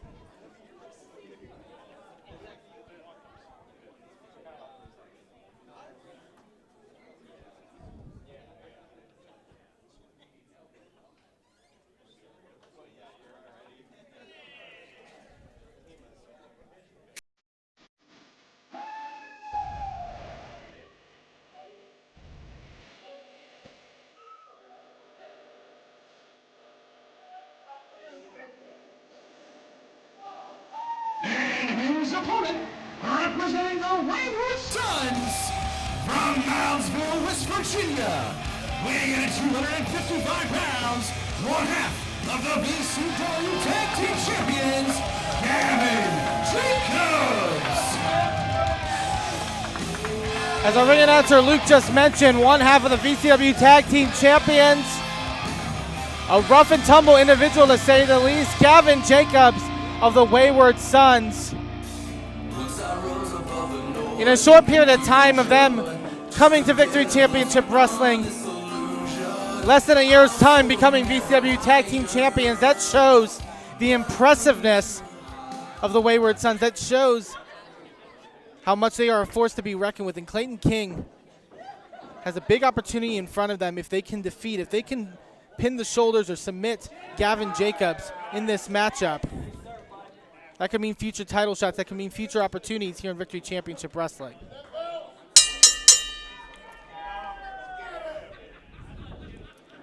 Clayton, already a smirk on his face.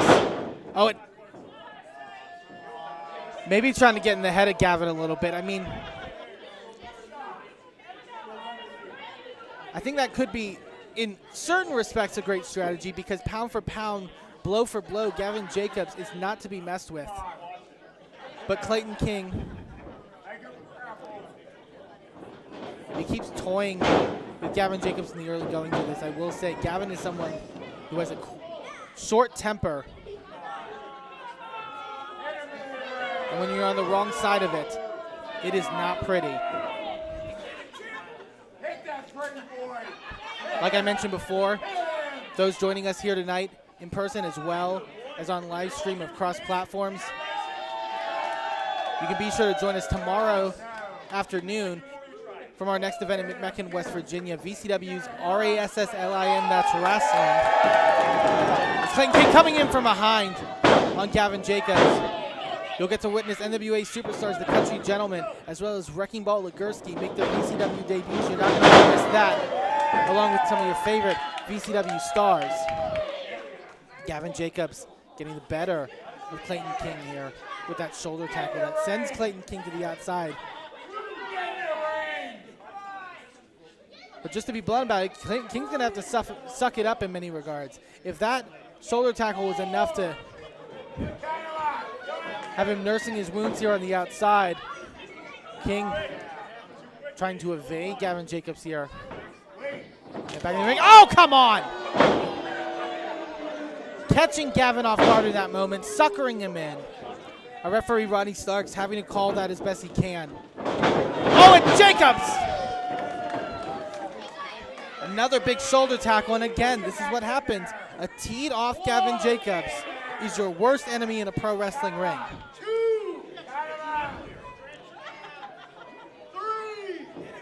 Clayton, no one's, our security, our fans here in Washington, they ain't gonna help you, Clayton. They ain't gonna help you rest up, help you get better. Deal with Gavin Jacobs. And again, cutting off one half of the Wayward Sons here. King, with a shot right to the gut there. Jacobs, a decorated competitor across all of Pennsylvania and West Virginia.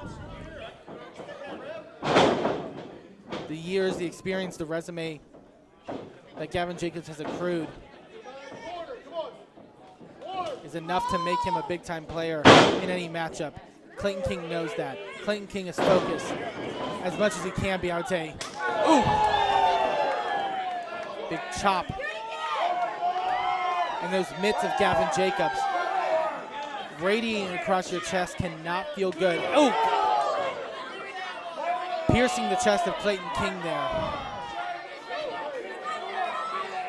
Ooh, and the crowd in Washington seems to be loving it here tonight. I also want to once again give our big thanks to the South Rankin Volunteer Fire Department for hosting us here tonight in Washington. Always so many exciting events for Victory Championship Wrestling down the pike. So you're going to want to check it out any chance you get. Victory Championship Wrestling across social media. It's great being on live stream, but it's even better seeing it live and in person. As now King, I thought we were going for a cover here, but now just a choke right to the throat of Gavin Jacobs. King in the driver's seat here. And even though he's not in person, you got to imagine JD St. Clair watching live, going to be quite happy with King's performance so far. 5 minutes gone, 5 minutes. King, he hasn't finished off Gavin Jacobs yet, but seemingly letting it be known what's in his future at the very least in his mind. Big shoulder tackle in the corner, rocking the big man. Getting Gavin Jacobs on the ropes quite figuratively and literally. Off the ropes. Big bulldog there by King. Now again into the cover. And a kick out. Not even a 1 count at that point. That's Gavin Jacobs' defiance on full display in that ring. King now. Oh! Again, taking a little bit too long, getting a little too distracted with our official. Trying to debate with him too much, and Gavin Jacobs found his opening, but Clayton King cutting him off with a knee right to the gut. Oh, and a big elbow drop right into the heart. King has done a good job here of grounding Jacobs, beating him down into that mat as much as possible. Gavin Jacobs powerful, but also very explosive. You can't underestimate that. King now with shots to the back. Sends Jacobs off into the ropes. Grabs the whole big back suplex. And Gavin Jacobs in worse for wear, but Clayton King not capitalizing, not going in for a cover. Taking a little bit too long, lateral press. And that's that cockiness, that's that inexperience that Clayton King is exhibiting right here. Not a full press on the shoulders, no hook of the leg. It's those little things, it's those little moments that could cinch a deal in a matchup like this. King now, hitting up Jacobs in the corner, big splash. Sends Jacobs rocked. And now gonna bring Gavin Jacobs up to the top turnbuckle. What could Clayton be thinking? Oh! Jacobs now gonna hold. Nice snap suplex! Sending Clayton King halfway across the ring. That is the power. The unmitigated power of Gavin Jacobs. But this time from exhaustion, Gavin Jacobs not able to capitalize and return. Secure a cover. This crowd doing their best to rally behind Gavin Jacobs here. Jacobs now rolling back up to his feet. Big forearm shot, rocking Clayton King. I would not be going blow for blow if I was Clayton King here. Oh, man. That will dislocate a tooth. That'll rearrange the jaw, and Jacobs firing in with clotheslines here. Oh, grabs hold of the arm. Spins King around. Double underhook. Look at this power. King, oh, able to fight free. Oh, almost head-on collision with Ronnie Starks. King going low behind the referee's back. Schoolboy. And King gets it! Your winner of the match, the Monarch, Clayton King! King! With one of the nastiest tricks in the book. Saw his opportunity and took it there with that low blow. Right behind the back of our referee, Ronnie Starks.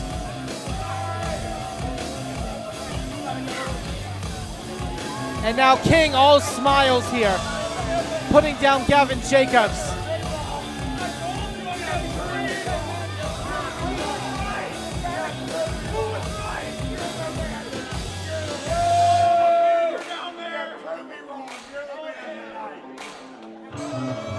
Gavin, look at this, offering a handshake. Oh, not what I thought. Plants Clayton King head first in the mat.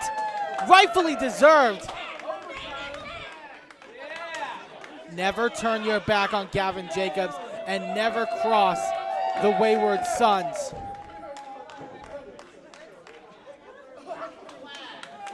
Clayton King may have gotten the victory tonight, but definitely does not look like a winner. Face first into the mat here in Washington. I want to reiterate again, thank you all so much for joining us live on IndyWrestling.us. We're on Facebook, YouTube, Instagram, Twitch, as well as Caffeine TV. More great wrestling action still to come, and as I mentioned before, we will be back tomorrow afternoon, 3 p.m., with our return to McMecken, West Virginia at the Bishop Donahue High School for RASSLIN, that's wrestling, where you're going to get to witness the McMecken debuts of the Country Gentlemen and Wrecking Ball Legursky from the National Wrestling Alliance. Our camera at ringside, as well as the camera right here that we're facing. Tonight's event is streaming all over the world. Compliments of our friends at IndyWrestling.us. The event is streaming all over the world here from Washington on Facebook, YouTube, Caffeine TV, Twitch, and Instagram. So guys, we want y'all to make some noise, get wild, get crazy, because tonight, Washington, PA is being telecasted all over the world.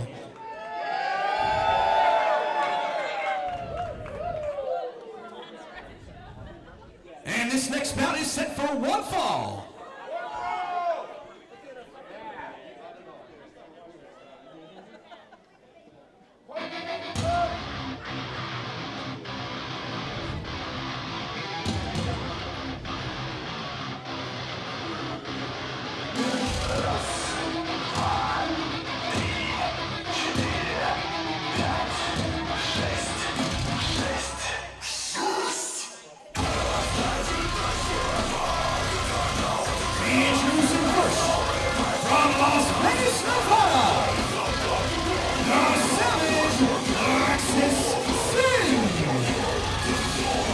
Singles debut here for Lexis Sin, who I had the pleasure to witness last night at our live event in Moundsville, West Virginia, as a part of an 8-person tag team matchup. Sin, a tough as nails competitor, no nonsense in that ring, vicious. And we're going to see that on full display here tonight in their singles debut.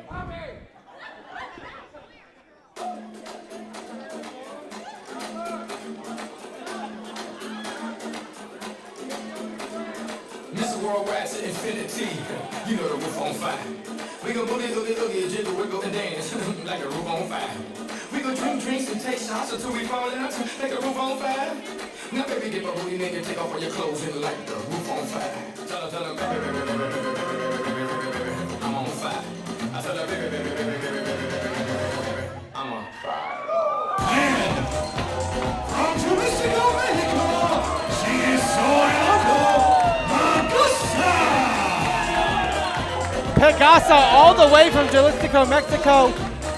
A long travel from Washington, Pennsylvania. But when you get the opportunity to compete here in Victory Championship Wrestling for the first time and then press management, you take it.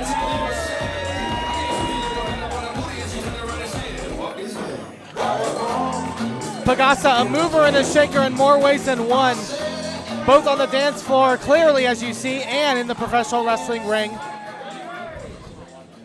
And this should be a very interesting matchup.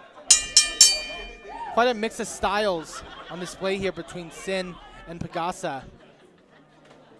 Pegasa, you're going to see a lot of quick movement, a lot of fast action. Lexis Sin, on the other hand, ground and pound, a lot of striking. Sin, ooh, look, already kind of doing exactly what I just mentioned, taking Pegasa down into the mat. Definitely a big MMA influence with Lexis Sin.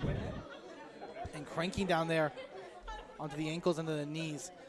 Smart move to take those limbs apart when you're dealing with somebody like Pegasa in that ring.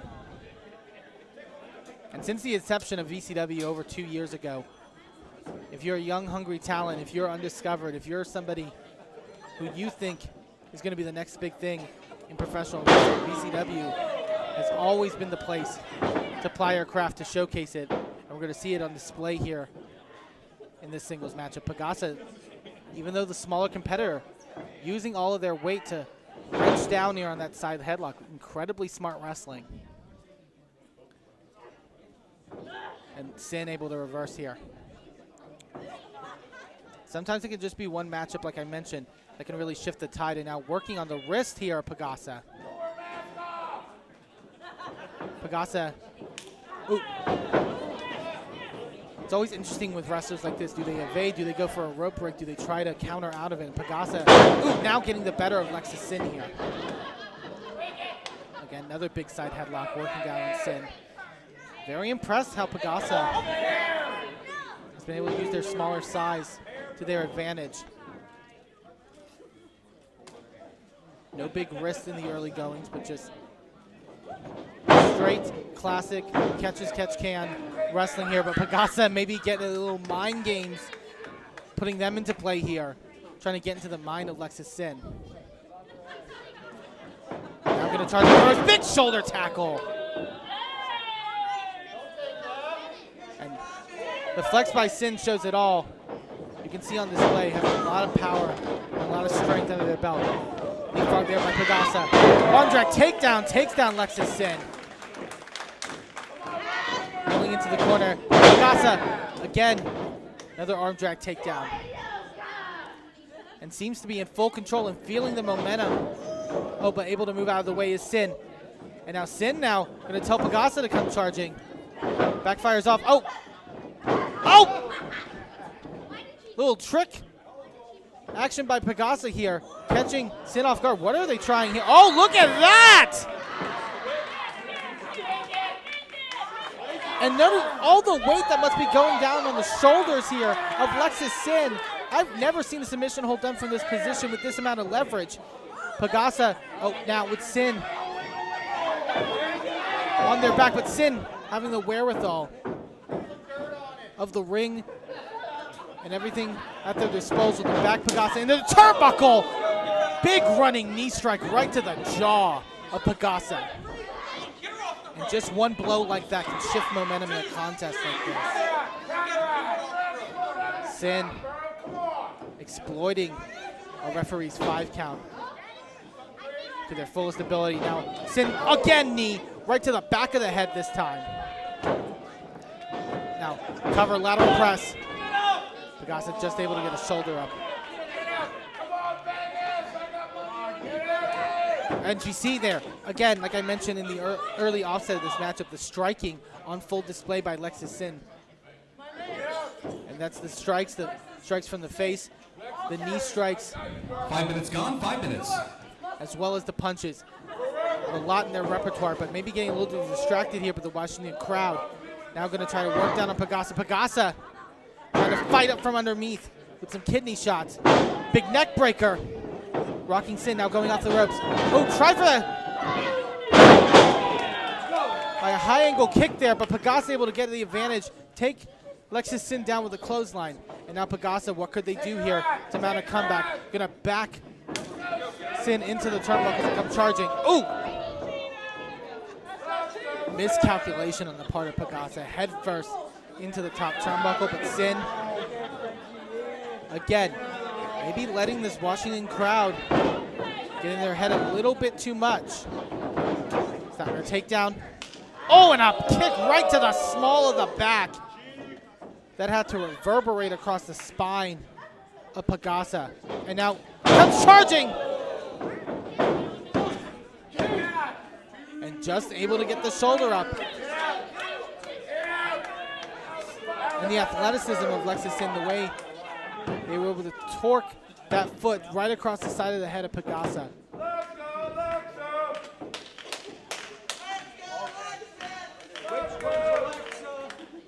Crowd divided here between these two competitors. I gotta say, I am as well. Incredibly impressive. Lexis able to stop the momentum going into the turnbuckle. Pagasa charging, big drop kick.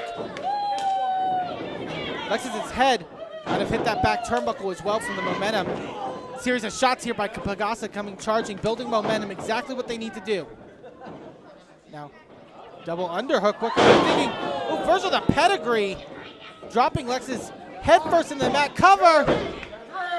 Oh, but again, wherewithal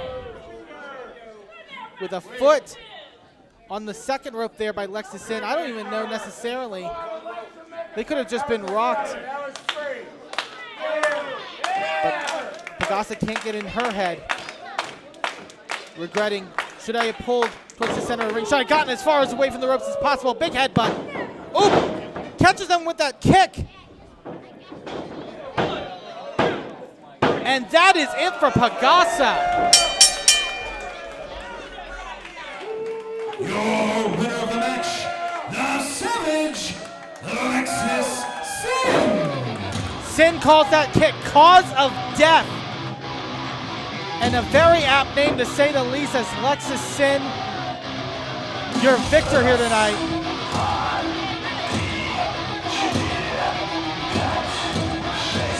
The question is, does this lead to more opportunities? Are we going to be seeing more of Alexis Sin in Victory Championship Wrestling events?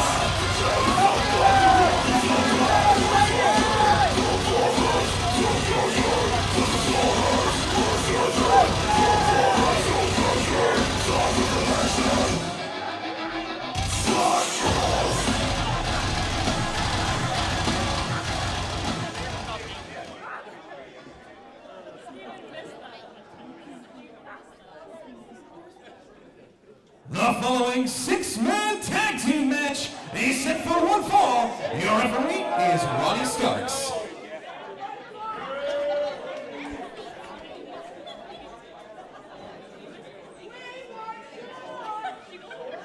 I got what I came for. Introducing first team number one.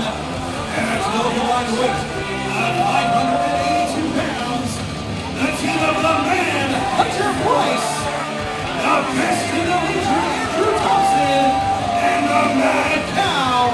Together, they are the Insane Cow Posse.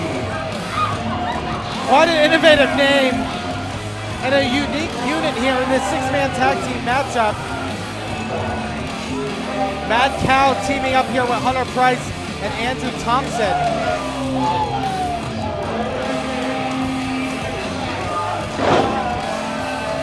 Thompson and Price we saw in that event in Moundsville I mentioned before, also two very impressive competitors.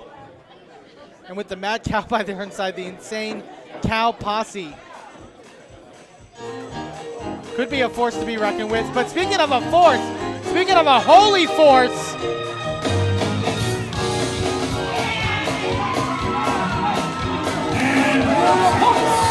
At a combined weight of 624 pounds, the team of Terry, the White Trash Luchador, Lumber Chad Larson, and the good one, Pastor CeeLo. Together, they are known as the Tabernacle.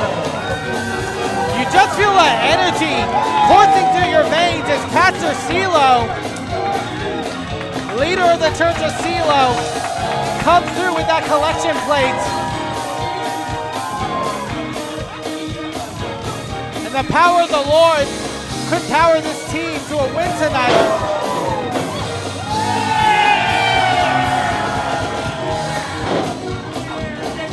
CeeLo flanked by two other competitors who we've seen multiple times in Victory Championship Wrestling, looking to make a name for themselves, Lumberjack Larson and Terry the White Trash Luchador.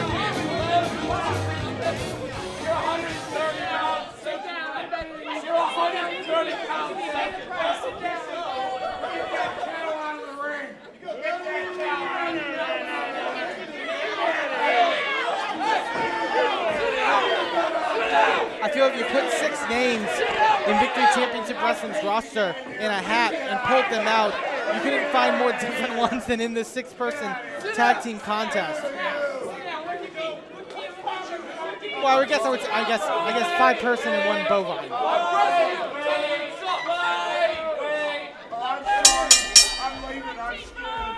The Mad Cow and Pastor CeeLo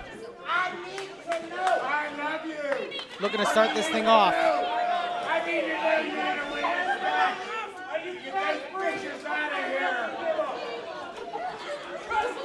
I hope CeeLo's not thinking of milking Mad Cow here tonight. I would guess by the name it's more than likely spoiled.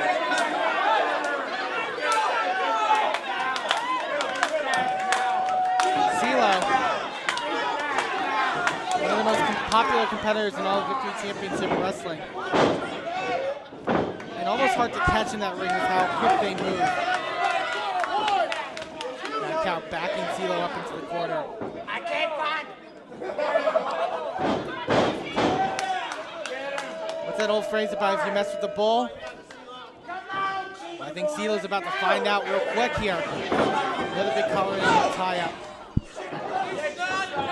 CeeLo now, ooh, big wrist lock on the, I was gonna say the arm, but I guess they have 4 legs typically.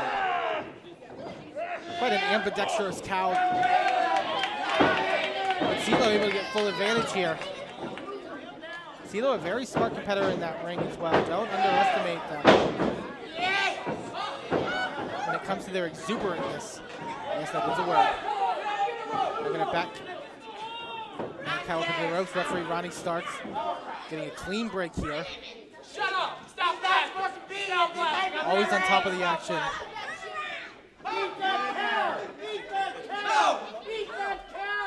Almost a stalemate here.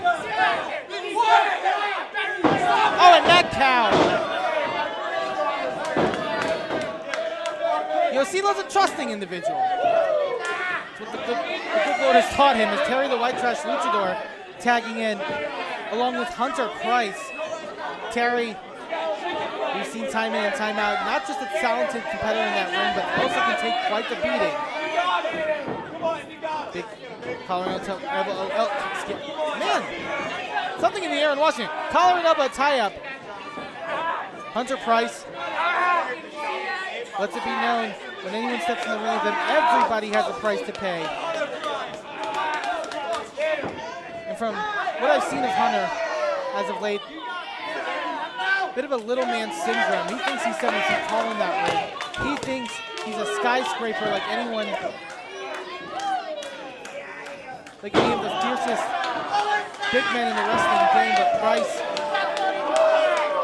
all that aside, all that ego aside, still very skilled in that ring. Big side headlock here, trying to work down on Terry. Now going to Irish whip off of the ropes. Another by Terry, able to trip Hunter and send them reeling. Like I said, very unconventional, you could say, is Terry the White Trash Luchador. But sometimes unconventional can work and catch your opponent off guard.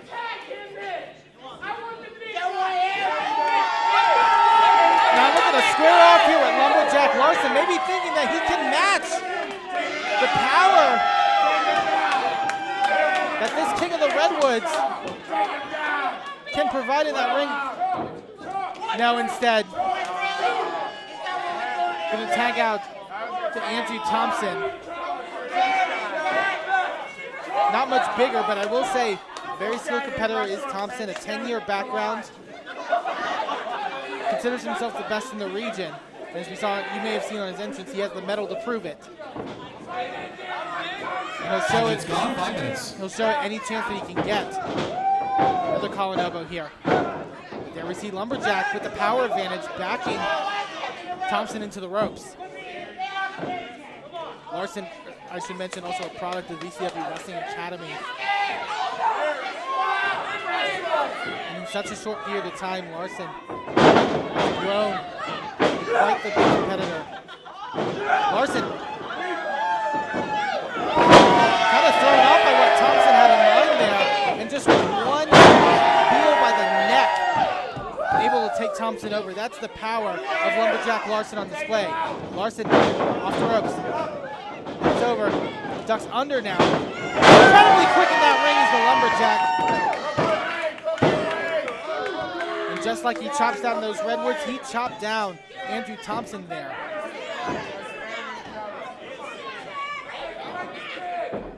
Von Thompson, Price, and Mad Cow. I gotta rethink my game plan, but hard to do it right now when Thompson is in enemy territory. And now Terry and Larson now gonna whip Thompson with a big double back elbow. CeeLo liked it. The crowd in Washington here liked it. Oh, Thompson finding the opening, grabbing that waistband of Terry and sending Terry headfirst in a turnbuckle.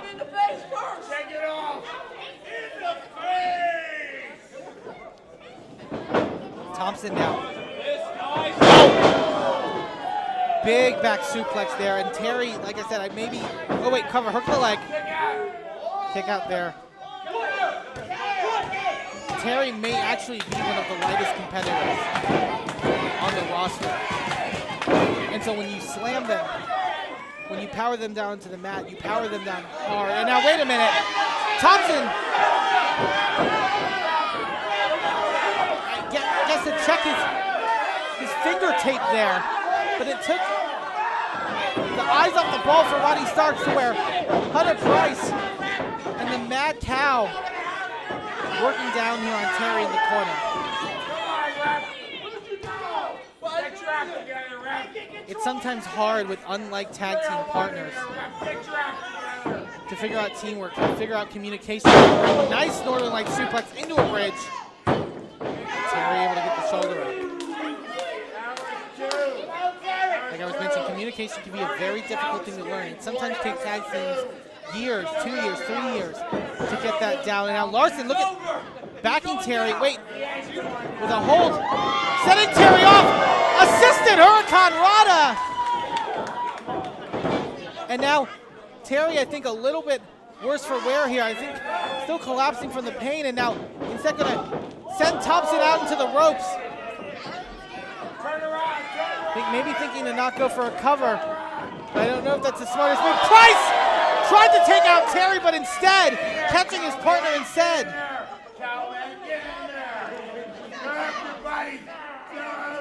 Now Lumberjack rolling Thompson back into the ring.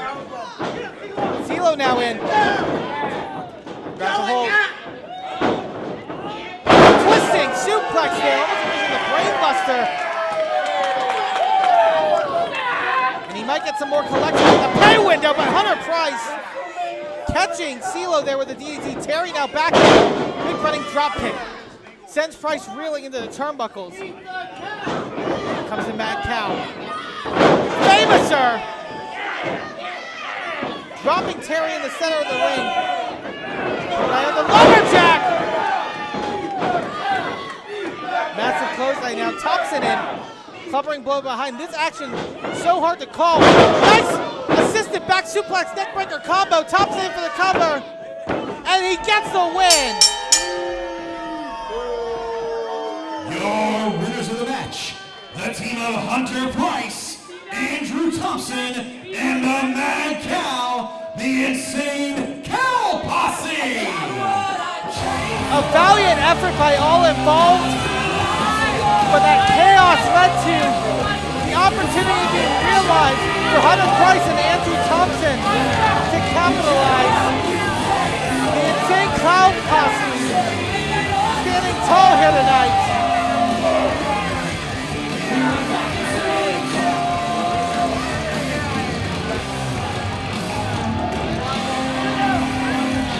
Picking up a major win here tonight in Washington.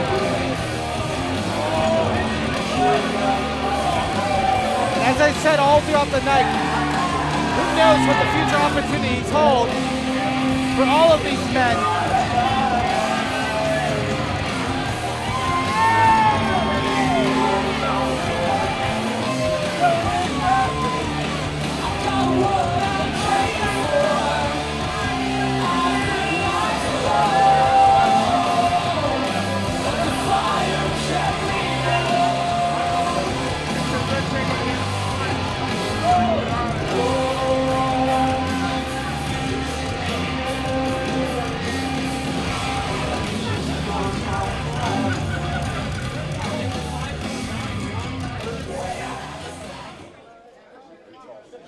All right, ladies and gentlemen, how are you enjoying Victory Championship Wrestling so far?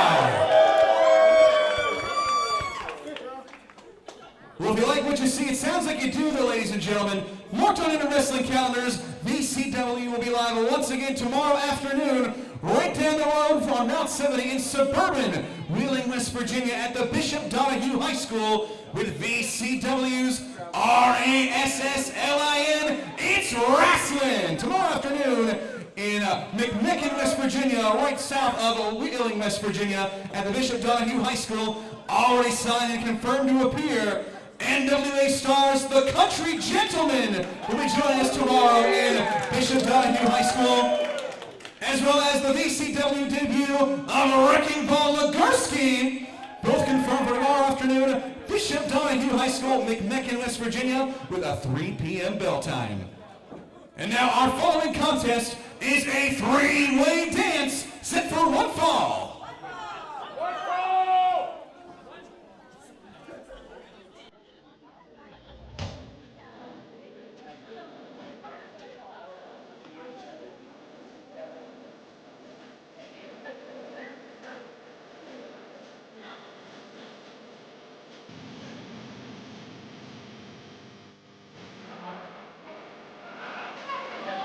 Introducing first, from Pittsburgh, Pennsylvania, weighing at 245 pounds, the Mitchell Cannon Christopher. Already a busy night for Cannon Christopher here at Fight Fire with Fire, with that crucial assist in that opening contest with Glenn Spector. But now prepare for competition for themselves in this three-way matchup. I mentioned before the experience, the resume, the reputation of the big boss Glenn Spector. But with that reputation, you have to know deep down inside, they would not recruit someone if they didn't know they could be one of the best. And Cannon Christopher undoubtedly is that man.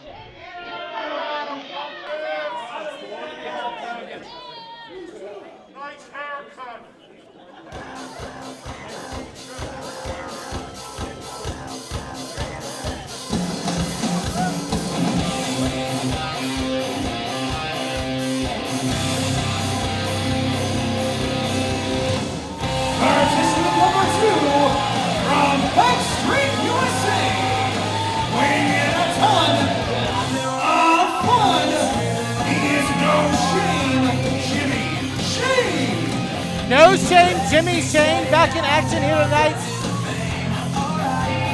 And I gotta say, that yellow headband just looks so much better than that drab black when Shane was under the guidance of the guiding light Matthew Taylor.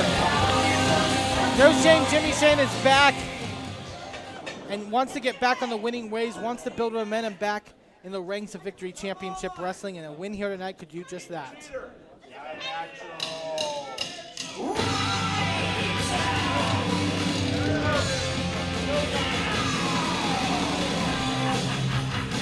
And the final participant, weighing at 240 pounds, is the Lamberts. And things just got a little more dangerous, a little more crazy, as Izzy Lambert, with his signature stick cherry in hand, makes his way to the ring for this three-way dance. Lambert, another competitor, more focused on moving up the ranks than ever before. With the distractions of Nathan Aldridge seemingly in the back burner after that blindfold match at our last event in McMecken. Lambert is looking to focus on in-ring competition, focus on getting wins, focus on maybe one day becoming BCW heavyweight champion. But again, you could say the same for all competitors in this matchup, and all could maybe one day stake that claim.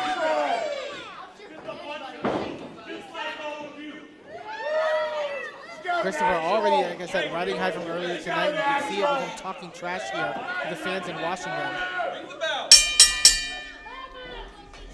As we're underway with this three-way dance. Hard to predict in a matchup like this typically. It's been said numerous times that you always have to have eyes in the back of your head when it comes to dealing with two other competitors instead of just one. And a unique mix of styles. Not just styles, but mindsets. Lambert and Jimmy Shane here almost deciding who wants to go test their strength with Cannon Christopher. And Cannon's going to give it to them both. Oh, Jimmy! Feeling the groove here in Washington.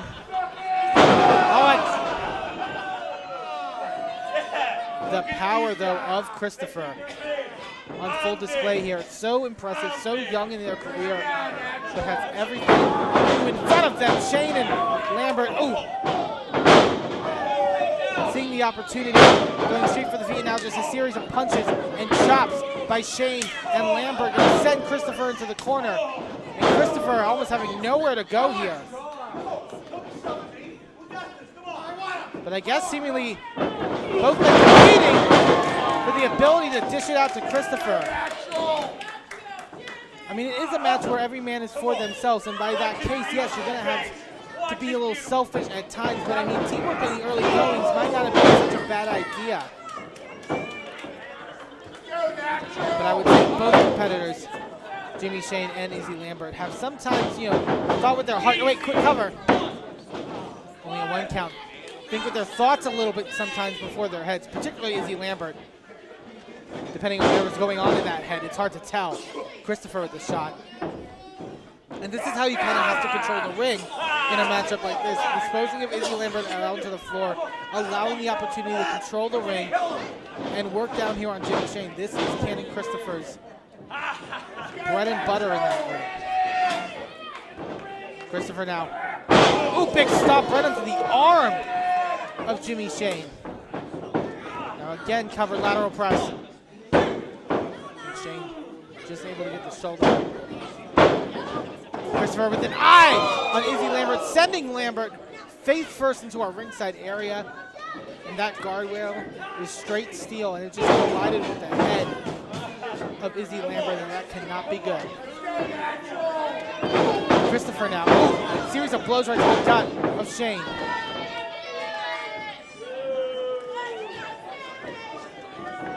I mean, a win tonight here for Christopher, along with snap suplex on the Jimmy Shane. Cover again, hook of the, excuse me, lateral press. No hook of the leg. Maybe something that Christopher could have implemented in that moment, but there's no rethinking your game. You just have to focus. Like I was saying before, if Christopher can pick up the victory tonight, along with that victory on Spectre, I gotta imagine they're gonna be riding high with momentum all the way into tomorrow night, McMecken. Lambert now back into the ring. Christopher not having the time to cut off Lambert this time, and Lambert going to take full advantage, sending Christopher into the turnbuckle. Big chop in the corner. Oh, Christopher going right to the eyes. Lambert already, like I mentioned before, previously blinded at one point by Nathan Aldridge thanks to a fireball. And now, ooh, Shane going to get whipped in. Across the ropes into the turnbuckle. Shane now, second rope. Drops the ball right into the top of the head of Christopher. Now Christopher, nice scoop slam. Oh, Lambert in to break it up. Lambert now eyeing Cannon Christopher, going to deal in some forearm shots, and those are some of the stiffest shots you'll see in VCW. Lambert got a fire lit on the rope. Gonna whip Christopher off the ropes. Big clothesline. He's not done. Follows it up with a big back elbow. Lambert comes charging. Clothesline in the corner. Oh, but he's not done. Gonna go for one more.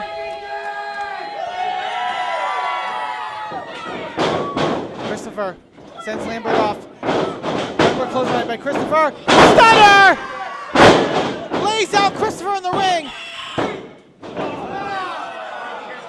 And 5 minutes gone, 5 minutes. Christopher somehow, some way able to get the shoulder off from that stunner.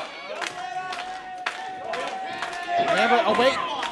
He's eyeing up Cherry. Like I said, his trusted partner in crime.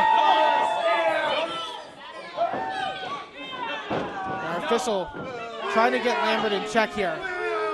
Lambert can get a little too ahead of himself.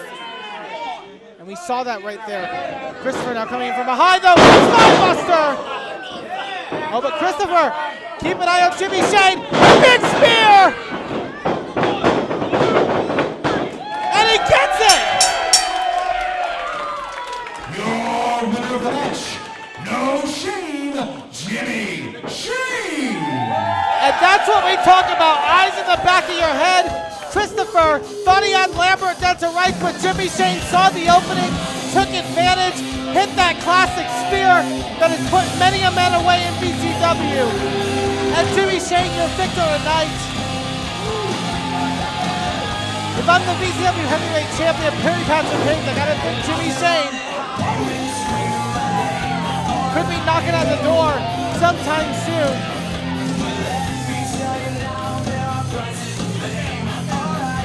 And sportsmanship on display there with Jimmy Shane handing Terry back to A.J. Lambert. Jimmy Shane, your victor here tonight at Fight Fire with Fire.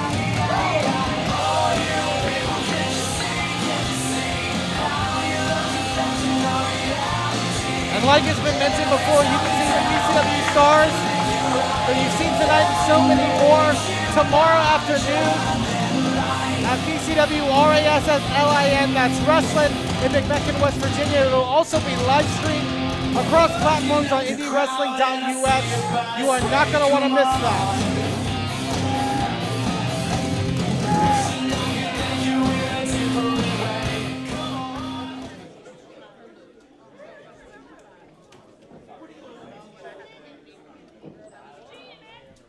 The following contest is set for one fall.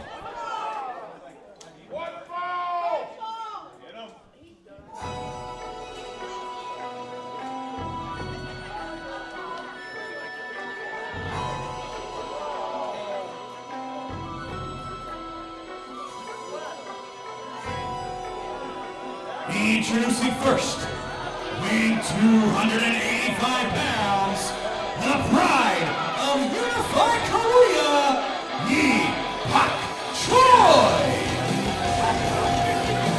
Yi Pak Choi making their single debut here in Victory Championship Wrestling. Oh, a little prize there for one of our ring attendees, but Yi Pak Choi, we saw in Moundsville that 8-man tag team matchup. Quite the aggressive competitor. I've never seen this type of aggression. Inspiringness. It's hard to describe almost. The Yi Pak Choi.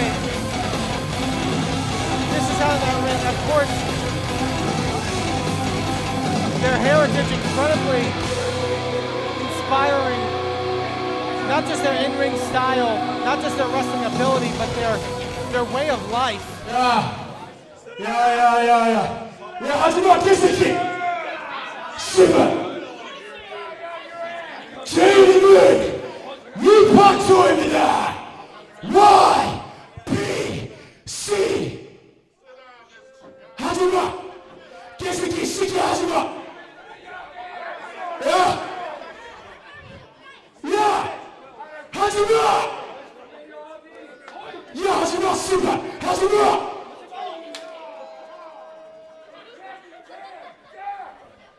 야! 제 이름은 이박조입니다! 야! 개새끼 진짜 마셔서 진짜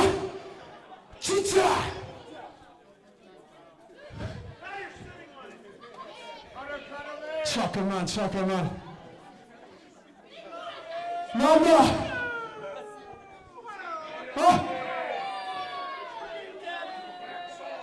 I don't know if our Washington PA crowd, it says Wresting Korea.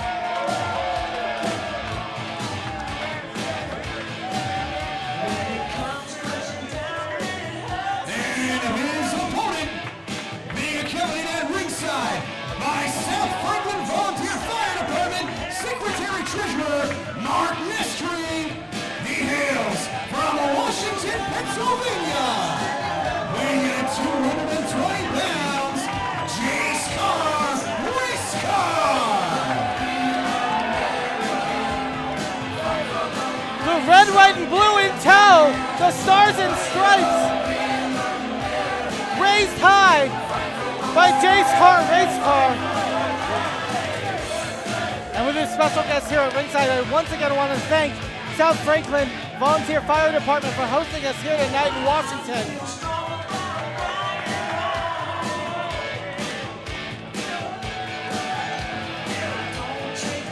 we might have an international incident on our hands here tonight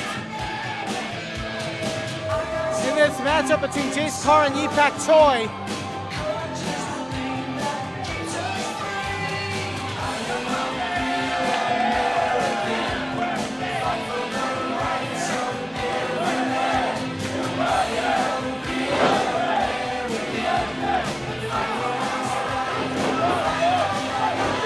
Definitely getting under the skin of Yipak Choi here. Fuming at the show of patriotism by Jace Carr. Take him down, man. What do we do with this guy? Take him down. Let him go. Choi considers himself the pride of the unified Korea, as he calls it, representing both the North and the South. A different form of country pride, so to speak.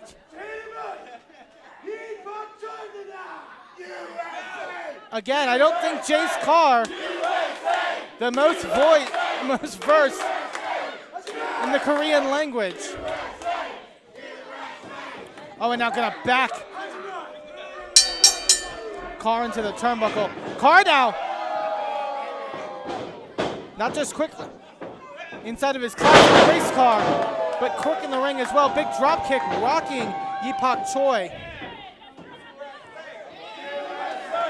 Gonna come charging. Oh, Choi sending Carr out onto the apron, and Carr getting back in. Oh, and catching Choi with the clothesline.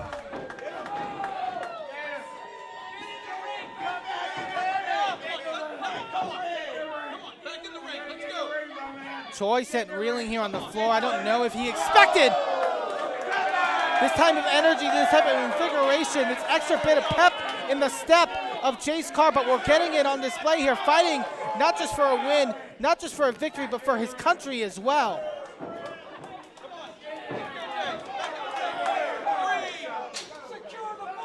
The crowd in Washington. Oh, and Choi coming in from behind. Gonna try to wear Jace Carr down into the mat. The little I do know of Choi, quite a legacy under his belt. His father, an Olympic competitor. Ooh. And as I mentioned, you know, that Korean pride, that pride of the unified Korea that I mentioned before. It's so interesting, like I mentioned with Jace Carr, to see two competitors fighting for something a little bit more, fighting for something a little bit extra. But at the same time, Choi more than ever gotta have this crowd in Washington, PA against them, being in sort of enemy territory. Choi with that knee down across the neck of Jace Carr. Gonna have to be careful of our officials' count. I don't think you can blame a language barrier. The rules of the ring defy any language. Jace Carr now fighting back with shots to the gut, but just one blow there by Choi, rocking Jace Carr. Choi now. Irish Carr hard into the turnbuckle. And the way Carr just collapses, that's the power of Yipak Choi. Choi. Carr up with a gets Carr up with a handful of hair, and now rocks him with a forearm shot. Choi, the traditional panseia, but very much a taekwondo background. It's always going to be inherent in everything they do in that ring. Oh, but look at the look in Carr's eye. Again, I have never seen Jace Carr this infuriated, this passionate. But all the passion in the world can't substantiate the punishment that is being dished out to him by Choi. Ooh, again forearm shot, rocking Carr.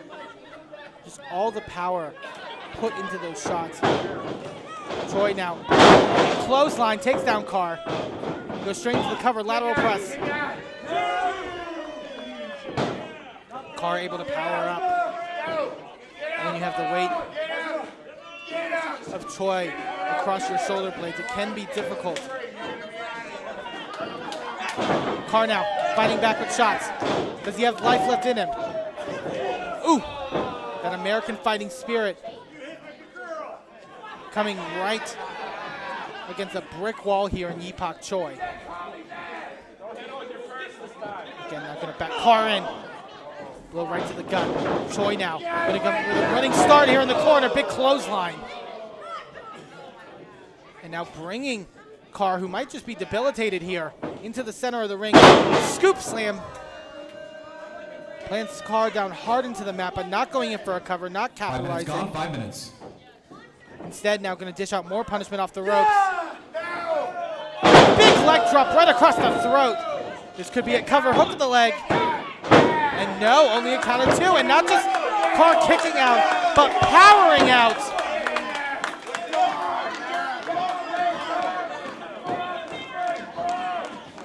The motivating factor of fighting for country, rallying Carr up to his feet. Choi now, tries for a kick. Carr able to duck under. Big spear cuts Choi in half. Oh, but Carr not able to capitalize.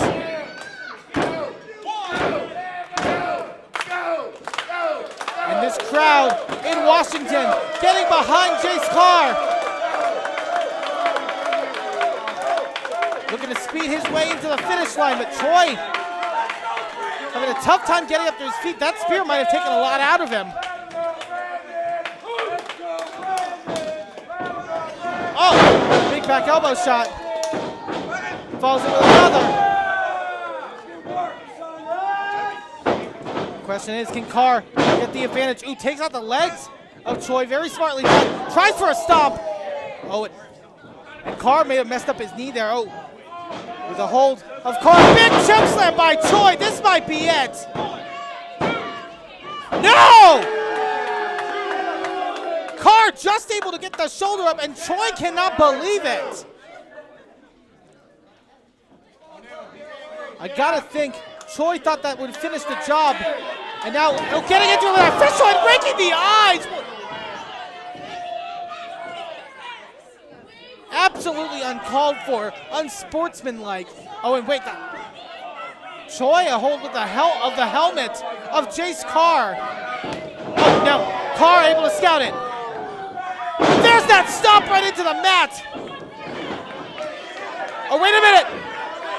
Our South Franklin Fire Department official coming in, and he gets it! With the ball counted by South Franklin Volunteer Fire Department Second Treasurer Mark Mestry, your winner of the match, Jace Carr, Race Car! It is official. The jurisdiction stands here, and Jace Carr getting the victory here tonight. And the pride that Carr must be feeling with that victory must be immense.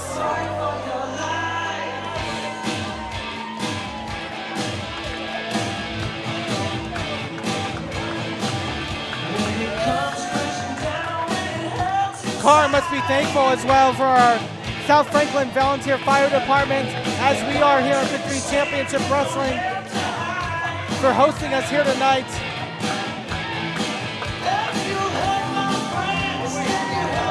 And there we go. Wave it high, Jace. Wave it high.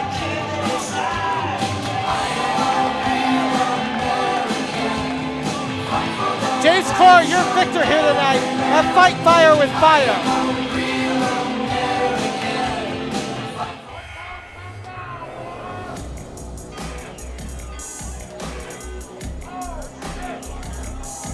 Introducing first, from the deepest, darkest jungle, weighing a damn near 400 pounds, he is the monster, Congo Kong! Welcome back, ladies and gentlemen, to the second half of VCW Fight Fire with Fire, and what a way to kick it off. Congo Kong, less than 24 hours ago at our event in Moundsville, wiped the floor, absolutely decimated 8 competitors after interfering in an 8-person tag team matchup. Congo Kong more than ever, is on a war path. And I envy anyone that has to stand across the ring from this savage.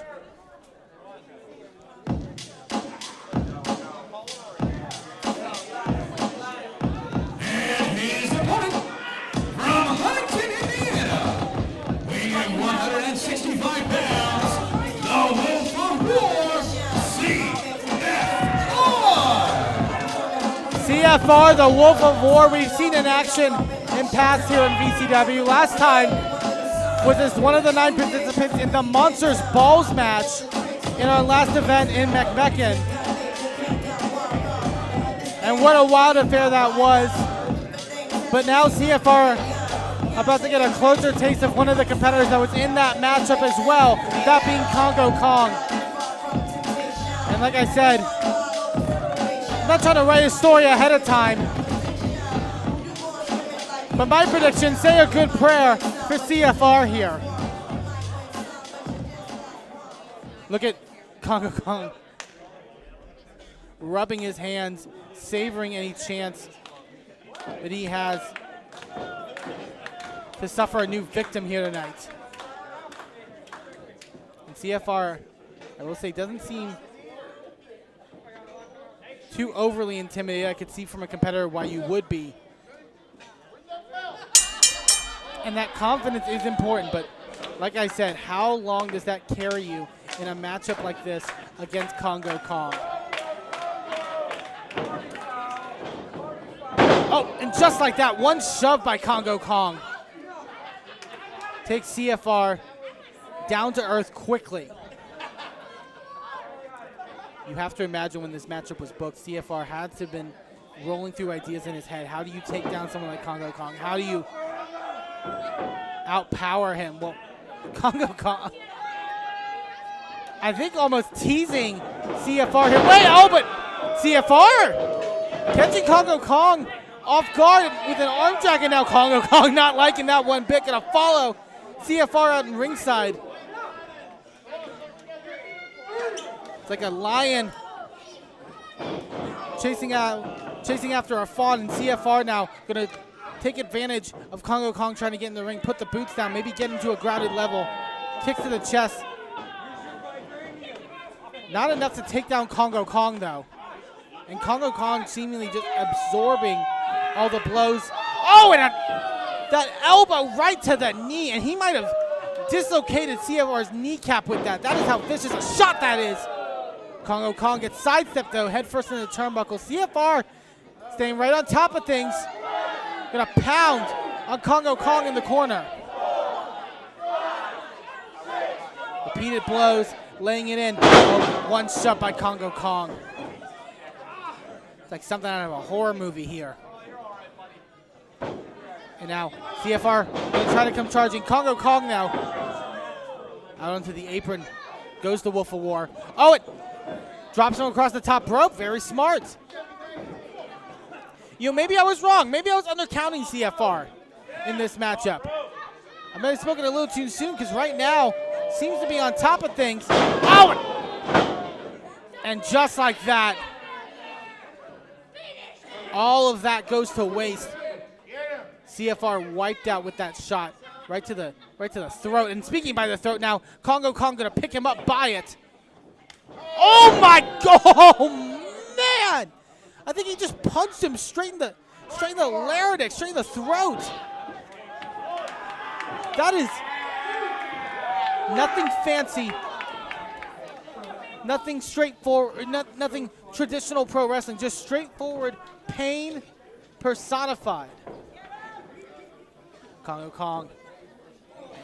And now with CFR in this position. Look at the laugh, the maniacal laugh of Congo Kong!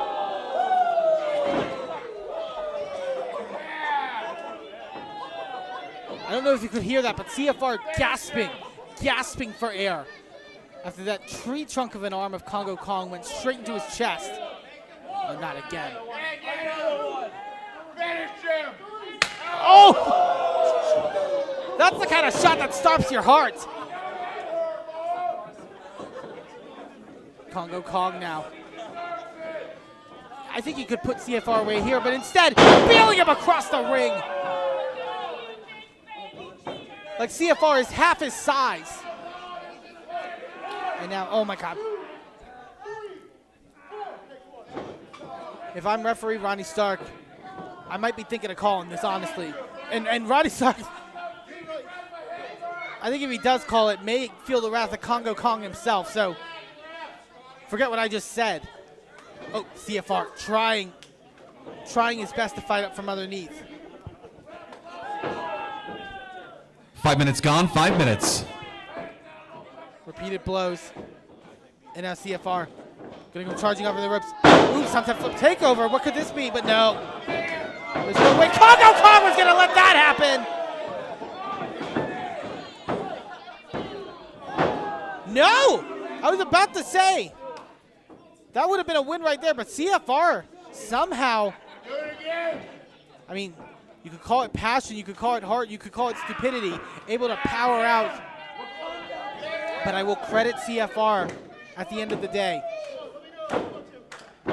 Congo Kong with that mighty grasp, wrenching down on the neck of CFR. And look at Congo Kong telling them, like, yeah, root him on. He's in full control. There's a way that when Congo Kong controls a matchup, he just gets energized. He just gets excitable almost. Excitable, dishing out pain. CFR with a chin breaker, able to rock Congo Kong into the turnbuckle. Get a bit of a big insecurity. And doesn't take down Congo Kong, but I would say has him staggered at the very least. CFR back up to his feet. What could he be thinking now? Off the ropes. Duck of a shot. Oh! Catches him on the rebound. And gets Congo Kong right in the jaw. Takes Congo Kong out to the floor. But again, still to his feet and almost a more dangerous predicament out on the floor. But CFR gonna come charging. Oh, gets caught. CFR gonna try again. But no, Congo Kong I don't think gonna let him. Instead gonna make his way back into the ring. Oh, and running right into CFR like a bulldozer. And now Congo Kong up onto the shoulders. Right onto the knee! And that has to be the death nail! Your winner of the match, the Monster, Congo Kong! CFR fought as valiantly as he could, but almost the result was inevitable. Congo Kong, your victor here. Ronnie Stark, get the hell out of Dodge. Victory or not, Congo Kong only knows one thing, and that's to be on the warpath. And I envy anyone in VCW that gets in that path.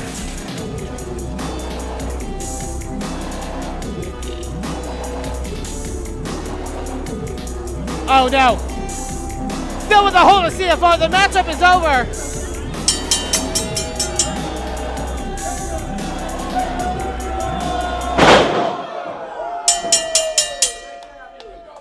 Congo Kong laying waste with CFR.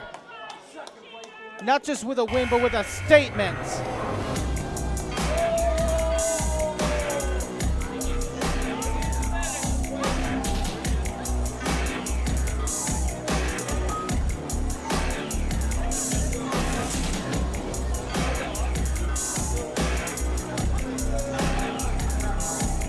Get some help here for CFR. I would like to once again thank all of you for joining us here at VCW Fight Fire with Fire. We still got 2 more big matches to come here. And as I mentioned before, you can join us both live and in person in McMecken, West Virginia, or on IndyWrestling.us and across our streaming platforms tomorrow afternoon for VCW RASSLIN, that's wrestling, featuring the McMecken debuts of Wrecking Ball Legursky from the National Wrestling Alliance, as well as the Country Gentleman. That is something you are not going to want to miss. The following tag team match is set for one fall.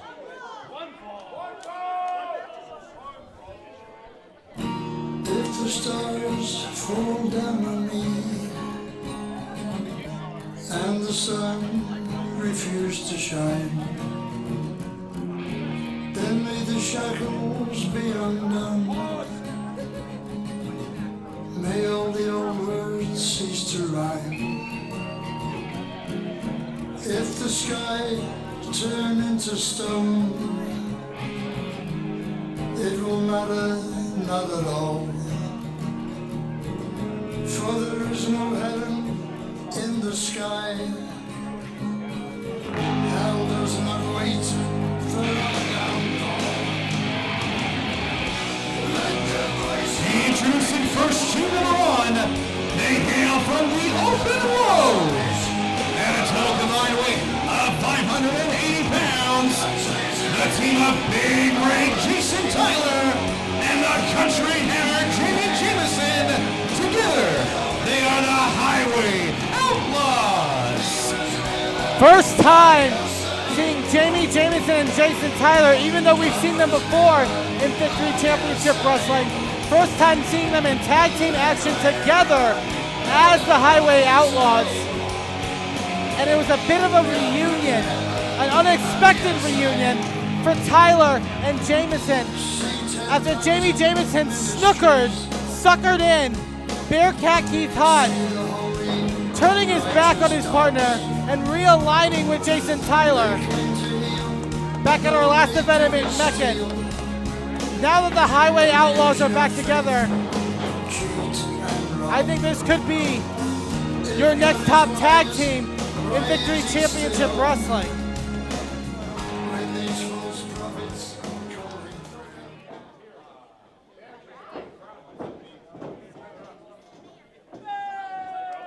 Let's go, man. Let's go.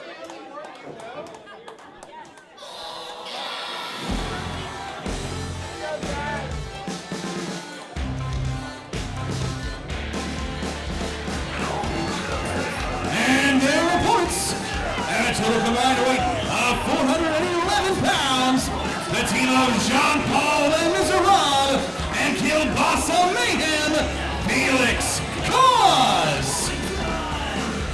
You know how I said the competitors in the six-man tag team match earlier tonight were the most unique? Scratch that. We have it here with this team of Felix Cause with his handy accordion on hand, and Jean-Paul Miserable, BCW's resident mime. Look at a team up here. Oh! Felix Cause with Jean-Paul's beret. Maybe a bit of unity, a bit of teamwork in that move by Jean-Paul, but we're going to see if that's going to be able to overcome the Highway Outlaws here.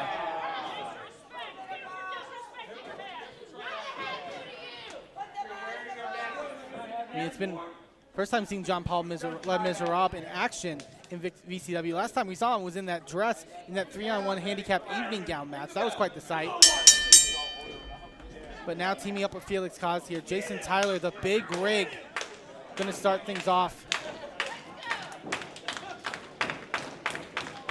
For many months, a right-hand man of the gavel, David Lawless, and all that trickery, all that debauchery the gavel utilizes in that wrestling ring was definitely passed down onto Jason Tyler. And when you combine that with his strength and raw power and ability, it is a deadly combination. Felix Cause now trying to fight free. It has Tyler wrapped up here with the wrist lock. Cause a very skilled competitor in that ring, very technical. A little eccentric. But hey, aren't we all? Cause, a little bit of a jig there. No, I don't think Jason Tyler's gonna dance. Oh, but Felix Cause! The big drop kick right to the jaw of Jason Tyler has him rocking. Cause now gonna stand right on top of Tyler. Raiding him blows right to the side of the head of Tyler.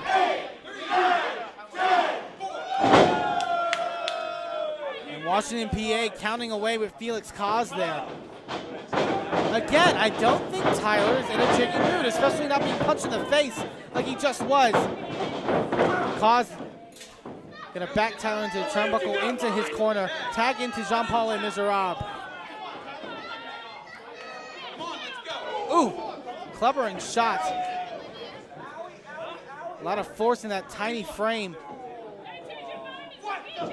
I mean, I would think. He just. He wants a weapon? He wants Felix's accordion. He wants a weapon. Well, I gotta say, it is difficult to communicate with a mime, famously. What does he have?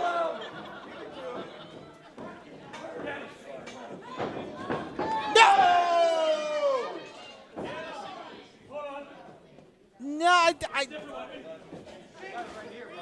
Hey, a stop sign. Is that a stop sign? A metal stop sign. Going right through Jason Tyler. I didn't know aluminum can bend that way. Feel.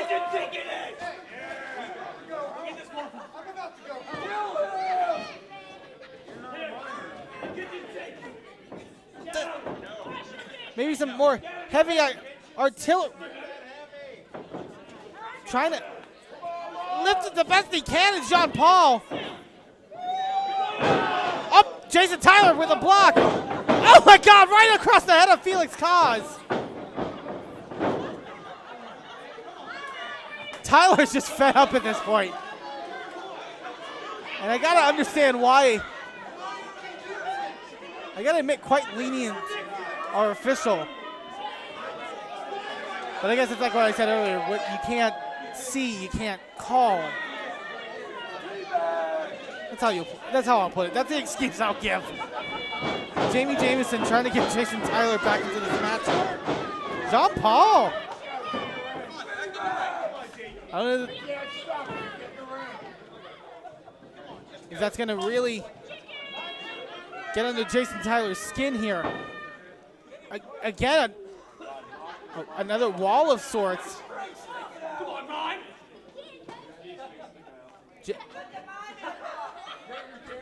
5 minutes gone, 5 minutes. Oh, God! Tyler, quite the powerful individual. Catching Jean-Paul off guard, now backing him into his corner. Tag in to the country hammer, Jamie Jamison. And that name does not come lightly. He is one of the biggest, heaviest strikers you will find. Oh, and Tyler knocking Cause off the apron as well. And look at Jamie picking up Jean-Paul with ease and backing him into the corner. Big shoulder tackles. Jamie, gonna peel Jean-Paul over with a belly-to-belly suplex. Jamie's a competitor who at one point was inches away of becoming VCW heavyweight champion, and I gotta think whether that's that. Ooh, the title currently held by Patrick Hayes or the tag gold. It's gotta be in Jason and Jamie's mind. Jean-Paul just able to get a shoulder up, very nicely done. And credit to Jean-Paul and Miserable for still fighting here against Jamie Jamison. Now gonna pick him up. Delayed vertical suplex. Felix trying to rally some energy into Jean-Paul. Oh my God. Jamie almost sending Jean-Paul all the way out of the ring with how he peeled him into that turnbuckle. Tag back into Jason Tyler. And now, oh my Lord! Turning Jean-Paul inside out with that clothesline. The Highway Outlaws, wait, cover. Incredibly lackadaisical though. You're not gonna win a matchup like that against even the tiniest of competitors. Jason Tyler. Big scoop slam.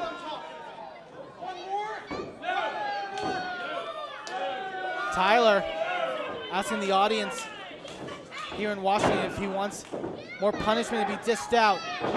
Another. Jean-Paul looking up at the stars. Again, another cover. Again, very lackadaisical in that cover. And if Jason Tyler could hook a leg, if he could get the shoulders down, get all the pressure down as possible, this could be a different story. But I think Tyler, at the end of the day, is enjoying inflicting some punishment and pain here.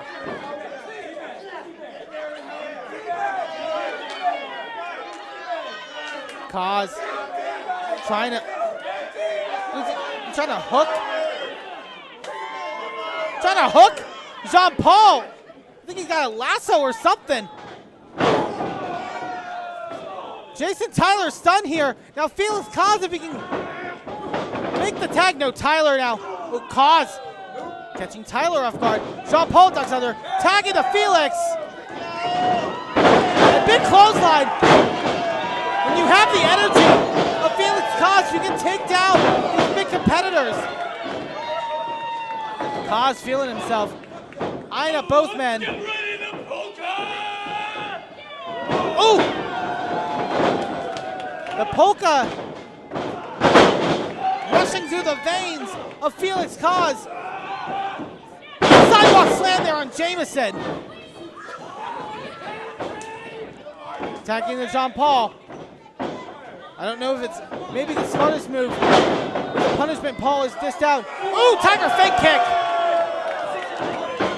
And Jason Tyler is rocked. Oh wait, Cause gets sent over the top rope. Oh, and Jamie Jameson with the end of that sledgehammer, wiping Jean-Paul Miserable out of the air, and that's going to be a disqualification.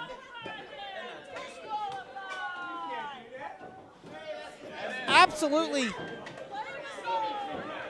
beyond the pale, unsportsmanlike conduct. Felix trying to come in. Oh my God, Tyler taking him down with that spear.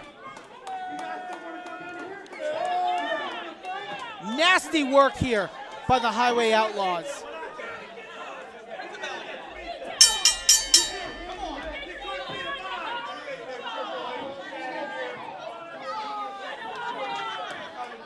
Highway Outlaws thinking the win was less important than leaving out on top, and they might have been right. Felix. Oh God, Felix might have wanted to stay down in that moment because Tyler and Jameson still gonna dish out punishment. Oh, come on. Now with that sledgehammer, what are they gonna do? Wiping Felix Cause out, double Russian leg sweep. We can get some help out here for Felix Cause.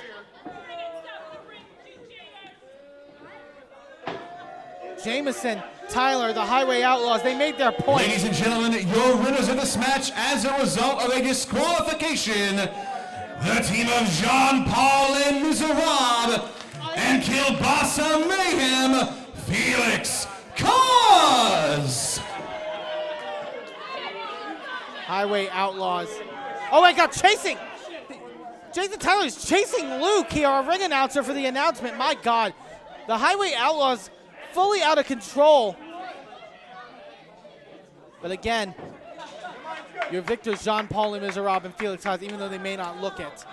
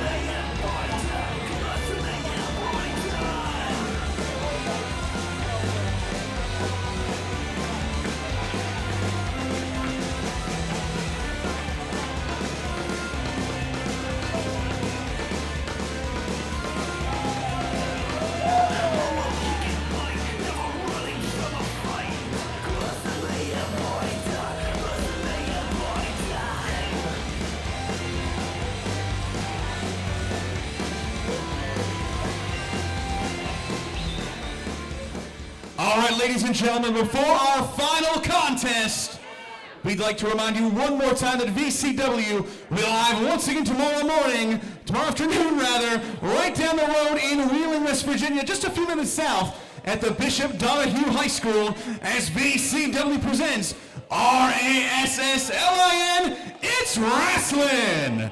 tomorrow afternoon at 3 p.m. at the Bishop Donahue High School, already confirmed to appear.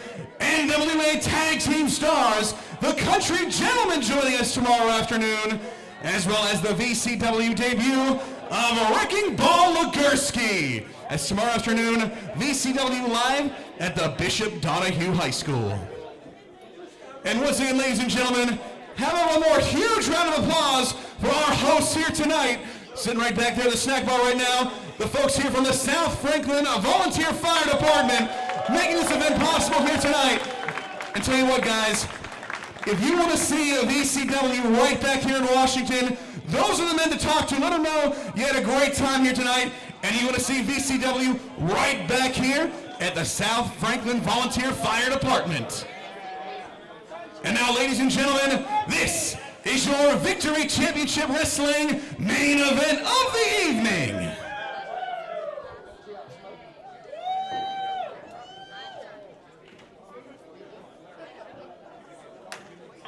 I thought I told you I'm a star. You see the ice, you see the cars, flash of lights everywhere we are. Late at night, like it's no tomorrow. I thought I told you I'm a star. You see the ice, you see the cars, flash of lights everywhere we are. Late at night. What a sight that is. Patrick Hayes with the VCW Heavyweight Championship. A visual that nearing the end of our last event at McMecken, we thought was impossible. We thought Wilbur Whitlock sent Patrick Hayes packing out of Victory Championship Wrestling in that loser leaves VCW steel cage matchup. But the trick that Patrick Hayes pulled, that loophole of him still holding the VCW Victory Cup, a cup that guaranteed him a shot at the VCW Championship whenever he wanted, him entering at the end of War Games, even when his career was seemingly done in this company, attacking Beastman, viciously destroying him in that ring after a brutal War Games matchup, and leaving VCW Heavyweight Champion.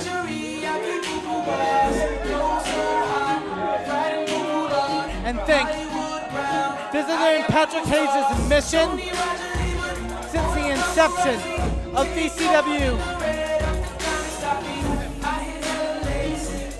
It's been his North Star.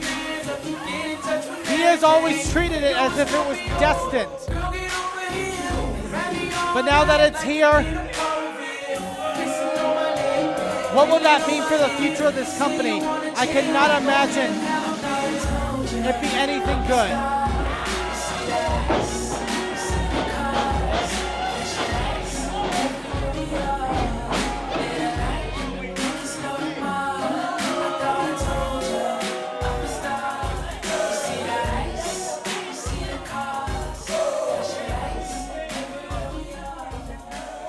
Oh, Patrick Hayes with the microphone. I have something to say.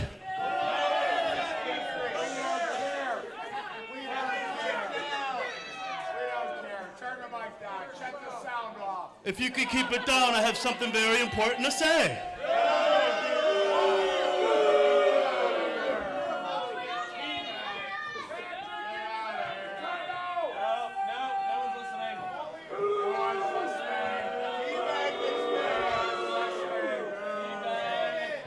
I know that Washington, Pennsylvania was looking forward to a VCW Heavyweight Championship match tonight. But there's a problem. Why don't you keep your mouth shut there, big boy? This is very important. This concerns everyone. I got bad news for everyone. It turns out that the Beastman decided not to show up tonight. I know.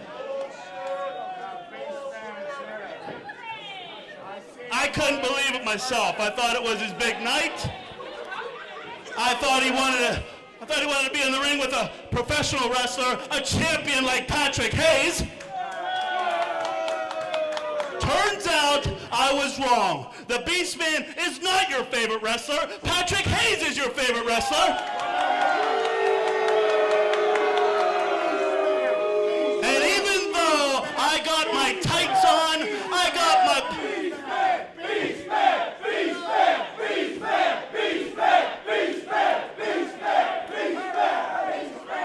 Look, I got my tights on, I got my cool jacket on that's worth every single person's trailer court in this entire building.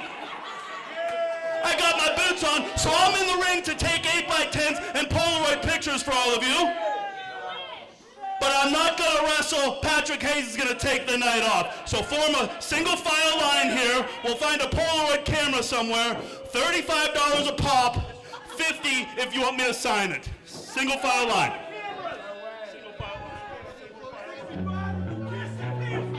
Oh, wait a second. Patrick Hayes might have spoken too soon. A company always on the run. A destiny. Oh, it's the That might have been an easy night for Patrick Hayes. A few photos, I'm not sure many in Washington here would take them, but no, if that music is who I think it is,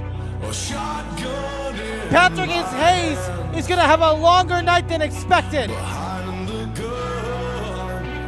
I'll make my final stand. Yeah, and that's why they call me.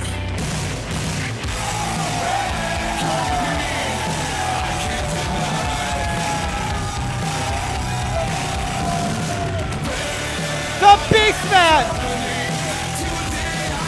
And it's nice to see that even though he hails from the deepest, darkest parts of West Virginia, Pennsylvania loves them to Beastman as well. And you can listen to the ovation here for the former VCW heavyweight champion.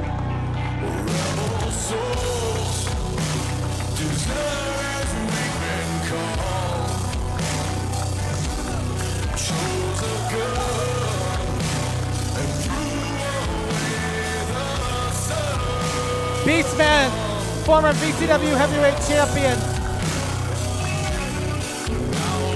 And any competitor, man, woman, or beast, always wants gold, always wants a chance to get gold back. But it's more than that for Beastman, I got to imagine here with Patrick Hayes.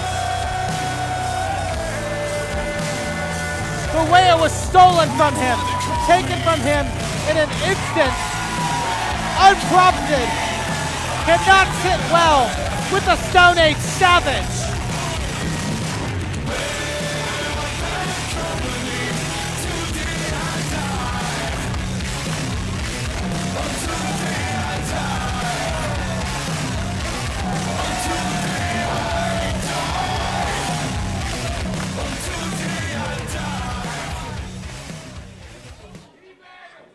The following contest, scheduled for one fall, is for the Victory Championship Wrestling Heavyweight Championship. When the bell sounds, the man in charge, Mr. Ronnie Starks. Introducing first in the corner to my right is the challenger. From deepest, darkest West Virginia, weighing in at over 400 pounds, the Stone Age Savage, the Mountain State Mastodon, West Virginia's most dangerous man, this is Beastman!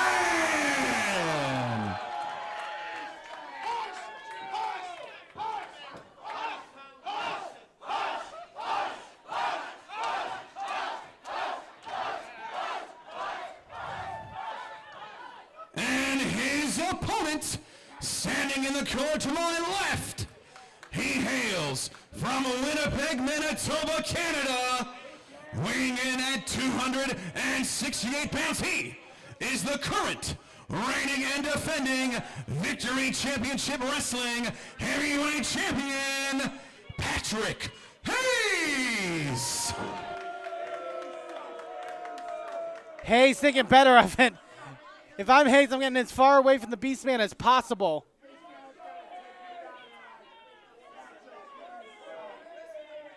And what a sad turn of events this might be tonight in Washington for Patrick Hayes. Like I mentioned, a 2-year-long journey to become VCW Heavyweight Champion. But if it could go away in an instant tonight, in his first title defense,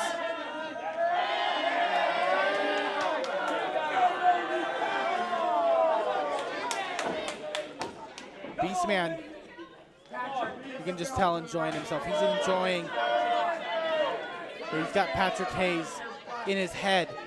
As Patrick Hayes reeling. Referee Ronnie Stark with a hold of the coveted championship. Only 3 champions in the history of that title. Remy LeVay, Beastman, Pretty Patrick Hayes. Could we be making history tonight in our debut in Washington?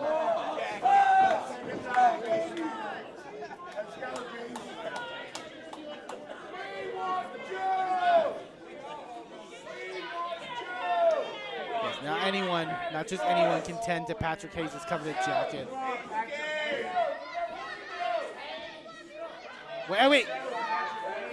Hayes trying to get one up here by deep belting and trying to use it to his advantage, but Ronnie Stark's right on top of things. As we get underway here. And these two men not unfamiliar with each other even before War Games back in February. I would say their paths have been really jointly, been fought in the 2-year history of Victory Championship Wrestling. Patrick Hayes and Beastman actually met in the first War Games back in the days of the Deplorables.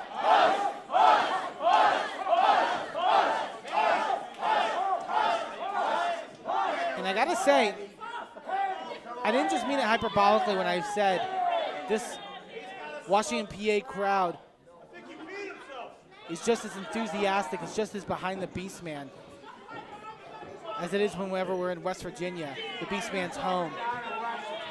But I would say they're even louder. And how does that get into Patrick Hayes' head? Colin over tie-up. Patrick Hayes, usually not a very small competitor in that ring, but Beastman, very hard to outpower. And Hayes gonna roll out onto the floor.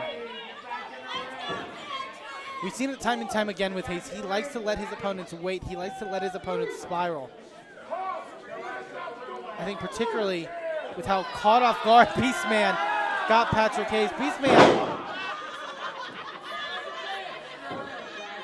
when you have that mind of a beast, that mind of an animal, I've said it time and time again on commentary, this is so unpredictable to deal with in that ring. Hayes, I think losing the mind games, which is sometimes a rare place that Patrick Hayes can get into. Typically, Patrick Hayes is the one who might not always think the toughest, but might think the smartest. Beastman asking for a test of strength. I gotta imagine maybe luring Patrick Hayes in here. We saw that collar and elbow tie-up did not go in Patrick Hayes' favor, but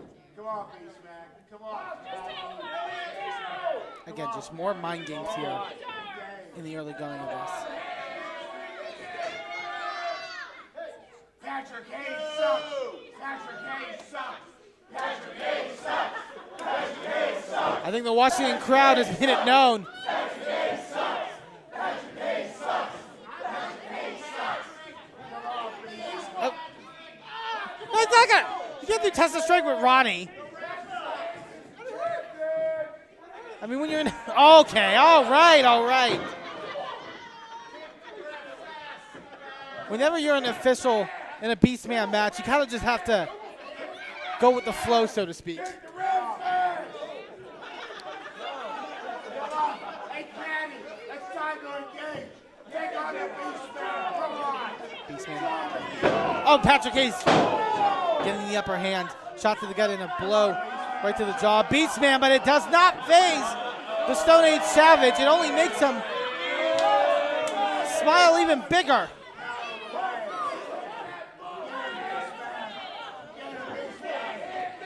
Beastman, oh, Patrick Hayes able to duck under. Big chop. Hayes, oh, gonna lay it into Beastman. And Hayes is not a light competitor when it comes to those chops. Oh my God. Beastman sending Patrick Hayes rocking. Oh, and a bite right to the skull. A little extra bit of nourishment, gonna take some flesh with him. Question is he also gonna take the VCW Heavyweight Championship? Beastman has Patrick Hayes reeling here on the ropes. And now, oh my God, all of that weight, all of that intense weight right across the throat of the Beastman.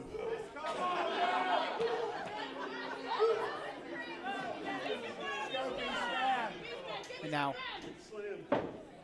Beastman now gonna bring Hayes up into his feet. They get big slam, and look how he just powers Hayes over with ease. That is the power of the Beastman. Off the ropes, gonna come charging. With a running start like that, it's almost like a runaway train, but Beastman able to get his elbow not into the heart of Patrick Hayes, but driven right into the mat. Patrick Hayes might have his opening here. Has Beastman rocked with a couple shots, and I think now smart of Patrick Hayes to get a little bit of a breather just to get his wits about him. Because Beastman has been in the driver's seats. 5 minutes gone, 5 minutes. Beastman. You gotta kind of pick away at that stamina as much as you can. Choke him out. Make him start huffing air a little bit, start getting some wind under him. Hayes is trying that right here with that choke, and also those chops. Hayes will ground and pound you with some of the most vicious blows that you can imagine. Hayes rocking Beastman here in the corner.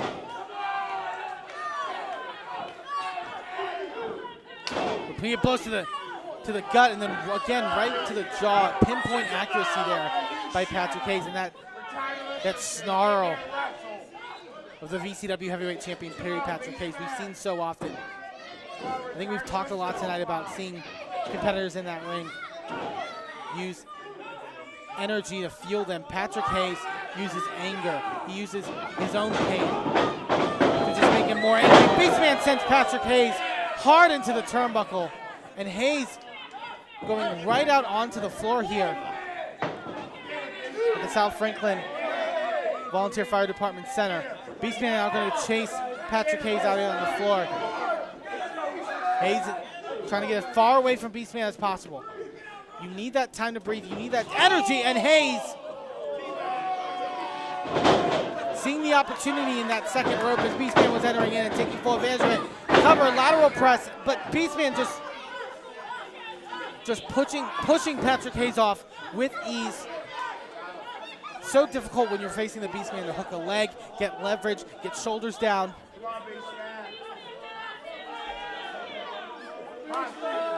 Trying to work down here on Beastman here.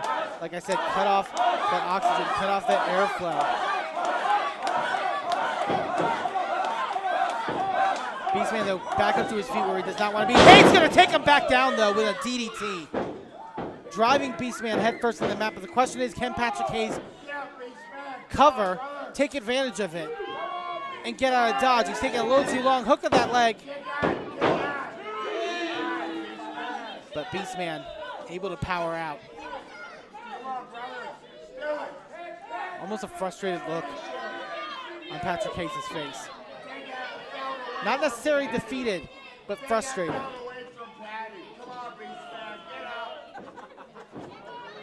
Like he had said earlier, he seemingly didn't think this match was going to be happening.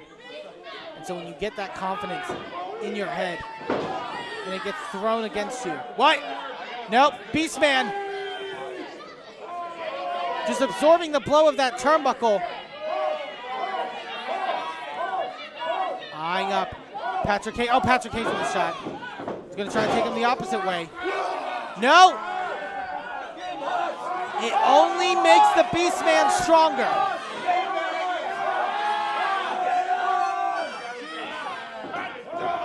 Patrick Hayes just going to that same well. Beast Man blocking this time.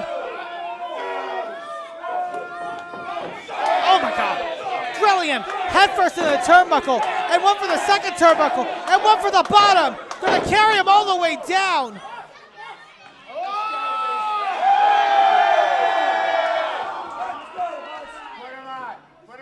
That's the that beast mindset I mentioned before.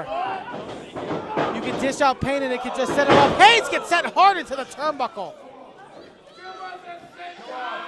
And now Beastman, look at the look in his eyes, eyeing up Patrick Hayes. And charging.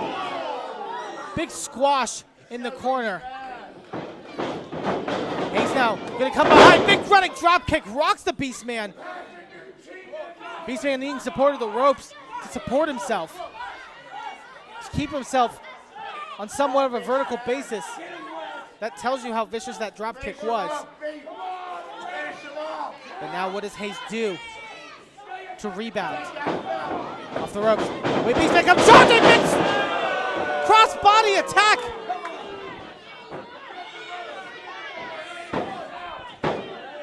No! 10 minutes gone, 10 minutes.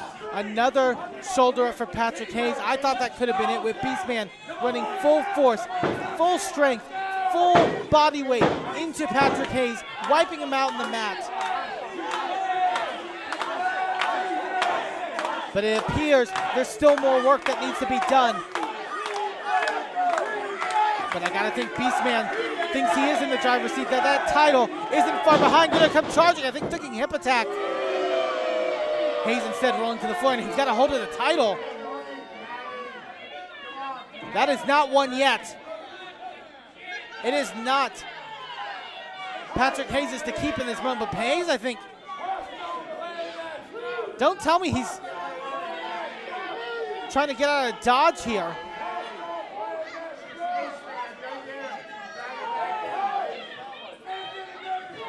Oh, Roddy Stark's up to a 6. Beastman stopping the count. He's going to follow Patrick Hayes here out onto the floor. And if I was Patrick Hayes, I would get out here fast. Because you got a Beastman stalking you. I'm going to try to bring Patrick back towards the ring.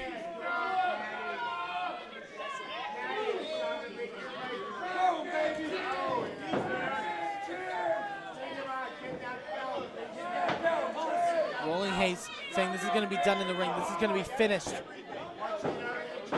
With a 1-2-3 or a submission in the center. Oh my God.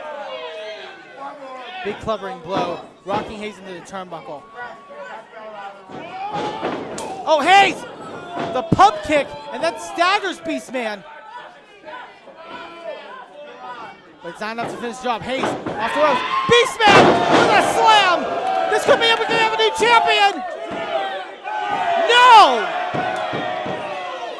Hayes not powering out, but still able to get a shoulder up. And Ronnie Starks calling it as he sees it. Beastman frustrated, but has to use that frustration in a positive way to finish the job, to get the job done here against Pretty Patrick Hayes.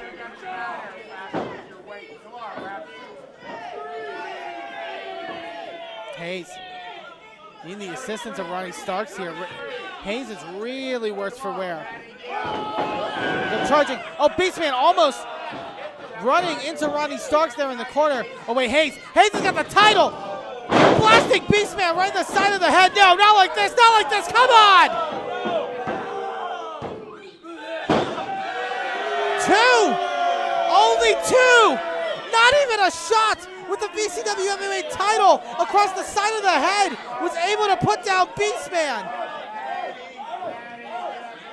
Nasty work by Pretty Patrick Hayes, and he's close to sobbing. He thought that was his last-ditch effort. Hayes What is Hayes eyeing up?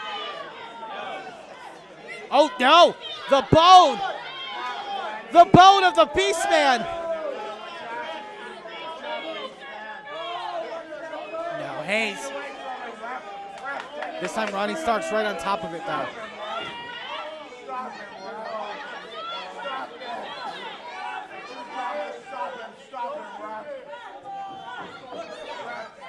Ronnie trying to admonish Hayes here. Hayes gonna go for it anyways. Ronnie getting the better of Hayes and trying to get that bone out of Beastman's hand. Oh, Ronnie takes a blow for the Beastman. Oh no, Hayes with the bone. Oh, Beastman able to duck. Beastman now with the bone. Whacks Patrick Hayes right in the face. Pretty Patrick Hayes is down. He's laid out. But Beastman seemingly not done. No, he's gonna go to a calling card. Running cannonball in the corner. All the way to Beastman into the head and neck of Pretty Patrick Hayes. Wait a second. Congo Kong!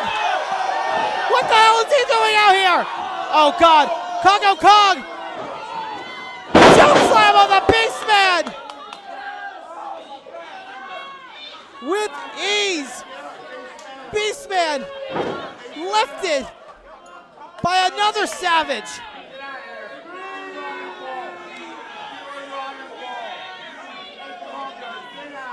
What is Congo Kong? What is his intentions?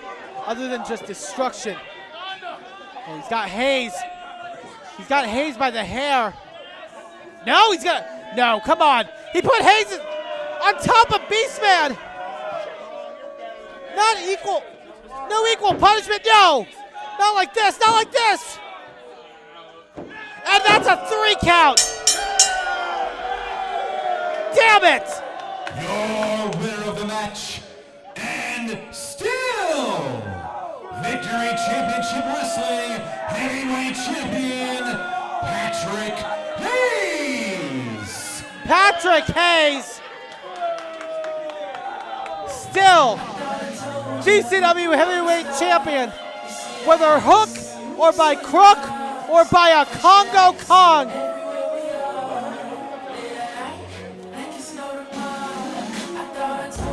Hayes, when he gets his wits about him, better thank his lucky stars. He is still BCW Heavyweight Champion.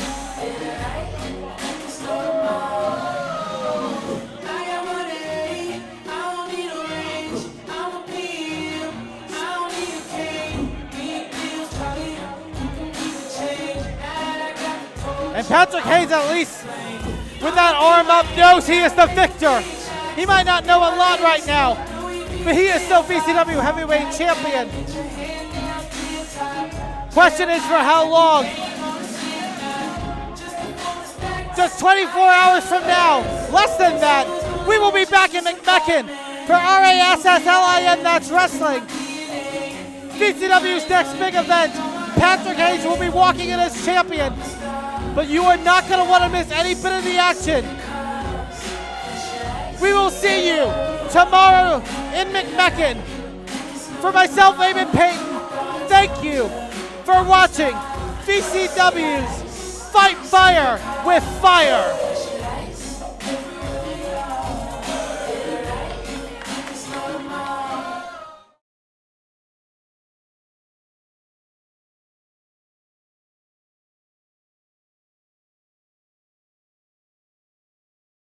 Well, hello, friends. I'm your pal in the mainstream media. And I'm the Riz. And, you know, Riz, it takes years of strenuous, dedicated training before you're worthy to step inside a professional wrestling ring. But it takes even more time to develop complex, highly astute opinions about professional wrestling. Am I right? That is correct. Yes. And you know where we can find that? Yes. On the Wrestling Mayhem. That's right.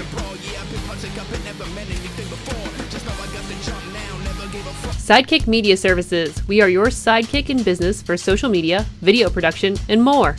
Find out more at sidekickmediaservices.com. Well, hello, friends. I'm your pal in the mainstream media. And I'm the Riz. And, you know, Riz, it takes years of strenuous, dedicated training before you're worthy to step inside a professional wrestling ring. But it takes even more time to develop complex, highly astute opinions about professional wrestling. Am I right? That is correct. And you know where we can combine that? Yes. On the Wrestling Mayhem. That's right.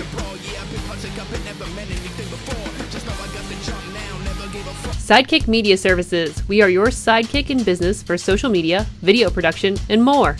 Find out more at sidekickmediaservices.com.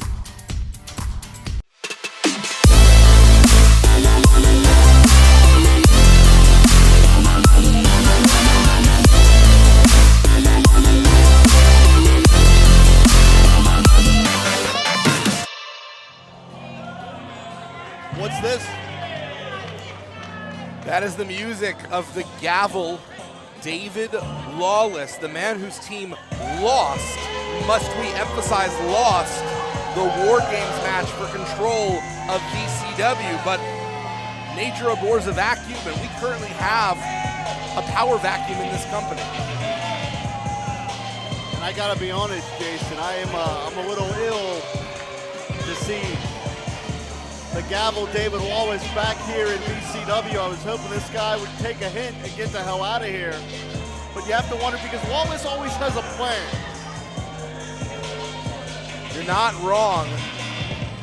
But usually Lawless is flanked by a number of associates. I think it is notable that whatever he's doing out here, he has walked out alone. And does that represent a different status quo for the gavel? Listen up, morons!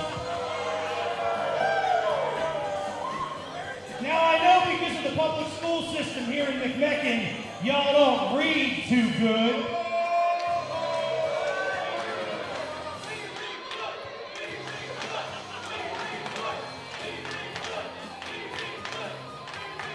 So I'm going to explain why I'm out here celebrating like only the greatest attorney and professional wrestler in the world can.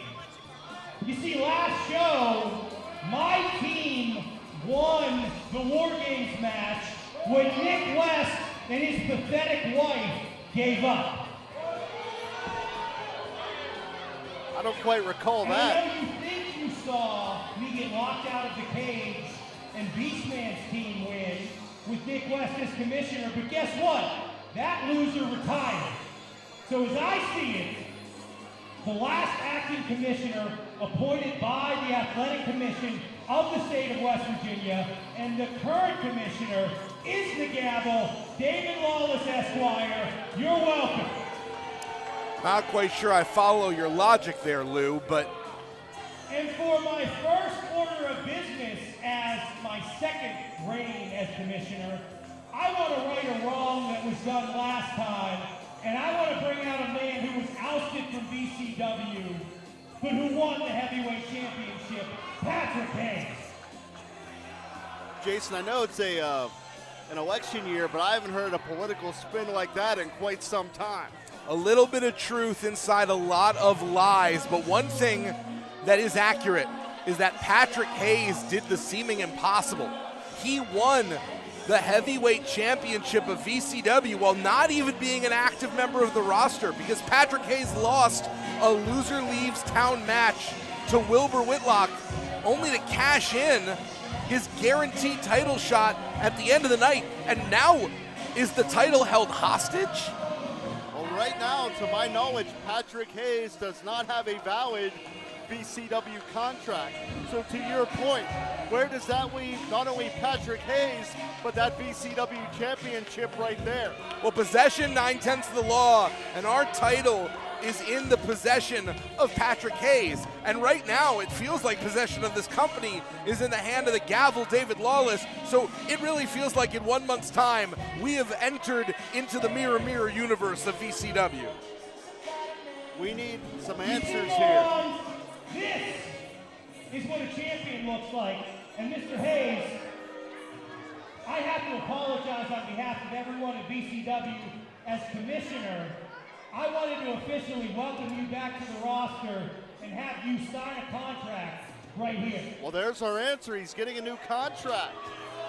Under whose authority? That's a good question. There is no West Virginia State Athletic Commission. It does not exist. It's fictional. David Lawless. You never pull that tracksuit off. I mean, that's true. The tracksuit is beautiful. Yes. You can say a lot of things about Patrick Hayes, but you can never doubt that he is a fashion icon of professional wrestling. He's a talented wrestler, but he's a snake in the grass. He slithered his way to the VCW championship.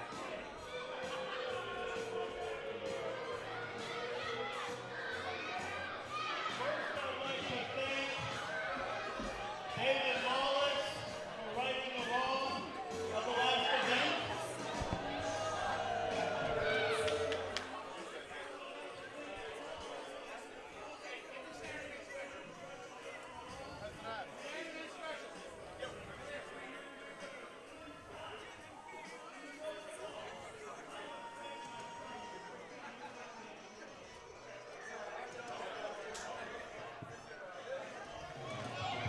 And since I'm so dressed up in a crack town of West Virginia,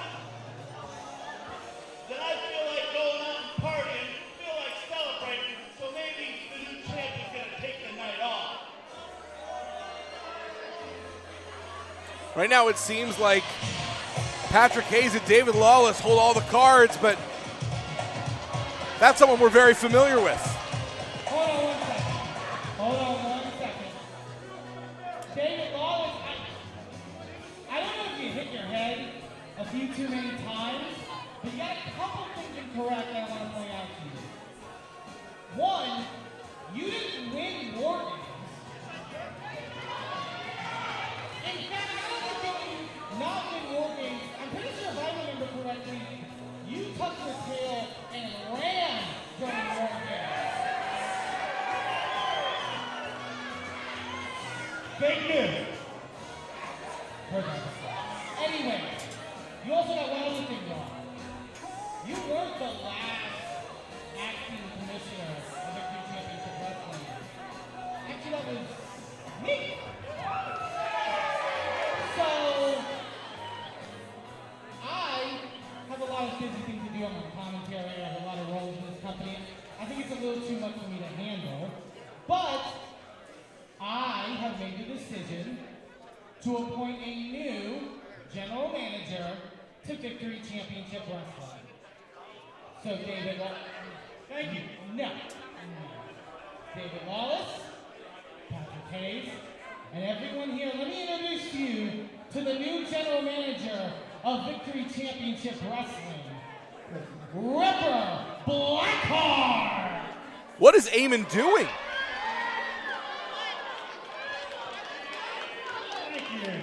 I don't know about this, Jason. All right.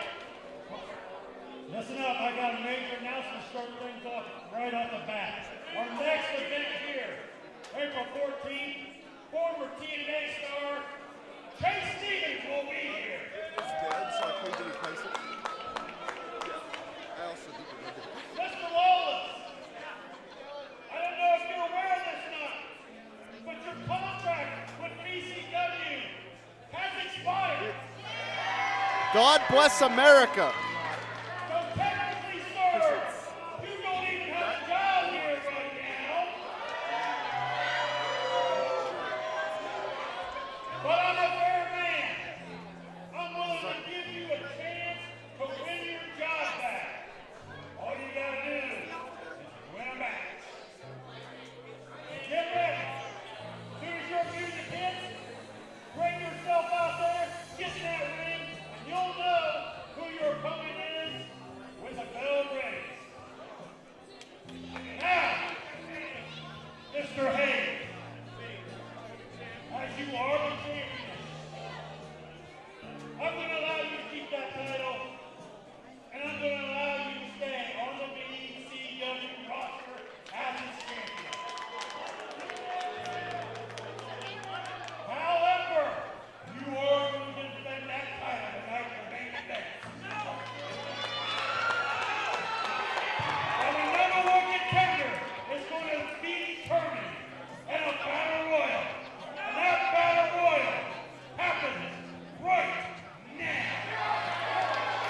Well, that.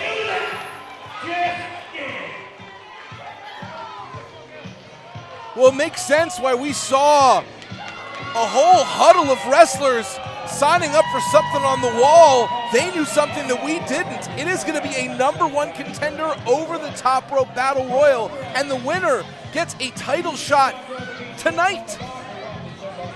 Jason, I never thought I'd say this, but God bless Ripper Blackheart. I don't know, Jim. The jury's still out right now. He's putting not only the gavel in check, but the champion in check. And as we have the melodic sounds of the late, great Glenn Goza singing RASSLIN, that's wrestling. We're going to get a battle royal to determine who's going to challenge for the championship tonight. Ripper Blackheart is known as the evil genius of professional wrestling. There's some real fear that we may be out of the frying pan and into the fire, but there's no time to worry about that right now because the ring is filling up with contenders. A lot of familiar faces, some new members of the roster. Everyone backstage had a chance.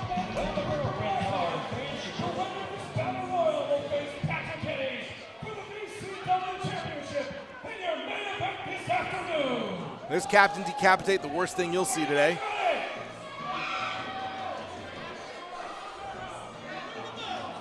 And to your point, Jason, these new faces, what a way to make your mark in VCW.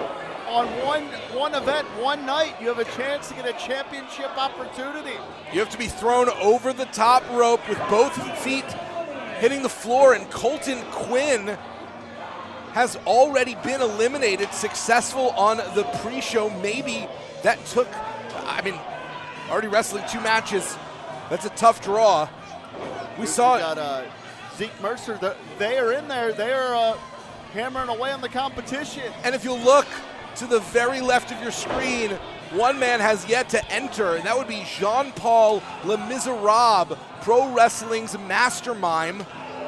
And he's waiting to get in the ring, maybe try and see if the herd can be thinned a little bit, and that's Hunter Price. Pastor CeeLo out as well.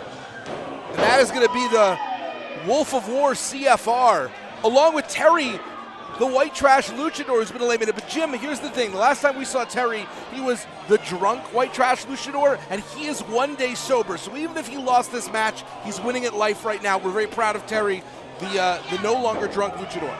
1 day at a time, right? Absolutely. And one competitor at a time. That's Masked Mechanic number 3. Where the hell is Masked Mechanic 1 and 2? That's what I want to know. I am also wondering what Jace Carr, Race Car did to Masked Mechanics 1 and 2. Bearcat Keith Hott has to be a favorite in this match. Lumberjack Larson in there.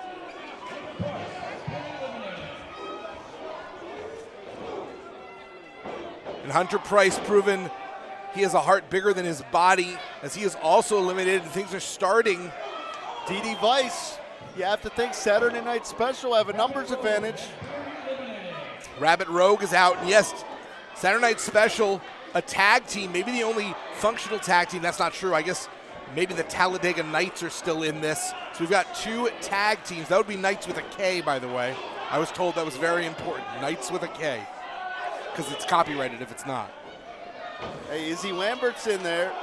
We see Zeke Mercer being bludgeoned by Yi-Pak Choi as Lexus Sin, the MMA artist, is taken out. And low bridging, Marcus Twist just accidentally eliminated his tag team partner, D.D. Vice. Well, Marcus Twist and Yi-Pak Choi, Lumberjack Larson, the eliminations are happening hot and heavy right now. Yeah, all those bodies are flying around in there. Makes it hard to protect yourself. Andrew Thompson, the amateur wrestling standout, just flown over the top. Now we've got the Talladega Knights of Jace Carr, Race Car, and Masked Mechanic number 3. Oh, man. Hit the floor very hard that time. Maybe we'll see Masked Mechanic number 4 next time, because certainly number 3 couldn't get the job done. Christopher's in there, one of the troublemakers with Glenn Spector, a young man that could really make his career tonight. It'll be Kane and Christopher's tag team partner, Glenn Spector, going up against Cowpoke Paul later tonight. And that was Magnus Knox with the majestic hair, who has been eliminated. We are down to our final four: Zeke Mercer, Keith Hott, Izzy Lambert, and Kanan Christopher. And one of these four competitors Wait a minute. Whoa. John Paul. You're right. He is yet to enter this matchup. He's so silent we didn't hear him coming. Like a hybrid vehicle under 5 miles per hour. You cannot hear Jean-Paul Le Miserable. The Bearcat hit the floor. And now officially it's 5. Race car Jace Carr's engine is still rolling in this match. He hasn't stalled out yet. The brightest star, Izzy Lambert, made a huge return recently, taking off the hood of Zero Liger and taking out his longtime nemesis, Nathan Ulrich, in a blindfold match. And Zeke Mercer gets an elimination and takes an elimination. And now final 3, race car Jace Carr, Izzy Lambert, and Jean-Paul Le Miserable still hiding on the outside. Oh man, Christopher just kicked Zeke's face off. And we got a hockey fight in the ring. What burns brighter, a rock and roll star's career or a NASCAR engine? We're about to find out in this battle.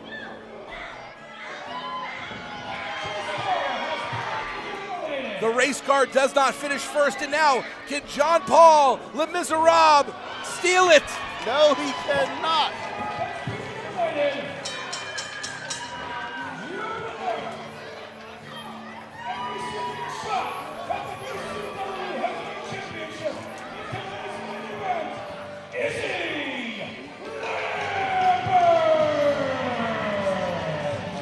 What a tremendous opportunity, Jim, for Izzy Lambert, who has been in VCW since day one and has not come close to receiving a title shot before. He has the chance to change the course of his own personal history and walk out with the title tonight. It could be a career-defining night here in McMecken, West Virginia. We're going to find out when Izzy Lambert steps up to the plate, when Izzy Lambert gets his shot, when Izzy Lambert challenges Patrick Hayes.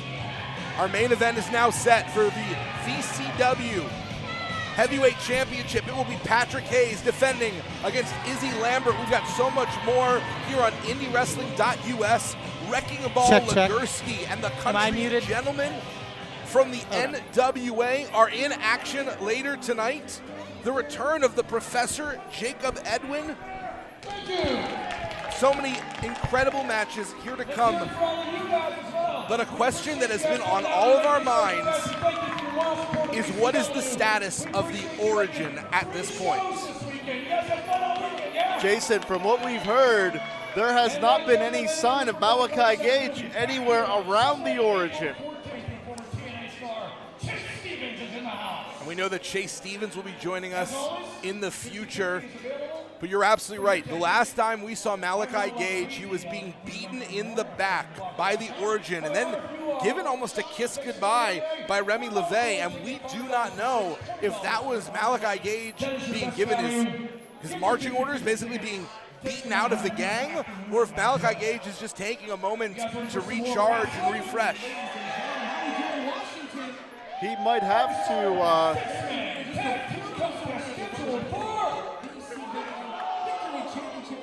Pennsylvania debut with VCW Senior Fire. Hello, everybody. I hope we're all ready to have a great show tonight. Before we begin, I would like to personally apologize to somebody here. The past couple shows, myself and George have gotten into a little heated argument. It's not, you guys do not need to see that. George is a great referee. He's made some few fundamental mistakes the past couple shows. It happens, it shouldn't, but it does happen.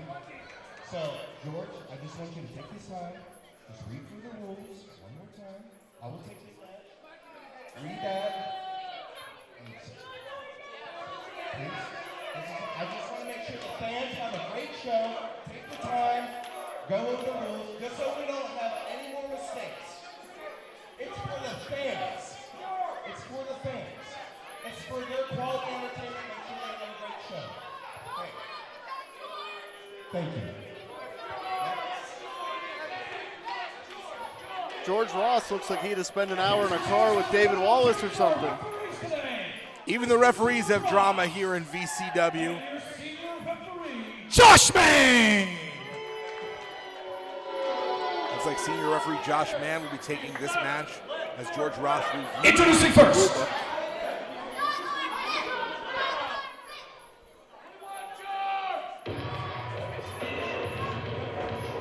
Speak their name and they shall arrive, Jason. The Origin will be in trios action tonight, and we're going to see if this unit is all on the same page still now that they are potentially down a member. Introducing first, at a combined weight of 666 pounds, the Mind Eraser, Remy LeVay, the Writing on the Wall, Christian Noir, Mad Dog Myers. They are the Origin! It was in the War Games match where Malachi Gage was going to be named. And instead of letting that happen, Remy LeVay, with a rare show of conscience, opted to quit for his team. It was a controversial move. There was a lot of dissension, especially from Mad Dog Myers about it. Has turfing Malachi Gage quelled that tension, Jim? We're going to find out. We're going to see how well these three can work And their together here. opponents. Is there truly a crack in the foundation of the Origin?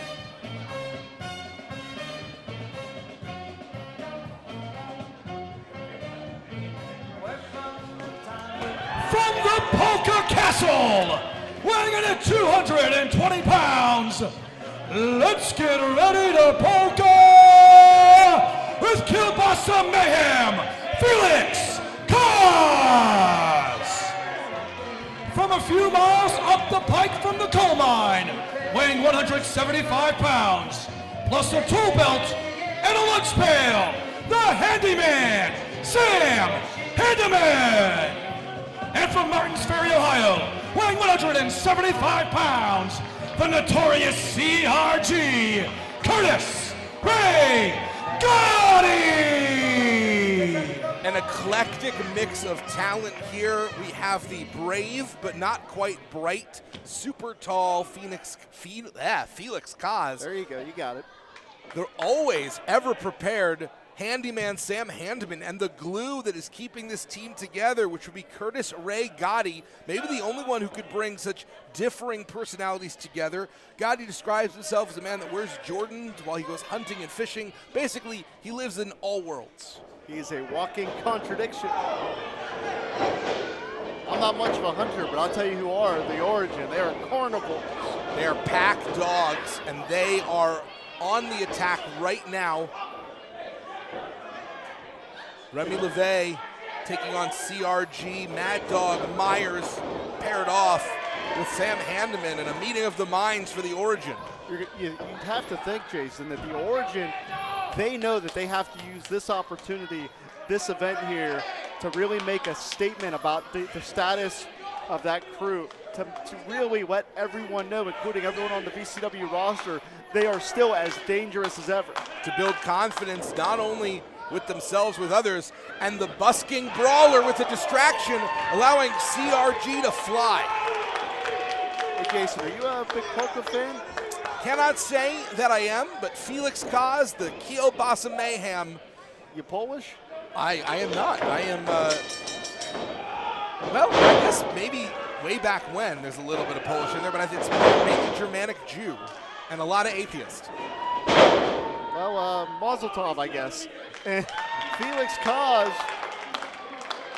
is going to take over here on Noir, and you have to think again that this mishmash of the team, they've come together for an opportunity. They can really use the dissension within the Origin to their own advantage to try to make a name for themselves here this afternoon. 100%. Felix Kaz getting in the head of the Origin quickly. Felix Kaz grew up on a carnival.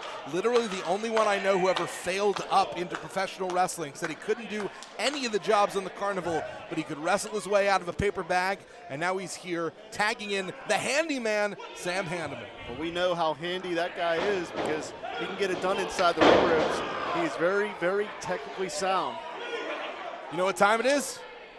It's hammer time. It's tool time, baby. There It's you tool go. time. A hammer is a tool, though, so that was close. You get partial credit. I haven't had partial credit since algebra in 9th grade. Didn't go well. Sam Handeman he's hammering away. Absolutely using his elbow like a nail into the heart of the writing on the wall. Look out. Leverage maneuver. Handeman got spiked into the corner that time. And Christian Noir has stolen the tool belt. That's like taking Batman's utility belt. It's just not done. Look out here. Well, we know Noir will use anything to inflict punishment, including his own body. He's a real kamikaze.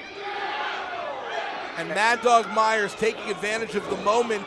And exactly as you predicted, Jim, Noir using a man's own tool belt against him. And our referee was saying that George had to go to the back because he wasn't able to keep track of the action. Look what's happening under the chief official's watch. Yeah, Josh, I got to be honest. I know that I could probably get in some hot water to disagree with the officials around here, but I think Josh may want to brush up on the rules as well. Tag in now to the leader of the Origin, Remy LeVay, and we wonder if there is any dissension, any questioning of Remy LeVay's decision to give up in that War Games match rather than see their former, possibly comrade-in-arms come to harm. That would be the Sideshow Psycho Malachi Gage. Tag into Mad Dog Myers, perpetually in a bad mood. And absolutely, and this is where we're going to see the Origin work in tandem to really show they still have that cohesion. And the Origin, go ahead. Mad Dog Myers here, suplex floats over. Sam Handeman wisely got his shoulders off the canvas as quickly as possible. And a frustrated Myers, is Myers any day of the week, but immediately rolling into a choke. 5 minutes have gone by on the match. Noir. 5 minutes. There are a lot of scary sights in the world, but few scarier than looking up and seeing Christian Noir and Mad Dog Myers standing over you. Insult to injury here, wearing the tool belt. And you know that's all the mind games. We know the Origin has a PhD in mind games. Talk about disrespect, just spitting in the face of Felix Kaz. Mind game successful yet again. And unfortunately, Sam Handeman is getting absolutely mugged in there, and he may be on borrowed time. 3-on-1 beatdown. Stomping the proverbial mud hole into the Handeman. Tag into the Mind Eraser, the Master Manipulator. This is the real big test of Remy LeVay's abilities as a leader. Can he keep this group together through all this strife? It's important to note, quick tags there. The Origin are on the same page. There's no doubt about it. Stiff lariat puts the Handeman down. 2 this time. And Remy LeVay knows that Sam Handeman is running out of gas. A third cover. It's a lot of grit, a lot of tenacity from Sam Handeman. The most prepared professional, had as an answer for everything Remy LeVay is bringing. This is really the MO of Remy LeVay. Very methodical, trying to sap the energy, trying to sap the life force out of the handyman. This is a real opportunity for the Origin to rebound. It was only a few months ago that they held not only the tag team titles, but also the heavyweight title, and now they are goldless. Yeah, it was a feast of famine rather quickly. Professional wrestling is all about momentum, and right now Sam Handeman desperately trying to build even a little bit of that. Hooks both legs. Did you notice how you want to talk about a championship pedigree, the way that Remy LeVay distributed the weight across both shoulders in that pinfall attempt, making it that much more difficult for Sam to kick out. Also how quickly he cut Sam off at the pass. This is textbook trios wrestling. Quick tags, taking advantage of referee distractions, and of course not letting either of the two freshmen, especially the larger-than-life Felix Kaz, enter the ring. Well, as you said, professional wrestling is largely based on momentum. We know that Felix really thrives on that momentum, but right now he is stuck in the corner. But for how long? Trying to silence Mad Dog Myers is Sam Handeman. Can he cross? And he does. We're going to see how the unofficial leader of the team does. This is the notorious CRG. Going to work right here, putting the Origin in check. A hometown boy looking to make big on the biggest stage possible, and Christian Noir playing defense. The numbers game is so dangerous here. The power of Noir is obvious, but his speed is easily overlooked, and now the crazy man is in. Look out here, everything's breaking down. Sling Bade from the hand-to-man to one of only 3 men to ever hold the VCW Heavyweight Championship. Oh man, did you see the impact from Mad Dog Myers? Mad Dog Myers is never set to stun. He is kill only. No finesse, all impact from the Mad Dog. And the Rabid Dog is about to bite, and instead, a rare miscue. Takes a chunk out of his leader. Could the Origin be coming apart at the seams? CRG looking to take advantage. Curtis Ray Gotti about to score the upset of his life, and he does! They got him! I see it, but I don't believe it. The winners of the match, the Handyman, Sam Handyman, the notorious CRG, Curtis Ray Gotti, and Kielbasa Mayhem, Felix Kaz! Jason, how rare is it that we see the Origin lose a matchup in VCW? Equally important, how often do we see anyone pin a former VCW heavyweight champion in singles, tag, or trio competition? Curtis Ray Gotti just cemented an incredible win for himself. I honestly believe we could consider this night, this afternoon, March 10th of 2024, as a true turning point for the Origin. And what about these 3 young men? CRG, Felix Kaz, and Sam Handeman. A new era, a new chapter could be on the horizon for Victory Championship Wrestling. A new generation of wrestlers is rising up here in this company. We saw the Origin control almost all of calendar year 2023, but we're here in 2024. Things are changing all around us, and the Origin are falling apart in front of us right now.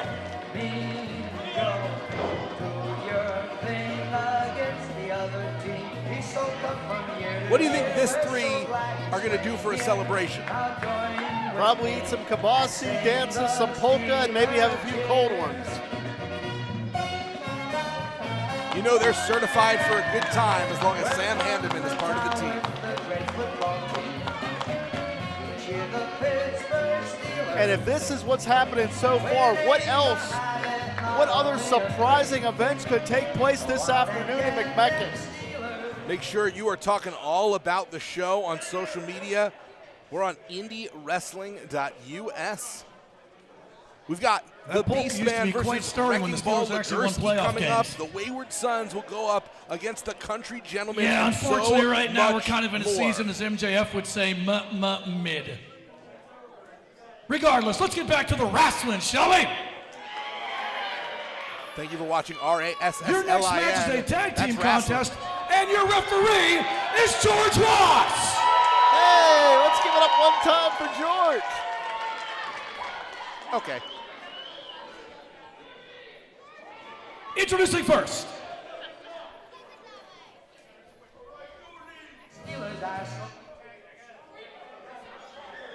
And let's see what's next here. Everybody does love polka.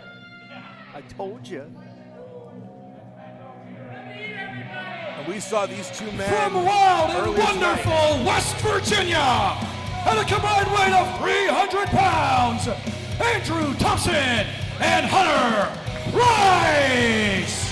These 2 entered the Battle Royal wanting a chance at heavyweight championship glory, but they are a tag team. This is nonstop Andrew Thompson. He is wearing the headgear, along with the winning Enterprise Hunter And Price. their opponents.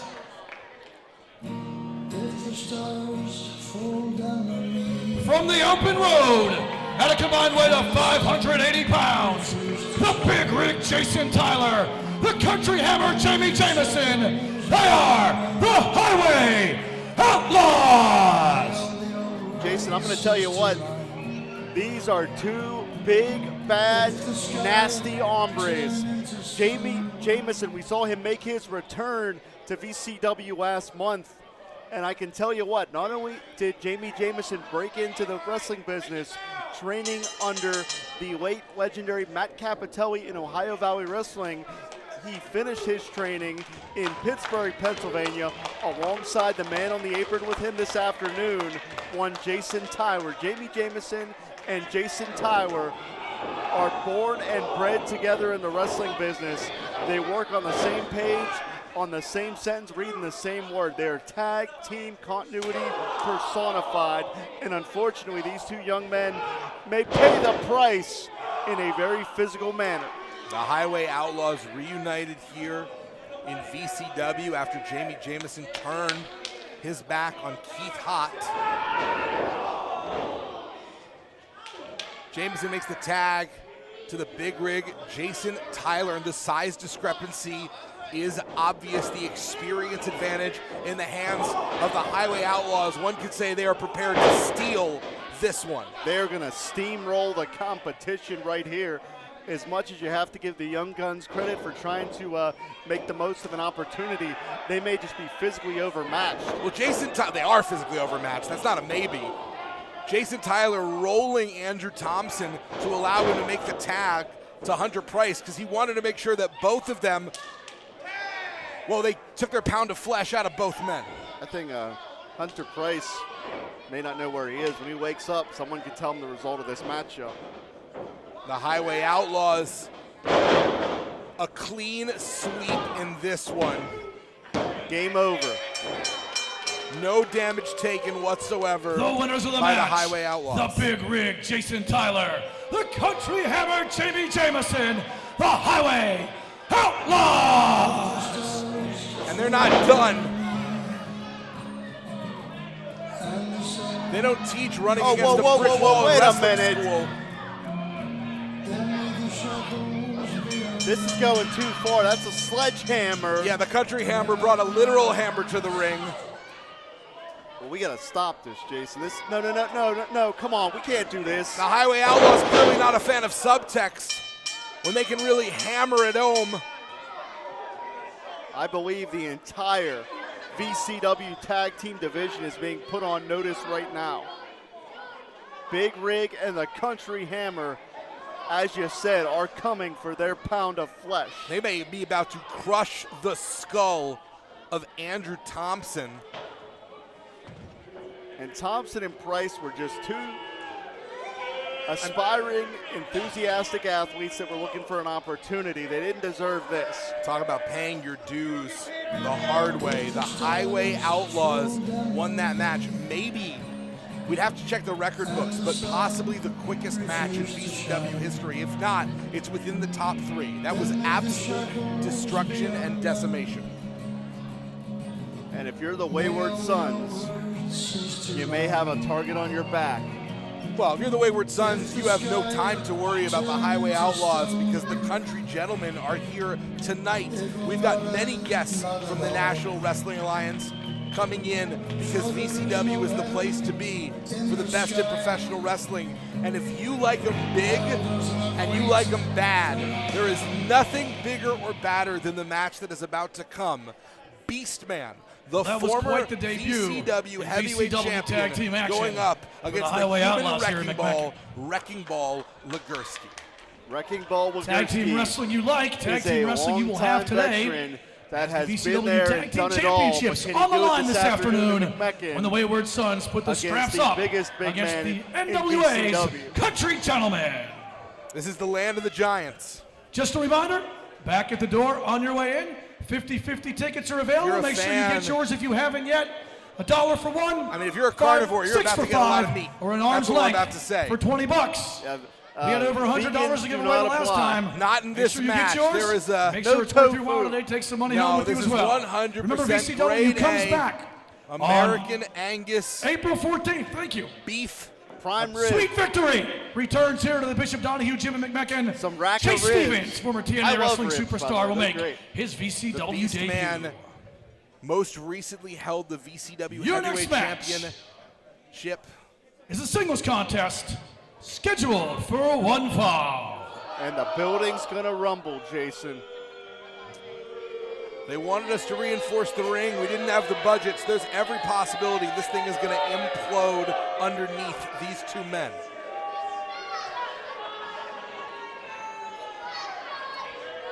And Josh Main making his way to the ring, not exactly getting the brightest reception. Maybe he had time to brush up on the rules.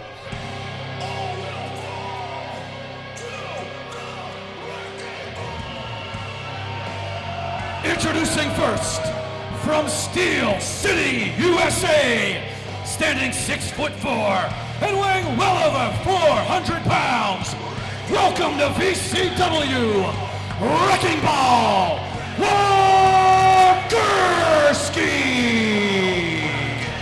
All will fall to the wrecking ball. That is the mantra of this monster of a man, Wrecking Ball Legursky. No finesse, all impact, and that's the way he likes it. An NWA superstar, a former United States Tag Team Champion, 10-year veteran who has won titles all over the country.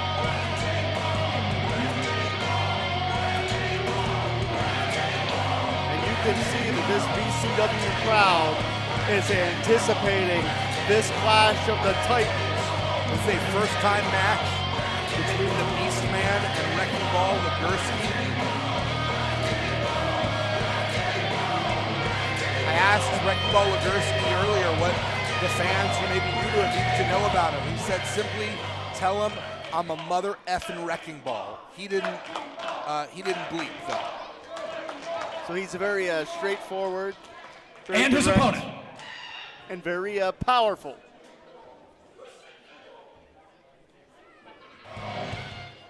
Well, a man who is short on words and long on power could be used to describe not only Wrecking Ball Legursky, but also his opponent. A local legend, and I mean that in more ways than one. In the ring and also in life, a cryptid come to life. He has bled for VCW. He has shed tears for VCW. And this afternoon, he may shed parts of this building because nothing is going to contain these two. The Beast Man's never in a good mood, but he is in a particularly foul one tonight because it was yesterday that Beast Man lost his contractual rematch for the VCW Heavyweight Championship in Washington, Pennsylvania to Patrick Hayes because of the interference of another monster, Congo Kong. From deepest, darkest West Virginia, weighing in at 500 pounds, he is the Stone Age Savage, Beast Man! In an industry of unique athletes, that is one of the most unique athletes. Excuse me, over 400 pounds. And that big man can move. Well, it's 400 pounds both ways. Beast Man's over 400 pounds, Wrecking Ball Legursky over 400 pounds. There are over 800 pounds of pro wrestler in the ring right now. That is astonishing. We are going to see a true clash of mastodons, of carnivores, as you said. And what a treat it is to have it here on IndyWrestling.us on the Indie Wrestling Network. Live here this afternoon, March 10th of 2024. Jason, I got to tell you, happy to be here with you, celebrating my first anniversary here with Victory Championship Wrestling. Congratulations on 1 year. The Beastman has often seemed to be impervious to pain. That is a quality that will serve him very well going up against Wrecking Ball Legursky. An advantage to Legursky is that Legursky just as big as the Beastman, but much faster. Wrecking Ball Legursky is unexpectedly swift. Very sudden. Very sudden, absolutely. And I'm going to ask you, Jason, you and I, we've both been in this business more than a decade. We've been there and seen a lot of things. But on a rare time, I'll speak for you. It's not often that we see even one, let alone two athletes this massive in a wrestling ring. No, this is a super heavyweight battle. And it is really representative of a style of wrestling that Victory Championship Wrestling provides.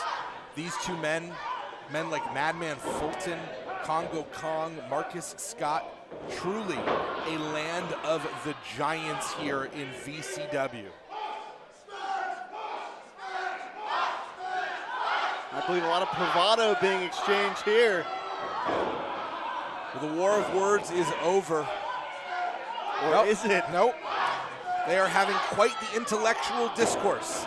Turn on your closed caption option to get the translation of what exactly is being mumbled and grumbled inside that ring right now. Who needs Twitter when you can hear orders like Wrecking Ball Legursky and the Beastman debate the issues relevant to our time here?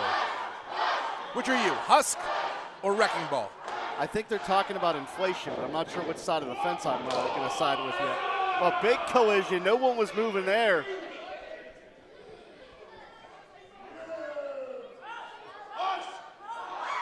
They can't even decide which direction they're going to run. Well, I think it doesn't matter because at the end of it, it's going to be into each other. I'm a little nervous. Our ring here is going to implode. As mentioned before, we did not have the budget to reinforce it, so there is every possibility this ring is going to collapse in the next 30 to 45 seconds. We've seen the ceiling fall. We've seen people be lit on fire. It would not surprise me to see the ring completely collapse underneath this weight. Look out, big strike from Legursky. And the Beastman, first to get knocked to the floor. How often do we see that happen here in VCW? I don't think we've ever seen someone physically dominate the Beastman quite like this. No one has the sheer mass to muscle him around the way that Wrecking Ball Legursky is right now. A one-man wrecking crew performing a demolition job on the former VCW heavyweight champion. And Legursky certainly seemed to have a playbook coming into this one. They didn't plan for that because he just got steamrolled, got bulldozed. Legursky, very smart though, going to roll out, going to create a timeout for himself, going to regroup. Very wise wrestling. He's a time-tested veteran. Taking an opportunity, trying to get some distance and luring the Beastman in, but Beastman knows how to hunt. This is not a false count anywhere match. These men cannot win on the outside, but they certainly can do a lot of damage in this very dangerous territory. I don't think it's any surprise that a standard wrestling ring was not going to contain these two monsters. Hell, this building may not contain these two monsters.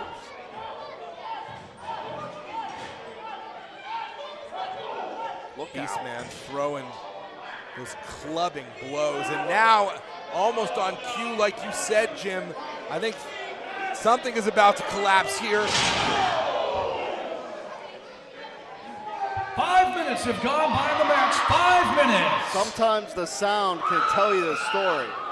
You know what that sound was, Jason? Destruction. Wrecking Ball Legursky showing us how badly mangled that chair is. It is no longer functional for anything but what Wrecking Ball Legursky is doing with it. I guess this goes without saying. Josh Main's going to let the rules a little relaxed here. Did Josh Main just get knocked in the head by the Beastman? No. Our camera made it look like And all Josh of our, Mann almost took a stray. All of our camera operators here should be careful as well. A lot of discretion being given in this match. And Legursky better be checking his teeth. And similar to the way that we rarely see the Beastman manhandled like this, how often do you think Legursky's lifted off his feet like that? Very rare indeed. Both these men used to wrestling from a much larger position. One wonders how much they've had to change up their game, finding themselves in this position. A very precarious spot for the Beastman here, teetering on the apron. Legursky looks like he's teasing a powerbomb to the floor. This can't possibly be right. Oh no. I don't know how Legursky's spine was able to absorb that impact. Go ahead, Jason. Two big thuds to the chest and also cracking Legursky's back against the edge of that apron. That was a 2-for-1 special in terms of damage. Jason, if they come back here, I'm running. Don't try to tell me to get out of here. You'll be talking to yourself. Wrecking Ball Legursky trying to battle Beastman back to the ring. And finally, the count is underway. The thud that you can hear. Oh! And much like Miley Cyrus, Legursky came in like a wrecking ball. He sure did. You can just hear the smack of the flesh on the impact.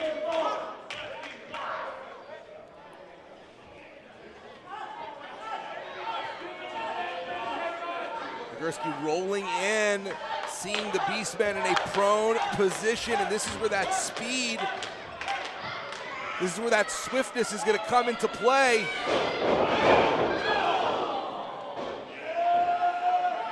Hip attack may have knocked Beastman unconscious. Beastman known for having a decidedly strong skull, a Cro-Magnon-like skull. Or just a direct Cro-Magnon skull. He may not have evolved past a Cro-Magnon. It's very undetermined exactly what species Beastman in, but we do think he is some sort of Cro-Magnon, Homo sapien hybrid. The genetics are out, basically. Research still needs to be done. There's a GoFundMe. Look out. Oh, no way! Power slam by Legursky! It's been oft said, but that one may be true. That was the world's strongest slam. I have never seen the Beastman taken off of his feet like that. Beastman struggling just to get to his knees, let alone to his feet. Jason, I've been calling matches of the Beastmans since 2009, and I have never seen anyone do that to him. Big spear by the local legend, the hometown hero, who is coming off a tough loss. 2 losses in a row to Patrick Hayes has to infuriate Beastman. A word of virtual stalemate here, Jason. The first man to defeat could have a definitive advantage in the conclusion of this contest. Spite is a great motivator. We're going to see how well it fuels the Beastman, but the eyes may have been bigger than the stomach in that particular case.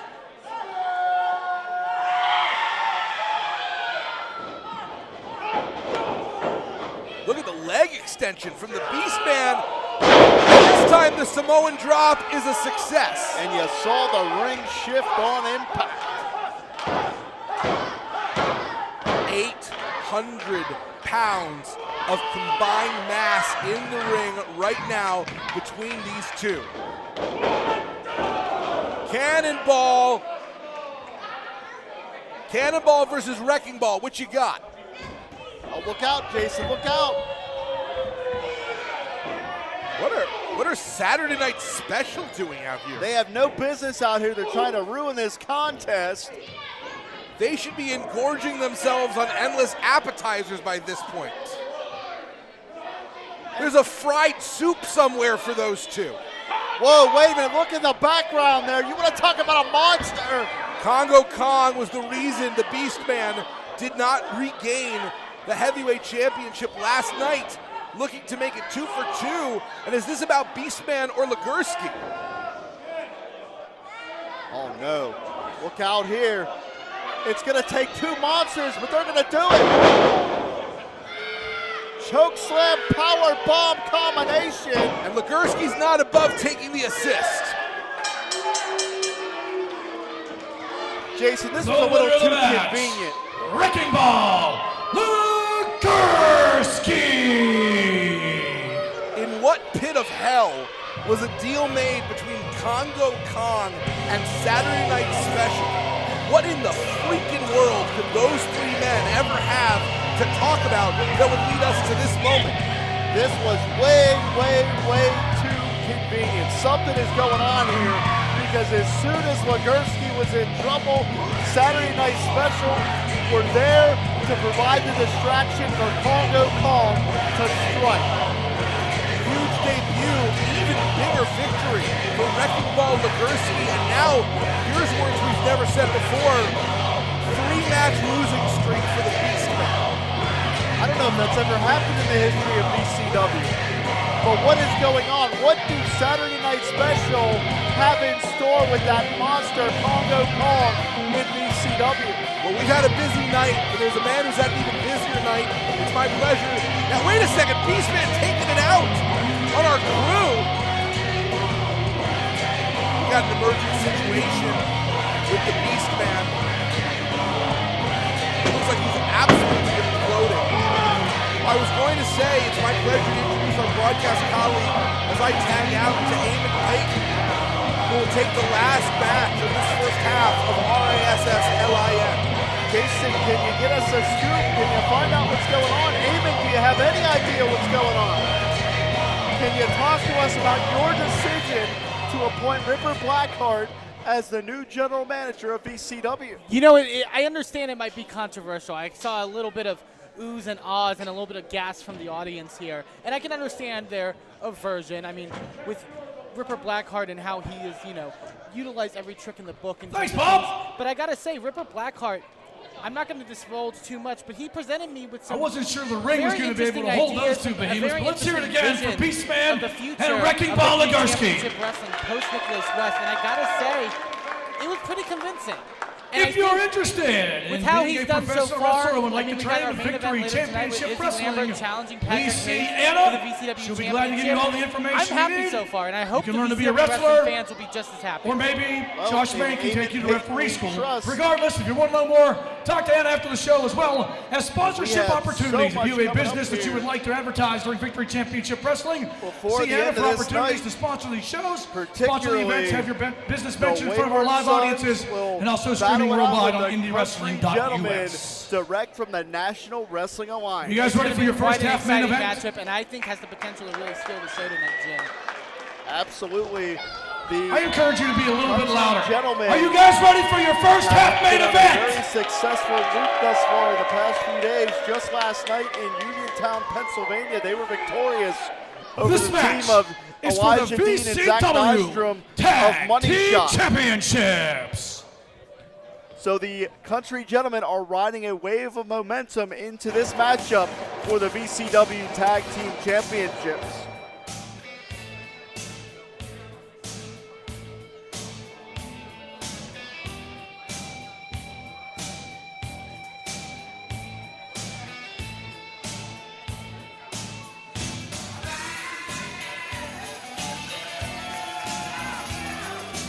The man representing the National Wrestling Alliance from Bullhead Ranch, Tennessee, at a combined weight of 557 pounds, White Lightning KC Kazana, the Bullhead Brute AJ Kazana. They are the Country Gentlemen. On your screen right there, AJ Kazana, the man with the branding iron. And somewhere in heaven, Terry Funk is smiling down from the Double Cross Ranch. There you see on the back part of your screen, that is KC Kazana. They work so well together. They work in tandem. Former champions in the NWA, and they look to be current champions here in VCW before the end of this afternoon. Two good old country boys who are just in it for a fight and a beer to wash things all down. And for the gold, let's not forget. And their opponents,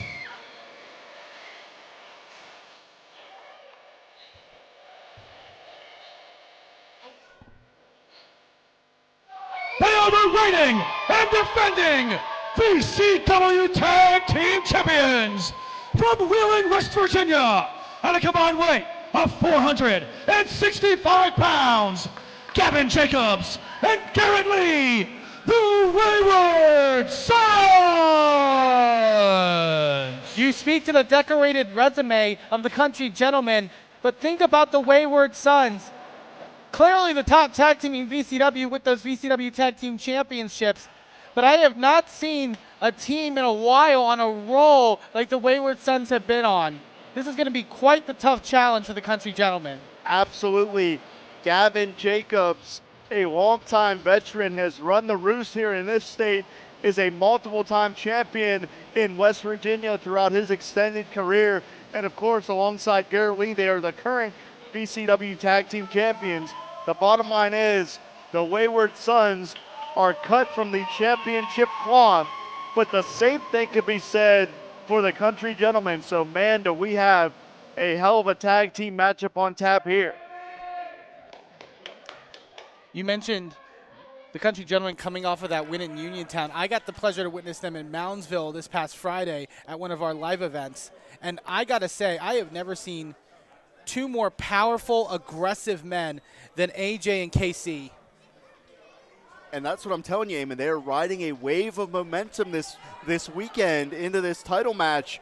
The luck, the momentum, and the tide could be on the side of the Country Gentlemen. Like you mentioned, AJ still with that branding iron in hand. Yeah, AJ Kazana is a roughneck. I mean, the guy is very polite outside the ring, but when he steps inside the squared circle, it's all business. Question is, can they stamp that brand on the brand name that is Victory Championship Wrestling by capturing the VCW Tag Team Championships?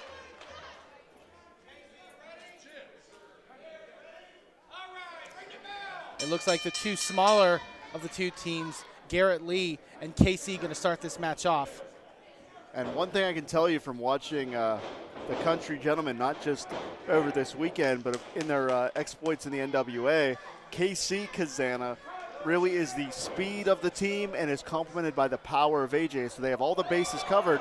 But again, to your point, the same could be said about the Wayward Sons. These two teams are so evenly matched, and that's why I believe it will be razor close whoever walks out of here victorious. KC, even though the lighter of the two Country Gentlemen, with a slight weight advantage here on Garrett Lee. But Garrett, we've seen time and time again, has always fought from underneath. I also have to think in the back of their minds, are they nursing any wounds from the last time we were here in McMecken? Because they're coming off of War Games just, I believe, less than a month ago. 3 weeks ago, Eamon, you're correct. Garrett Lee with the advantage here. But everyone knows in pro wrestling there's no rest. It's always another night. It's always another title defense for the Wayward Sons. As KC trying to get Garrett over. Garrett able to catch himself, and now deep arm drag there on KC. Using the technique to keep KC off balance. Once you get that momentum going. So gritty is Garrett Lee. I believe that really defines his career. He's so gritty that he'll fight from anywhere, any angle. Tag into Gavin Jacobs, who has trimmed down a little bit, but has maintained all of that power, just added some quickness. Oh, nice neck breaker there by Garrett. Nice snap on the, oh man, and nice follow-up from Gavin. Lateral press here, hooks that leg. Very explosive there with that knee. Gavin Jacobs, the more experienced of the two. Gavin really bringing Garrett up in many ways when it comes to his start in professional wrestling. Oh, big vertical suplex. Yeah, I believe you can consider Gavin Jacobs kind of the general of the team. That's no slight against Garrett Lee, just speaking to the experience that Gavin Jacobs can bring to the table as you see him collide with KC in the corner. Comes charging and now is going to send KC into the ropes. What is he thinking? Big neck breaker. So much tag team continuity from the Wayward Sons, and AJ, I believe, has had enough. Getting a little frustrated, but maybe a little overzealous, gets dumped out to the floor by the Wayward Sons. And he's favoring that hand. You know, you can't throw a right hand if you're hurt, especially this early on. Garrett now going off the ropes after the scoop slam and follows it up with a leg drop. Nice vertical leap here. Hooks that back leg. Not enough weight on the back shoulder allowed KC Kazana to escape. It's going to be so fascinating seeing this matchup play out, because I think it's not going to be, one move and done. It's not going to be one moment. You're going to take, it's going to take some ground and pound. It's going to take some effort by both teams to work down on their opponents. AJ now in.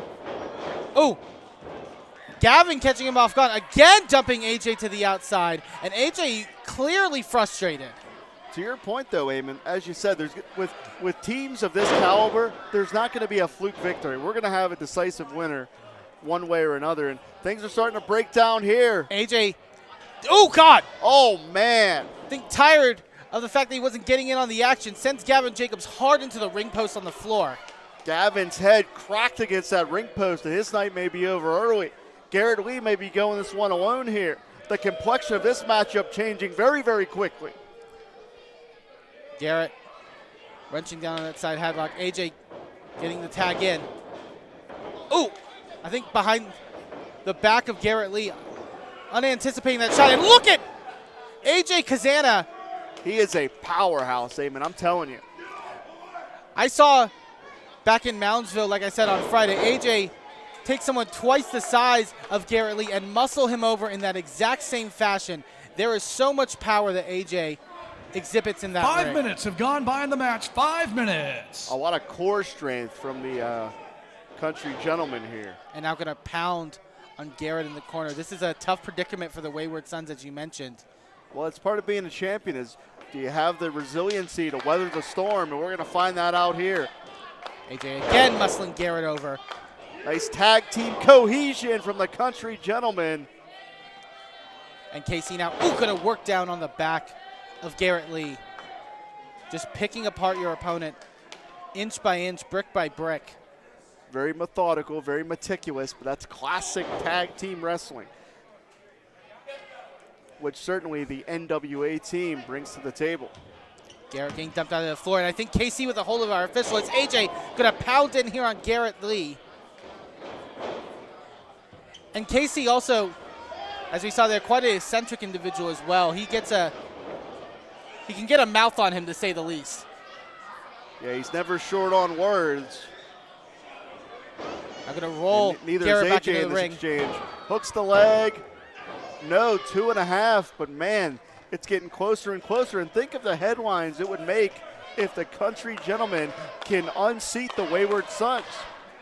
I mean, just that alone, it's future bookings, it's more opportunities, it's more money. Absolutely. And that just leads to more beer, more celebrating for the country gentlemen. KC now, with Garrett Lee in the corner, gonna, again, pick away at Garrett Lee, who desperately needs a tag right now to Gavin Jacobs. But he's not gonna get it as he meets the elbow of AJ. Very wise wrestling. Those body shots taking the air out of Garrett Lee, and if you can't breathe, you can't fight. The lactic acid builds up in the muscles. Chin breaker by Garrett, trying to get some separation and some breathing room. Can he make the tag? There's a tag in to Gavin Jacobs. And now Gavin Jacobs going to lay in the shots. I believe Gavin has a real sense of urgency here. Big spine buster. Textbook vintage Gavin Jacobs offense. Tried for a blow, but Gavin Jacobs able to duck under. AJ now with a hold, going to lift up Gavin, trying for possibly another vertical suplex. Gavin doing his best to fight free. Look at the physical struggle right there. Gavin was not going to give up, man, and he made AJ Kazana pay for it. Gavin seemingly shifting the momentum back for the Wayward Sons, but can he capitalize? AJ's wobbly up to his feet, thinking the cutter, hits it! But not looking to capitalize, instead tagging in Garrett. I don't know if that's the smartest move, Jim. Yeah, Garrett Lee has sustained so much punishment over the past several minutes. Big senton bomb, missed there. And KC now with a shot at Gavin on the floor. And I believe that Gavin got hit right between the eyes. Pinpoint precision from KC Kazana. And now Garrett, again, still vulnerable. What could he be thinking? Powerbomb. Oh, my God. Drops Garrett Lee hard into the mat. And that was nasty impact. Gavin Jacobs pulling down Casey from whatever he had in mind on the top rope to maybe stop any more further damage that Garrett was going to have inflicted upon him. Chin breaker there by Garrett. And it's really breaking down here. All 4 athletes involved. As AJ rocked there on the floor. That was a desperation move, I gotta say, by Gavin Jacobs, but it was necessary. Cutter there on KC. And now, I think he tried for that senton before. Can he? Will it pay off this time? Will the gamble pay off? It does! Right across the chest of KC, and now Gavin in for the cover. And just by inches, the Wayward Sons retain the championship. The winners of the match, and still VCW Tag Team Champions, Gavin Jacobs and Garrett Lee, the Wayward Sons! I gotta say, Jim, we predicted it, but it is true. I think that was the hardest fought title defense so far for the Wayward Sons. But Eamon, that's not the only championship that's going to be decided this afternoon. I believe coming up next, we're going to go to a brief 15-minute intermission, but when we come back, we have the big boss, Glenn Spector, squaring off against Cowpoke Hall. Jacob Edwin going to take on Jimmy Shane. And let's not forget, Izzy Lambert gets his chance at the VCW Heavyweight Championship.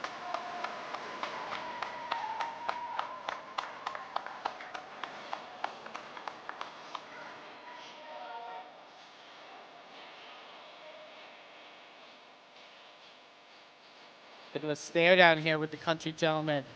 Hard fought in this matchup, but just not enough to get the job done, but a sign of respect between these two teams. Oh, wait a minute. Maybe not! What the hell is that? A cheap shot.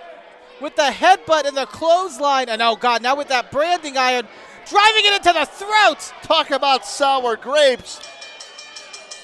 They're going to try to take out the Wayward Sons. They're going to try to injure the tag team champions.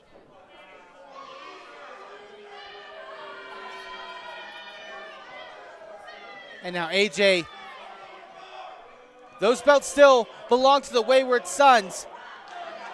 They may not look like it, but they're the victors in this matchup. And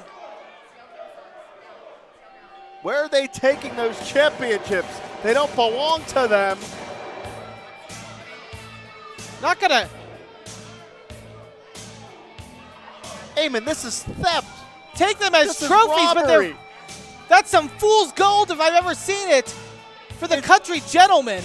They are stealing the tag team championships. Highway robbery by AG and KC Kanzana. Well, let's make it clear, the country gentlemen are not the VCW tag team champions.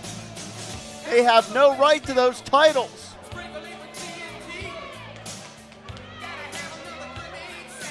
And as Gavin Jacobs and Garrett Lee get their bearings,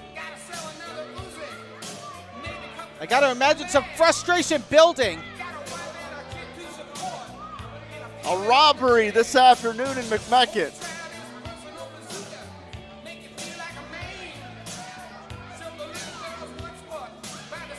Frustrated. Eamon, even what's in going to happen victory. with the tag team championship? Look, you have to talk to Ripper Blackheart. We need to get some. I'm not going to get it from them. I'm not telling AJ and KC they have to give it back. I think it's time to go to intermission, Eamon. Eamon, what's going on We're here? gonna start this out with a little upbringing, a little elevation. We have an individual in the back working concessions. Her name is Elizabeth. This is Elizabeth's 14th birthday. Hey, happy birthday, Elizabeth. And out of the kindness of my heart, I decided to buy her 150 mini cupcakes. But I spoke with her a little bit earlier, and she said her favorite wrestler was Lumberjack Larson. So I've decided that she's no longer worthy of my cupcakes. So I'm giving them to each and every one of you go nuts. Well, that's nice. Well, it's not nice, but it's nice inadvertently. Now, go get my cupcake, you can go away now. The real reason I'm here I'd go get the cupcakes, but I wouldn't be is back to until next month. reintroduce you to the 2023 Wrestler of the Year. Applause, please. The Monarch, Clayton King. JD Sinclair keeps mentioning this 2023 Wrestler of the Year award that Clayton King won. When did this ballot happen? That is news to me. I believe only in the mind of Clayton King himself. He maybe has elected himself and done some other things to himself to be so happy to win Wrestler of the Year for last year. It's 2024, pal. Live in the now. I don't know if he stuffed the ballot box. I know there was chaos with Nicholas West and David Lawless and everything in between, but Clayton King, we've seen recently recruited by JD Sinclair, and Clayton has a lot of potential, has a lot of ability. I don't know Wrestler of the Year potential, at least at this point in time. But King clearly has raised the eyebrow of JD Sinclair enough to really promote him as the next biggest star here in Victory Championship Wrestling. Well, clearly JD has invested a lot of cash into Clayton King. Clearly he's got enough cash on hand. I mean, 150 cupcakes doesn't come cheap. I wonder if the order of 150 cupcakes comes with some insulin to bring you back down from all that sugar. I would hope so. Mr. King, always a pleasure.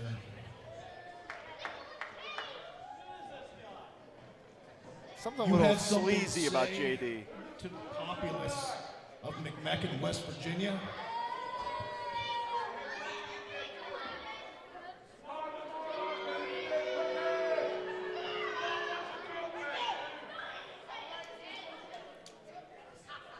We need absolute silence, apparently, for Clayton King. Well, he may have won Wrestler of the Year somewhere, but he's not winning a popularity contest this afternoon in McMecken.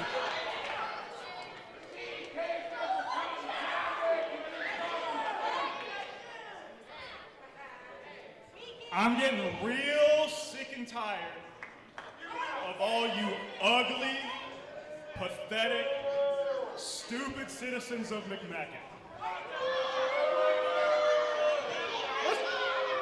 I don't even understand what you guys are all so mad about. You voted for me. Wrestler of the Year 2023, baby. That's why I'm a little confused, though. Wrestler of the Year 2023, the Monarch Clayton King. What's the point of all this? I'm fed up with all of you. Mr. King, do you have anything else you'd like to add? This is a self-promotion tour. What's going on? Enjoy the cupcake, sweat hogs. Play my music. To answer your question from earlier, not quite sure. But Clayton King. The Self-Admiration Society. Clayton King and JD. All that adulation, all those votes, like you said, they got to be in his head at this point. But Clayton King, as you mentioned, Jim, has to be looking forward to 2024 here in Victory Championship Wrestling. Like you mentioned before we went to break, so a lot of great action to come, including our main event for the VCW Heavyweight Championship. Pretty Patrick Page defending against Izzy Lambert, coming off of that victory in that Battle Royal earlier tonight. That is going to be can't miss. But we still have so much more action still to come. All right, ladies and gentlemen, as per the norm, we have intermission interrupted by Clayton King and JD Sinclair. Two of your favorites, I'm sure. Well, regardless, we're not going to get that 2.5 minutes of our lives back, so let's move on with the wrestling. You ready for the second half of the show to start? Usually you guys are riled up on Sunday. Your first half, just be a little bit louder. Let's hear it. Come on, guys. Make some noise for the second half of the show. Your first match is a singles contest scheduled for one fall. Your referee is George Ross. Didn't see George getting some love tonight. Give it up one time for George. You gotta love him. He's been through a lot. Professional. Serious pro. And speaking of a serious pro, we're gonna see a true time-tested veteran, international experience, and always dangerous. The man known as the Big Boss continues to put his fingerprints all over BCW, and Eamon, I don't have to tell you about that.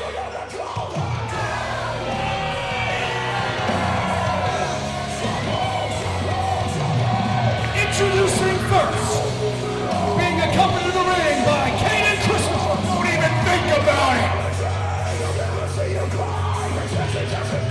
As you mentioned, Jim, you're right. I've seen him close and personal. Glenn Spectre. Music! I was gonna praise You know Spectre, what I but hate I'll let Spectre do the job about for me. coming to McMecken, West Virginia? What's that? I look around. Oh, I heard you. You know who I am. You know exactly who I am. You know what? I'll tell you who I am. I'm the B-O-S-S boss of professional wrestling, Glenn Spectre. This is the N-T-R-L Natural Caden Christopher. We are the Troublemakers. Yeah! And what I hate about coming here is having to wrestle in front of probably the ugliest crowd I've ever seen in my life. Yo, you can boo me, kid. I've seen what you cheer and I'm not impressed. Now, I beat the crap out of Zeke Mercer. And now, I'm gonna knock out your hero, Cowpoke Paul. You know why? You know, I think he's a little more boy than cow. A bit more boy than cow, that kid. So, I don't want to hear one chant of Spectre sucks, or I'll come out there and slap everybody. Well, Glenn's making friends with McMecken already. I wouldn't test them if I was this McMecken crowd. Take this, Cowpoke Paul! Get out of here! Get this ass whooping! Spectre laying it out to his challenger, Cowpoke Paul here. And his opponent. From Dry Rock, Wyoming, weighing 170 pounds, he is the leader of the Cowpoke Posse, Cowpoke Paul! The Yeehaw Kid, the leader of the Cowpoke Posse, one of the most popular stars in all of Victory Championship Wrestling, Cowpoke Paul, ready for competition here tonight.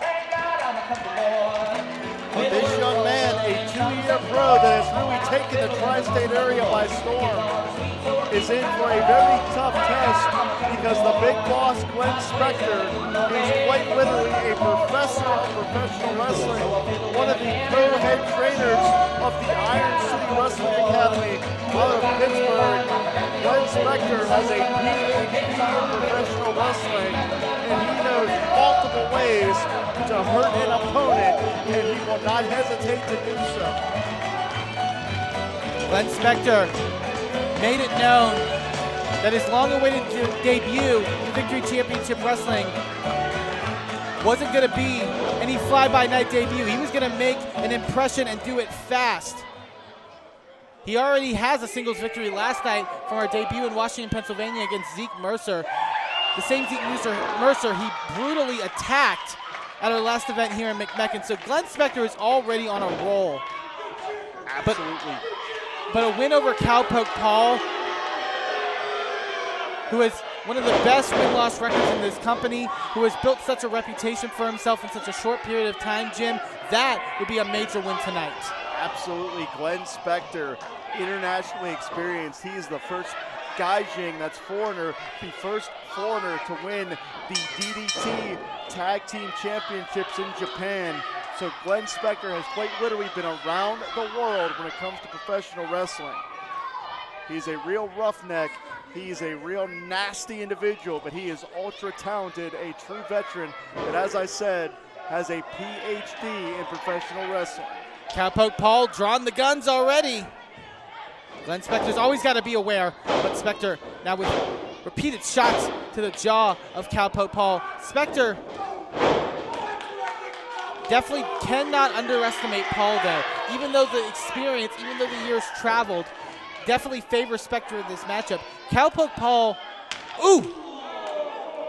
has gotten a learning education quickly in professional wrestling with a lot of big-time matchups and opponents very quickly. And you can't measure tenacity, you can't measure resiliency, and you can't measure heart because Cowpoke Paul brings it in large amounts, and he may have the big boss all tied up, version of the Paradise Lock. There's one thing a Cowpoke can do. It's to tie up a calf, and he just did it right there with Glenn Spector. Spector, gets sidestepped. Big drop toe hold. And the big boss is all out of sorts. Ride him, Cowboy. Early advantage to Cowpoke Paul, but Spector showing what a time-tested veteran he is. Takes a powder, going to create a breather, going to hold the momentum of Cowpoke Paul, and we know, and Spector knows, that momentum is such a trademark for Cowpoke Paul. Spector, Cowpoke going to follow, and maybe lasso up Glenn Spector here. Cowpoke Paul, time in and time out, we've seen. Cannon Christopher at ringside, wiping out Cowpoke Paul with a clothesline. He just blindsided Paul, never saw it coming, could not protect himself. And now the complexion of this matchup changing completely. The advantage tilting towards the big boss, who will show no remorse, no surcease from the offensive assault, and you can see him pouring it on immediately right here. As Cowpoke Paul up with a big snap suplex. Textbook suplex, showing that wrestling pedigree. And Spector with that big leg drop, all that weight down into a covered lateral press. But only 2 there. And Spector grinning like a Cheshire cat. But we have learned over the course of VCW's 2+ year existence that you cannot underestimate the fight of Cowpoke Paul. Just last month, we saw him sail off of that cage to defeat the Origin. Another 2 count. And what a spectacular sight that was, Jim. Cowpoke Paul laid it all out on the line in that War Games match. It was very crucial to his team's victory. Cowpoke Paul with a chop. Seemingly got some life in him, but Spector, drop toe hold, sends him throat first into that second rope. A lot of ring generalship right there. Knew how to maximize the damage as he does right there. Full force of that boot right to the back of the head of Cowpoke Paul. Spector again cover. Lateral press. Paul gets that shoulder up. That's the thing with Spector, the way he lays in every shot. Incredibly vicious in that ring. Paul has to be looking out for that running knee strike as well. That's what finished off Zeke Mercer. He's finished off multiple opponents in the past. But Paul at ringside, and not wanting any of Cannon. Christopher again. Christopher now. This numbers game is just too much. Putting in a beat down here on Paul at ringside.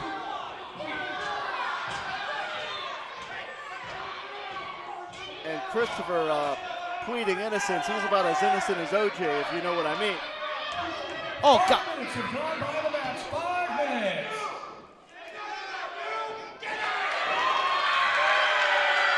A referee finally spotting Cannon Christopher.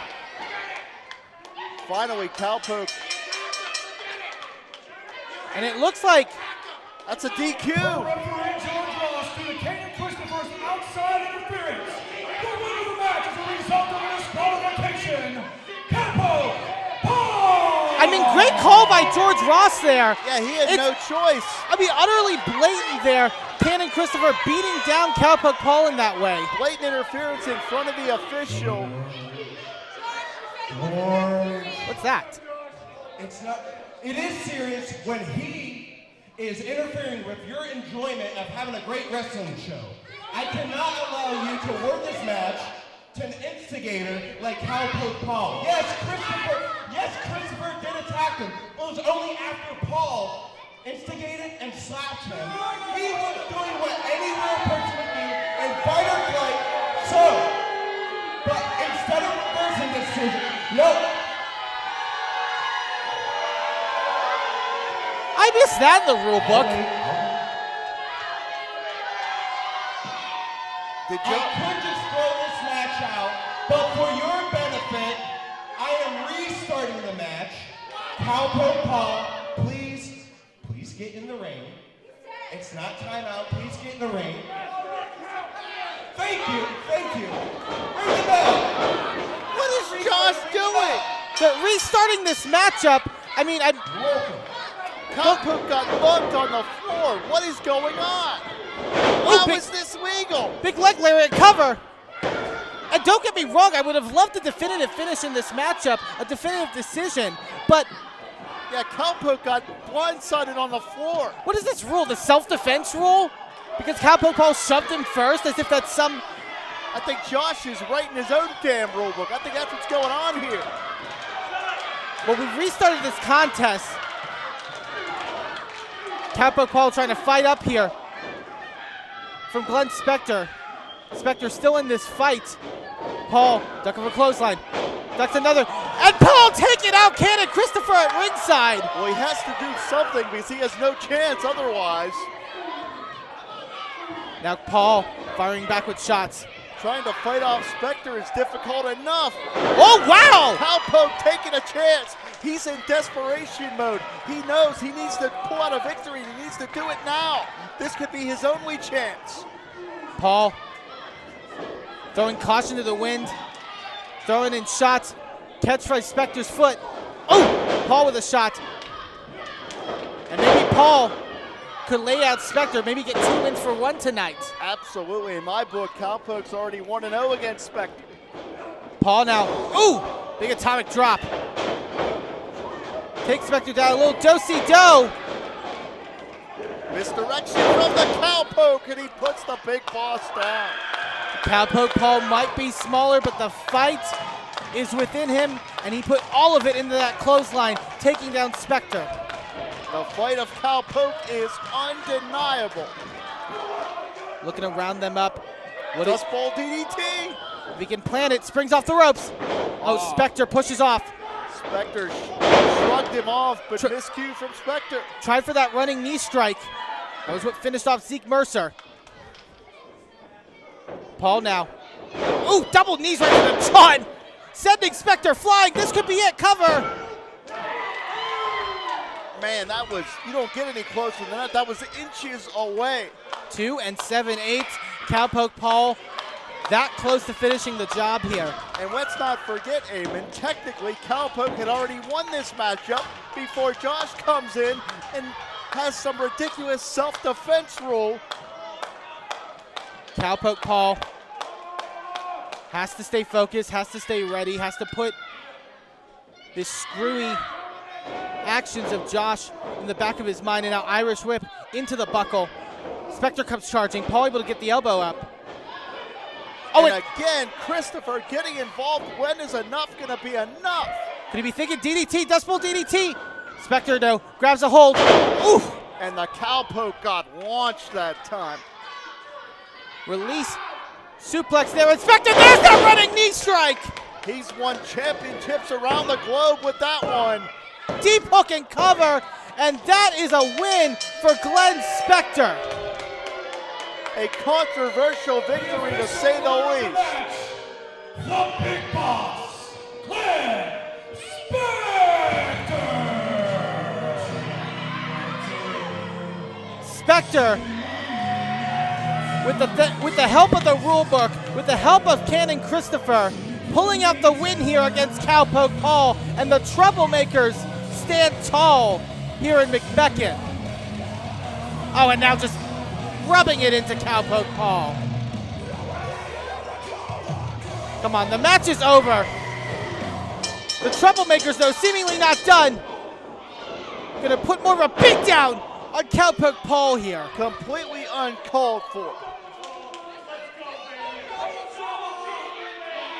Spectre is remorseless. Oh no. Cowpoke is If I was Paul, I would be defenseless. staying down right now. Wait a minute! Zeke Mercer! They have hit the ring to even the odds and saving Cowpoke Paul there. Zeke made the save. Taking it to the Troublemakers. And a measure of retribution for No Mercy, Zeke Mercer. And the Troublemakers go running.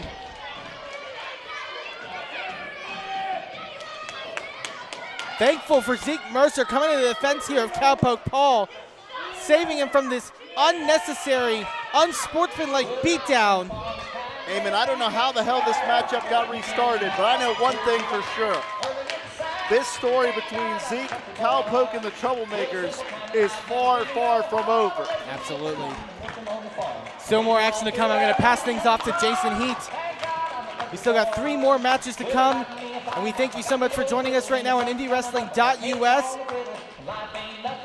Be sure to hashtag VCW Wrestling to give us your thoughts on what you've seen so far tonight. And some great more action to come here tonight.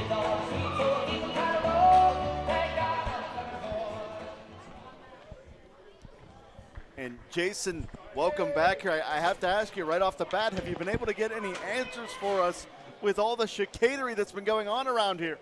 I mean, there's too many questions to have concrete answers. Is there anything specific you'd like to know, Jim? Where are the tag team championships? Last I saw, they were in the back of a pickup truck, driving far away from the building. And how in the world did that matchup get restarted? Absolute power corrupts absolutely, and apparently that big book gives whoever holds it a lot of power. As per new VCW General Manager Ripper Blackheart, in order to stay employed and have a contract in VCW, the Gavel David Lawless has to win this match. One mystery there are no answers for yet, but will come very soon, is that we do not know who David Lawless is facing in this match. The fate of his career here in VCW is on the line. And let me tell you, I would just be so heartbroken. Very disappointed, right? Yeah, and just shattered if the Gavel David Lawless didn't maintain a job in VCW. Coming to you from the Supreme Court with over $1.5 billion in settlements and verdicts. He is the greatest attorney and professional wrestler on the planet, the Gavel David Lawless. A man with few friends and even fewer fans, particularly here in the back, not well loved by wrestlers, officials, members of the crew.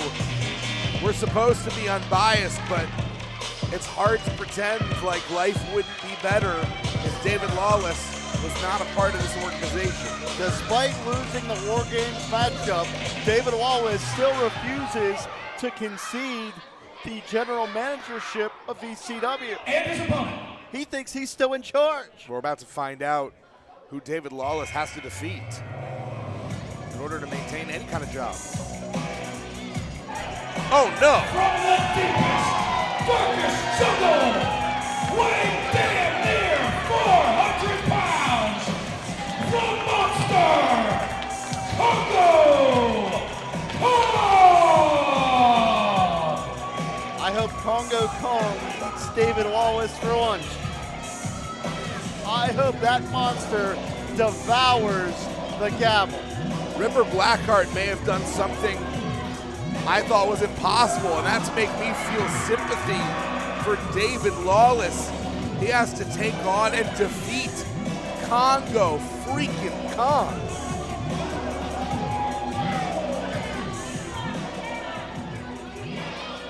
And well, you reap what you sow. And if anybody deserves a beating, it's the gavel. But wait, there's more. Wait, what? This will be a triple threat match, and your second opponent, he stands 6'9", and he is so Hey, bad. absolutely not, baby. Hey, if you gonna say it right, all right? Listen. Okay, baby. If you gonna do it, it go a little something like this. I'm at 6'9". Ooh. And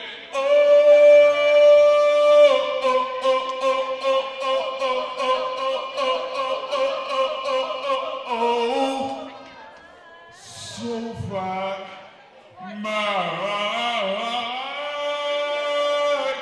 sky.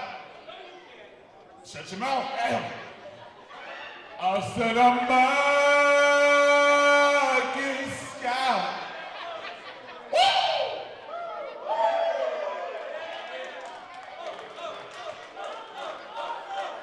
Well, to say that the decks are stacked against David Lawless.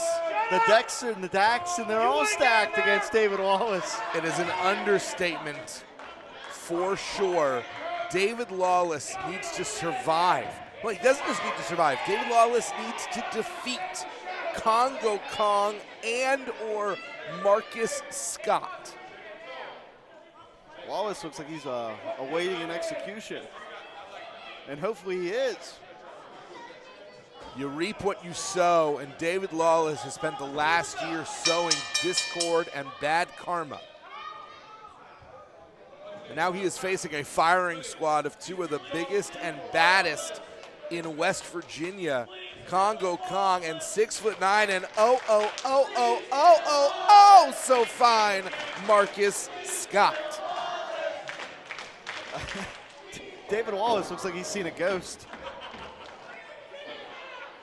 David Lawless trying to hide underneath the ring skirt, as it were, of Congo Kong, and now under the legitimate ring skirt. There's not a lot of hiding places in a ring, we're learning very quickly. Judging on the terror on Lawless' face, he may have had an accident. Finders, keepers, losers beaten. This is beautiful. This is the best match in VCW history. Oh, yeah, it's beautiful. I told you. Oh my God, look at him. Oh my God. He's not gonna make it. My God, oh my, Lawless is getting down with the law right now. You can't run from the law, Lawless. Oh! He's better than you. Oh my God. That don't look too good. You resemble that remark. Baby, are you okay? Are you okay? Never mind, I'll find. Whoa! How'd that feel? Oh my God, what did it say? I hate you singing. Oh no, baby. Never mind, I'll find someone like you. I'm telling you, baby. Oh! Golly. Here, look at you, sweet. I want some. I want some. Pick him up. I want one. Pick him up. I want one. I want a little something. Let me get a little something. If Marcus Scott starts singing some Shy Lights or some Temptations, I am giving him a standing ovation. And a little bit of friendly fire amongst giants, and Marcus Scott realized.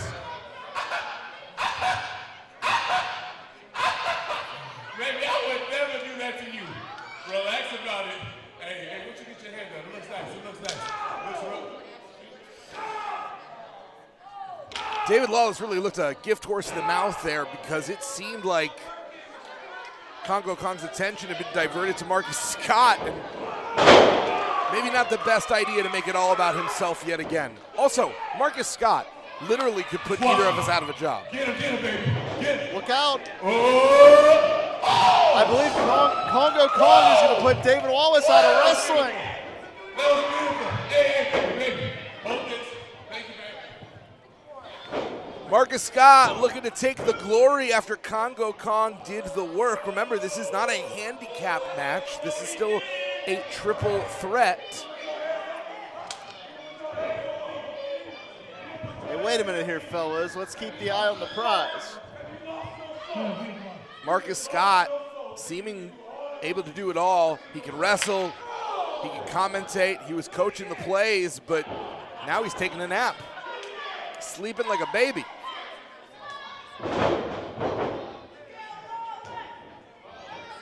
And remember, David Lawless doesn't keep his job if Congo Kong pins Marcus Scott, so I'm fine with this.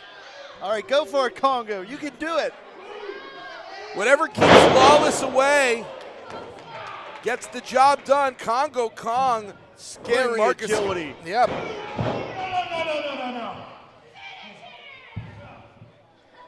David Lawless saving himself at the last moment. And technically this is an improvement for Lawless because now it's one-on-one with Congo Kong, but that doesn't really sound like a great situation.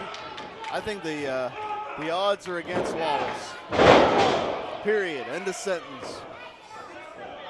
Judging from the look in his eyes, he doesn't know where he is, and I couldn't be happier about it. 5 minutes have gone by the match. 5 minutes. That size 17 shoe with a big wild swing, and wait a second. Look out. This is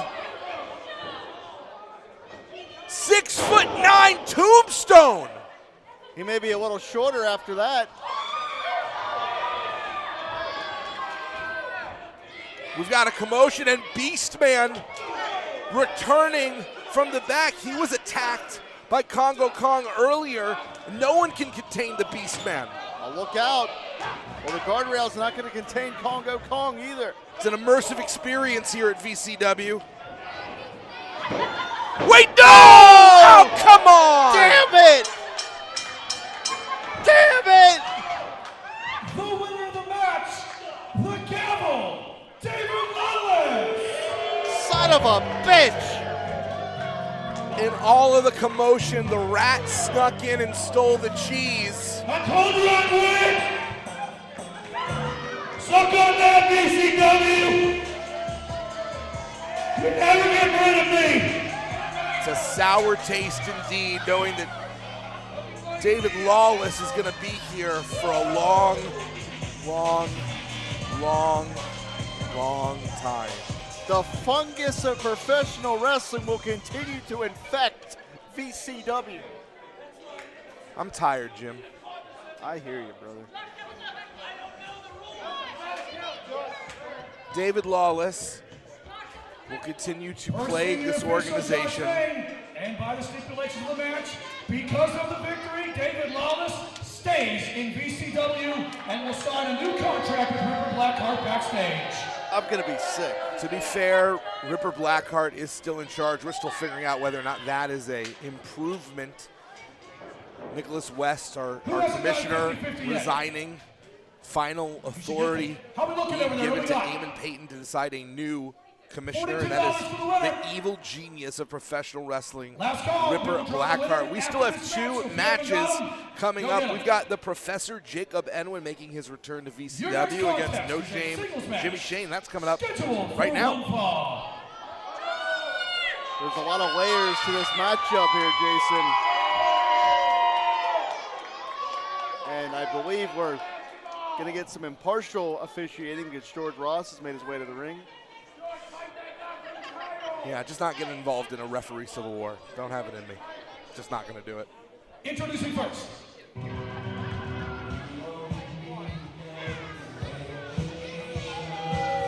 Class is in session. From the Ivy League, with a grade point average of 4.5, raise your intellect for the Professor, Jacob Edwin! Jason, let me tell you real quick, Jacob Edwin was on the shelf for almost a full year.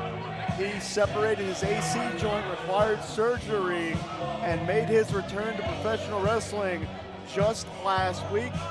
He has racked up 2 victories so far in his comeback tour.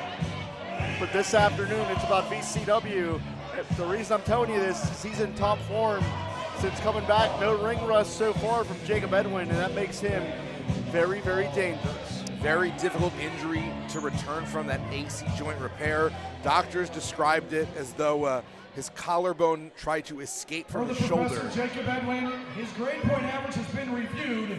It is now a 5.0 GPA. You will see a very noticeable vertical scar on that shoulder. Well, if that collarbone was trying to escape from his shoulder, maybe it was listening to one of his seminars. Had to get the heck out of Dodge. And his opponent.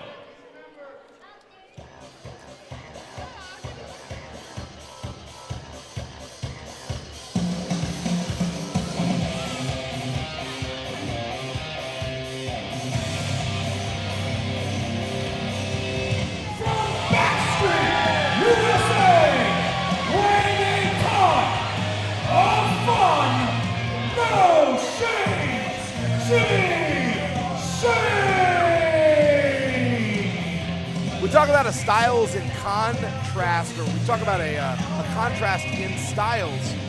Often, this is more than a contrast in styles. This is a contrast in philosophy between the very rigid, inflexible Jacob Edwin and the radical positivity and acceptance of no shame, Jimmy Shane.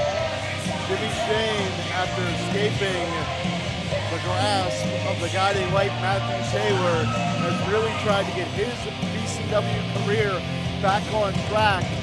But the same could be said for Jacob Edwin making this return to VCW.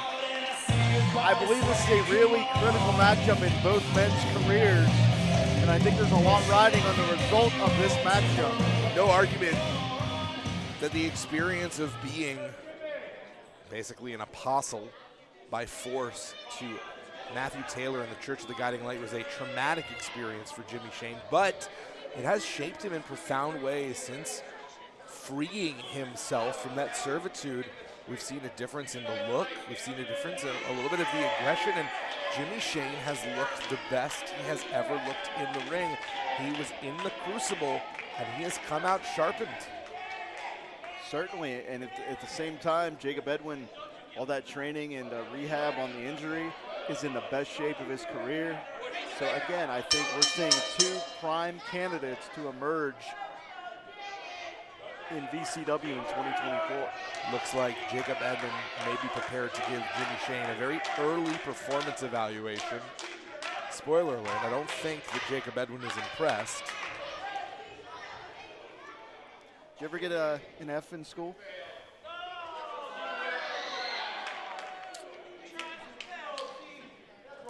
No, I actually don't think I ever failed.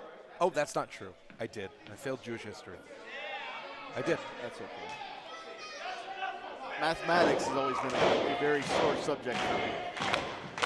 I was okay until they start putting letters in there and then it just fall downhill from there. Size advantage is going to go to Jimmy Shane, rubbing the report card in the face of Jacob Edwin. How about psychology? We always talk about ring psychology.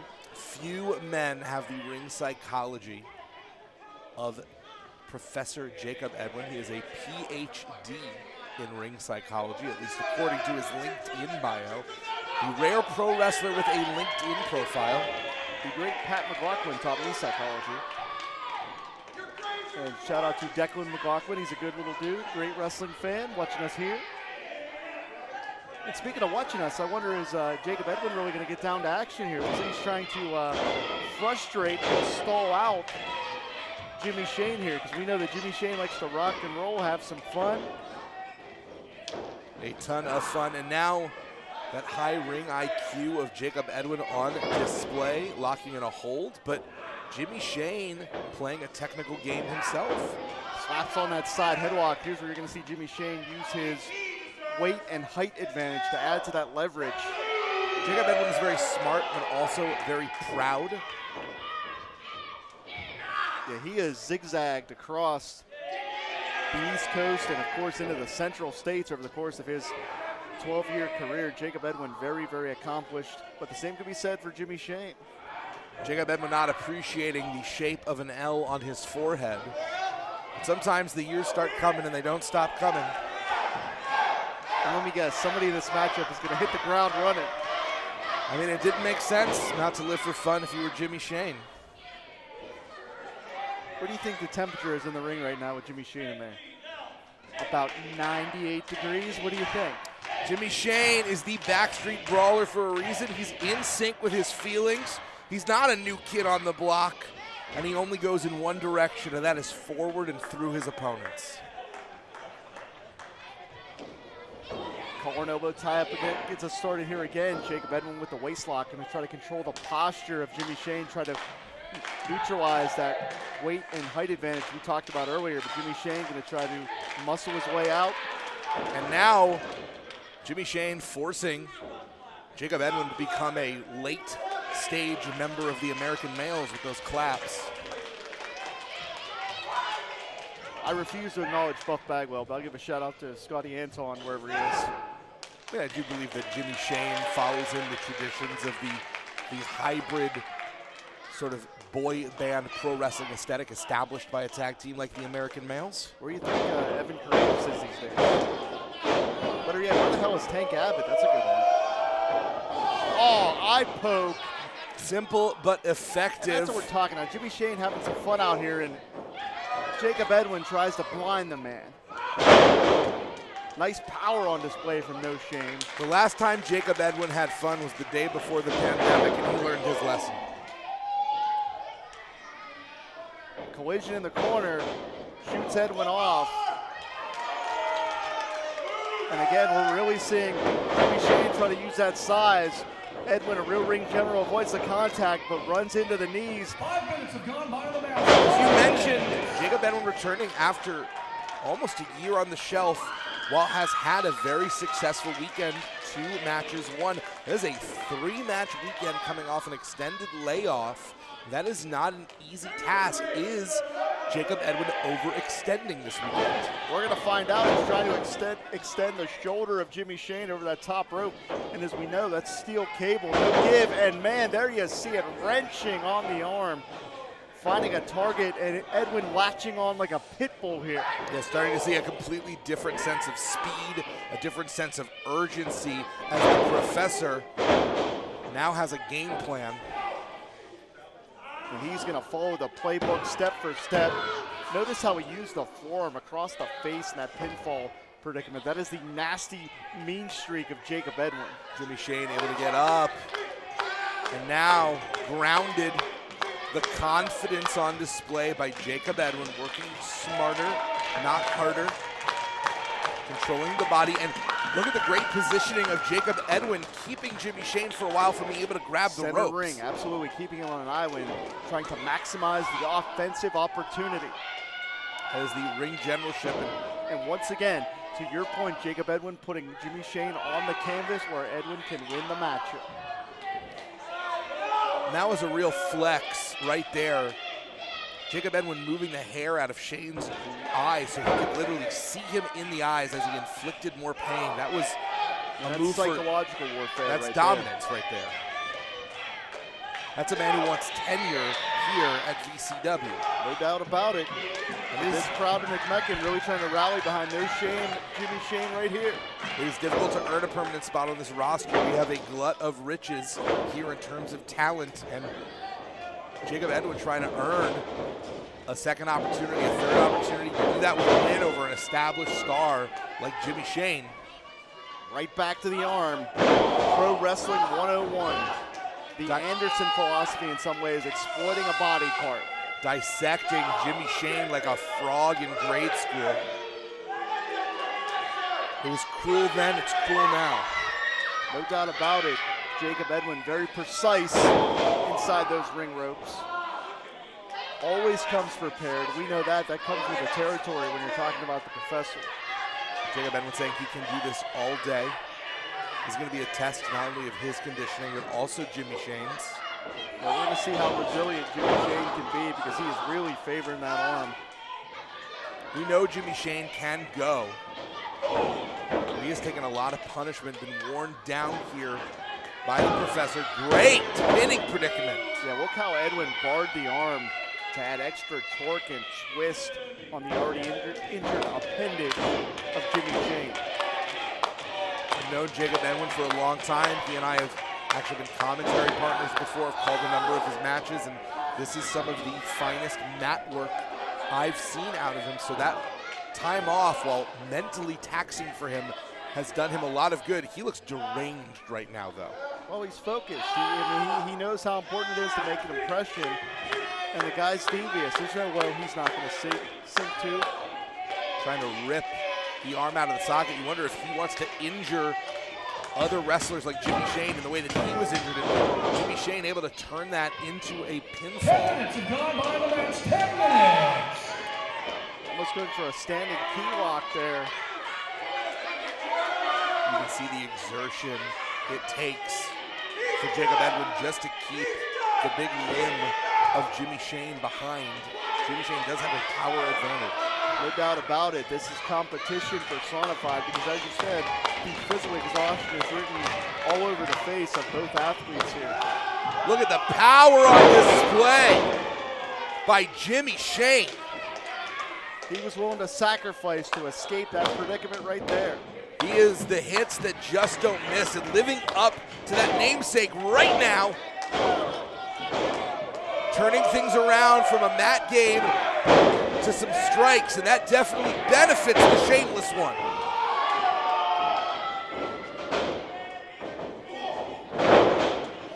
Misdirection from Jimmy Shane. Can he capitalize? Edwin's on the canvas. Jimmy Shane has studied the Three Stooges for sure, and that may be a hole in Jacob Edwin's game. And what is on top of Edwin's head? I think, is that one of the bandanas from Jimmy Shane's attire there? I'm not sure. That went from a do-rag to a don't-rag for Jacob Edwin. Look out here. What are we going to see? And now Jimmy Shane locking the rings around Jacob Edwin, and that injured shoulder cannot be at 100%. Absolutely. Jimmy Shane knew exactly what he was going to do to try to cash out for the victory here. Twisting on that surgically repaired shoulder. We talked about Jacob Edwin being vicious, but this is a side of Jimmy Shane that only could have come to light after serving alongside Matthew Taylor, and he gets the tap out. As a result of a submission, no shame, Jimmy Shane! Well, the good professor just came up short. Looking at his own grade. Walking away with an F, unfortunately. I don't think that's fair. Jacob Edwin didn't win this match, but I don't think that was an F performance by any stretch of the imagination. Jason, we know how hotly contested these matches have been this afternoon and in VCW across the board. That matchup right there was a hell of a back-and-forth contest. Jimmy Shane victorious, but I got a feeling we haven't seen the last of Jacob Edwin in VCW after that performance. This win might have just been a case of ego and overextension, coming off the shelf with 3 matches in one weekend. Something was bound to break.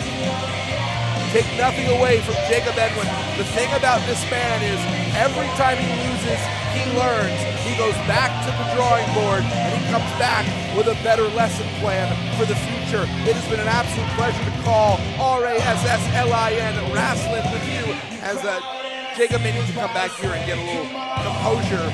But thrilled to welcome back Eamon Payton to call our main event for a little bit of the Wrestles. Thank you very much, Jason. I appreciate everything you've added to this broadcast. 50-50 winner here. And of course, We're going to take home $46. Question I have for you, what is the status of the gavel David Wallace's employment? Has he re-signed the contract? Has the pen already been put to paper? To my knowledge, it seems that's the case, and David Wallace somehow, some way, getting that victory tonight. I mean, it wasn't in his favor by any means, Jim. I'm a little surprised myself, to say the least, but and I know you're a little disappointed. Oh, just a little. But still, a great main event still to come here tonight for the VCW Heavyweight Championship when Izzy Lambert gets his title shot that he earned earlier tonight in the Battle Royal, going head-to-head with Pretty Patrick Hayes, the new VCW Heavyweight Champion. $46 for you, my friend. With the way that Patrick Hayes worked his way into the VCW Championship, how much egg would be on Hayes' face if he can't successfully defend the championship back here where the heist happened? I gotta imagine that also has to be in the back of Izzy Lambert's mind. Izzy Lambert has endured a lot to get here. Some of it from Patrick Hayes, for that matter. And so an extra added bit of motivation, you could say, on the part of Izzy Lambert. I stand you up in you for the main event. Bottom line is, Eamon, the VCW Championship will be decided before we go off the air this afternoon. For one fall, it is for the VCW Heavyweight Championship. When the bell rings, the man in charge, senior official, Josh Main. Already having a busy night tonight. Yeah, that's to say the least. But we'll be officiating this VCW Heavyweight Championship matchup.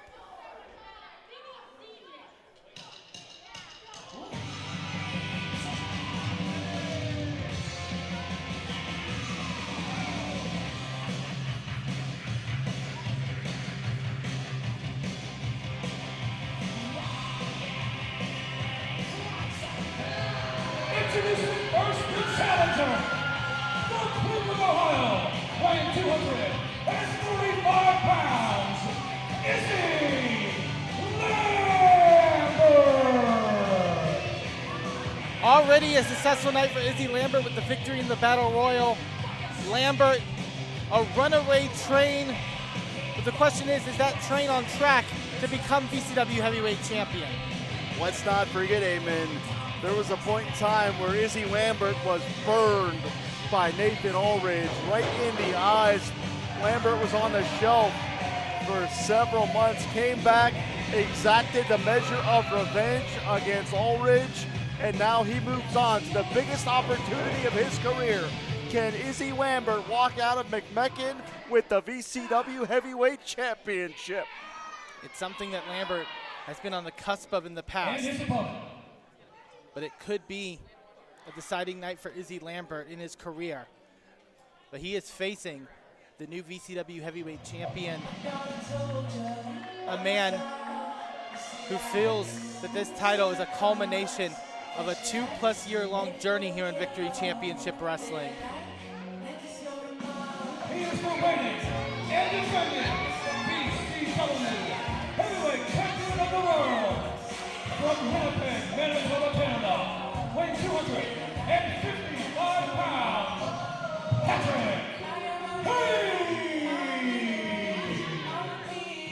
Hayes. Patrick Hayes, what a turn of events.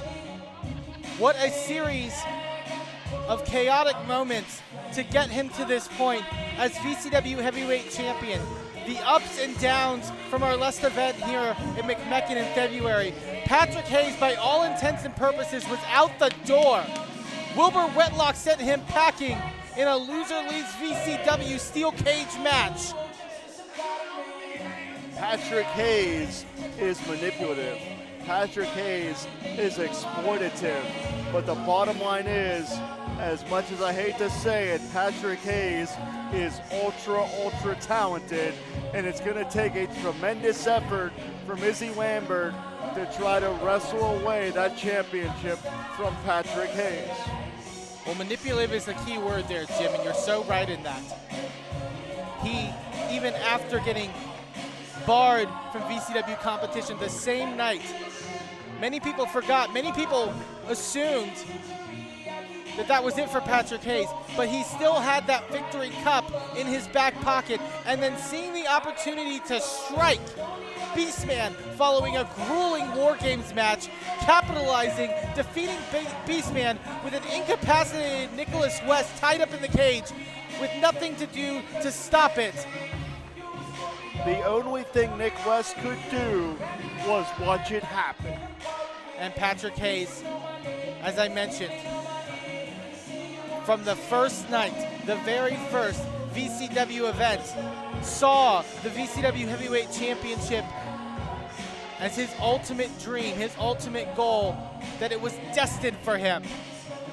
Now that he holds the title in his hands, what does the future hold for Victory Championship Wrestling? What does the future hold for that championship? We're going to find out. Hayes, hate him or hate him, you know that he has a huge measure of pride with calling himself a champion. And if you notice, actually, donning an Izzy Lambert t-shirt, maybe trying to get in the head and play some mind games here. There's no doubt about it. I mean, that's... Wait! He's got Cherry in his hand! Whacking Izzy Lambert in the back! The bell has not even sounded this matchup. So Hayes can't be disqualified yet, but the damage is done. Hayes, we said he was exploitative. We said he was manipulative. He's a snake. Ooh. He's a snake in the grass, and he struck. Taking Izzy Lambert's prized possession and driving it into the ribs. And now Lambert already down bad here before the matchup has even begun. But this is classic Pretty Patrick Hayes. And Hayes doesn't give a damn. Hayes does not care about ethics. He cares about results. And I think Josh is trying to check on Izzy. Izzy's hurt. Can barely even make it up to his feet, needing the assist of the ropes here. And Izzy is demanding that Josh call for the bell to start this matchup. Izzy refuses to let this opportunity slip through his hands. Izzy with a series of shots now. Going to send Patrick Hayes off the ropes. Big back elbow, and Izzy Lambert taking all that pain and using it for purpose here against the VCW heavyweight champion. Not only did Izzy Lambert endure that battle royal earlier this afternoon to win this championship, let's not forget, he endured that blindfold match against Ulrich. He endured that damn fireball to the face to get here, to get a chance at the VCW heavyweight championship. And Patrick Hayes, like a fish out of water, flopping face first into the mat after those shots by Izzy Lambert. Lambert not going to give Patrick Hayes a chance to breathe, going to fall into the outside. I think that's very smart. Patrick Hayes is somebody that typically exploits the ringside area to his advantage. Lambert, driving Hayes headfirst into the ringside area. And usually the outside of the ring favors Hayes because we know Hayes he's a fighter, he's a heavy hitter, he's a striker. But Izzy is not going to, as you said, Izzy's going to press forward. He is not going to allow Patrick Hayes any sense of surcease from this fight. No solace for Patrick Hayes. And judging from the character of Hayes, judging from the way that he conducts himself, he deserves absolutely no mercy whatsoever. Again, in just a 2+ year history, Victory Championship Wrestling, only 3 men can claim to ever be VCW heavyweight champion, that being Remy LeVay, Beastman, and Patrick Hayes. Will Izzy Lambert add his name to the list? On what has been a wild and unpredictable afternoon for Victory Championship Wrestling, what will unfold in our main event? And you see Izzy's head snap back on impact right there. Head first into that second turnbuckle. Izzy Lambert trying to get his wits about him. Hayes trying to create some space. Oh, wait a minute. Eamon, I think Izzy hit that injured eye. It's good. It's a good spot there, Jim. And even Hayes looks a little concerned. Referee checking again to see if Izzy Lambert can continue. This is the second time. Keep in mind, that was the eye that was burned by that fireball from Nathan Ulrich. And I can only imagine, I've never had the brutality of having my face burned in the way that Nathan Ulrich did to Izzy Lambert, but I can't imagine that you're ever the same after something like that. And you want to talk about how heartless Patrick Hayes is. He's targeting that eye. Oh my God, sending him again. Face first, eye first into that top turnbuckle. Lambert. And Hayes mocking, what a sickening human being. Hayes mocking the injured eyesight of Izzy Lambert. But this is par for the course with Pretty Patrick Hayes. Oh God. What a despicable human being. Absolutely disgusting. Hayes again, staying right on top of Izzy Lambert. But this is a Patrick Hayes.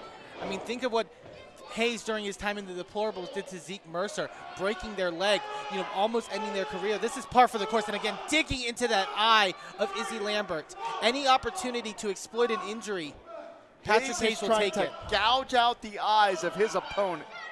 Hayes standing tall right now in the ring is Izzy Lambert. This Again. is sick. This is sick, and Patrick Hayes is sick. He is a sick human being. Referee Josh might again have to be, pay close enough attention to really call this one way or the other, because again, when you can't see, you can't fight. That's one of those injuries that's not, something that you can maybe shake off and fight through all the time. Lambert, wild swing there by Lambert. And unfortunately, Izzy probably has no depth perception in that eye, cannot tell exactly how far away Patrick Hayes is. Oh, and knee drop again into that eye. Right to the orbital socket. Oh my God. And this is getting hard to watch, Eamon. I don't think I've ever seen a competitor pick apart a body part like Hayes is doing right now. Izzy came very close to losing his eyesight once before in a VCW ring. We do not want to see that happen here. Izzy still trying to get his wits about him, but again, like I mentioned, when you can't see, you can't fight. And you can tell that Izzy, he doesn't know where Hayes is. He's being blindsided quite literally every time here. That rope. Eamon, this is too much. I mean, I know this is Izzy's big opportunity, a major chance in his career, but Josh may have to think about stopping this one. And Hayes is disgusting. Hayes enjoying every single minute of it.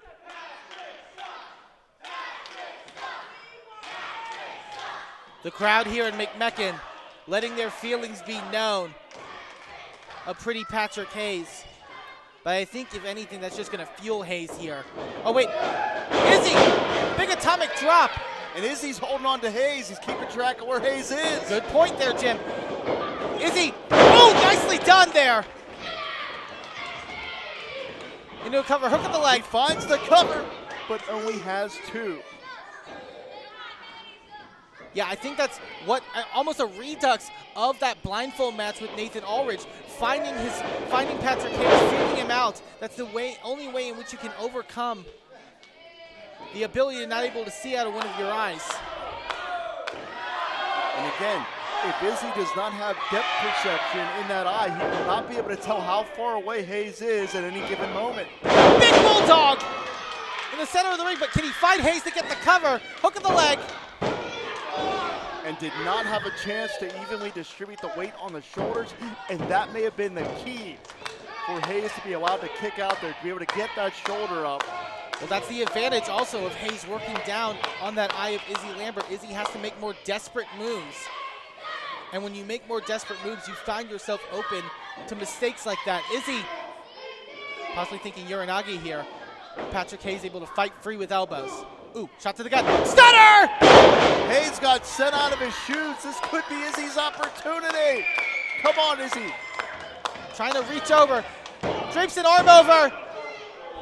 And you don't come any closer than that, Eamon. Patrick Hayes just able to get a shoulder up. And you can see the pain on the face of Izzy Lambert. Unfortunately, he can't see Patrick Hayes in there. Izzy Lambert trying to get the energy of this crowd in McMecken behind him. Powering forward. Hayes back up to his feet. Izzy catches hold. Sit out Uranagi there.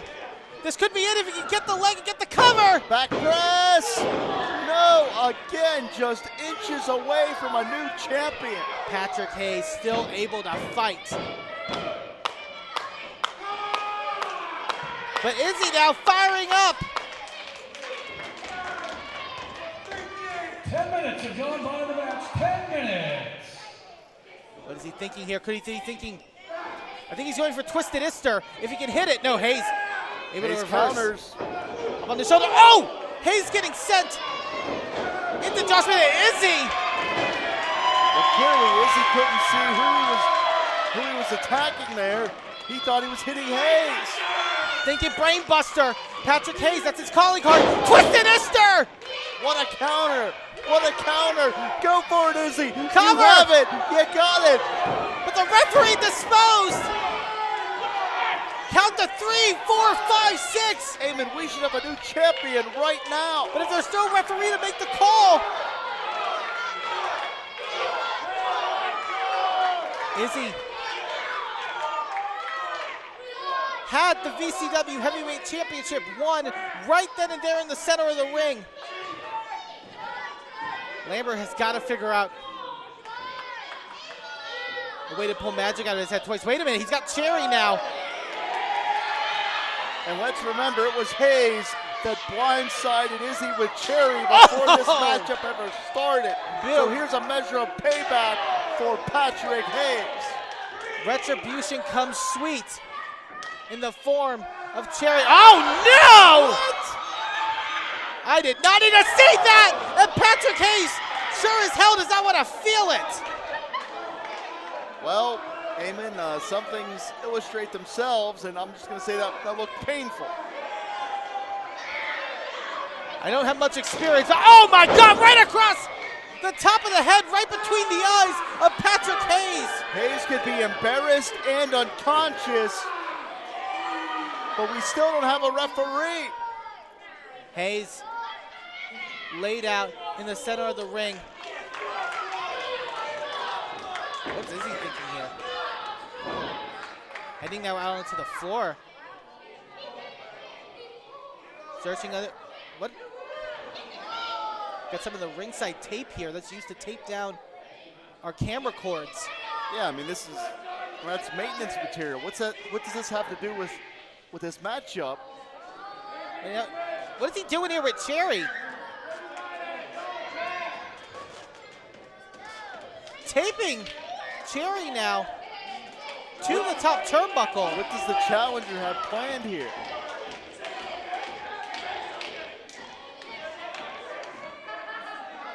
What the hell is going on? I can't get into the head of Izzy Lambert, to be honest with you. Cherry getting I guess a seated view in Izzy Lambert's mind.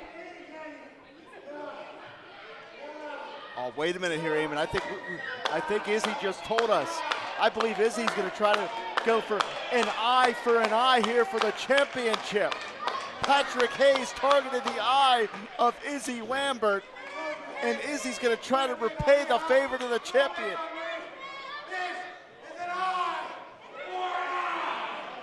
Gonna skewer Patrick Hayes here. Oh my God. Dug to the eye there on Izzy. Oh no! Hayes! Again to that damaged eye of Izzy Lambert. Izzy's eyesight could be gone. Hayes, top turnbuckle. Look out.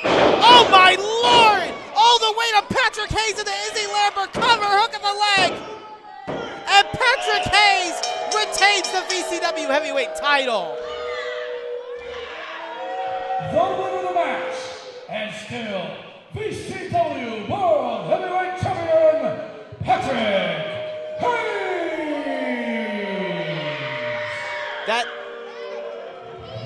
That need for retribution from Izzy Lambert, not just blinding him literally but figuratively. And Patrick Hayes saw the moment, capitalized on it, and remains VCW Heavyweight Champion. Amen. We know that championship is the most important prize in VCW. But Izzy Lambert's eyesight may be, and obviously, I mean, that's more important than a championship. I mean, Izzy Lambert's life may have been impacted here, but he was willing to sacrifice that eyesight for the championship. But it is Patrick Hayes, still the VCW Heavyweight Champion. Hayes standing tall. Is this just only the start of the reign of Pretty Patrick Hayes here in Victory Championship Wrestling? The only thing we know for sure, Eamon, is there is no low that Patrick Hayes will not sink to retain that championship. And what that means is Patrick Hayes could be running things around VCW for a very, very long time. Ladies and gentlemen, thank you so much for joining us here on IndyWrestling.us for VCW RASSLIN, that's wrestling. For myself, Eamon Payton, for Jim LaMotta, for Jason Heat, thank you for joining us, and we'll see you next time here at Victory Championship Wrestling.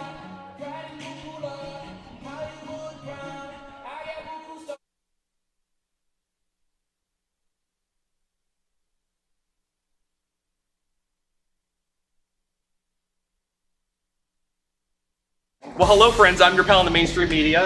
And I'm the Riz. And, you know, Riz, it takes years of strenuous, dedicated training before you're worthy to step inside a professional wrestling ring. But it takes even more time to develop complex, highly astute opinions about professional wrestling. Am I right? That is correct. Yes. And you know where we can find that? Yes. On the Wrestling Mayhem. That's right.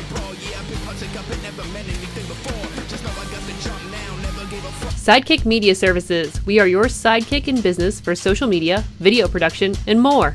Find out more at sidekickmediaservices.com.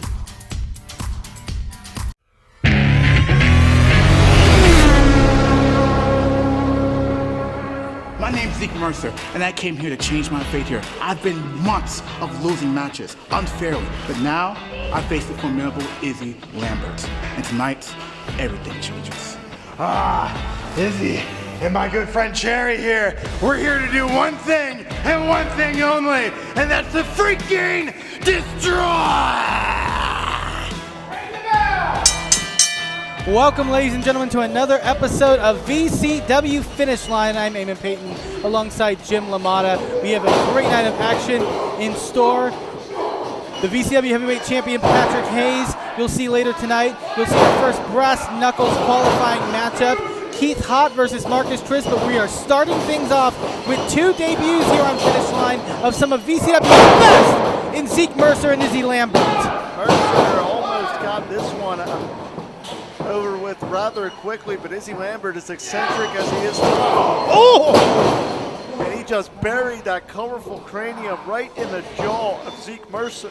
That massive headbutt. Izzy Lambert always living by the edge of sanity. You know, unpredictable to say the least, and Zeke Mercer has to be prepared for that big elbow drop by Lambert into the cover. And only two. And we saw in recent months, Izzy Lambert overcame that rivalry with Nathan Ulrich, and I believe is even tougher coming out of the other side of that, and he's laying the leather down with those shots to the chest of Mercer. Mercer. Yeah, they crumbled in the corner right there. Very debilitating shot by Izzy Lambert, but no mercy. Zeke Mercer, one of the biggest hearts in all of Victory Championship Wrestling, toughest competitor to come. Only two there. That back press did not distribute the weight on the shoulders evenly that time, Eamon, and allowed Mercer to get that shoulder up. Such a great point, Jim. Mercer fighting up from underneath. Lambert going to use his strength to his advantage.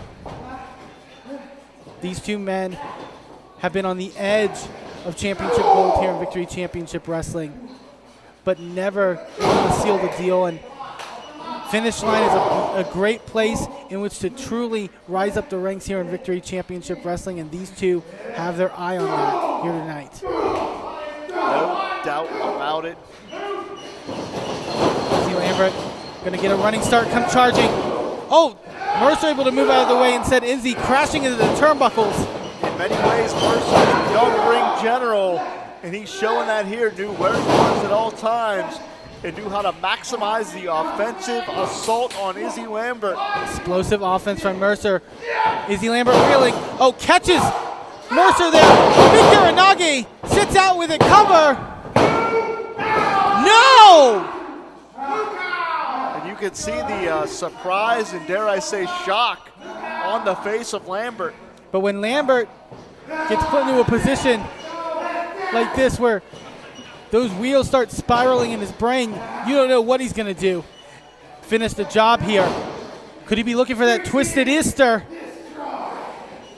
He's got the leg hook. If he can spin Mercer out. No, Mercer instead spinning out. Counter! Schoolboy! Shoulders down! And he gets it!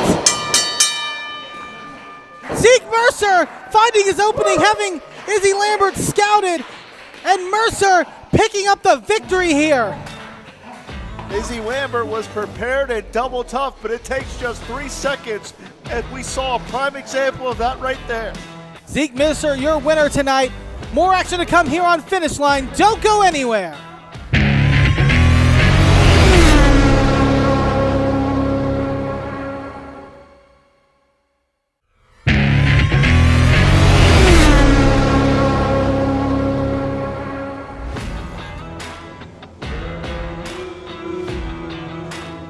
Chase car, race car, vroom vroom.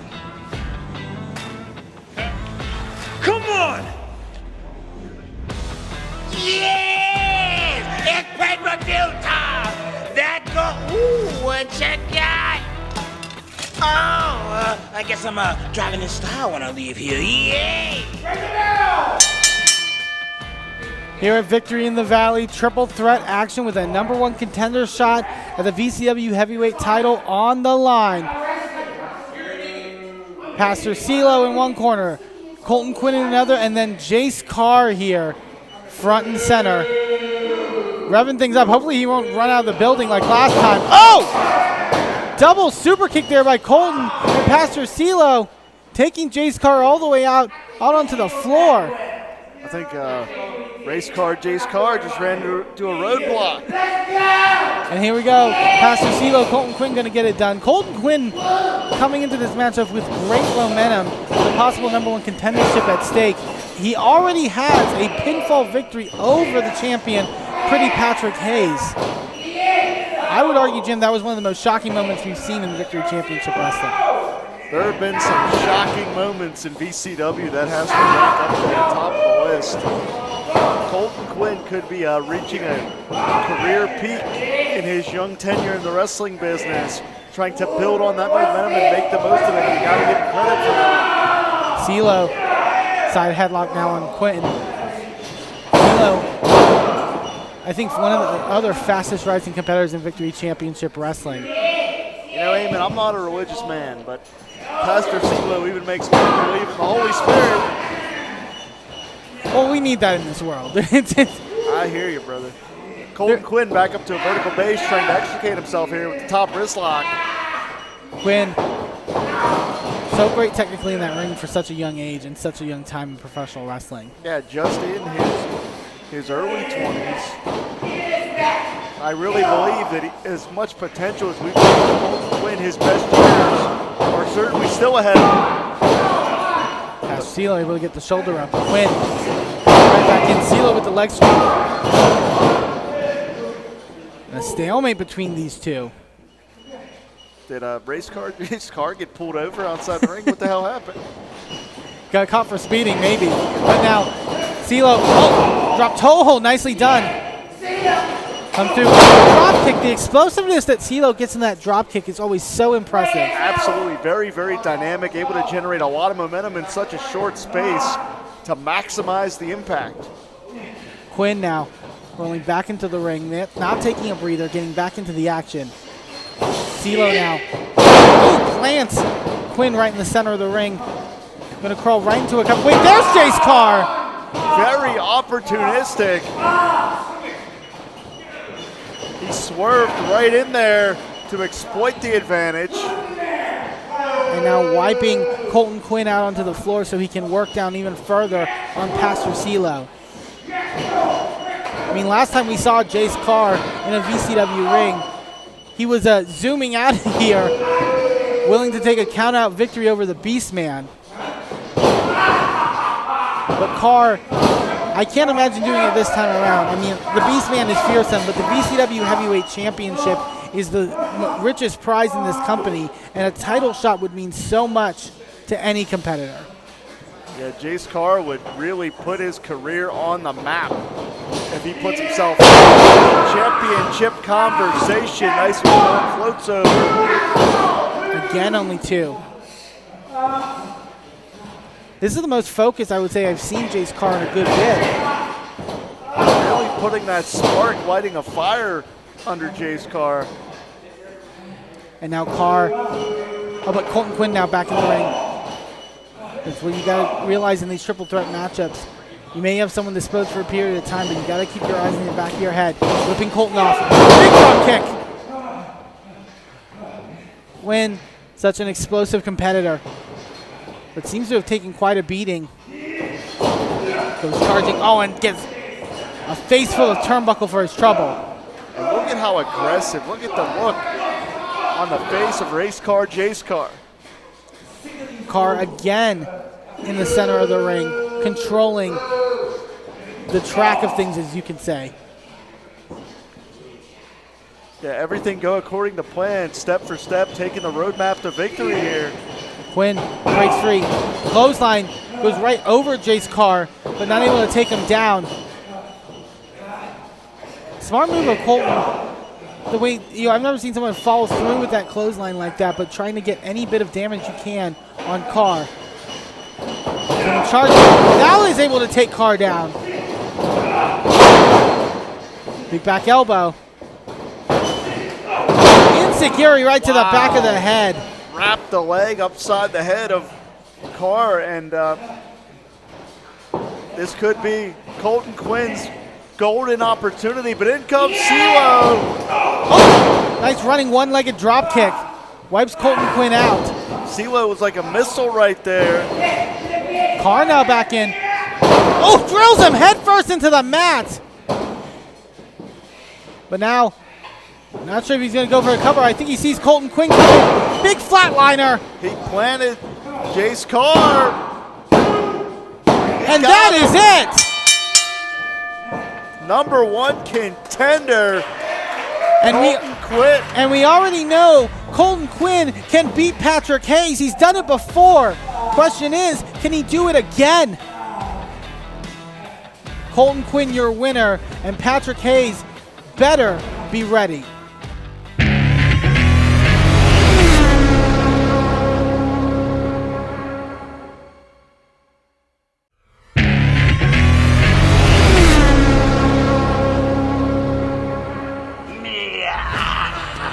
Bearcat Keith Hot here at VCW.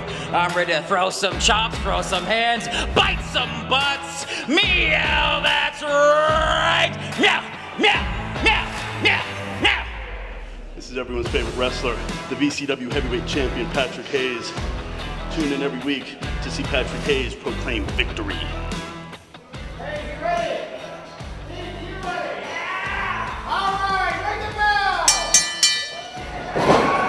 What a main event we have for this inaugural episode of Finish Line. Non-title action, but great things at stake here for the Bearcat Keith Hot as he goes head-to-head with the VCW heavyweight champion, Pretty Patrick Hayes. Certainly opportunity at stake, because if the Bearcat, if they can secure a victory here, they will certainly put themselves in line for a title shot. And as you said, the inaugural edition of Finish Line, the very first main event in the history of Finish Line. This one will come for the record books, one we're always going to remember as we're seeing these two very evenly matched with this collar elbow tie-up. In this exchange, the Bearcat getting the better of the champion. Bearcat Keith Hot, the strength of a bear, the agility of a cat, has many could say the full package here in Victory Championship Wrestling. But going against someone like Pretty Patrick Hayes, in the just a little plus 2-year history of Victory Championship Wrestling from the very beginning, Patrick Hayes had one goal: stand atop the mountain of VCW, be the king of victory. And he has done that now. It was a long journey, but now as VCW heavyweight champion. You think Patrick Hayes was bad before? You thought he was a menace to this company before? Just wait. Roman knuckle lock here. You see the human chess match coming into play as both competitors tried to get low there. Hayes getting the better of it here, but we know that the Bearcat, they thrive on momentum. Oh! And they're going to dive on the digits of the champion. That animal instinct of Bearcat Keith Hot. Rapid fire shots, tries for an elbow. Oh, and Patrick Hayes. Hayes ran right through the Bearcat that time. It's rare on occasion in Victory Championship Wrestling where Patrick Hayes is either matched or maybe a little unmatched in the size department against his opponent. And this is the nasty nature of the champion. And as you said in the introduction here, even by hook or by crook, that man right there is the VCW heavyweight champion, and Hayes will not back up even 1 inch or relinquish that status without a hell of a fight. Ooh, just raking the boot right across the face of Keith Hott. Hott had, while this is a non-title match, Hott has had his taste at VCW championship opportunities in the past. I think back to the title match against Remy LeVay. Oh, but Patrick Hayes, just an extra level of vicious here. And they got absolutely sandwiched in the corner that time. Gonna return the favor now. Keith Hott. Those bear paws laying in the chops. And now they have the opportunity to shift the momentum in this matchup. Irish whip into the corner. Big clothesline. Collision. Well said, Eamon. Snapmare takedown. And now thinking something big, looking to squish. Pretty Patrick Hayes does it with the clothesline, hook to the leg. Timing lariat. And the way that Keith can move their weight around is really what makes them such a unique athlete, because it's such a unique paradox to try to solve. Oh, wait a second. Hott known to take all that weight and slam it into their opponent's abdomen, but Patrick Hayes able to scout the Bearcat. Oh, and look at the power there! Brainbuster by Patrick Hayes. Good night. The will, the strength of pretty Patrick Hayes, able to lift the Bearcat, drill them down with that brainbuster, and Patrick Hayes, your victor here on this inaugural edition of VCW Finish Line. What a night, what a first night of action. Thank you so much, everyone, for joining us. For myself, Eamon Payton, and for Jim LaMotta, we'll see you next week here at Finish Line.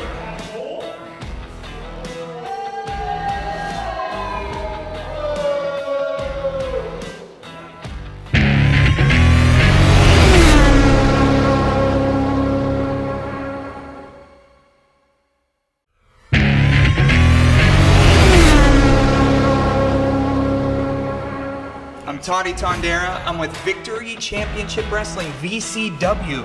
And from the darkest parts of West Virginia, I'm here with Beastman.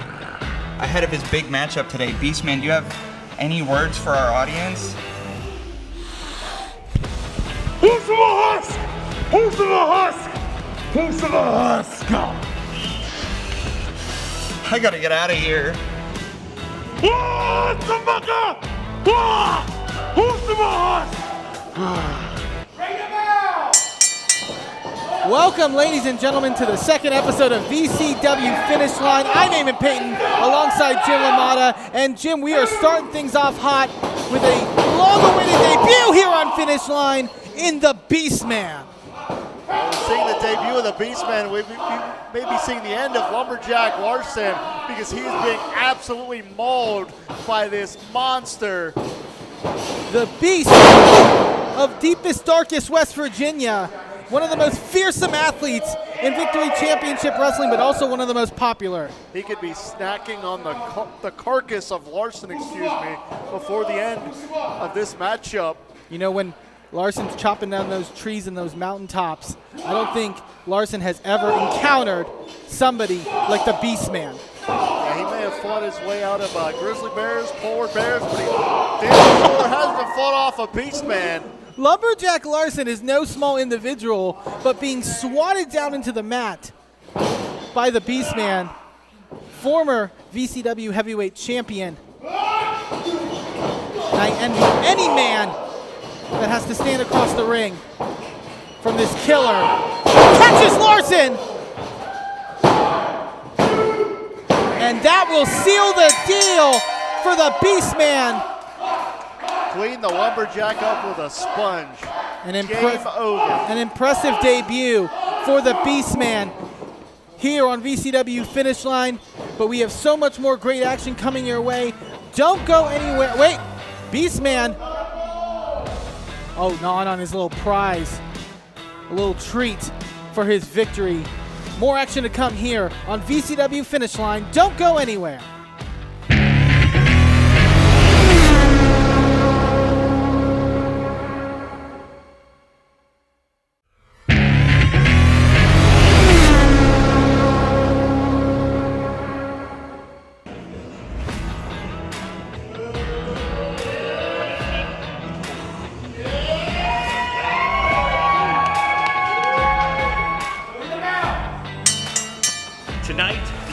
wrestler Reese Hayes learns what it's like to go against the Gavel David Lawless Esquire, the greatest attorney and professional wrestler in the world.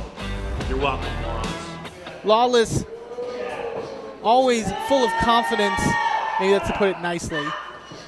And Reese Hayes, full of, potential, is someone who, has only a few years in the wrestling business, but has had VCW's eyes on him for quite some time, Jim.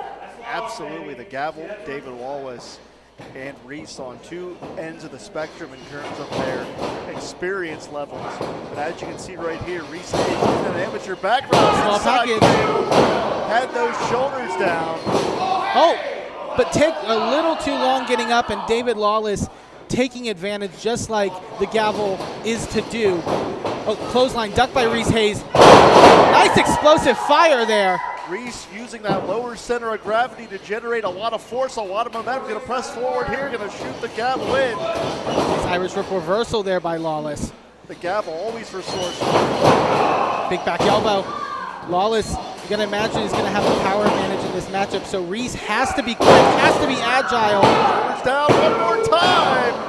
But we know the Gavel is resourceful. And to your point, Eamon, Reese is going to have to try to stick and move. You don't want to be boxed in with someone like the Gavel. We have a great bit of action still to come here on Finish Line, including our main event, the VCW Heavyweight Champion, Pretty Patrick Hayes, going head-to-head with Bearcat Keith Hott. And now Hayes, able to drop David Lawless onto the second rope. Nice leverage maneuver, comes through with the kick, and Reese looking to pull an upset here. This would be quite the upset here for Reese. Oh, and Lawless using the environment to his advantage. A true ring general is the Gavel. Love him or hate him, he knows where he's at in all times. A true pro. Lawless now. Nice neck breaker. Snapping the neck of Reese Hayes down hard into the mat. Immediately exploiting the ring positioning. Follow up, nice vertical leap to drop the leg for more impact, more momentum. Back press. Again, using his height and weight advantage in that exchange. Getting all the pressure he possibly can down on those shoulders. Making it that much more difficult for Reese to kick out. And Lawless really enjoys punishing anyone beneath him, anyone that he considers of a lower status, both in wrestling and just in life and death. Oh, but Hayes is not going to let him get the better. Nice! Blockbuster style neck breaker there by Reese Hayes. Created the space and made the Gavel pay for it. We're in a virtual stalemate here, Eamon. Hayes knows the opportunity here on the inaugural episode to make a name for themselves. Series of clotheslines. It's got Lawless reeling here. Irish whip reversal there by Lawless. Hayes! Nice distance being put to use by Reese. And no ways, able to muscle over Lawless. This could be it. Almost. Everything right there for Reese Hayes. Saito suplex almost got the 3 count, but again, Hayes is going to go to what he knows best, that amateur background with the waist lock, and they try to control the posturing of the Gavel, who powers his way out. Hayes now going into the ropes, able to break Lawless's grasp.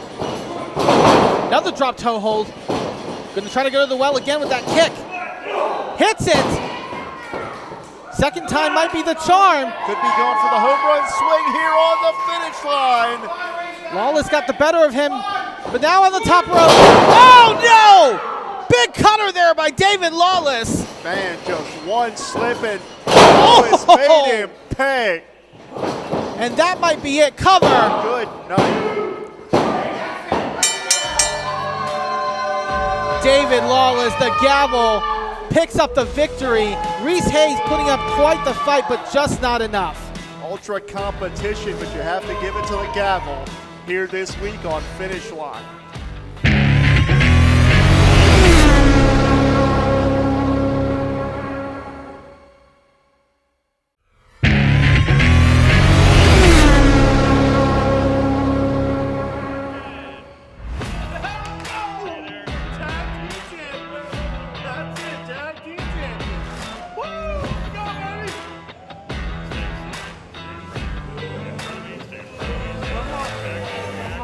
It's all right.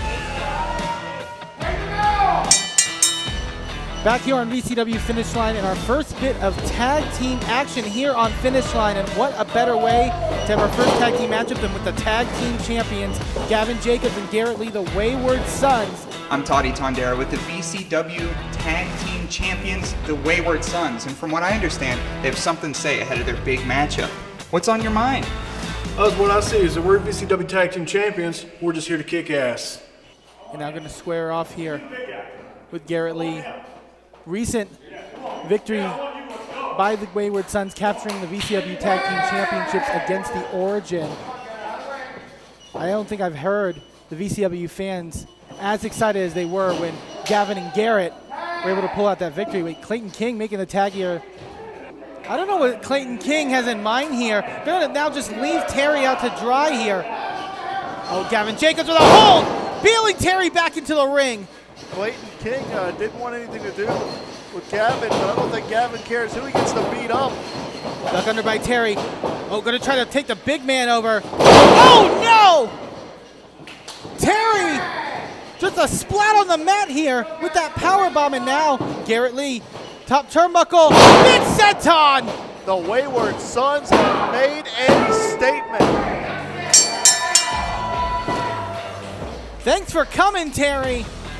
This is the Wayward Sons night. A big victory on their debut here on Finish Line. Your VCW Tag Team Champions standing tall.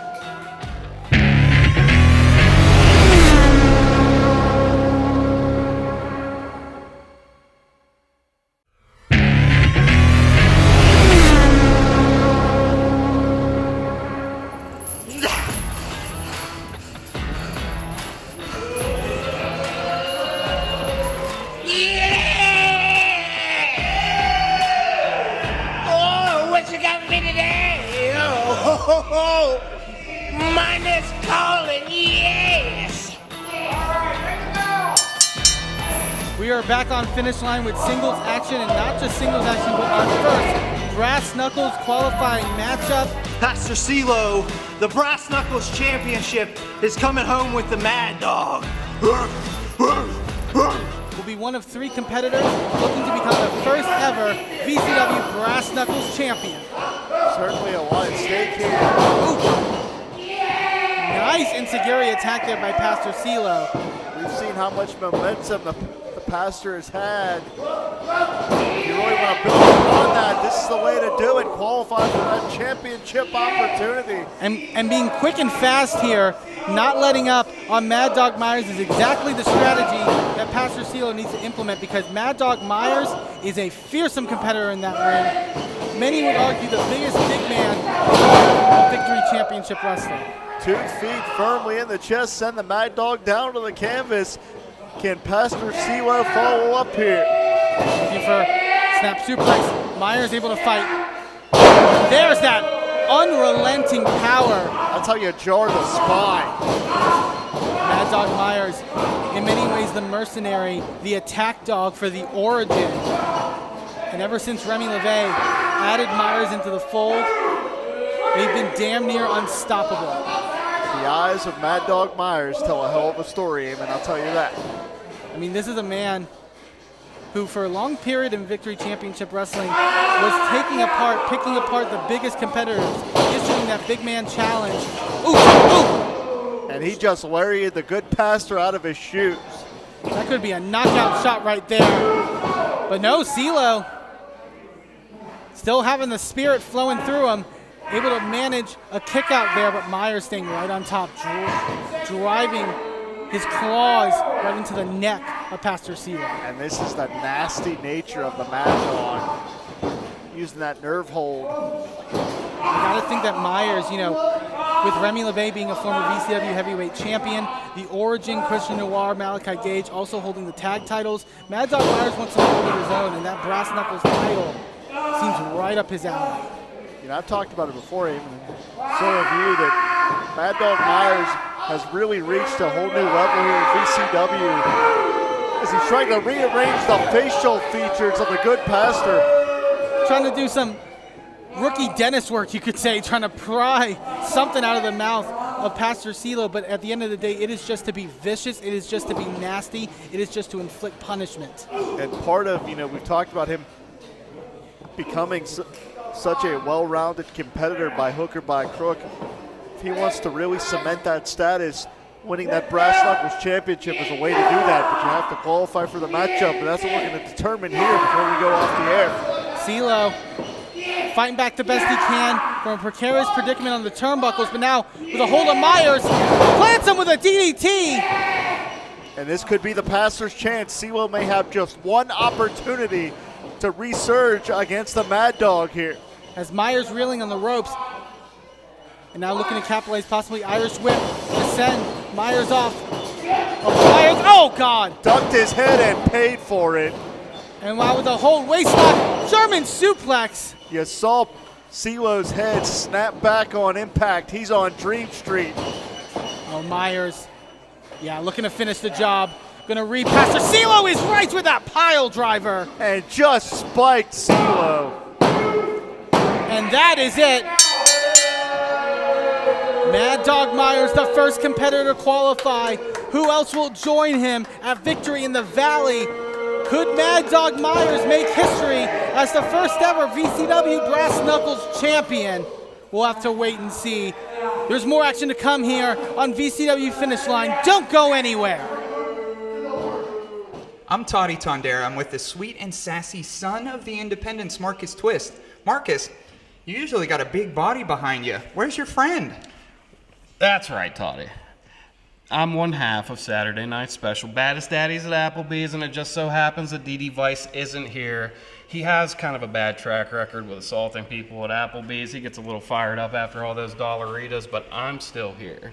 And I want to make sure that no one forgets that even though I might be by myself, Saturday Night Special is still an undefeated tag team in VCW. We're still a huge threat to the rest of the roster. And I myself, I came here just to make sure that everyone knows that I can still wrestle alone. Oh, it's the Bearcat. I think that's enough talk, Mr. Twist. I'm looking for a little fight next week. So what, you just crawled out of your litter box, come over here and try to bully Marcus Twist while he's cutting his promo? What's the deal? It seemed like the perfect time to issue a challenge! If you're not a scaredy cat, maybe you'll see me in the ring next week. What do you say? Not only am I ready for you, but I'm ready for you. We have a date! Meow, that's right! See you soon, baby! See you soon! Hated to be in the middle of that. Any final words? That's isn't there like a pound he should be in, or? Yeah, we could get them there. You're right. Call animal control, maybe. Back to the ring.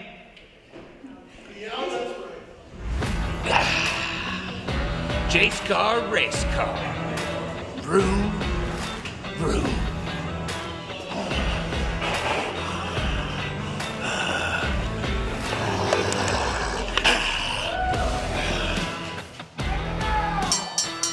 That's right, Felix Koss is back in VCW.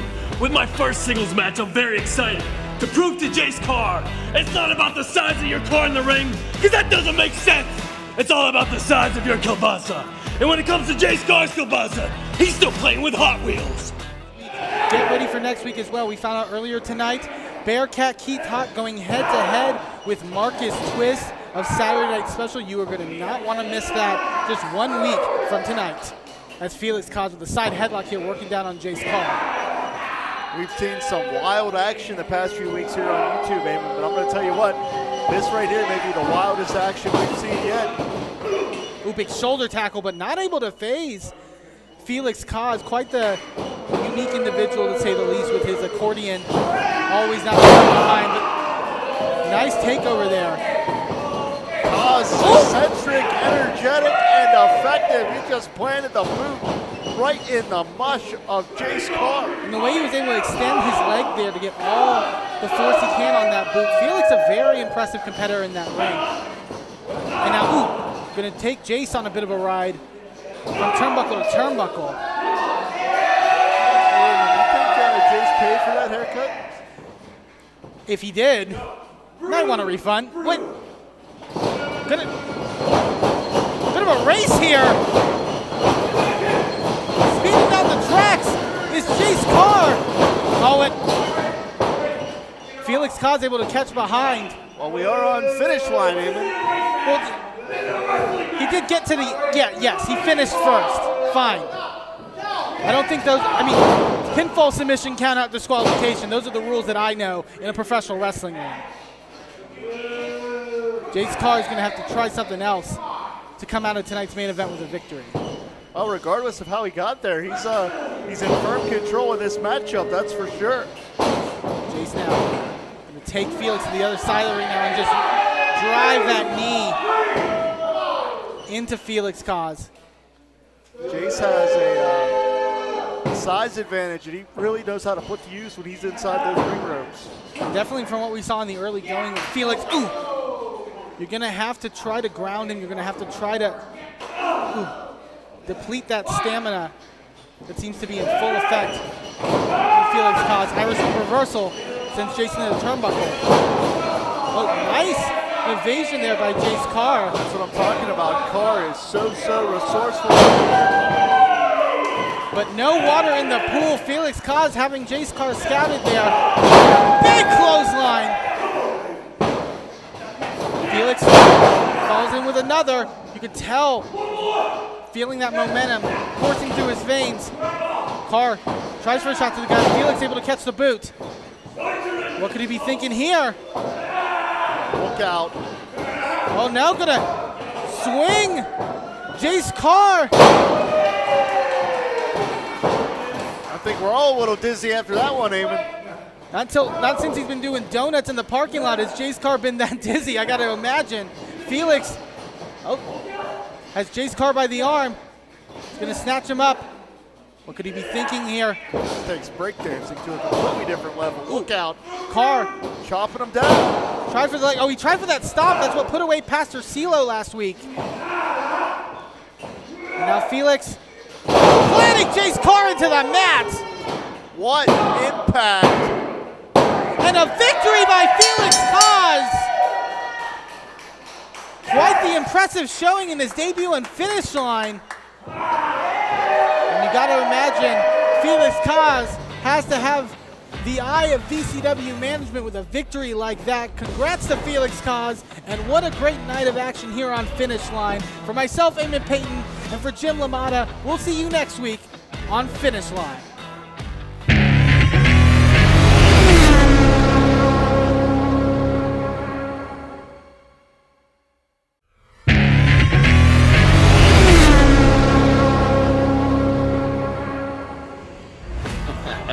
Oh yeah, you know what this is about. You know what this is all about. Came here to do work. Work's about to get done. Oh yeah. And Applebee's, baby.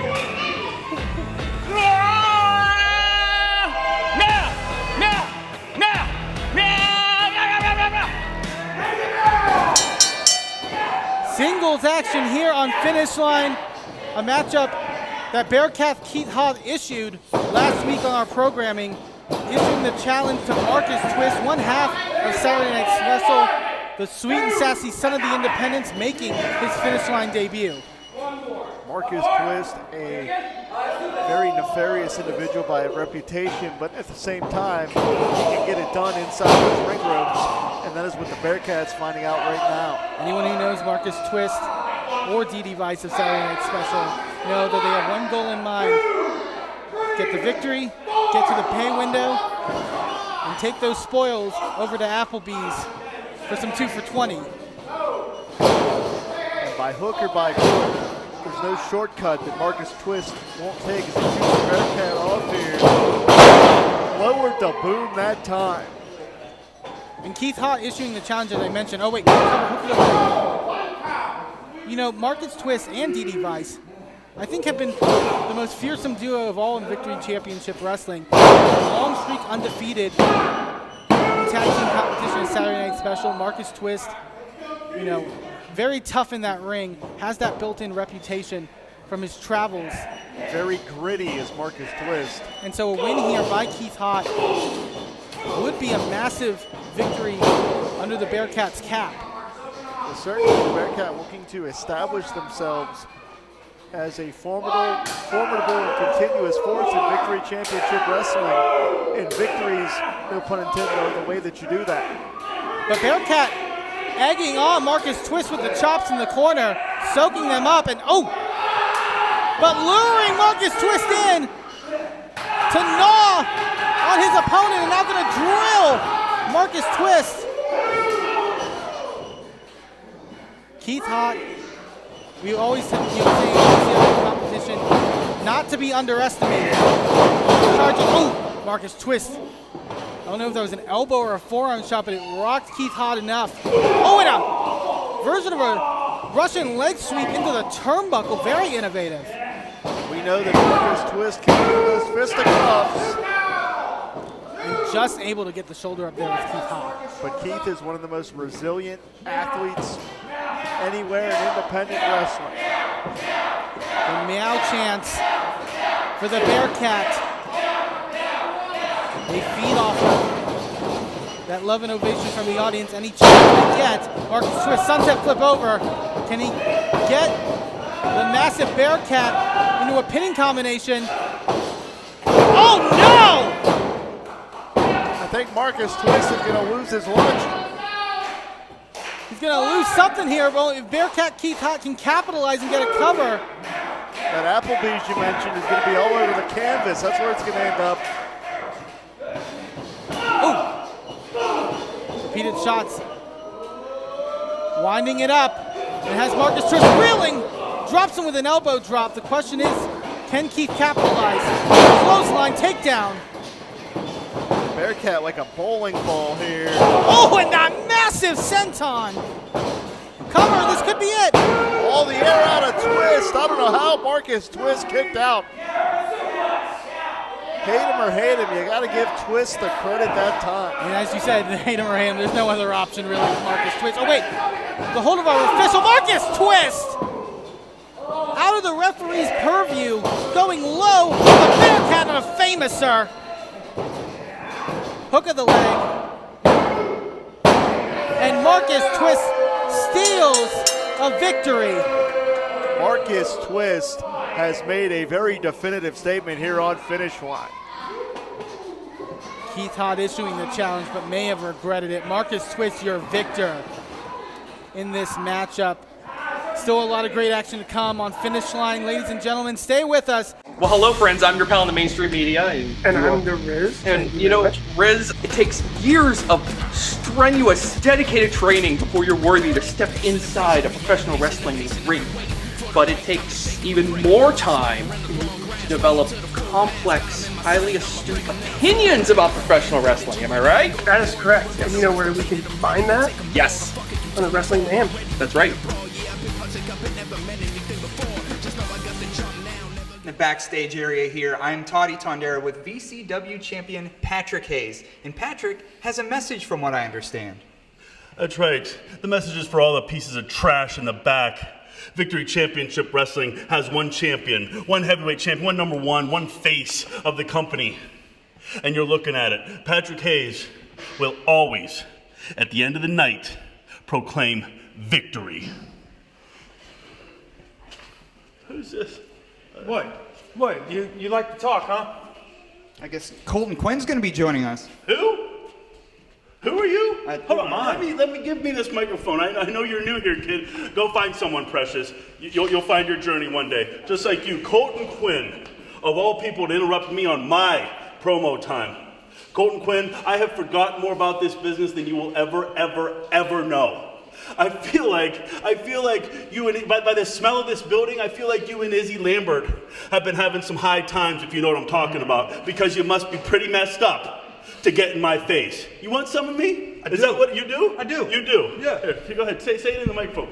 Be in the ring. Meet me in the ring. I'll do it right now. Let's go right now. Right now. Really? Right now. I'm not even dressed. Right now. I'm not even dressed. Let's go. Heyman, are we on here? What? I guess an impromptu challenge here by the VCW heavyweight champion Patrick Hayes. And we got a referee out here. Patrick Hayes not even in his ring gear. But Colton Quinn. Oh, come on! Patrick Hayes getting the jump here on Colton Quinn. Colton Quinn, you know, a young up-and-coming competitor, as we mentioned here in Victory Championship Wrestling. stepping to Patrick Hayes, wanting the challenge, but Patrick Hayes with that defiant slap, just absolute disrespect from the VCW Heavyweight Champion.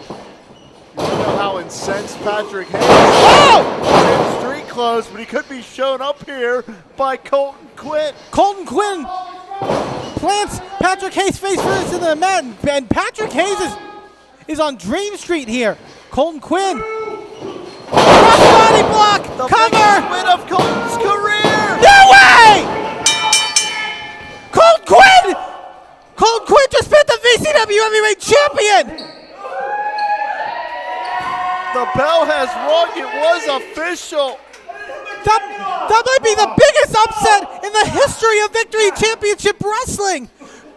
Colton Quinn just pinned Patrick Hayes. Hayes looks like he's near tears, Eamon. He's clutching that championship.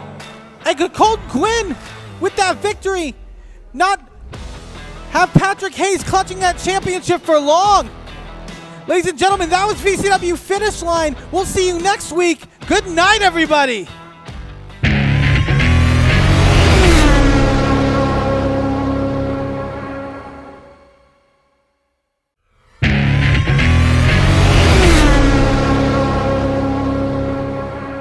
Here at VCW, we're all about a good time. We're here with our resident kielbasa mayhem, Felix Cause, for a special message for Allie Hatcher. That's right, this is a message and a song I need everybody to sing along at home. Happy birthday to you. Happy birthday to you. Happy birthday, David Lawless? Excuse me. I hate to do this, but I've been sent here by Paul McCartney's lawyer to tell you that officially you don't have the rights to perform this song on that accordion. So, Miss Hatcher, I apologize. Your birthday is canceled.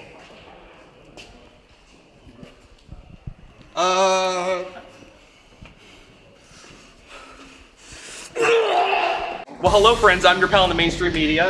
And I'm the Riz. And, you know, Riz, it takes years of strenuous, dedicated training before you're worthy to step inside a professional wrestling ring.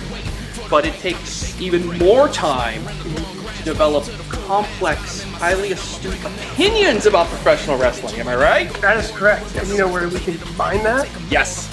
On the Wrestling Mayhem. That's right.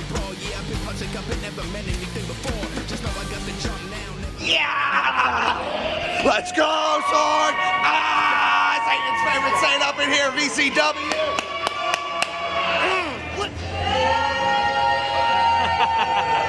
There's no one better, baby. We're back here with singles action as we get ready for VCW Finish Line. Gianni Manrico looking to unrobe here before squaring off with Brandon St. James. This should be a classic. Oh yes, Fourth Line is here at VCW. I am here to call upon the power of Satan himself. I am here to do heavy riffs, open ice hits, stage dives, and heavy lines. You know what it is. Brandon St. James, KC War, the Fourth Line, here to make a name for ourselves. St. James, you don't turn your back on Enrico. You just can't do it. And immediately right out of the box, St. James going to find himself at a definitive disadvantage. Enrico, we've seen him pass in VCW, align closely with the gavel David Lawless, and those underhanded tactics, I gotta think it's a lot of that David Lawless influence. He's now gonna whip Brandon St. James off into the ropes, but keep an eye on Brandon.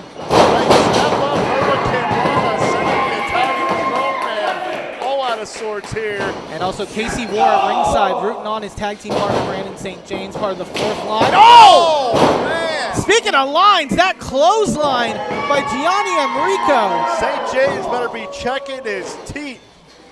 And now right into the cover, hook of the leg. And Eamon, I'm going to tell you what, right there, that is why so many around the Pittsburgh area and throughout the tri-state area have talked about Gianni Michael Enrico, because one shot changed the complexion of this matchup completely. Enrico going to take full advantage of our referee's count. And, you know, that kind of clothesline would knock down a normal man and put him out, but Brandon St. James is known as a fighter. He's a scrappy individual. He's been taking it to time and time again in his career and always comes back up fighting. So Gianni you know, as much as he's in the driver's seat right now, cannot underestimate Brandon St. James. Yeah, St. James is known for his grit and his double toughness. He's not going to give up. Man, is he in for a test here as he collapses in the corner after his body just ricocheted off the buckles. Enrico soaking in the adulation or lack thereof. Either way, Enrico in full control here of Brandon St. James. Now look at the Irish whip. Brandon hard into the buckle. And the way that Brandon St. James is collapsing there on the mat. You can tell a lot of pain, a lot of anguish running through the body of Brandon St. James here. And off in the butt. Oh! What a burst of energy! And there's the resiliency we talked about. We're going to see how much St. James has left in the tank. Can he follow up? Brandon trying to get some energy within him. Casey War trying to rally his partner up to his feet, and he is. Going to come charging. Big clothesline, a little bit of retribution. Follows it with another. St. James lowering the boom here. The complexion of this matchup changing, rolling elbow. A nice release German suplex. What a sequence of maneuvers. Oh, wait a that's a Brohemoth. What is Brohemoth doing out here? And he just wiped out Casey War here on the floor. Causing distraction. A rear naked choke by Enrico. And now clasping around the waist of Brandon St. James. Brandon's fading. He's choking him out. Referee. That's it. Choking out Brandon St. James. But what is the Brohemoth? There's more to this story, Eamon. Raising the hand of Gianni Enrico. Something's in the water here between these two. And now Brohemoth now putting the boots in after the matchup. And this monster is clearly on some sort of mission. Oh wait, Casey War with a steel equalizer. Going to send Enrico and Brohemoth running. One thing's for sure, Eamon, I don't think we've seen the last of this story. Absolutely not. Gianni Enrico, your winner. And we will be back with more action here on VCW Finish Line.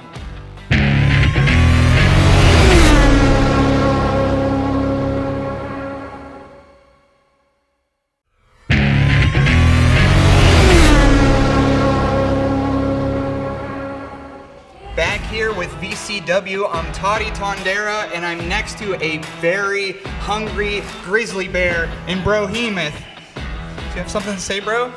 I came back to VCW because GME said he needed a heavy hitter to capture the VCW tag titles. Fourth Line, you unfortunately get to be the first victims of this road to domination. So I ain't sorry for you, I just wish it was somebody bigger. Who's next? Fresh from the penalty box is the Fourth Line, and from what I understand, they have more than blood on their mind tonight. How are you feeling, Casey? I'm not going to stand for this disrespect. The Fourth Line doesn't stand for this level of disrespect. We got the call up to VCW, and we mean business. And it's nothing from unfiltered violence from here on out. Brohemoth, get some. That's right. It's been a while. I'm back. I'm breaking everything. I'm gonna drink his blood! Let's go!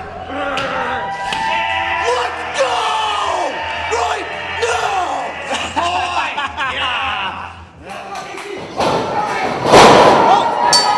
Casey War coming in charging right at the Brohemoth. I gotta imagine Casey War fuming over the attack last week here on Finish Line that the Brohemoth dished out. Payback is hell, and payback is coming in the form of KC War. Oh, the massive Brohemoth. Leap over the Muay Thai technician, leaping over Brohemoth. Impressive drop kick, able to rock the big man, but not enough to take him down. Not enough contact made, but he did that time. One thing we got for sure is War can throw those hands. Oh, big running knee strike. Typically charging out with a bolt. Oh no, Brohemoth sending him face first into the mat. Interesting words by Brohemoth. I mean, we had questions as to the connection with him and Gianni Michael Enrico last week on Finish Line, but it seems that Gianni has equipped Brohemoth. A mercenary, a hired hitman. And it seems as though they have their eyes on the VCW Tag Team Championships. And that could be quite the unit that we haven't witnessed before here in VCW. But now Casey War in worse for wear here in the corner. Oh, those clubbering blows by Brohemoth. Not only is Brohemoth a mercenary, he's a remorseless mercenary, the high and heavy, lower in the boom. Slightly lackadaisical cover there, though, by Brohemoth. You can tell when somebody has that size, when someone has that power and they know it, all the confidence in the world to dish out as much damage as possible. And now, God, another clubbering blow. We may not have all the answers, Damon, but we have enough to know that Brohemoth is here to make an impact, here to make a statement.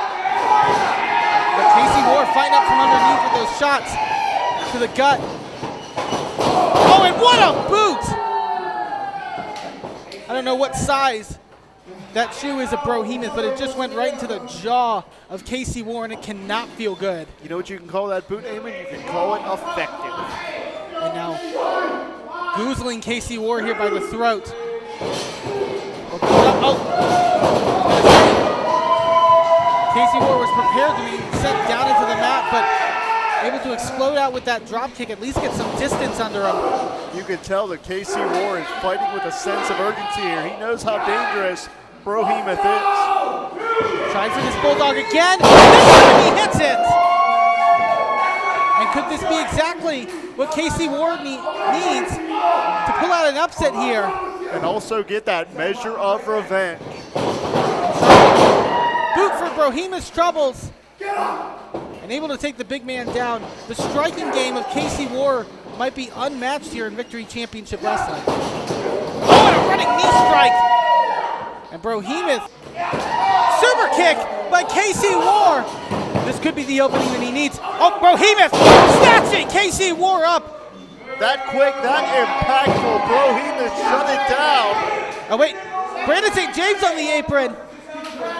I mean, he's got to also be looking for a bit of revenge. It was the match with Gianni that Brandon was caught. Wait, out! Shoulder down!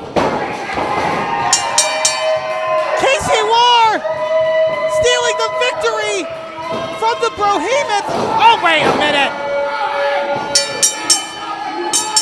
No remorse and no mercy from Brohemoth. Brohemoth not going to let that lie. But Brandon St. James luckily coming to Casey War's aid. What are they going to try to do here with the big man?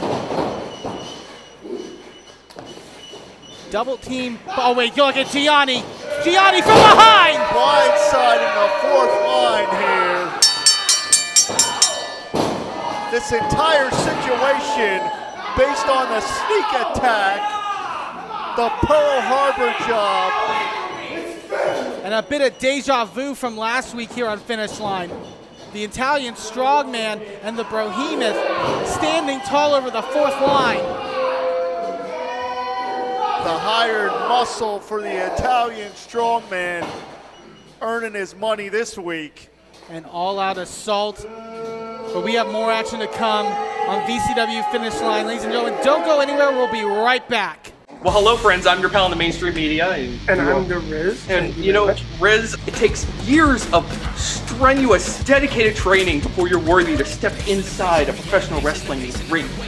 But it takes even more time to develop complex, highly astute opinions about professional wrestling. Am I right? That is correct. And you know where we can find that? Yes. On the Wrestling Mayhem. That's right.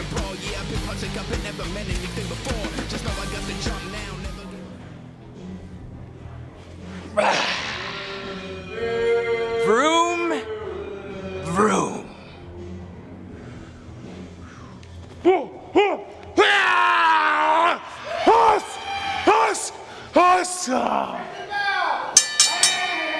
We are back here on VCW Finish Line, and quite the collision course that Jace Carr is about to be on as he goes head-to-head with former VCW heavyweight champion, the Beastman. You know, we've seen, Eamon, that Jace Carr really trying to spark his career, and that's the way he can do it here. you take out a former VCW heavyweight champion.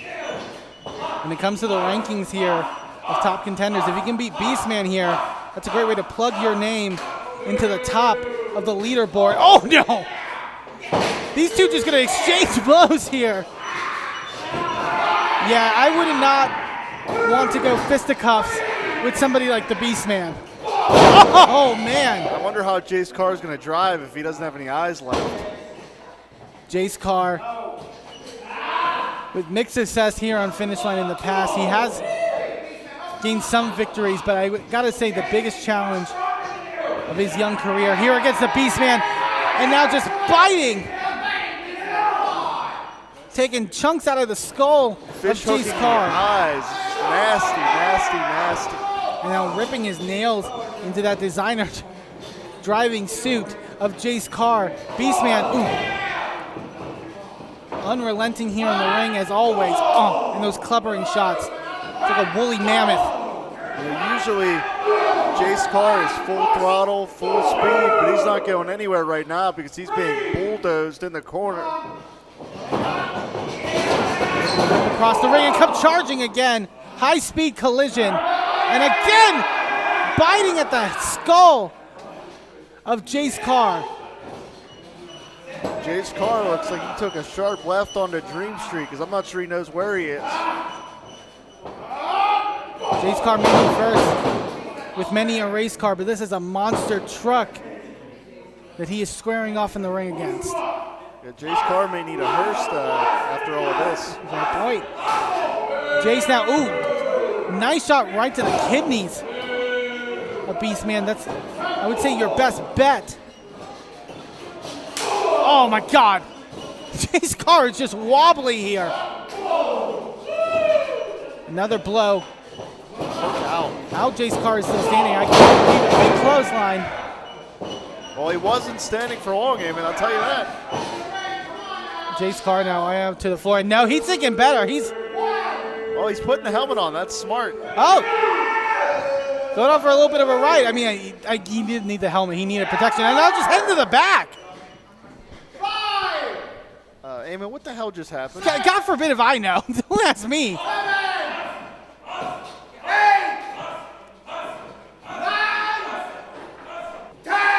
And that's a 10 count.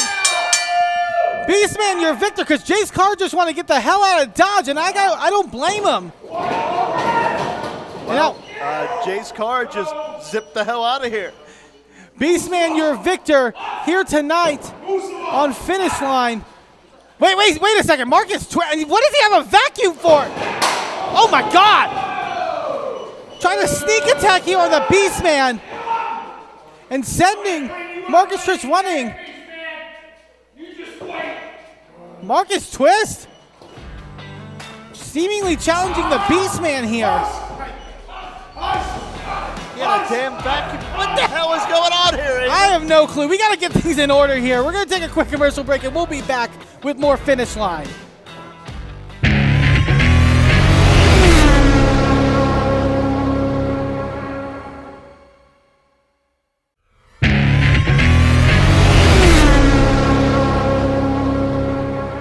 I'm gonna drink their blood! Oh yeah, that's right. Fourth line. Let's go! VCW tag belt.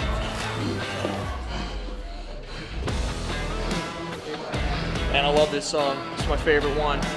Don't you ever forget it. We're back here on Finish Line in tag team action for the VCW Tag Team Championship #1 contendership. And this has been quite the grudge that's been brewing between Brohemoth, Gianni Michael Enrico, and the Fourth Line, Jim. Yeah, we've seen this week after week. Finally, the Fourth Line getting some chance at revenge here.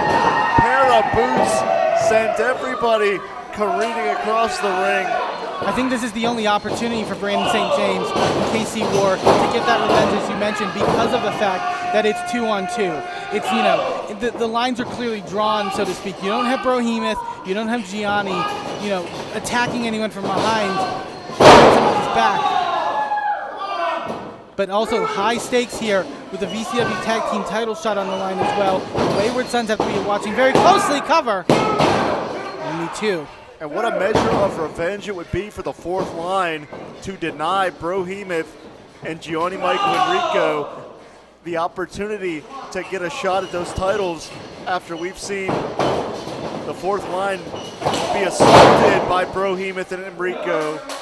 Big clothesline by Gianni takes down KC War. I mean, that was Brohemoth and Gianni's mission from the offset. We've heard it from them. The tag titles are in their sights.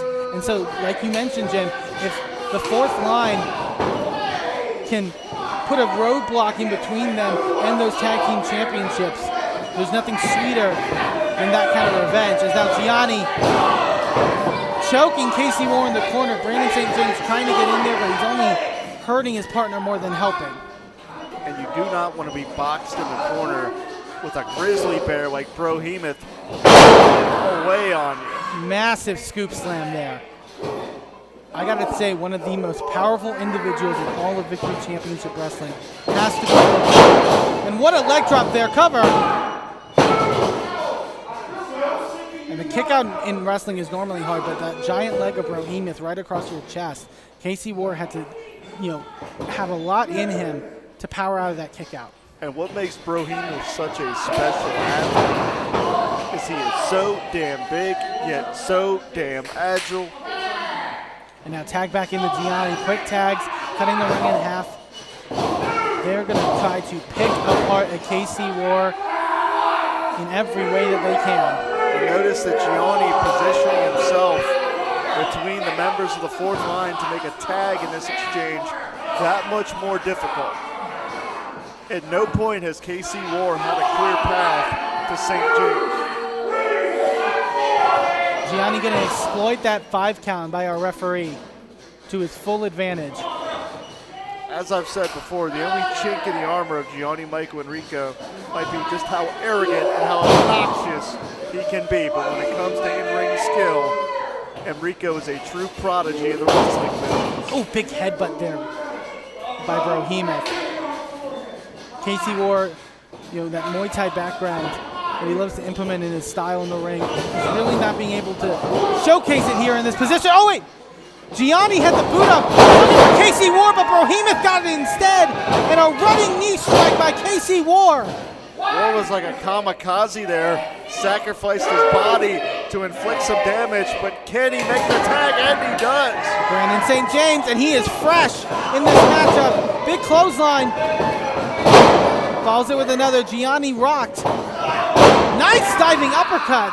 The fourth line are so unorthodox, it's really difficult for opponents to truly prepare for their unique offensive assault. Oh, but now with Brohemoth up to his feet. Super kick. Rocks the big man, but doesn't take him off his feet. St. James is going to have to stick and move here. Going to have to keep it rolling. DDT! Spikes Brohemoth right on the top of his head, and Brandon St. James is feeling it. Question is he taking maybe a little too long to capitalize here? He's eyeing up Gianni for something big. Gianni slowly but surely making his way up to his feet, and Brandon St. James is waiting. Enrico may regret the cheap shots and the blindside attacks here. Oh wait, Brohemoth taking out KC War. And speaking of the blindside, they're doing it again. The distraction. Oh, and there's that rear naked choke again. This has already put away Brandon St. James once. And it looks like it might be doing it again. Brandon fading. Enrico has the body lock. Nowhere for St. James to go. And again, Gianni Michael Enrico puts down Brandon St. James, and we have new #1 contenders for the VCW Tag Team Championships. If I'm the Wayward Sons, I got to be looking at these two very, very seriously. No doubt about it. Eamon, the Tag Team Championships could be in some serious jeopardy. The tag team titles on the line at Victory in the Valley. You're not going to want to miss that, but we will be right back with more action here on Finish Line. Well, hello, friends. I'm your pal in the mainstream media. And I'm the Riz. And, Riz, it takes years of strenuous, dedicated training before you're worthy to step inside a professional wrestling ring. But it takes even more time to develop complex, highly astute opinions about professional wrestling. Am I right? That is correct. And you know where we can find that? Yes. On the Wrestling Mayhem. That's right. Oh, here we are again, baby! Let's go! Let's go! Get loud, let's go! Take them out! Tag team action here on Finish Line as the Wayward Sons, the VCW Tag Team Champions, going head-to-head with Lumberjack Larson and Clayton King. Last time Clayton King was in tag team action here on Finish Line, kind of abandoned Terry the Drunken Luchador, hung him out to dry. Hopefully maybe a different change of pace and a change of partner here in Lumberjack Larson. Yeah, Clayton was not too eager to get in there with the Wayward Sons. Garrett Lee with a big clothesline, and you got to think the Wayward Sons almost trying to test themselves in this non-title matchup, ready for Victory in the Valley. Big pay-per-view matchup as they defend the tag team titles against Gianni, Michael Enrico, and the Brohemoth. Lumberjack Larson is all out of sorts, and I'm not sure he knows where he's at right now. And nice! I can tell you where he's at. He's back on the canvas, hooked away. Kick out at 2. Quite the bit of power there by Garrett Lee to muscle over someone much larger in Lumberjack Larson. Now a big tag into Garrett Jacobs. So, Clayton King again. What is this man thinking? You realize you got to get in the ring. You got to scrap a little bit if you want a victory. Way down. Gavin Jacobs charging in the corner. Wayward Sons double team offense. Garrett Lee springing up. Gavin Jacobs with a spine buster. Good night. And a kick out at 2 by Lumberjack Larson. You got to give him credit there. Still able to fight. He's tenacious. He's fighting it alone because Clayton King hightailed it out of here. I mean, at this point, why would anyone align themselves with Clayton King at this point? Clayton King, no team-like behavior. Big neck breaker there by Lumberjack Larson. Hook of the leg. And again a kick out. I mean, Lumberjack Larson coming up in the VCW Wrestling Academy, getting the licks in, is still fighting here against the VCW Tag Team Champions 2-on-1. That's very impressive. He's got guts, Eamon, I'm going to tell you that. He knows he's going it alone, and he's not going to stay down, but he may be put down by the Tag Team Champions. Excuse me, go ahead. Quick tags, I was going to say, by the Wayward Sons here. Now Gavin Jacobs back in. Big back elbow rocking Lumberjack Larson. And now Gavin Jacobs back in for a cover. Still able to fight out. Hey man, I think the Wayward Sons may be trying to give Larson an opportunity to get out of this one because they're going for those very frequent covers.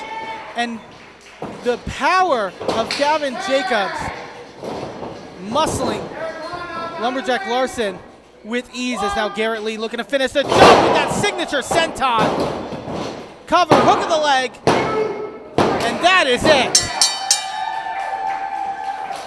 The Wayward Sons picking up the victory, and they are right on the path to Victory in the Valley. VCW Tag Team Championships on the line. If I'm Brohemoth, if I'm Gianni, Michael Enrico, I got to be looking very, very closely at their challengers here.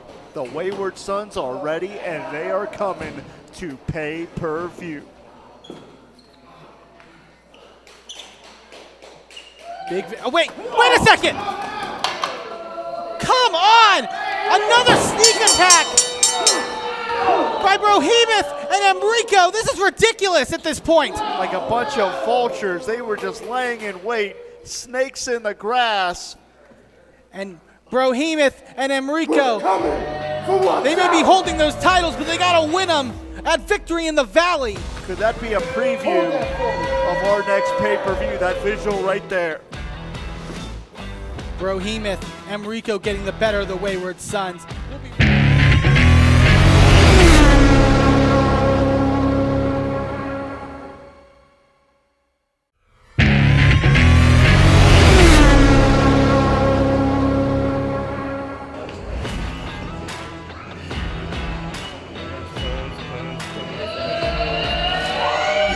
It's time, VCW.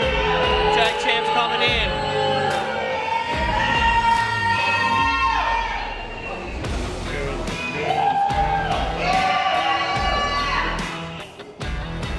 are about to be underway with the VCW Tag Team Championship matchup. This is quite the test for the Wayward Sons. I would argue their biggest test so far as tag team champions. And Eamon, one of the biggest matches we've seen here on Finish Line. Good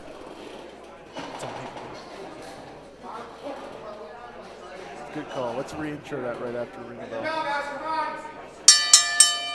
And we are about to be underway with this VCW Tag Team Championship matchup. Jim, I got to argue that this might be the biggest test for the Wayward Sons. Hemoth getting the jump in. And the Wayward Sons can't even get out of the blocks. They got absolutely waffled before this thing got started. Hemoth and Gianni Michael Enrico getting this title match after winning the contendership against the Fourth Line on Finish Line. And I gotta say, this duo, Hemoth and Gianni Enrico, wait, quick cover, this could be it already. Only two. This duo of Hemoth and Enrico, not something on paper you would imagine, but has to be one of the most successful duos as of late. They have been getting the jump on just about everyone in their short run here in VCW. They've been running roughshod all over the place here in Victory Championship Wrestling. The Italian strongman Gianni Michael Enrico, as we've talked about over the weeks here, Gianni is considered a thoroughbred, a true natural in the wrestling business, but that doesn't stop him from taking any and all shortcuts, including hiring that remorseless mercenary on the apron. Going to work down here on Garrett Lee, the smaller of the two. Also the slightly least experienced of the two members of the Wayward Sons. We've talked about their history. These two actually formed, in training camp to, Gavin Jacobs, in many ways training Garrett Lee, bringing him up in the business, and then having this, newfound friendship that transpired into one of the most successful tag teams in the area. Absolutely, the Wayward Sons, one of the most cohesive, if not the most cohesive tag team in the tri-state area. But right now, they are just being steamrolled, absolutely bull rushed. And now Gianni again joining in with Hemoth here on those boots. When you're a new tag team, that's coming up in the wrestling business, it's so much harder than when you're just starting out as a singles competitor, because that teamwork, that synchronicity, that ability to, communicate with one another and get a game plan going on the fly, is so vital. And Gianni and Hemoth consistently have been on the same page. Yeah, it's almost like those two just organically fit together as a team. And now Garrett Lee trying to work his way back up. Garrett Lee's a fighter. He's not going to take no for an answer. He's not going to, just take abuse lying down. Gianni now snatching up Garrett. Snap suplex. Textbook, and that's what I'm saying. Gianni here covered. The Italian strongman can do it by the book. So precise inside the ring ropes. And the way he nailed that snap suplex, floated right over into that cover. Very smart wrestler in that regard, but maybe taking a little too long to get Garrett, his win back. Well, the arrogance of Gianni Michael Enrico may be the only flaw in his game, but certainly not any of his physical tools. Garrett needing to make a desperate tack here to Gavin Jacobs, but Gianni seeing it and realizing that cannot happen. Big enziguri. And that might have just wiped out Gianni right there. He is laid out. The Italian strongman may not be seeing stars. He may be seeing rigatonis and lasagna circling around his head. He doesn't know where he's at. Attacking with Gavin Jacobs. Going in on Hemoth here. Big clotheslines. Look out. Blockbuster! What power. There is not a lot of... Wait, I think Hemoth had the referee. He didn't see the tag by Gavin Jacobs.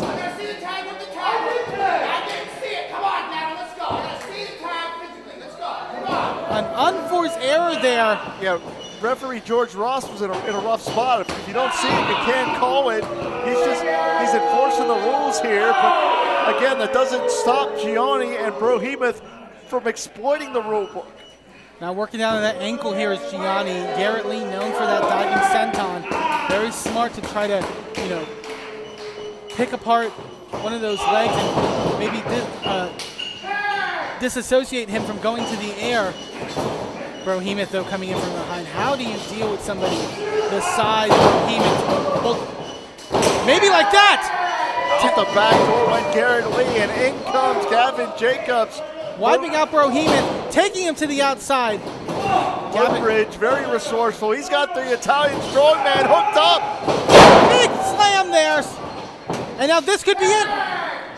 Does Garrett Lee have enough left to hit that senton? Look at Gavin disposing of Brohemoth. There it is! Senton onto Enrico cover. And a successful night and another retaining of the tag team titles for the Wayward Sons. Gavin Jacobs, Garrett Lee, still your VCW tag team champions. A tough fight from Brohemoth, from Enrico. But Gavin Jacobs and Garrett Lee still standing tall. The Wayward Sons, still your VCW tag team champions.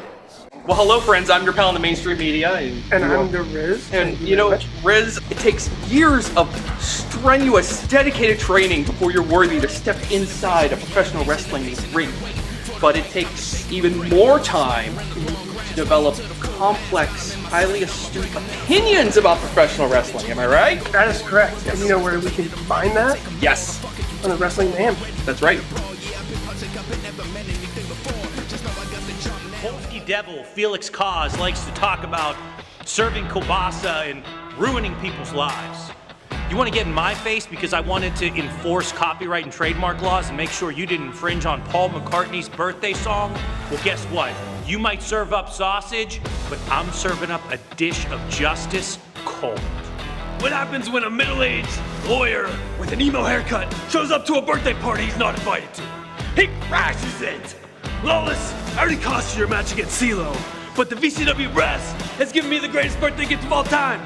You and me, one-on-one. I'm gonna continue my 2024 undefeated streak. Copyright that.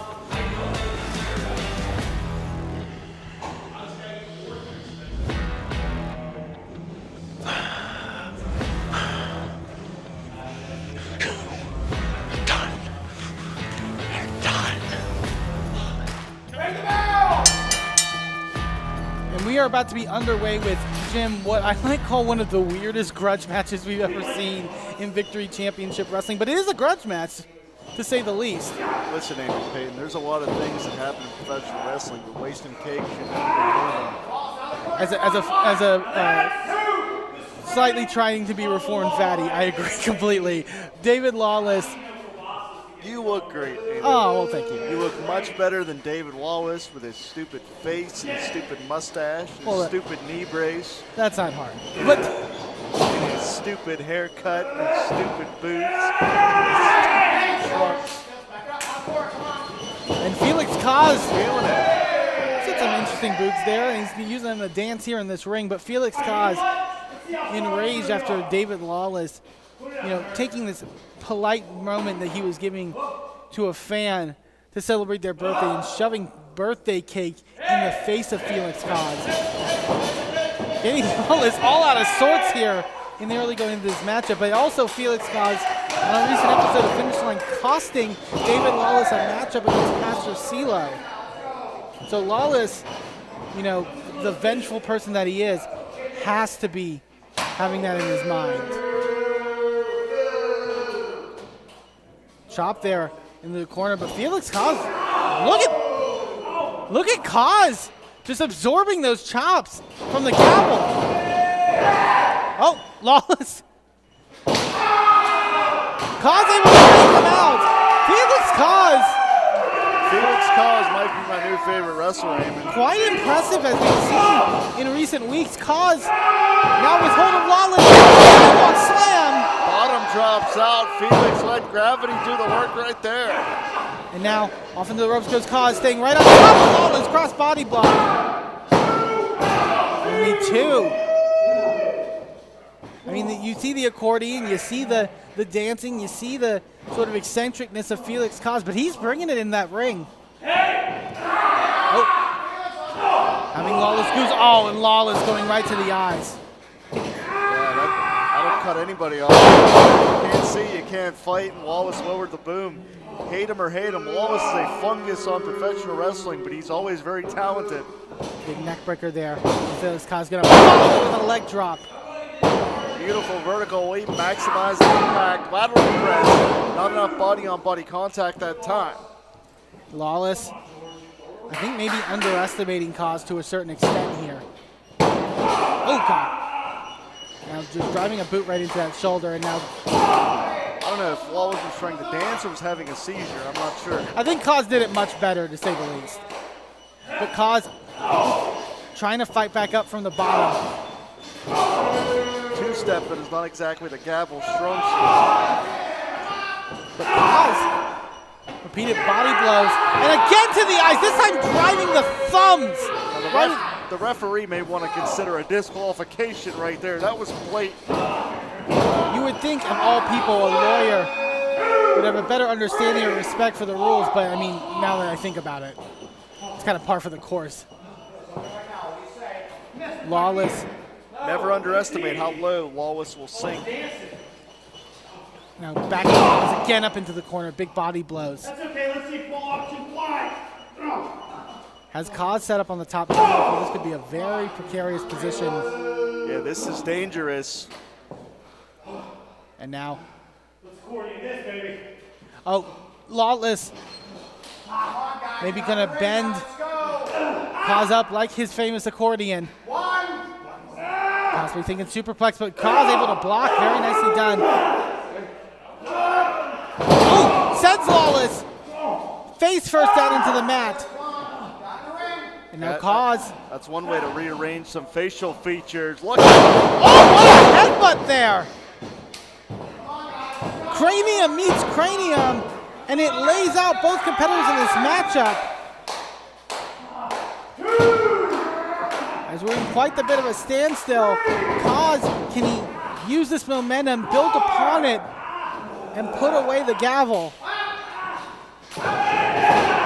Clothesline by Kaz. He exploded out of the corner, building on the momentum. Ooh, there's that Yakuza kick. Felix is feeling it. Charging in the corner, big forearm shot, goes straight out of the apron. And that crazed look in the eyes of Kaz, big splash. Slingshot. Maybe not the best cover on the shoulders there by Felix Kaz. But when you build that momentum, when you have that string of maneuvers, you just try to get the pinfall the best way that you can. Yeah, certainly with someone the caliber of David Wallace, if you have a chance for the victory, you have to take it.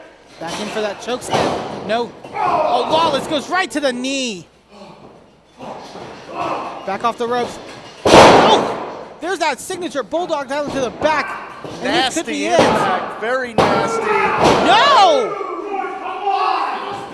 And David Lawless is shocked, as so am I. Lawless not able to finish the job here. Gavel showing some frustration. That's very rare, but that shows you how tough of a test Kaz has been so far. Big elbows. Has a hold. Choke slam. Nails him with it. No! Only two, but that was 2 7/8. Kaz cannot get frustrated here. That was almost an upset victory from Felix Kaz. And now it's Felix Kaz asking himself, what is it going to take? Oh, Lawless tripping the legs. Oh no, come on, damn it. Out of the view of the referee, but Kaz able to get a shoulder up. Like a true ambulance chaser, Lawless trying to exploit the advantage and steal one here. Kaz has Lawless hooked. Gets him. Hooks that leg. And that is it. Felix Kaz puts down the gavel. And what a victory for Felix Kaz that he can be proud of. I got to think, with a win like that, he might just shoot up the ranks here in VCW. Sidekick Media Services. We are your sidekick in business for social media, video production, and more. Find out more at sidekickmediaservices.com. Come on, let's go.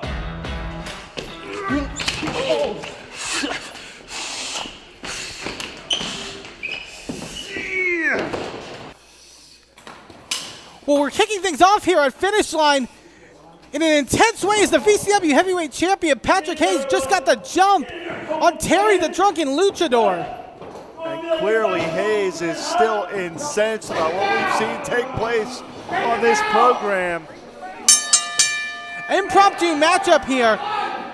And what you are referring to, Jim, is that upset victory by Colton Quinn impromptu matchup from last week's Finish Line where Patrick Hayes got embarrassed by the young up-and-coming Colton Quinn.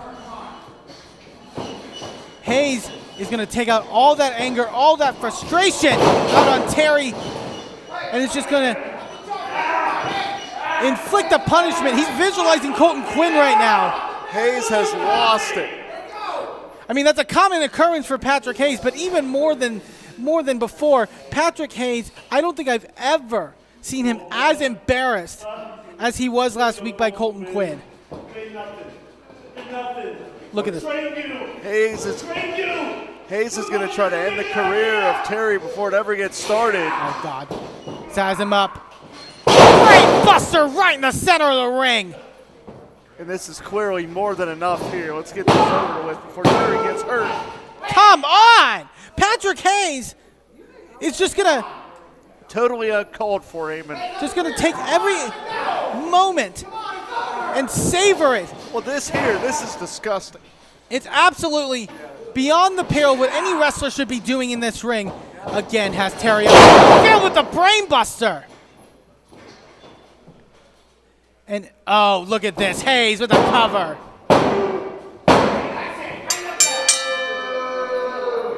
Patrick Hayes, your winner here against Terry, the Drunken Luchador. But Patrick Hayes, your VCW Heavyweight Champion, still has that loss to Colton Quinn. So, oh, come on! No, come on. We need help. Help, somebody. Somebody get some help out here for Terry. This is ridiculous. Colton Quinn, you want to embarrass me? You want to take away my precious sleep? I've been 7 days. I'll get to the bottom revenge. And Colton Quinn, you come after the victory. Championship Wrestling Heavyweight Champion. Then you're in for an asshole just like this. Utterly disgusting. And you can already see the welts on the back. Someone get some help for Terry. I mean, this is not the way we wanted to kick off things this week on Finish Line, but the champion has lost it. That's him. He's gone. Absolutely gone. Patrick Hayes, your VCW Heavyweight Champion.